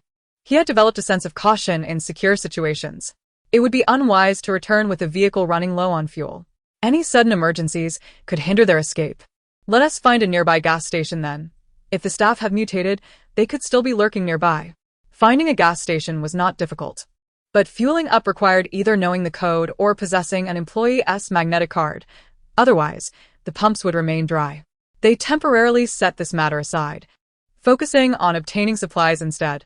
As they approached the intersection, Fang Leyan initially intended to turn right towards the large mall, thinking they could always pivot to the pharmacy if the zombie presence proved overwhelming. However, Pei Zhao suddenly pointed in the opposite direction. Turn left. Fang Leyan was taken aback by this abrupt change of direction, jerking the steering wheel in response. His mind had yet to process the shift when he swerved sharply to the other side. The sudden maneuver sent the others in the cargo area tumbling, resulting in a cacophony of exclamations and curses as bodies collided in the dim light. When the vehicle finally came to a halt and the doors swung open, the interior resembled a chaotic jumble of limbs. Yudali, wanting to voice his frustration, was halted mid-sentence upon seeing Pei Zhao standing at the door. Pei Zhao, have we arrived? Pei Zhao's eyes, shadowed by the brim of his hat, glinted slightly as he responded to Yudali with a subtle smile. Let us move. Everyone gathered before a sheet of iron, their minds swirling with questions as they gazed at the construction site that appeared unfinished. Fang Leyan felt a strong urge to concoct an excuse to whisk everyone away, leaning closer to Pei Zhao to whisper, "What us inside?" Pei Zhao gently pushed away Yudali, who was eager to cleave the iron sheet with his axe. In full view of everyone, he deftly untwisted the wire securing the sheet and kicked it open with a gentle nudge. With hardly a sound, just the faint clink of metal against the ground, no one expected that this seemingly under construction area was, in fact, an unopened 2-story supermarket, its entrance still obscured by a few shabby iron sheets. Stunned for 2 minutes, the group surged forward, and since the store had yet to open, most of the items were still in unopened boxes, making it incredibly easy to haul them away. Yudali imitated Pei Zhao's earlier action of kicking the iron sheet, incredulously asking, "Bro, is this our supermarket? It doesn't even have a door, just these 2 sheets. So much stuff. Aren't you worried it will be stolen?" At this moment, Fang Leyan found himself as bewildered as Yudali, staring vacantly at his teammates as they busily unloaded boxes. A strange, unfathomable suspicion arose within him just as Pei Zhao grasped Fang Leyan's sleeve, pulling him and the inexperienced Yudali inside. "Lele, take a look at our supermarket. If the world weren't ending, we would be opening in 2 days. Thankfully, there's still time." Fang Leyan felt his head buzzing as he observed several teammates rummaging through boxes. his expression dazed as he glanced around before finally fixing his gaze on a wall just a few steps away. The person in charge, Pei Zhao, casually fabricated a lie, only to discover later that it was not a lie at all. However, Fang Leyan quickly accepted this reality, recognizing that Pei Zhao himself resided in a villa, and it was quite normal for someone living in an affluent area to own a couple of supermarkets. Suppressing his emotions, Fang Leyan approached to organize the transportation of the most useful items, prioritizing long-lasting food. After all, it had been several months, and the place was devoid of doors, with boxes and shelves coated in a thick layer of dust that had turned Liang's black t-shirt to a shade of gray. While taking a moment to catch his breath, he glanced at Pei Zhao. Everyone was fervently moving items, except for Pei Zhao, who sat off to the side, seemingly occupied with unwrapping some food packaging. No one dared to complain about his lack of contribution. After all, this supermarket bore his surname. If the savior chose to take a moment's respite, who could object? Even Udali, when urged by Pei Zhao to carry someone else back, bore no grudge. Sensing someone observing him, Pei Zhao lifted his gaze. His dark pupils appeared somewhat intimidating in the shadows as he tore open the packaging. Glancing at Liang Yi and pointing towards the ceiling. Upstairs, clothes. Liang Yi chuckled and dashed up the stairs. Udali, noticing his departure, chased after him for a couple of steps but, upon passing Pei Zhao, hesitated and turned back, eyeing the unmistakably moving mask. Pei Go, what are you eating? Pei Zhao's mask continued to shift, emanating a fruity aroma. QQ candy. Udali inquired, do you want some? Give me a couple. As Udali popped the colorful, appealing candies into his mouth, his joyful expression rapidly morphed into one of agony, furrowing his brow in distress. Why is it so sour? Stealing a glance at Pei Zhao, he noticed his elder brother casually slipping another couple of pieces beneath his mask, chewing without a change in expression. The sight only thickened Udali's admiration. Wow, my Pei Ge is truly impressive. Little did he know that Pei Zhao, due to a viral infection, was currently in a half-human, half-zombie state, with a significantly diminished sense of taste, rendering him unable to discern strong flavors. For him, this candy was merely a slight improvement over chewing gum. Observing Udali's pained reaction, Pei Zhao glanced at the package labeled extremely sour, and effortlessly snagged a few more bags from the checkout counter. He then grabbed a lollipop and approached Fang Leyan, unwrapping it as he walked. Just as Fang Leyan turned around in realization, his mouth was filled with candy. There are clothes on the second floor. Help me pick some. Udali and Liang Yi had gathered quite a few usable garments, while Pei Zhao seemed to be indulging in a shopping spree, as Fang Leyan held up each item, comparing it against his own frame. By the end of their selection, the truck downstairs was nearly filled to capacity. That's enough. We still need to visit the pharmacy and gather as many supplies as possible. Chapter 75. The scheming Pei Zhao. They repositioned the iron plate to its original place, with Udali expressing concern that any unfinished items might be taken by others. What if we come back next time and find everything gone? Pei Zhao, tugging at his clothes and lifting him by the waistband, tossed him into the truck bed, finding the incessant chatter somewhat irritating.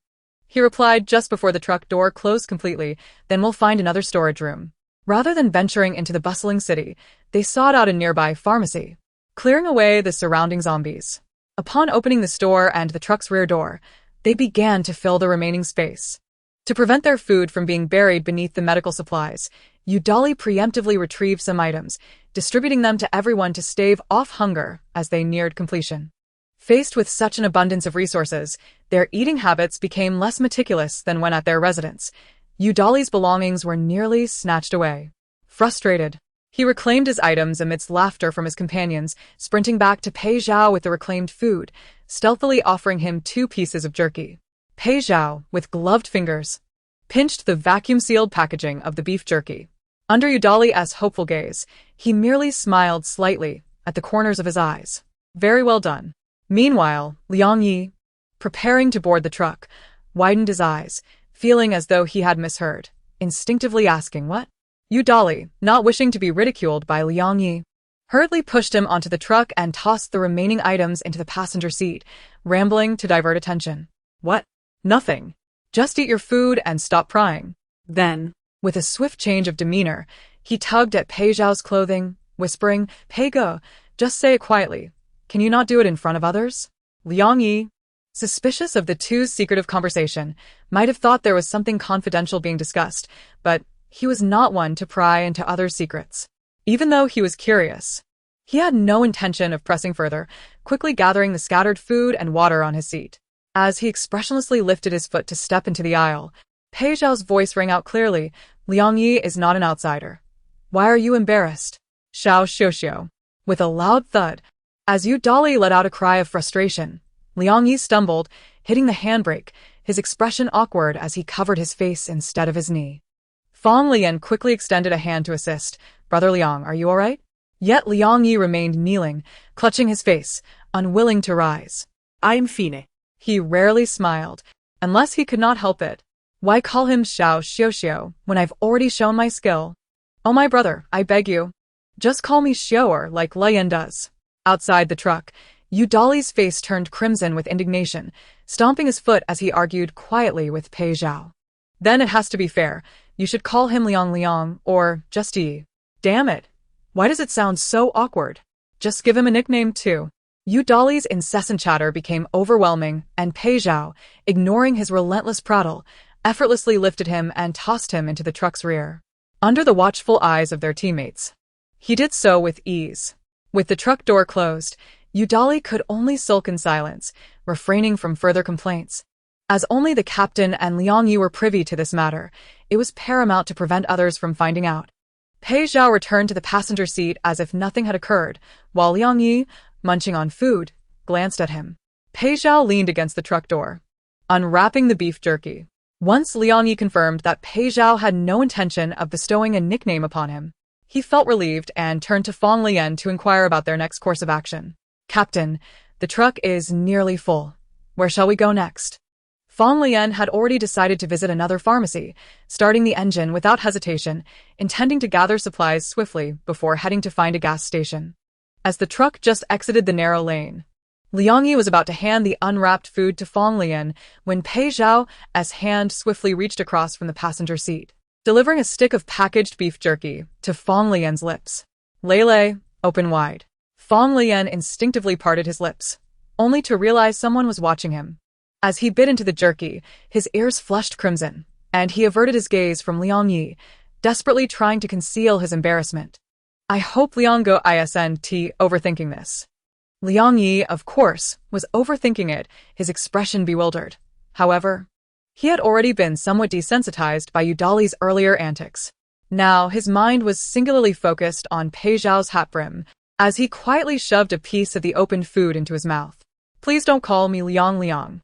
Pei Zhao glanced at the visibly anxious Liang Yi, and with a mischievous grin, he unwrapped another stick of beef jerky, offering it to Liang Yi. At that moment, Liang Yi felt a chill run down his spine, nearly experiencing a cardiac arrest. "This is deadly. Brother Liang. Damn, I thought I had survived. You can eat it, I'll pass." Now both men had flushed ears, and Pei Zhao feigned ignorance as he leaned back against the car door, munching on the jerky while silently observing which of the two would blush longer. Indeed, Fang Leyan's ears were a delightful shade of pink, and he felt an irresistible urge to take a bite. Perhaps sensing Pei Zhao's unabashed gaze, Fang Leyan's already reddened ears deepened in hue, suffusing his cheeks and neck with warmth. Pei Zhao, chewing on the jerky, found the flavor rather lacking, even feeling drowsy due to the effort of chewing. Ever since the previous night, he had been unusually susceptible to fatigue, speculating it was due to his body grappling with a virus, depleting his mental energy. With that thought, Pei Zhao ceased to focus on the other's thoughts and instead bit into half a piece of jerky, closing his eyes for a brief respite. Although his eyelids were shut, his hearing remained far more acute than that of an average person, allowing him to perceive the surrounding movements and the presence of zombies. Reassured by Liang Yi's vigilant watch over Fang Leyan, the truck, being noisier than an ordinary vehicle, would attract the attention of the undead even before rounding the next corner, making it difficult to avoid detection by other survivors. However, Fang Leyan had been on numerous missions and had yet to genuinely encounter another survivor group. Most encounters were with solitary individuals or pairs struggling on their own, whom Fang Leyan had rescued. Chapter 76. The dispute over resources. As the truck ventured further toward the outer city, Fang Leyan spotted a small, locked clinic. He believed the clinic supplies to be no less than those in a pharmacy, with some injectable medications likely to be invaluable in emergencies. Given that the clinic was locked, it seemed to have escaped thorough searching. Let us check it out. Fang Leyan leaped from the vehicle to open the back door, while Liang Yi intended to wait for Pei Zhao to exit before following suit. However, Pei Zhao remained motionless against the car door, seemingly asleep. After a moment of hesitation, Liang Yi decided it was merely a matter of picking a lock and that waking Pei Zhao was unnecessary. Thus, he quietly exited through the driver's side, carefully closing the door, and informed Fang Leyan, "Captain, Pei Zhao is asleep. I figured it wouldn't be a problem for us to move some things without him."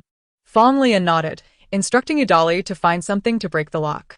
He then returned to check on the still quiet Pei Zhao, retrieving a knife from near the driver's seat to deal with the zombies drawn by the noise. This was not Liang Ye's first time witnessing Fang Leyan wield a knife, yet he remained captivated by the swiftness of his movements. The long blade cut through the air with a whoosh, never missing its target. Fang Leyan seemed to glide rather than walk, effortlessly dispatching several zombies within mere minutes. Under Fang Leyan's direction, the others need not worry about nearby dangers. They merely focused on breaking the lock, though doing so would inevitably create a considerable racket. Amid the clanking sounds of the lock being smashed, Fang Leyan cautiously scanned the surroundings, unaware that their noise had already attracted the attention of another group around the corner. Oh, Someone else there? A bald, tattooed brute paused, followed by 6 or 7 others of varying heights and builds, all predominantly bald. Only 2 stood out slightly, a short one and a stocky man with a buzz cut. The short one stumbled forward, kicked by the bald man. "Go see if they have any food." Despite being kicked, the short one remained cheerful, regaining his footing and dusting off his pants as he glanced at the stocky man, who fit right in among the group of bald men. They all exuded a menacing air, yet the stocky man was aligned with the short one. If anything happened to the latter, he would lose his strategist. The next to be pushed forward would surely be himself. "Big brother, I'll go with him to check it out." The bald brute glanced at him, barking, "Hurry up." The short one and the buzz-cut man quickly jogged to the street corner, hiding behind buildings to observe the 20 meters ahead, where they beheld Fang Leyan severing a zombie's neck with his blade. It was a tense moment, as if enemies were confronting each other. Meanwhile, the others had managed to open the clinic door, with Yudali at the entrance complaining about the musty odor inside. "Damn, it reeks of dampness. I hope the medicine hasn't spoiled." The buzz-cut man, spotting Yudali, clenched his fists, simmering with rage. "It's those damned fools. I'll make them pay." While the short one was surprised to encounter Fang Leyan again, he remained notably calmer than the buzz-cut man, tugging at his sleeve to keep him silent. After observing the group moving medicine out for several seconds, he scrutinized Fang Leyan and the surroundings before pointing at the open back door of the truck with a smirk. "I don't see that guy in the hat. Let us tell Shweta that their truck is full of supplies. We have to take revenge ourselves." right. This short man and the buzz-cut man belonged to the group Fang Leyan had encountered at the police station. Liang Yi had a keen eye. They, along with the deceased thin man, were undoubtedly not virtuous individuals. 2 were brawlers, 1 a con artist. The prison on the outskirts had turned into a hellscape after the outbreak, and they had emerged from the chaos in a desperate bid for survival.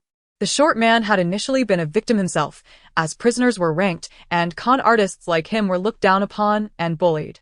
The group of bald men behind him were precisely those who tormented him, led by a murderer. In order to eat, he had to scavenge from the bald men's scraps. If the bald man was displeased, he would have to kneel and endure a beating. And if the bald man felt frisky, he would have to submit. After the outbreak, he had incited 2 similarly downtrodden fools to flee with him, and for a time, he had finally been in charge. Now one had perished, forcing him back into a corner. To survive, he had to crawl back. And now he found himself once more in a subservient position. Now, the heavens appeared to take pity on him. The short man recognized that the knife-wielding man was not to be trifled with, but his fellow inmates behind him remained oblivious. He tugged the buzz-cut man, turning to run back to the bald leader. Concealing the insidious glint in his eyes, he excitedly sought to curry favor with the bald leader. "Brother, that group ahead has an entire truckload of supplies. I've seen it clearly. There are only about 7 or 8 of them. Apart from the leader wielding a large knife, the rest appear to be ordinary folks. Let us seize that truck right now." Upon hearing of the substantial haul, the bald leader's eyes sparkled with greed. He let out a few hearty laughs, dismissing the short man, and hurriedly led his gang of bandits toward their target. Get your weapons ready. Anyone who disobeys will be dealt with, and keep an eye out for any pretty women. To thwart the possibility of their adversaries fleeing in their vehicle, they refrained from rushing directly to the street, but instead lingered at the corner, eagerly peering across. True to the short man's words, there were indeed 7 or 8 individuals, all men. The bald leader, convicted of manslaughter, was no mere accidental killer. His gaze, sharp and predatory, assessed the group. He noticed Liang Yi, whom he deemed troublesome, and the sturdy Yu Dali, whose physical presence suggested strength. However, with only 2 potential threats, they seemed inconsequential. His attention finally settled on Fang Leyan, just a few paces from the truck, eyeing the reflective long knife in his hand, eliciting a disturbing chuckle from the bald leader that sent shivers down the short man's spine, signaling that the bald leader was harboring sinister thoughts. Damn, no women. Men will suffice. The one with the knife looks tender enough to overpower. In the passenger seat, Pei Zhao abruptly opened his eyes. His dark pupil shifted, gradually revealing a faint gray hue at the edges, yet he remained still against the car door. A muffled grunt escaped from his masked face as he flexed his ankles and, lifting his long legs, gently kicked open the slightly ajar driver's door. Moments after his action, the sound of hurried footsteps from 6 or 7 individuals converging from across the street reached him. Identifying the source of the noise, he rose. They're courting death. Chapter 77. The mercy of Pei Zhao. Fang Leyan's keen hearing quickly alerted him to the approach of others, capturing several shadows in mere seconds. Someone's coming. Grab your weapons. After a brief moment of realization, Yu Dali cursed under his breath. The group swiftly armed themselves, dispersing around the truck. Since their cover had been blown, the adversaries no longer concealed themselves, charging forward with weapons drawn. The tension in the air was palpable. Liang Yi frowned and discarded his dagger hidden in his boot, opting instead for the modified weapon handed to him by Yang Ting, leading the charge. Yu Dali shouted for protection of the supplies, trailing closely behind.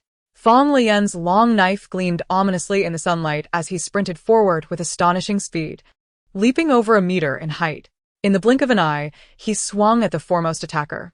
A scream pierced the air as the blade cut deep into the man's legs, blood gushing and staining his lower half as it pooled onto the ground. Yet, Fang Leyan did not pause. Like an arrow released from a bow, he surged toward the next target, his blade slicing through flesh with the same ease as cutting tofu, rendering the opponent's legs useless. Allowing his enemies to perish on their own was the extent of his mercy.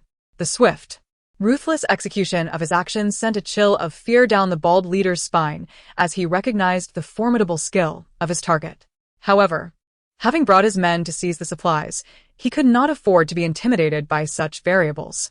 Regardless of the opponent's prowess, he felt confident in his own strength.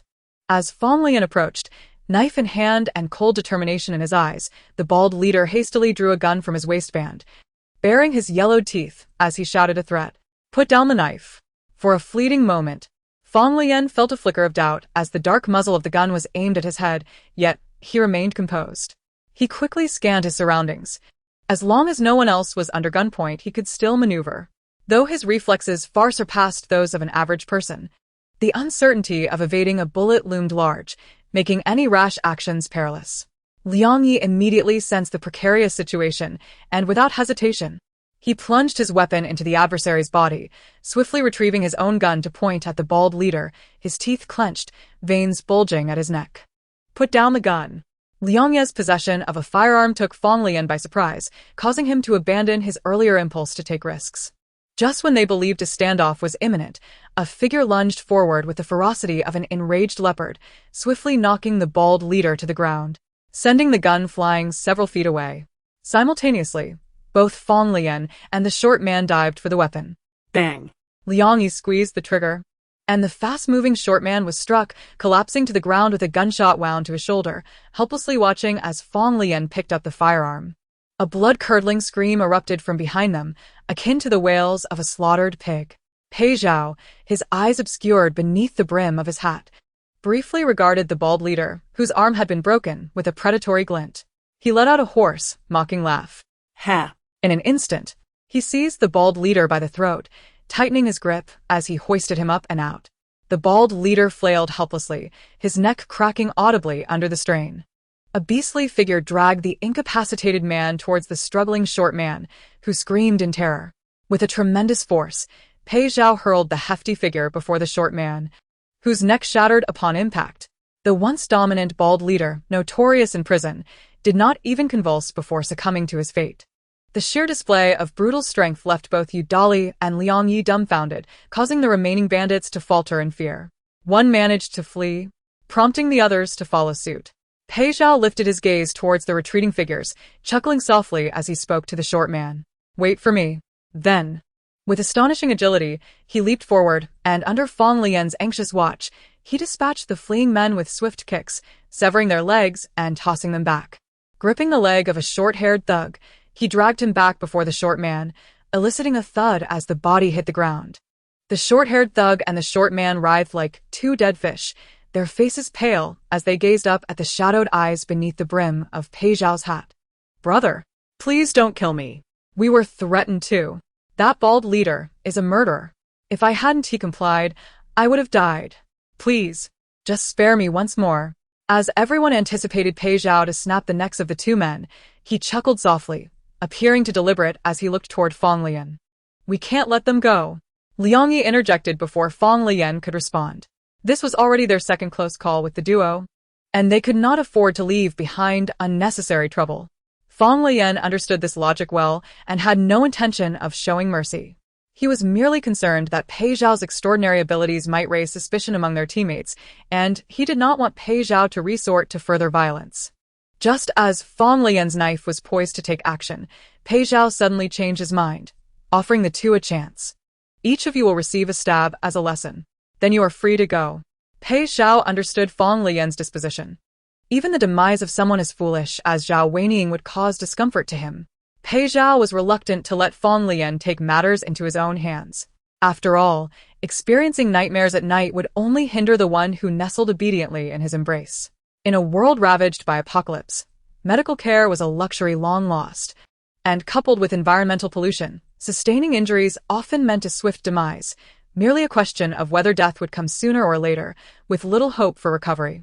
The lives of the short and crew-cut individuals now rested precariously in the hands of others, leaving them devoid of choices. Without hesitation, Fang Leyan thrust the knife into the thigh of his adversary, the anguished wails echoing and attracting the nearby zombies. The wounded crew-cut man desperately attempted to flee. Liang Yi, noticing the encroaching horde of zombies, exchanged a significant glance with Yu Dali.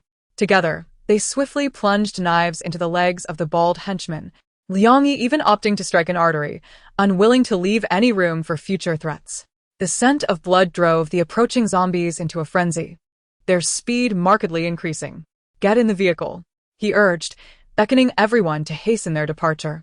Yu Dali busied himself tossing the remaining supplies into the truck, while Liang Yi closed the door, inadvertently glancing at Pei Zhao. The zombies were now in a maddened rush, and those who had been injured were frantically trying to escape. Pei Zhao, appearing as an outsider, took the knife from Fang Leyan's hand and meticulously cleaned it on the corpse of the bald man. Just before boarding the vehicle, Liang Yi deliberately held him back. "Pei Zhao, if these individuals survive, they will seek vengeance against us." Yet Pei Zhao was resolute in denying them such an opportunity. "They will not. Now, let us board." The sound of the truck starting attracted the blood-scented zombies, and Fang Leyan pressed the accelerator, crashing through two of them and sharply maneuvering out of the encirclement. The squad leader stole a glance at the rearview mirror, saying nothing. Pei Zhao wiped the blood from his hands and leaned against the door, while Liang Yi, feeling a touch uneasy, leaned over to see how many had managed to escape. The sight that met his eyes widened them in shock. The intersection that had been relatively clear mere moments ago had erupted into a massive throng of zombies within 20 seconds, like a tidal wave engulfing the area. Chapter 78. The light bulb. After refueling, they did not linger unnecessarily, but returned directly to their residence. Thanks to Pei Zhao, the zombies outside had gradually dispersed before the truck turned onto the gravel road, posing no obstruction at the community entrance. The truck was parked at the entrance of the building, and as Fang Leyan exited and opened the back door, the drowsy individuals trapped inside tumbled out to retrieve their belongings. The stifling darkness had caused a slight dizziness, and as Udali climbed out, he felt momentarily lightheaded. He lost his balance and fell, only to be caught by Liang Yi, who was already waiting outside. Yet Udali feigned weakness, his legs buckling beneath him. Hey. My blood pressure is low. I can't see anything. Liang Yi was uncertain whether he was truly unwell or merely pretending. Shaking his hand in front of Udali's face. Still not feeling better? At that moment, someone nearby seized the opportunity to mock Udali. Oh dear. What happened to you, Udali? After a little outing, you've turned into Udayu. Ha ha ha. Upon hearing this, Udali exploded with indignation. His previously limp demeanor instantly transforming into one of vigor as he pushed Liang Yi aside and dashed out. Goodness. Udayu pulls out the willow. Liang Yi stood bewildered, observing the childish antics of the two as they chased one another, finally realizing the ruse. He rolled his eyes and turned back to collect items from the truck, only to meet Yang Ting's gaze, which seemed to harbor some unspoken emotion, revealing a hint of awkwardness. What's wrong? Yang Ting shot Udali a fleeting glance before quickly averting her eyes, responding with a half-smile. Nothing. All the team members had descended to unload supplies. And even the older members made multiple trips. In less than half an hour, more than half of the truck's load was offloaded, and Fang Leyan chose to leave some supplies in the vehicle. Returning laden with goods always brought a sense of joy, especially since their storeroom was steadily filling up rather than depleting. Let us have a feast tonight. Udali, brimming with excitement, rushed to Fang Leyan. Today's extraordinary events absolutely warrant a celebration. Fang Leyan glanced at the eager faces around him. He certainly did not wish to dampen their spirits. At this juncture, being able to gather and fill their bellies was a stroke of fortune. No more drinking. Udali's enthusiasm plummeted, his lips pouting as he grumbled away. Who has a celebration without drinks? What's the point? The mere thought of alcohol made Fang Leyan's cheeks flush as he covered his ears. If he hadn't been intoxicated, he wouldn't have lost those fleeting memories, and now that Pei Zhao had mostly regained his memory, Fang Leyan felt an added sense of embarrassment. Fortunately, Pei Zhao did not recoil from him due to his restored recollections. He still likes me. With this thought, Fang Leyan's lips curled into a smile. What are you thinking about? A familiar voice emerged from behind, and as a presence leaned against his back, a jolt of electricity coursed through Fang Leyan, igniting a feeling of shame as if his secrets were being uncovered. Pei Zhao observed Fang Leyan's clumsy attempts to conceal his thoughts, gently flicking the reddened tip of his ear with a gloved finger. He watched as Fang Leyan instinctively flinched, fearing that others might notice, while simultaneously pulling at his own jacket in a furtive manner, his voice softening to an almost playful tone. Don't tease. As his teammates became engrossed in the forthcoming feast, Fang Leyan finally exhaled, only to feel Pei Zhao's gloved hand slip into his palm, entwining their fingers and gently squeezing his fingertip. The warmth creeping from his earlobe spread to his cheeks, and Fang Leyan found himself nostalgic for the silly, clumsy zombie. This feeling was both familiar and foreign, as if he had fallen for two entirely different individuals. The teammates left behind in the community had nearly finished securing the remaining metal frames. Liang Yi, ever meticulous, inspected the binding security. By the time he returned to the fourth floor, the atmosphere was already vibrant. Despite the chaos, Udali's booming voice rang clear, drawing a large circle of listeners as he recounted his heroic exploits from the day's outing. He refrained from self-aggrandizement, instead animatedly describing how their captain had wielded his knife with finesse, even demonstrating a few moves. Mentioning Pei Zhao sent his excitement into overdrive, as if he had just encountered a superhero, his voice rising in an attempt to convey his admiration, his eyes sparkling with enthusiasm. Wow, my brother Pei. I always knew he was incredible, but I never imagined he would be this amazing. Honestly, I'm at a loss for words. Had it not been for their knowledge of Pei Zhao's past as a businessman, the teammates would have believed Udali was exaggerating. His animated descriptions soon sparked laughter among the onlookers, and before long, several joined in the commotion. The room devolved into a raucous marketplace, and both Pei Zhao and Fang Leyan found the cacophony overwhelming. Thus, they exchanged pleasantries with the others and stepped outside together. Pei Zhao had assumed they would head directly back to the 7th floor, but Fang Leyan descended the staircase, only to realize Pei Zhao had not followed. Turning back in confusion, he found the man standing at the stairwell. I'm going to stay outside for a while. Pei Zhao then followed suit, descending the staircase with alacrity and wrapping his arm around Fang Leyan's waist. "All right, Captain." Upon hearing Liang Yi opening the security door, Fang Leyan swiftly brushed away the hand on his waist. As he faced Liang Yi walking down the stairs, his expression remained unaltered, yet his heart raced furiously. Captain. "Are you heading outside?" Liang Yi, not particularly fond of boisterous atmospheres, possessed an inherently independent nature, having spent considerable time in solitude since the apocalypse. Unlike the extroverted Dolly, who felt compelled to share experiences with everyone, Liang Yi's admiration was more contained, enveloped within his heart. He envied Fang Leyan and respected Pei Zhao. He aspired to strength, yearning to become a formidable force. "May I join?" In truth, there was no need for such formality among teammates. Casual conversation was hardly a grave matter.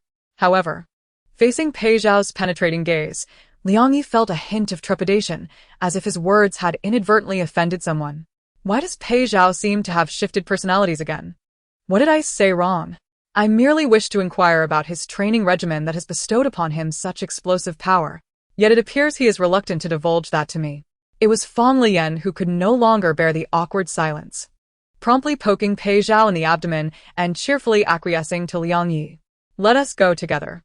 Pei Zhao withdrew what he believed to be a melancholic gaze, which Liang Yi perceived as somewhat aloof, and slightly curled the corners of his lips, his tone tinged with a hint of irritation. Together. Chapter 79. For stomachache with Liang Yi's presence, Pei Zhao's intentions of immediately engaging in affectionate displays were thwarted. Oblivious to his impact on others' affairs, Liang Yi settled down on the steps outside the unit with the two. The trio sat in a line, and upon sitting, Liang Yi noticed Pei Zhao positioning himself to Fang Leyan's right. Pei Zhao was accustomed to sitting close to the captain, and Liang Yi thought little of it. Following Fang Leyan's gaze to the sky above, the night had ascended, yet the pervasive decay and refuse from the past months had rendered the atmosphere murky. The stars were scarcely visible, and the night was eerily silent, devoid of the chirping of insects, interrupted only by the occasional distant sound of dragging footsteps and the unsettling noises emanating from the zombies beyond the community walls. "Captain, what do you see?" Fang Leyan, initially wishing to take a stroll outside, was acutely aware of his extraordinary strength and the events of the day, feeling as though he were lost in a dream. As he gazed up at the dim, oppressive sky, he perceived a layer of mist drifting through the air, slowly separating the earth from the true heavens above. "I feel as though we are akin to ants trapped in a box, searching for a path through the refuse, while eyes above observe the spectacle." Liang Yi found Fang Leyan's words somewhat unsettling, staring vacantly at the pitch-black sky. "I feel somewhat uneducated, unable to grasp such philosophically rich statements." Yet, these thoughts were not new to Fang Leyan. He had always felt diminutive, akin to a bacterium on a vast planet, indistinguishable even under a microscope.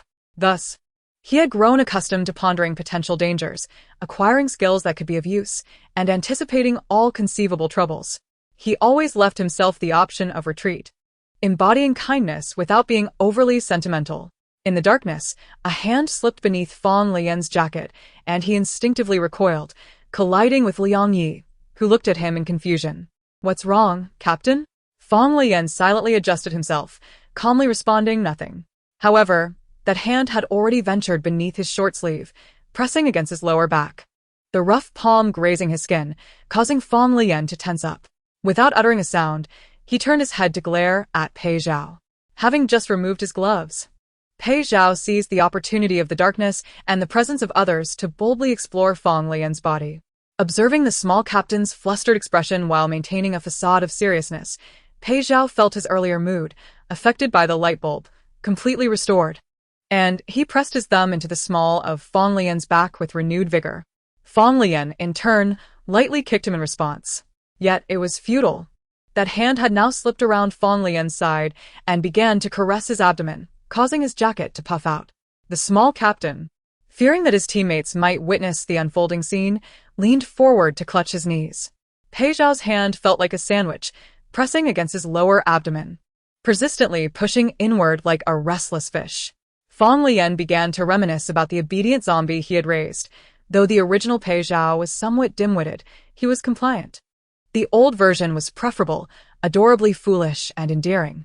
As he pondered this, he noticed the mischievous actions had ceased, prompting him to glance back at Pei Zhao, only to be met with a pair of eyes brimming with emotion. Startled, he lost his footing and slipped down the steps, hastily gripping that hand. Fang Leyan's vigorous reaction startled Liang Yi, who had witnessed Fang Leyan curled up like a small girl moments earlier. "Captain, are you feeling unwell? Is it a stomach ache?" Liang Yi grasped Fang Leyan's arm, wishing to help him up, but Fang Leyan, tense and gripping Pei Zhao's wrist, dared not rise under Liang Yi's unwavering gaze. If Liang Yi were to see Pei Zhao's hand on his waistband, it would not merely be an embarrassing moment, it would be a catastrophe. I have a slight stomach ache, but I'll be fine soon. Please remove your hand." He struggled to pry Pei Zhao's hand away, but the latter was far stronger. "My stomach hurts. You're pressing in the wrong place." Fang Leyan lowered his voice in a mock threat, though it bore no semblance of intimidation. Nevertheless, Pei Zhao obediently sat back. Enough was enough. He had already given Leyan a lesson in affection. Fang Leyan, his face taut and visibly flushed even in the dim light, had Liang Yi unconvinced by his claim of feeling better soon. The chilly night air and the cold steps beneath them made it untenable to remain there. "Captain, perhaps you should return to rest. Lying down might alleviate your discomfort. I'll see if Yang Ting has any pain relief medication." Upon finishing, he stood up, attempting to assist Fang Leyan, but when he failed to lift him, he turned to Pei Zhao, who had remained silent. "Pei Zhao, could you help support him?" Liang Yi was oblivious to the fact that Pei Zhao had been waiting for this very request. Before Liang Yi could complete his sentence, he was taken aback as Pei Zhao swiftly wrapped his arms around Fang Leyan's waist, lifting him effortlessly. "You go fetch the medicine. I'll take him upstairs." Liang Yi stared wide-eyed at Pei Zhao, who was now taller than him, and then at Fang Leyan, who was curled up, his face flushed and eyes closed, evoking a sense of helplessness and vulnerability. "Is it really that painful? All right, I'll go." After opening the unit door for them, Liang Yi hurriedly ascended the stairs. The raucous atmosphere inside remained unchanged, with laughter and chatter filling the air. He scanned the crowd without disturbing anyone, making a beeline for Yang Ting. Yang Ting leaned against the side, listening intently as Yudali recounted the day's events to the group. Although she was not present during the incidents, she did not perceive Yudali's narrative as mere boasting. After all, they had witnessed Pei Zhao's extraordinary strength when he effortlessly throttled a zombie and discarded it, as well as the captain's swift blade work, which they had all seen firsthand. Her thoughts coincided with Liang Yi's. She too was curious about the methods by which Fang Leyan could effectively enhance his abilities. Initially, Yudali did not intend to speak for long, but upon noticing Yang Ting's earnest attention, he became increasingly animated. Once he finished his tale, he sought to seize the opportunity to foster a closer connection with her. However, just as he jumped down from his seat and maneuvered through the crowd, he spotted Liang Yi taking Yang Ting away. Chapter 80. Deepening Illusions. They are indeed mutually enamored. They can even hold hands now. They could find a corner to share sweet moments together. In reality, the two had not held hands. Liang Yi simply sensed the group's joviality and did not wish for everyone to be aware of the captain's discomfort, fearing it would disrupt the cheerful atmosphere. He grasped Yang Ting's arm and walked a few steps before releasing her, signaling that he had something to discuss. Together, they left the lively room. "What's the matter?" Yang Ting knew that Liang Yi would not choose to speak privately unless it was important. The noise from within was still somewhat deafening, so Liang Yi leaned closer to whisper to her. "The captain has a bit of a stomachache. He might have caught a chill. Could you check if there's any pain relief medication available?"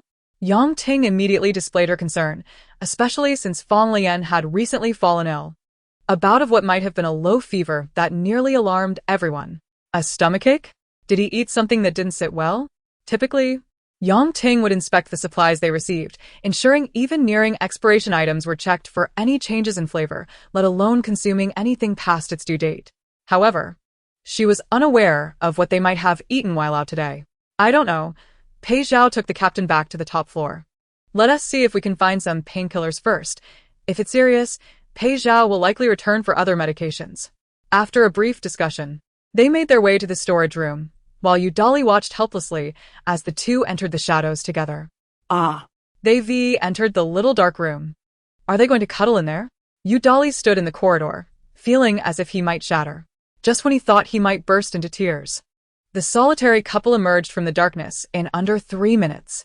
That was too quick. They definitely haven't kissed yet. I still have a chance. As Liang Yi, clutching the medication, prepared to rush upstairs, he accidentally collided with Yudali. Fearing that his actions might reveal his concern, he instinctively hid the medication behind him and tucked it into his pocket. Dolly, what are you doing at the door? Yudali had certainly noticed Liang Ye's retracted hand. Although he couldn't discern what the small box contained, he instinctively felt it was something dubious. With an overactive imagination, Yudali remained blissfully unaware of his own distressed expression and feigned calmness as he inquired, "What were you two doing just now?" What? Please give me an explanation. Just a convincing reason, and I'll forgive you both. However, Yudali's exuberant personality often led him to overreact. Liang Yi, fearing that his revelation might disturb Fang Leyan's rest, simply shook his head. It's nothing. The lack of an excuse left Yudali's expression even more fragmented, revealing a pitiful look that startled Liang Yi. Yet, he was anxious to deliver the medication to Fang Leyan first, intending to inquire about the situation later. Just then, Yang Ting spoke up from behind. Why are you standing here like a lost soul? At that moment, Yudali could no longer contain himself. Feeling overly sensitive and convinced he was being treated differently. Is it wrong to stand guard? After saying this, he shot Liang Yi an indignant glare. Liang Yi, bewildered, ascended the stairs, pondering what had provoked Yudali, who seemed to be acting childishly. Yang Ting watched Liang Yi ascend before redirecting her gaze to the seemingly shattered Yudali. Suddenly, she recalled Pei Zhao's words about Yudali having feelings for Liang Yi. A realization struck her. So, this fellow believes he has some connection with Liang Yi? The expression on her face shifted to one of perplexity as she scrutinized Yudali from head to toe, suddenly perceiving that the usually brutish man had developed an air of softness. I merely fetched him some medicine. However, this explanation seemed to fall short in penetrating Yudali's rich imagination. He intended to suppress his sorrow and nonchalantly declare he hadn't thought much of it. But Yang Ting appeared unable to tolerate his sour demeanor. With that, she turned and walked away, rolling her eyes. I need to steer clear of this vinegar jar. Men in love are truly terrifying. Upon reaching the 7th floor, Liang Yi found the entrance door ajar. He politely knocked. But upon entering the living room and finding it empty, he proceeded to the bedroom, where he discovered Pei Zhao had already tucked Fang Leyan under the covers. This is the pain relief medication. Unfortunately, we don't have any hot water. Fang Leyan, who did not actually have a stomachache, was anxious to avoid worrying Liang Yi or disturbing others to fetch water, hastily replied, I'm fine now. It feels much better. Only then did Liang Yi relax, concluding it was likely just a chill. He handed the medication to Pei Zhao and exchanged a few words before stepping out, remembering to close the door behind him. As the door slammed shut, he suddenly recalled that he had intended to consult Fang Leyan and Pei Zhao about training methods but had forgotten due to the distraction of the stomachache. After mulling it over, he decided he could inquire in the morning and headed downstairs to find Yudali. Yet, he could not locate him. How could he vanish in the time it took to deliver some medication? After asking around, he learned that Yudali had returned to rest. And since they lived on different floors, Liang Yi opted not to disturb him. Temperamental as he was, he reasoned that Yudali might feel better by morning.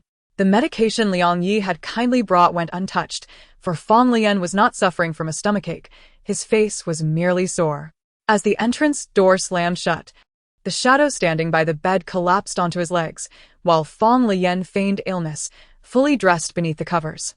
Yet an odd sensation overwhelmed him, as if he were being scrutinized under spotlight. Pei Zhao's gaze was fixed above him, his deep-set eyes unblinking. This caused Fang Leyan to feel somewhat breathless. Don't press down on me. I'm feeling suffocated. Despite having become accustomed to each other's presence over several days, Fang Leyan found himself inexplicably tense. Feeling as though he were meeting Pei Zhao for the first time, he even hesitated to shift beneath the covers. Lele, do you not love me anymore? Pei Zhao's low voice struck Fang Leyan's heart like a hammer, the word love carrying a mesmerizing power that left him at a loss for words. Sweet yet tinged with bitterness. How could I not? Faced with those penetrating eyes, Fang Leyan, shy by nature, struggled to express his affection. His voice barely a whisper, he managed to say, I like you very much. I always have.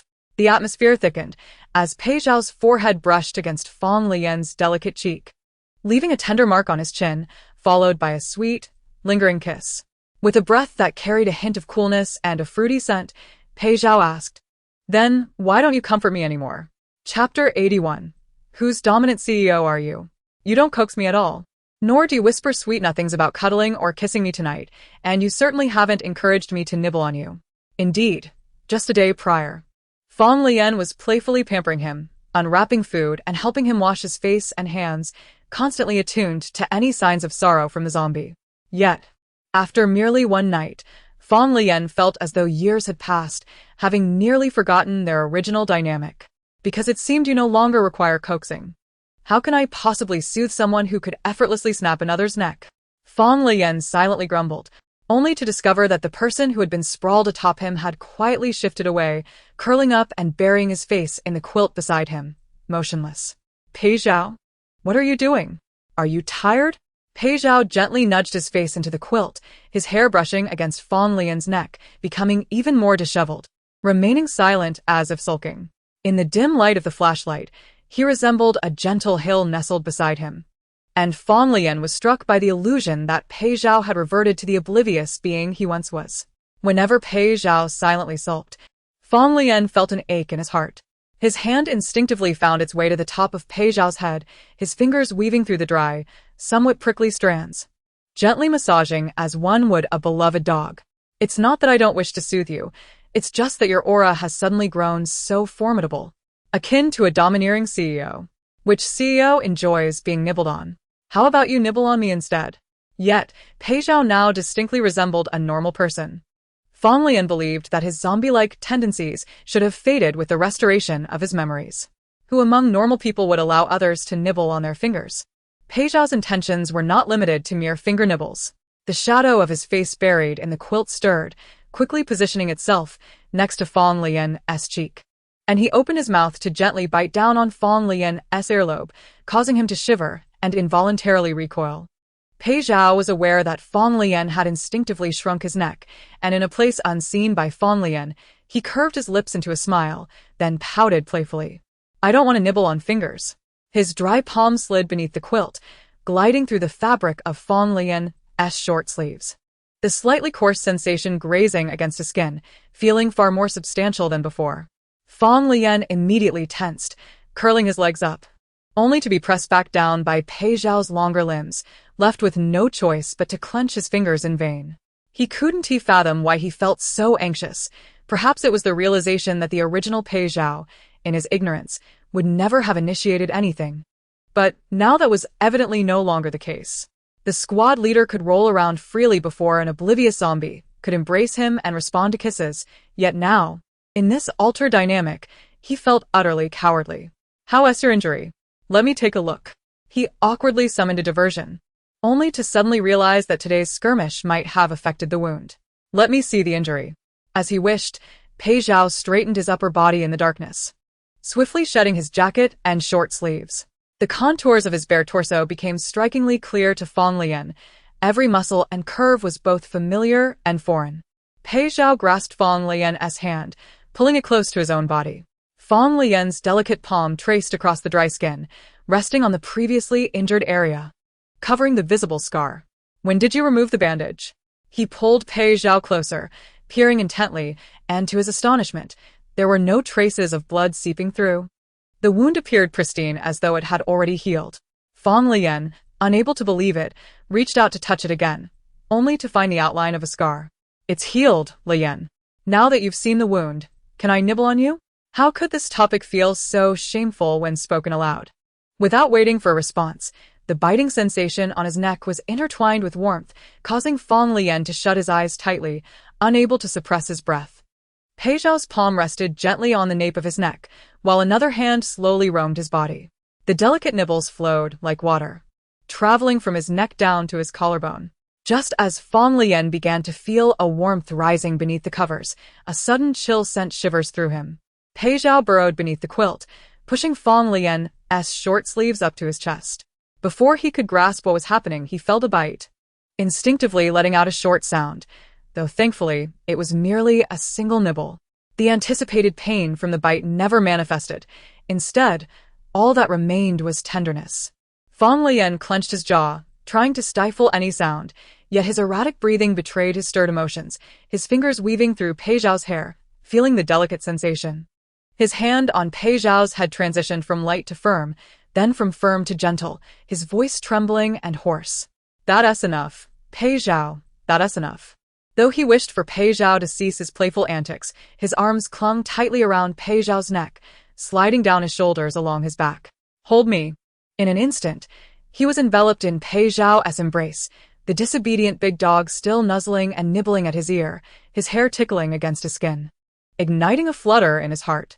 This was the true essence of what Fang Leyan had long imagined as a kiss with his beloved. Pei Zhao was alert. And he loved him. The exchange was both profound and possessive. The remnants of a faint fruity candy flavor lingered in Pei Zhao's mouth, the sourness having dissipated, leaving behind a hint of sweetness that Fang Leyan found utterly delightful. He wrapped his arms around Pei Zhao's waist, wishing to bind him to himself. No longer feeling the embarrassment from earlier, only wanting to entwine their bodies and preserve the warmth shared between them. The sweetness lingered, and Leyan's lips glowed with a rosy hue as Pei Zhao seemed to savor a piece of candy. Fang Leyan grasped Pei Zhao's hand tightly, then released it. His cheeks resembled the stunning evening glow before the apocalypse, the warmth within evoking an irresistible desire to sink deeper into it. Fang Leyan half closed his eyes, gazing at Pei Zhao's features, watching as his face loomed closer. No. In an instant, he comprehended Pei Zhao's intentions, exclaiming without thought, "No, that's not allowed." He cupped Pei Zhao's face, preventing him from pulling away, as Pei Zhao gazed down at Fang Leyan, whose face flushed in embarrassment, unable to conceal his shame. Without defying Fang Leyan's wishes, he slowly leaned in, fixating on him with a smile. "I should have brought a bottle of wine. Being drunk would make you far more obedient than you are now, Leyan." Pei Zhao noticed Fang Leyan's face redden even further, resembling a sun-kissed apple dangling from a tree. His voice gentle as he whispered sweetly, "I want to recover quickly, Leyan. Do you want to see me return to my original self, just like in my ID?" Chapter 82. Misunderstandings multiplied. Return to my original self? Fang Leyan felt a bit dazed, taking a few seconds to comprehend the meaning behind Pei Zhao's words. His expression a mixture of embarrassment and surprise. How could you possibly return to that? You don't think that would be effective, do you? Impossible. That was merely an accident. A coincidence. This method of recovery is far too embarrassing. Yet, as Fang Leyan cupped Pei Zhao's cheeks, he could distinctly feel the small patch of restored skin, the delicate, smooth surface contrasting sharply with the surrounding dry, rough texture. If this truly had any bearing on it, Fang Leyan would wish to restore him immediately, right here and now, so he could revert to his normal appearance. "I don't care what you look like, but I don't want you to forever hide your face beneath a cap." Under the watchful gaze of Fang Leyan, Pei Zhao revealed a gentle smile, leaning in softly to kiss the other's lips. Leyan closed his eyes, pretending to lie upon a soft cloud, which drifted languidly in the air above an endless sea, shimmering with dazzling reflections that rendered him almost dizzy. The warmth of the sun enveloped his entire being, allowing him to gradually release the tension coursing through him as he floated on the cloud, while the sunlight danced playfully upon the undulating waves below. When the sea breeze caressed him, it carried a hint of moisture, brushing against his fingertips and leaving traces of affection in its wake. He opened his eyes, his lashes casting shadows as he gazed at the one he adored. When Pei Zhao looked at Fang Leyan again, he noticed a flush on his face, reminiscent of a sun-dazed cat sprawled languidly under the covers, extending his pale arm into the night to draw himself closer. This action swept away the remnants of all lingering sense. Lele. His hand clasped Fang Leyan's, resting it upon his own body, observing as Leyan jumped in surprise. As if scalded, the earlier languor instantly replaced by alertness. "Am I to return the favor?" In the darkness, Pei Zhao's eyes gleamed like a leopard's, although he smiled. Fang Leyan instinctively shrank deeper into the covers, feeling a chill and a slight ache. Thankfully, the sound insulation in the residential area was commendable, and the cacophony of the crowd outside concealed any whispers that might have otherwise shattered the stillness. The first to awaken in the team was still Yang Yi. After rising, he contemplated and decided to descend, checking both the main and side entrances of the community as per routine. By the time he returned, the dawn had fully broken. Liang Yi was concerned about whether the captain's stomach pain had subsided, and as he ascended, he encountered Yu Dali, who was descending. Dali, he called, having failed to find him the previous night, and now seizing the opportunity to inquire about what had transpired. However, before he could finish his sentence, Dali yanked his arm back, silently trudging down the stairs. Liang Yi was perplexed. Although he had only been here a few days, he had grown somewhat familiar with Dali's character. He was usually the most boisterous in the mornings, yet today he appeared unusually subdued. Liang Yi stood on the stairs, pondering for several minutes, unable to recall when he might have offended Dali. After hesitating for a few seconds, he decided to check on Fang Leyan's condition, intending to ensure the captain was all right before anything else. He hurriedly ascended the stairs, followed closely by Yang Ting. Before he could even raise his hand to knock, the door swung open from within. Pei Zhao stood before them, wearing a mask, his nearly 6'2" frame silhouetted against the dim light of the living room, imparting a slight sense of pressure upon Liang Yi. Is the captain feeling better?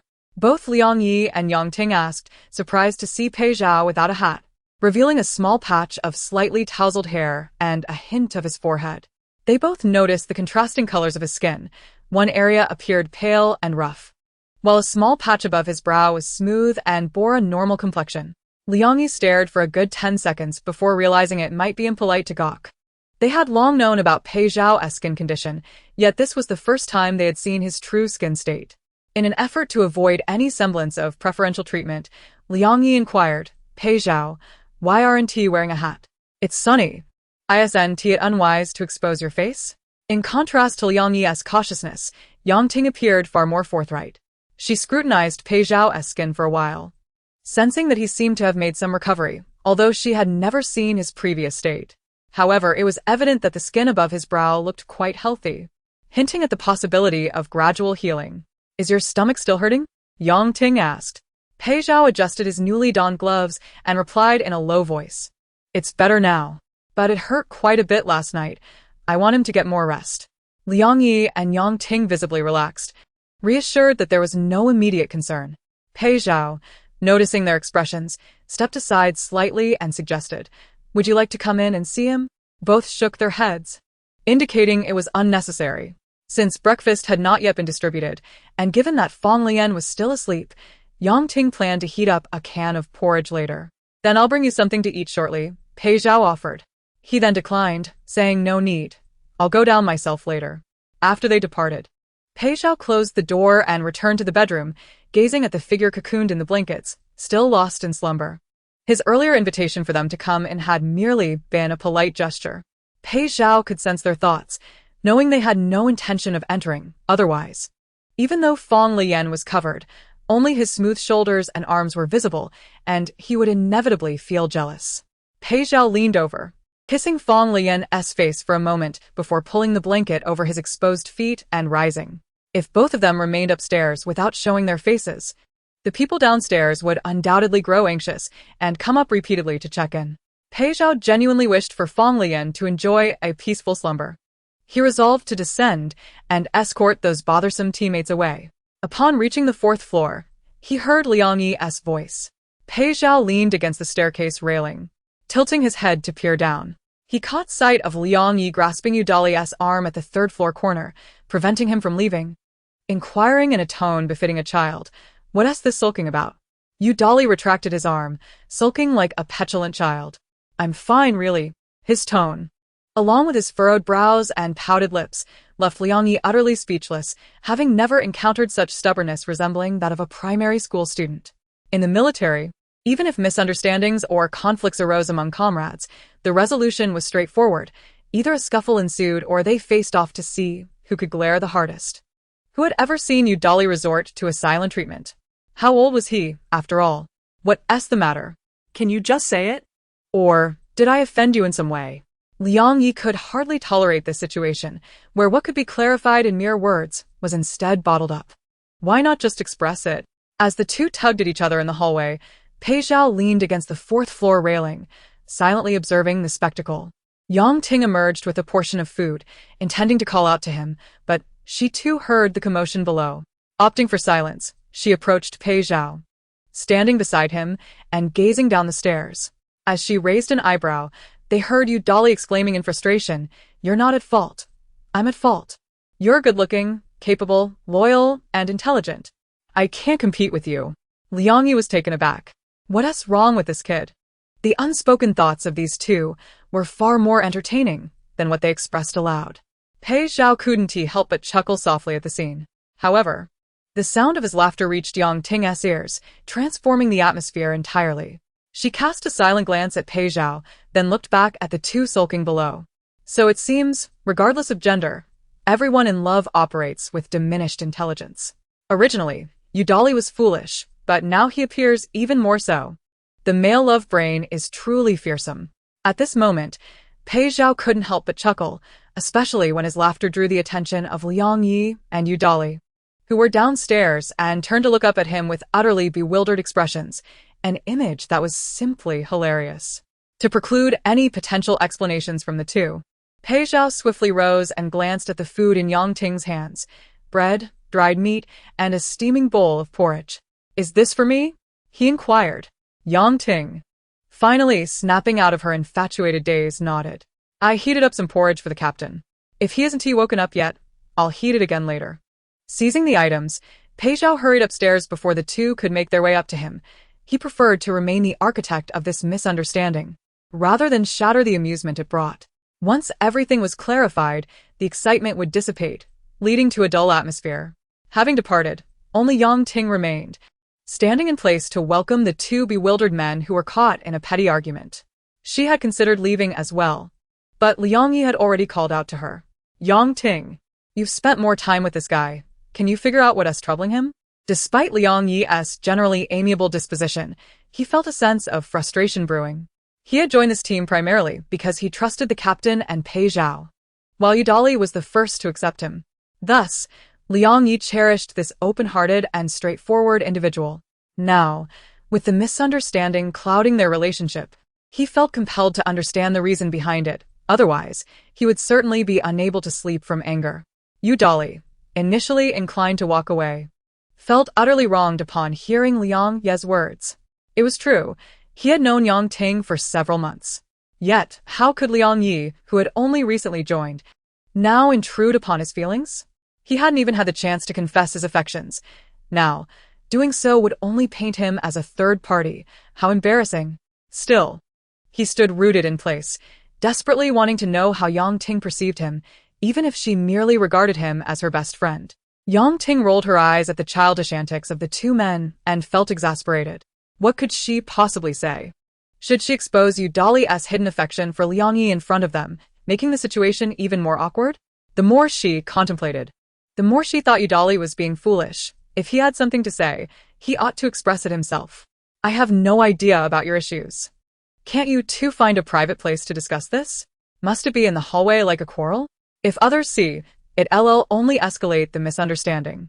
With a dismissive eye roll, she pushed open the safety door and left, leaving Udali sulking in silence. Liang Yi, however, realized that they could not continue their dispute in the hallway. The situation would only become more embarrassing if others intervened, as if there were some irreconcilable conflict. Determined, he grabbed Udali's wrist and pulled him along without a word. "What are you doing? Come over here and clarify things." The two clumsily tugged at each other until Liang Yi found an empty room with a broken lock. This kind of room was rarely used, serving only as a storage for seldom needed items.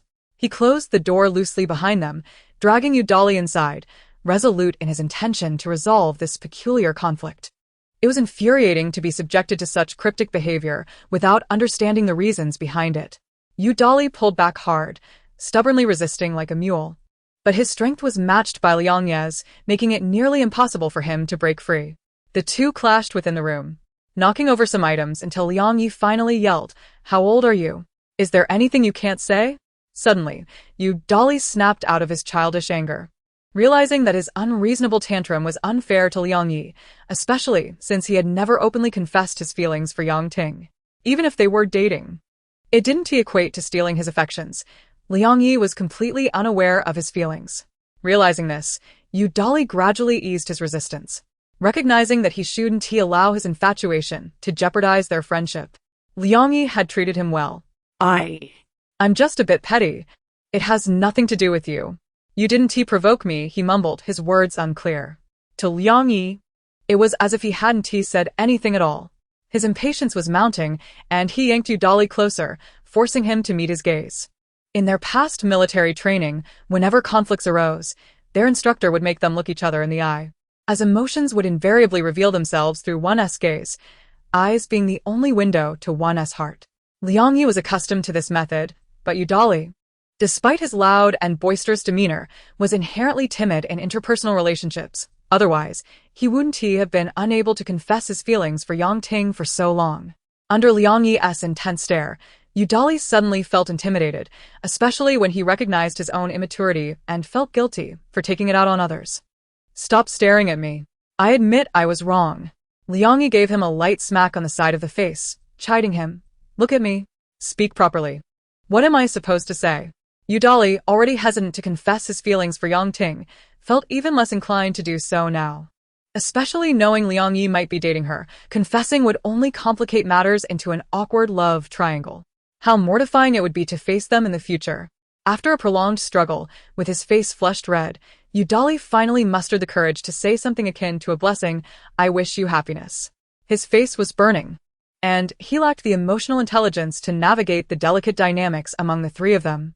Just as he was about to blurt out his feelings for Yang Ting, the door swung open unexpectedly, revealing the very person he intended to confess to.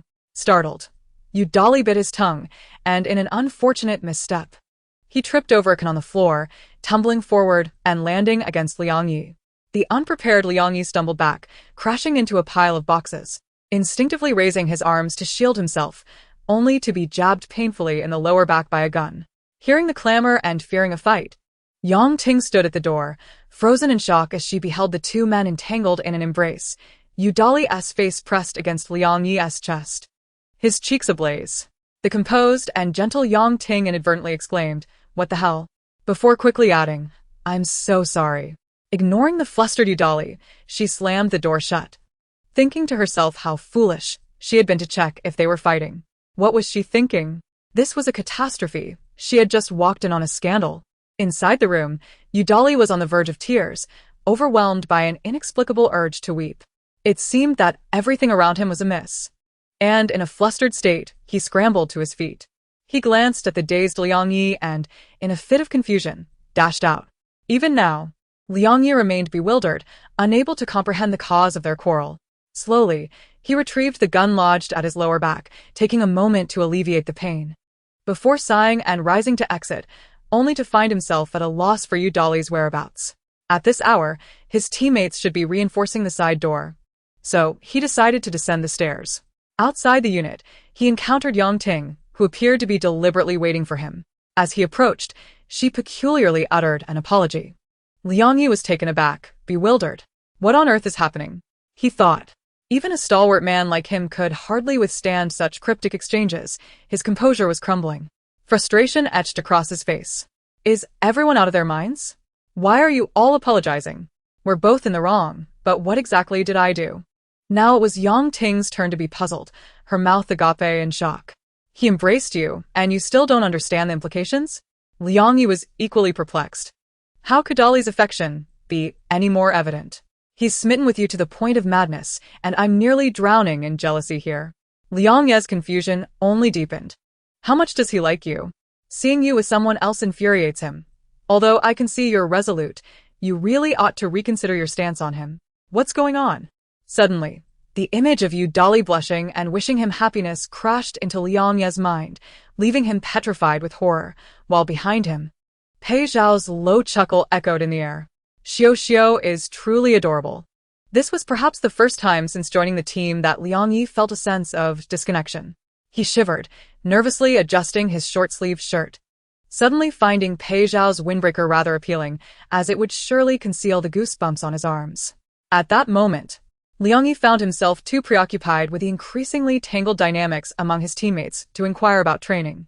The once straightforward image of Udali had transformed drastically in his mind, and he subconsciously rubbed his palm against his pants, where he had previously gripped Dali's arm. Pei Zhao, having witnessed the amusing spectacle, made a symbolic turn in the gaze of all the teammates before retreating to the top floor. Gently pushing open the ajar door on the 7th floor, Pei Zhao tiptoed to the bedroom door, where Fang Leyan remained curled up beneath the covers, seemingly in a deep, unusual slumber. As the team leader, Fang Leyan typically awakened before dawn, but since Pei Zhao's presence had relaxed him, he had not entirely succumbed to lethargy. Now, however, sunlight streamed through the window onto the bed, yet the occupant was still cocooned beneath the blankets, sleeping like a lazy worm. Pei Zhao knew that if Fang Leyan were to rise, he would be unsteady on his feet, so he had no intention of urging him downstairs.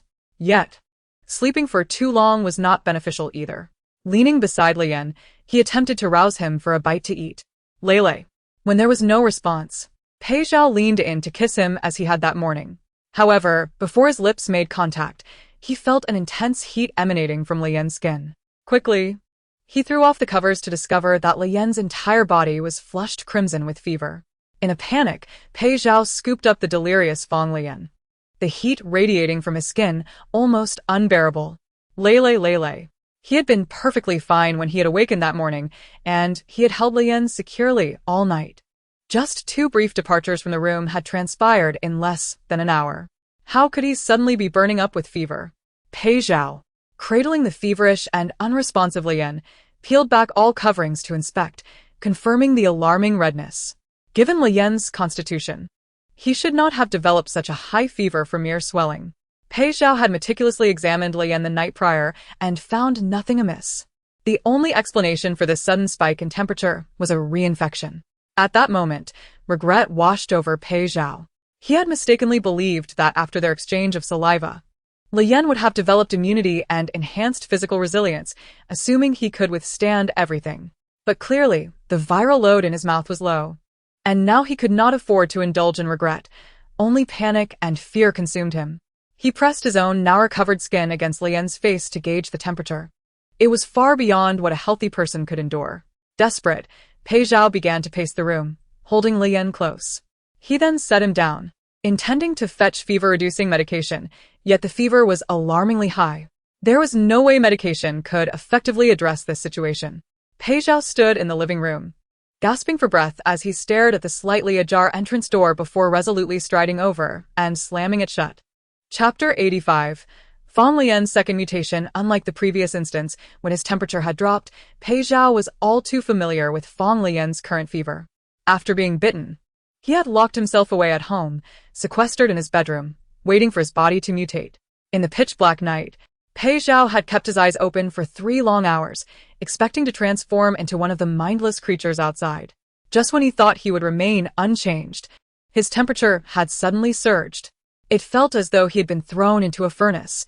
Every inch of his skin seemed to be roasting, pain radiating from his core to his extremities, and his heart and lungs felt as if they were rapidly dehydrating. Pei Zhao, with a parched throat, longed for water. Yet the rising fever rendered him incapable of movement. All he could do was wait in agony for a protracted demise. He had anticipated death, speculating that this was part of the mutation process. The excruciatingly high temperature persisted throughout the night, until he could finally feel his body beginning to cool. As the abnormal heat subsided, he felt himself turn cold, almost as if he were a corpse. When he opened his eyes again, his skin had become dry and pale, resembling the mindless creatures roaming outside. The terrifying heat coursing through Fang Leyan's body mirrored his own past experience. Pei Zhao, feeling utterly lost in the living room for half a minute, turned back to the bedroom to help Leyan dress. He then lifted the feverish Leyan into his arms, his breaths coming in urgent gasps in the silent room. Lele cannot mutate here. He could not allow the outside world to witness Fang Leyan's transformation from a living person into a zombie. As Pei Zhao paced in the living room with Leyan, he finally halted before the window. The sunlight streaming in that morning was particularly glaring, a rarity in the post-apocalyptic chaotic weather. Pei Zhao's dark eyes appeared to dim under the sunlight, taking on a faint gray hue. In the next instant, the window swung open, and a shadow plunged rapidly from the 7th floor. The descent was akin to a heavy object being hurled downwards, landing with a thud on the awning of a ground-level shop before bouncing to the ground, the noise attracting a horde of zombies. Yet, as the zombies approached, their movements suddenly slowed, as if they had lost their way, allowing the shadow cradling a person to dart away from the intersection with the speed of a cheetah. The window on the 7th floor swayed open, leaving the space inside empty, devoid of any presence. Having plunged into the throng of zombies, Pei Zhao seemed to regain his primal instincts, sprinting toward the outskirts of the city, a throng of undead trailing behind him. Pei Zhao was determined to bring Fang Leyan home. Regardless of the mutation process or its aftermath, he would fiercely guard him alone. The horde of corpses, driven by the lingering traces of his psychic energy, slowly began to move in the direction he had departed, creating a magnificent spectacle of mass migration. Not long after their departure, a shadow, swift and fierce like a wild beast, darted through the gathering dead, reminiscent of a frenzied hunting dog leaping from the tide of corpses. Thud! It halted its movements atop an abandoned vehicle. This figure appeared to be a person in a state of extreme mental disarray, clothed in tattered garments stained with blood. As if it had caught a whiff of some residual scent in the air, it rotated its neck slowly, scanning the surroundings, its head turned with a slight stiffness. And when it paused again, its mutilated nose sniffed the air attentively. Half of its face, devoid of flesh, still bore remnants of unhealed tissue. With fresh blood trickling from the hollow socket where an eye once resided, its murky iris now entirely faded into the ashen hue of the undead. Its exposed teeth, oozing black blood, trembled as it emitted indistinct sounds. The scent of kin. After sniffing the air for a while longer, it realized that the faint trace had been obscured by the thronging corpses and turned its gaze towards the direction of the residential area. Seemingly abandoning the search for its kind, it began to lumber slowly into the city, its skeletal limbs exposed. Pei Zhao had swiftly returned to the outskirts, with Fang Leyan in a brief span of time. As the master of the undead, he faced no hindrance. Carrying Fang Leyan, he entered the gates of the villa district, where the zombies parted like subjects bowing to a sovereign. The sound of the keypad being pressed seemed to rouse a comatose individual, and Fang Leyan, in a daze, opened his eyes slightly, moving his lips to form words that could not escape his throat. "It's all right, Leyan. I will always be with you." Fang Leyan's thoughts were sluggish. Yet he sensed that he had returned to a familiar place, as though he had revisited a day from the past. He found himself placed upon a soft, large bed, with a cold, soulless zombie nestled beside him, cradling his feverish body within its embrace, murmuring soft apologies in a tone laced with guilt. "It's all right, Leyan. It will soon pass. I know you're in pain. I will stay by your side. I'm sorry." Pei Zhao was enveloped by an overwhelming sense of guilt, akin to a dam bursting within him. He should never have assumed there was absolute fortune in the circumstances. How could he selfishly possess Fang Leyan, thereby causing him harm? Now, Fang Leyan was destined to endure the agony he had once faced and risk becoming a wretched being, neither human nor ghost. "Leyan, we're home now." "I'm sorry. I know you wouldn't want them to see you in this altered state, so we've returned home. Once you recover, we will remain together, never to part again." The sorrowful and guilty tone was fully audible to Fang Leyan, who was acutely aware that his current suffering stemmed from a viral infection. In those moments they had shared during the night, he had sensed that Pei Zhao had not resorted to the contents of that box, leading him to this possibility. Yet he did not refuse, completely surrendering himself to Pei Zhao. The consequences were ones he had contemplated, but Fang Leyan felt no regret. Loving someone meant accepting all aspects of them, even the perilous unknown, despite the fact that last night had been his final night of clarity. That had been his most anticipated moment. Unfortunately, Liang Yi had only joined the team a few days prior. He had yet to earn the respect of others as their captain, and Fang Leyan had been unable to smoothly transfer the mantle of leadership to him. If he were to survive, he longed for just one last glance back. Fang Leyan exhaled, the warmth of his breath palpable. And he felt Pei Zhao's earlier torment of being scorched and rapidly dehydrated. The difference now was that he was fortunate to have a beloved by his side for care. Pei Zhao twisted open a water bottle, continuously moistening his lips and pouring the cool liquid down his throat. The agony of dehydration began to ease, as Fang Leyan's parched throat felt rejuvenated, nestled against Pei Zhao. He summoned all his strength to utter, "Don't be afraid, don't be sad." Chapter 86. Untitled draft. They endured a long day, followed by an equally protracted night. Fang Leyan's transformation appeared markedly different from Pei Zhao's. He endured a persistent fever for over 10 hours, yet his body did not cool as anticipated. Instead, it remained at a warm, slightly hot temperature, while Pei Zhao tirelessly replenished his fluids to alleviate the suffering of his high fever. Time and again, he pressed his ear to Fang Leyan's chest to listen to the rhythm of his heartbeat. This time, Fang Leyan's heartbeat did not slow as it had previously. Rather, it quickened, thrumming against his ribcage. As dawn's light seeped into the stillness of the villa, Pei Zhao's weary shoulders were graced by delicate fingers, glowing softly in the morning sun. The overly anxious individual was gently roused by the touch.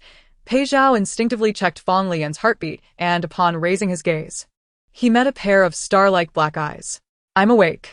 Pei Zhao gazed at the figure nestled against him, his heart swelling from the peak of apprehension and guilt to a crescendo of exhilaration. He carefully extricated Fang Leyan from the damp quilt, as if peeling a delicate petal, revealing the still fair and flawless skin beneath. Fang Leyan's arms bore but a whisper of perspiration, the soft fuzz fluttering in a gentle breeze, causing him to shiver as he clutched Pei Zhao tighter. "I'm a bit cold." Pei Zhao cradled Fang Leyan's face with his rough fingers, the texture of his skin starkly contrasting with Fang Leyan's newborn-like hue. His beloved resembled an infant, tender and exquisite, having shed the dust of the night, awakened anew. Fang Leyan nestled against Pei Zhao's chest and lazily nuzzled, murmuring, "I smell." Pei Zhao's nose immediately brushed against his face, burrowing into the crook of a shoulder. Inhaling deeply. "You smell wonderful." Fang Leyan presumed he was jesting, and pushed him away. "I'm drenched in sweat. The quilt is soaked." "I smell." Despite his efforts, he could not budge Pei Zhao, who again nestled against him, sniffing and exclaiming, "You truly smell delightful. So fragrant and beautiful." "Enough. I need a bath." With the fever receding, Fang Leyan felt as though he had shed a layer of skin. The blanket that enveloped him had become damp and uncomfortable, and he felt as light as a feather, as if the weight within him had seeped away along with the sweat. Pei Zhao, cradling the soft Fang Leyan, ascended the stairs from the bedroom. Indeed, they had not bathed for several days. However, this time they would not be standing to wash. Fortunately, the villa district had solar backup power. Fang Leyan sat wrapped in a blanket in the corner of the bathroom, observing as Pei Zhao cleaned the bathtub and filled it with water. Pei Zhao's skin had yet to fully recover, and his tactile sensitivity remained somewhat dulled. Unsure whether the water temperature might be too hot, he turned and lifted Fang Leyan once more. With one leg dangling over the edge of the bathtub, the sunlight streaming through the bathroom window created a dazzling glare upon the water. Fang Leyan noticed that his own legs radiated a luminescent whiteness, the toes reflecting a translucent pink hue. He dipped a foot to test the water's warmth. "It's fine." Unbeknownst to him, his body temperature still exceeded the normal range, and he remained oblivious to the fact that the water in the tub approached 50 degrees. To him, it did not feel scalding. As he had already shed his clothing beforehand, Fang Leyan tossed aside the blanket and plunged into the water like a fish, submerging his entire body, hair included, beneath the surface. Pei Zhao stood at the edge, observing Lele as if he had truly transformed into a fish, his entire form exquisitely detailed and delicately sculpted. He floated in the water with his eyes closed, radiating a serene tranquility for several seconds. Then, he broke the surface, droplets cascading down like a gentle rain into the bathtub. Fang Leyan wiped the moisture from his face, his disheveled hair clinging to his cheeks. His black pupils shimmered under the sunlight, resembling luminous glass. "Why are you staring at me? Come join me," he invited. Yet, Pei Zhao hesitated to disturb the enchanting tableau before him. As he removed his garments, he glanced at his own skin, dry and coarse in stark contrast to Fang Leyan's delicate texture. It was so rough that he feared it might graze against the other's fragile skin. Fang Leyan noticed Pei Zhao's embrace, which was tender yet clearly relaxed, and teased him lightly. "What's wrong? Did my fever scare you? I'm fine now. Aren't I?" Pei Zhao, oblivious to the water's temperature, only realized it might be too warm when he saw Fang Leyan's skin starting to redden after merely a couple of minutes submerged. "Don't you feel hot?" he inquired. Fang Leyan nimbly turned in the water, resting against Pei Zhao's chest while tracing the scabbed wound on his skin. "How could I be hot when I'm already stripped down?" Yet, his body still radiated warmth. Pei Zhao, wishing to cool him down with his comparatively lower temperature, felt Fang Leyan nuzzle closer, suspecting he had ulterior motives. "Wait a moment," Fang Leyan said, spinning gracefully in the water. Appearing entirely devoid of the illness that had recently engulfed him, he reached for the nearly empty bottle of bath foam on the shelf, slathering it over himself. Pei Zhao watched as he transformed from a fish glowing with ethereal light into a small cake generously adorned with cream. Then, as the cake tipped over, Half the cream smeared onto Pei Zhao, and the bubbles dissolved in the water, slipping through his fingers. He found himself equally heated by the playful antics of Lele. Unable to contain his thoughts, his body instinctively drew closer, driven by impulse rather than reason. However, Pei Zhao still retained enough composure not to indulge in the metaphorical cake at that moment. After all, Fang Leyan had recently been in a state of fever-induced unconsciousness, and he was reluctant to provoke him further. "What's wrong?" Fang Leyan asked, leaning against him, observing Pei Zhao's calm yet profound expression as he rested against the bathtub's edge. He could surmise the conflicting thoughts within. Fang Leyan's pale hand emerged from the water, scooping up a handful of white foam. "Look, doesn't it resemble cream?" Morning sunlight filtered gently over the bathtub, and by the time they finished bathing, it was nearly noon. Fang Leyan was wrapped in a blanket, draped over Pei Zhao, inhaling the lingering scent of the bath. Pei Zhao remained bare, wishing only to dry the moisture from Fang Leyan's skin with a soft blanket, striving to shield him from the cool breeze. However, Fang Leyan mischievously extended his arms to cradle Pei Zhao's face, scrutinizing the subtle changes in the color of his skin, contemplating the curious connection.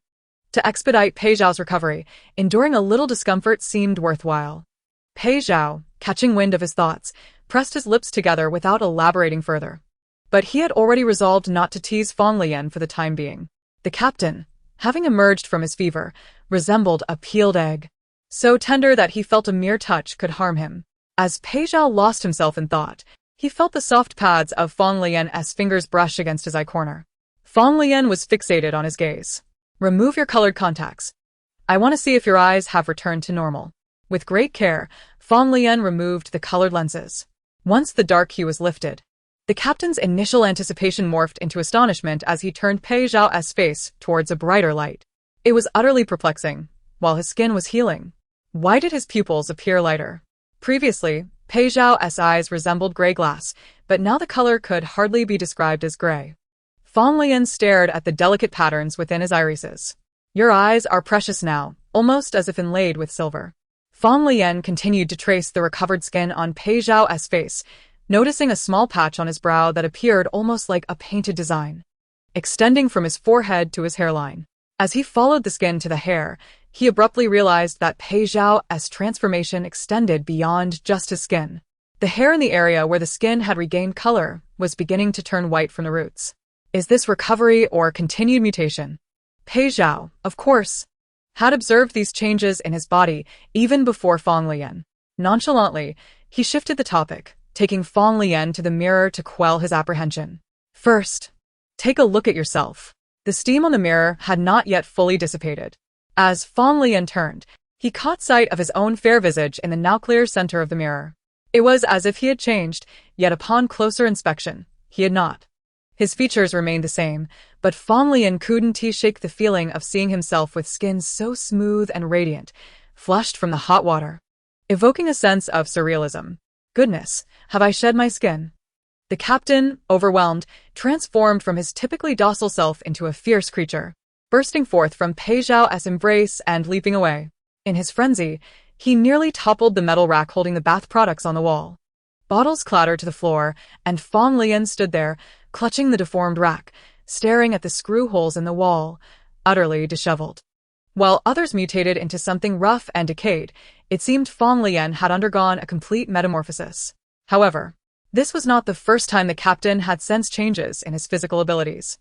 He soon accepted the newfound explosive strength capable of shattering the bathroom door and eagerly dashed downstairs to test his might against a couple of zombies. Yet, having just bathed, smelling fresh and clean, he was reluctant to get dirty again, so Pei Zhao followed closely, attempting to find him a relatively clean zombie. "Don't scare off my little brothers. I need to see if I can knock them away." Pei Zhao watched in exasperation as Fang Leyan charged towards the nearest zombie, his expression remaining impassive as he stood by the door, ensuring that as long as Fang Leyan was within his line of sight, he wouldn't be harmed. The captain slowed his pace, hesitating in front of a particularly filthy, decayed zombie, his thoughts surprisingly mirroring Pei Zhao's, which made Pei Zhao chuckle softly. "That's too disgusting. I want to be able to eat later." Fang Leyan locked eyes with the grotesque zombie for a couple of seconds before abruptly turning away, redirecting his focus to a cleaner one in the distance. He ambled leisurely, as if on a casual stroll, contemplating that when the zombie lunged at him, he would deliver a powerful punch to send it flying. However, the zombie did not react with the expected frenzy. Instead, it ambled towards him, taking its time. As Fang Leyan prepared to strike, he found himself unable to clench his fist. Just then, the zombie sniffed the air around Fang Leyan, and as he stood there, bewildered, it opened its mouth and emitted a sound that resembled a greeting rather than a threat. "Don't mind it," Fang Leyan called out, rolling his eyes and turning to Pei Zhao. Standing at the doorway, Pei Zhao, in a state of bewilderment, tilted his head slightly. "I did not," Fang Leyan responded, perplexed. After a high fever had just subsided, the young squad leader suddenly realized that upon awakening, the zombies no longer had the inclination to bite him. What should he do? Before long, both of them deduced the conclusion. It was likely due to Fang Leyan genuinely harboring the zombie virus within him, rendering him recognizable as one of their own by the undead. Elated by this newfound ability, Fang Leyan beamed triumphantly at Pei Zhao, reveling in his display of superiority. "All your little minions are now mine." Pei Zhao possessed the power to control zombies, thus Fang Leyan often jested that they were his subordinates. In truth, he appeared quite akin to a leader capable of rallying an army, as he turned to confront a zombie whose skin had become drastically dehydrated. He yearned to experiment with his own ability to manipulate these creatures, yet he was oblivious to how Pei Zhao commanded the horde. He speculated it involved some form of mental control. He fixated on the zombie's ashen eyes, silently exerting his efforts. Pei Zhao, standing at the entrance, chuckled as he listened to Fang Leyan's internal musings, witnessing the squad leader earnestly issuing commands to a decrepit zombie. "Step back." The zombie remained motionless, its reaction sluggish, merely gazing at him. "Are you deaf?" "Step back." The zombie stared back with its hollowed eyes, seemingly unable to comprehend. "Goodness, are you really deaf?" "Step back. Step back." Regardless of Fang Leyan's mounting frustration, Pei Zhao found amusement in his boyfriend's impending meltdown. Perhaps it was Pei Zhao's laughter that made Fang Leyan feel inexplicably embarrassed. Yet undeterred, he persisted in his attempts to elicit a response from the zombie. Ultimately, the zombie appeared to grow weary of the confrontation, turning its head as if to leave. "You think you can just walk away? Come back here." Pei Zhao watched incredulously as Fang Leyan, in a fit of exasperation, grabbed the zombie by its hair and dragged it back before him, gripping its scalp as he continued to stare. Pei Zhao was thoroughly entertained by his boyfriend's childish antics. Deciding to settle down on the steps at the entrance, Pei Zhao, secure in the knowledge that the zombies would not harm Fang Leyan, leisurely observed the spectacle, intent on seeing how long it would take for Fang Leyan to become so frustrated that he would cry. After a full 2 minutes, Pei Zhao observed Fang Leyan transfixed in a bizarre stare-off with the unkempt zombie. The absurdity of the scene was so striking that he couldn't resist calling his boyfriend back. "Let go of it. Its hair is matted and filthy. Aren't you disgusted?" Fang Leyan remained unperturbed, his eyes locked onto the zombie's dull gaze. A minute later, he blinked rapidly, releasing the zombie and gazing at it in disbelief. Then, to Pei Zhao's utter confusion, he turned and placed his hand on the head of another blood-soaked zombie. What about his fastidious, cleanliness-obsessed Leyan? Was he really picking up a corpse just to investigate? Chapter 88. The captain is missing Leyan. Pei Zhao rose and approached, intending to lead Fang Leyan back to wash his hands. However, as he drew near, Fang Leyan released his grip and turned back, his large eyes fixed on Pei Zhao with a question. "Can you hear the thoughts of the zombies?" How could zombies have thoughts?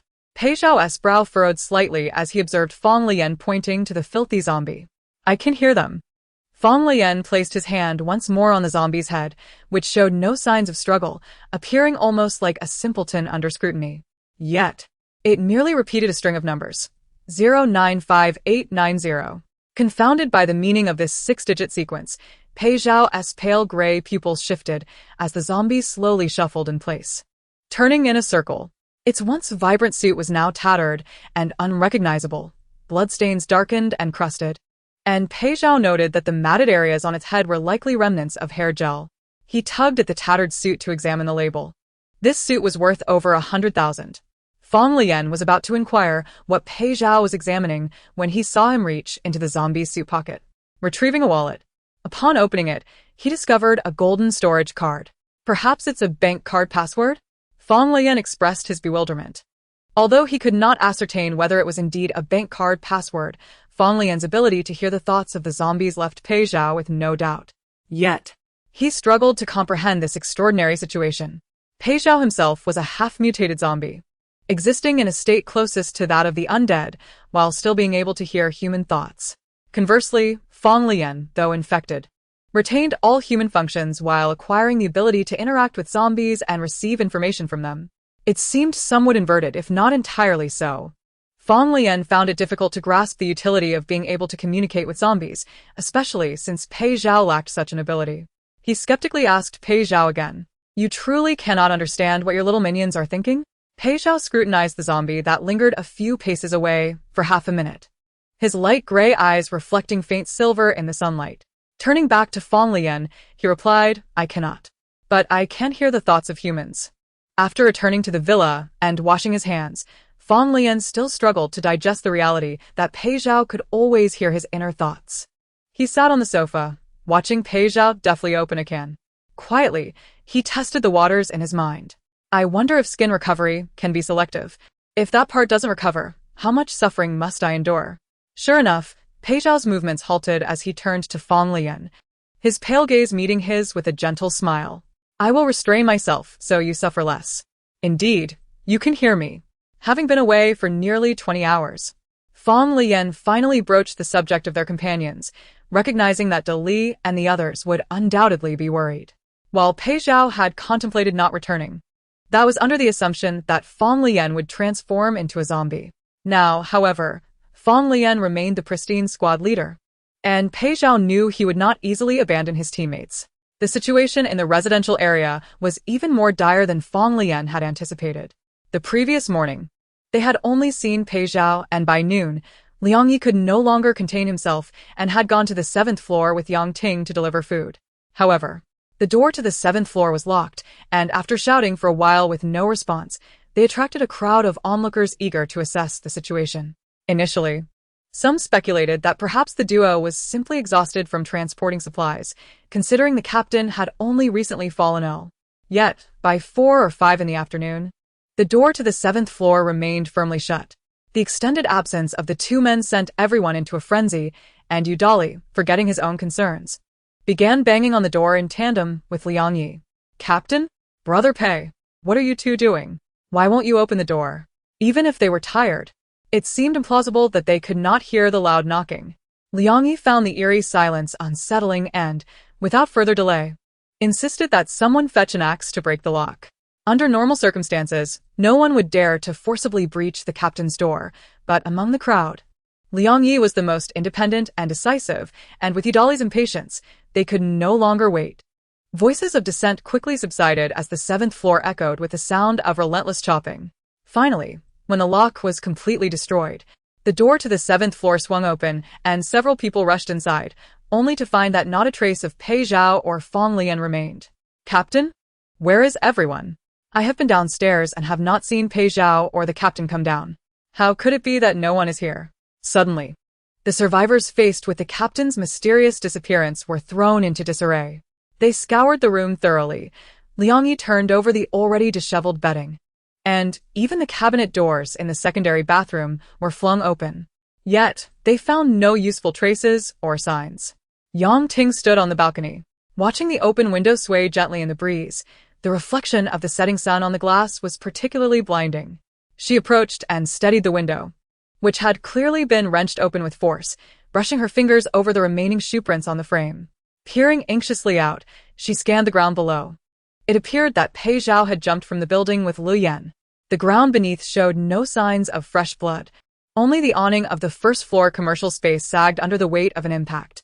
Listening to her teammates behind her shouting and debating this grim possibility, she struggled to comprehend why the two would suddenly leap from the window.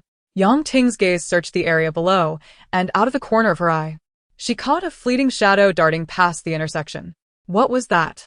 Liang Yi squeezed in beside her, half hanging out of the window, unable to fathom that Pei Zhao would take Lu Yan down from the 7th floor. Even if they survived the fall, they would surely break their legs. "What? Did you see something?" Yang Ting asked, her eyes scouring every corner of the intersection but finding nothing unusual. She pondered quietly, "Perhaps I was mistaken in my haste.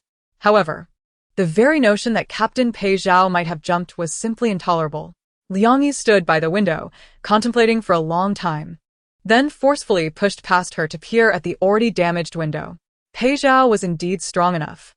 But why would he take the captain with him in such a desperate act? What could possibly compel someone to leap without even using the door? A throng of individuals crowded at the glass of the balcony, engrossed in heated debate, entirely oblivious to the shadow precariously hanging from the third floor of a house across the street. Even if someone caught a glimpse, they would dismiss it as merely a zombie suspended from the power lines, given the prevalence of mutated and decaying corpses all around.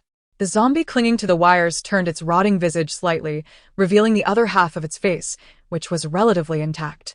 It fixated on the girl inside the opposite window, its lips, now gnawed and fragmented, parted to reveal teeth stained with dried blood, clacking ominously as it uttered garbled sounds.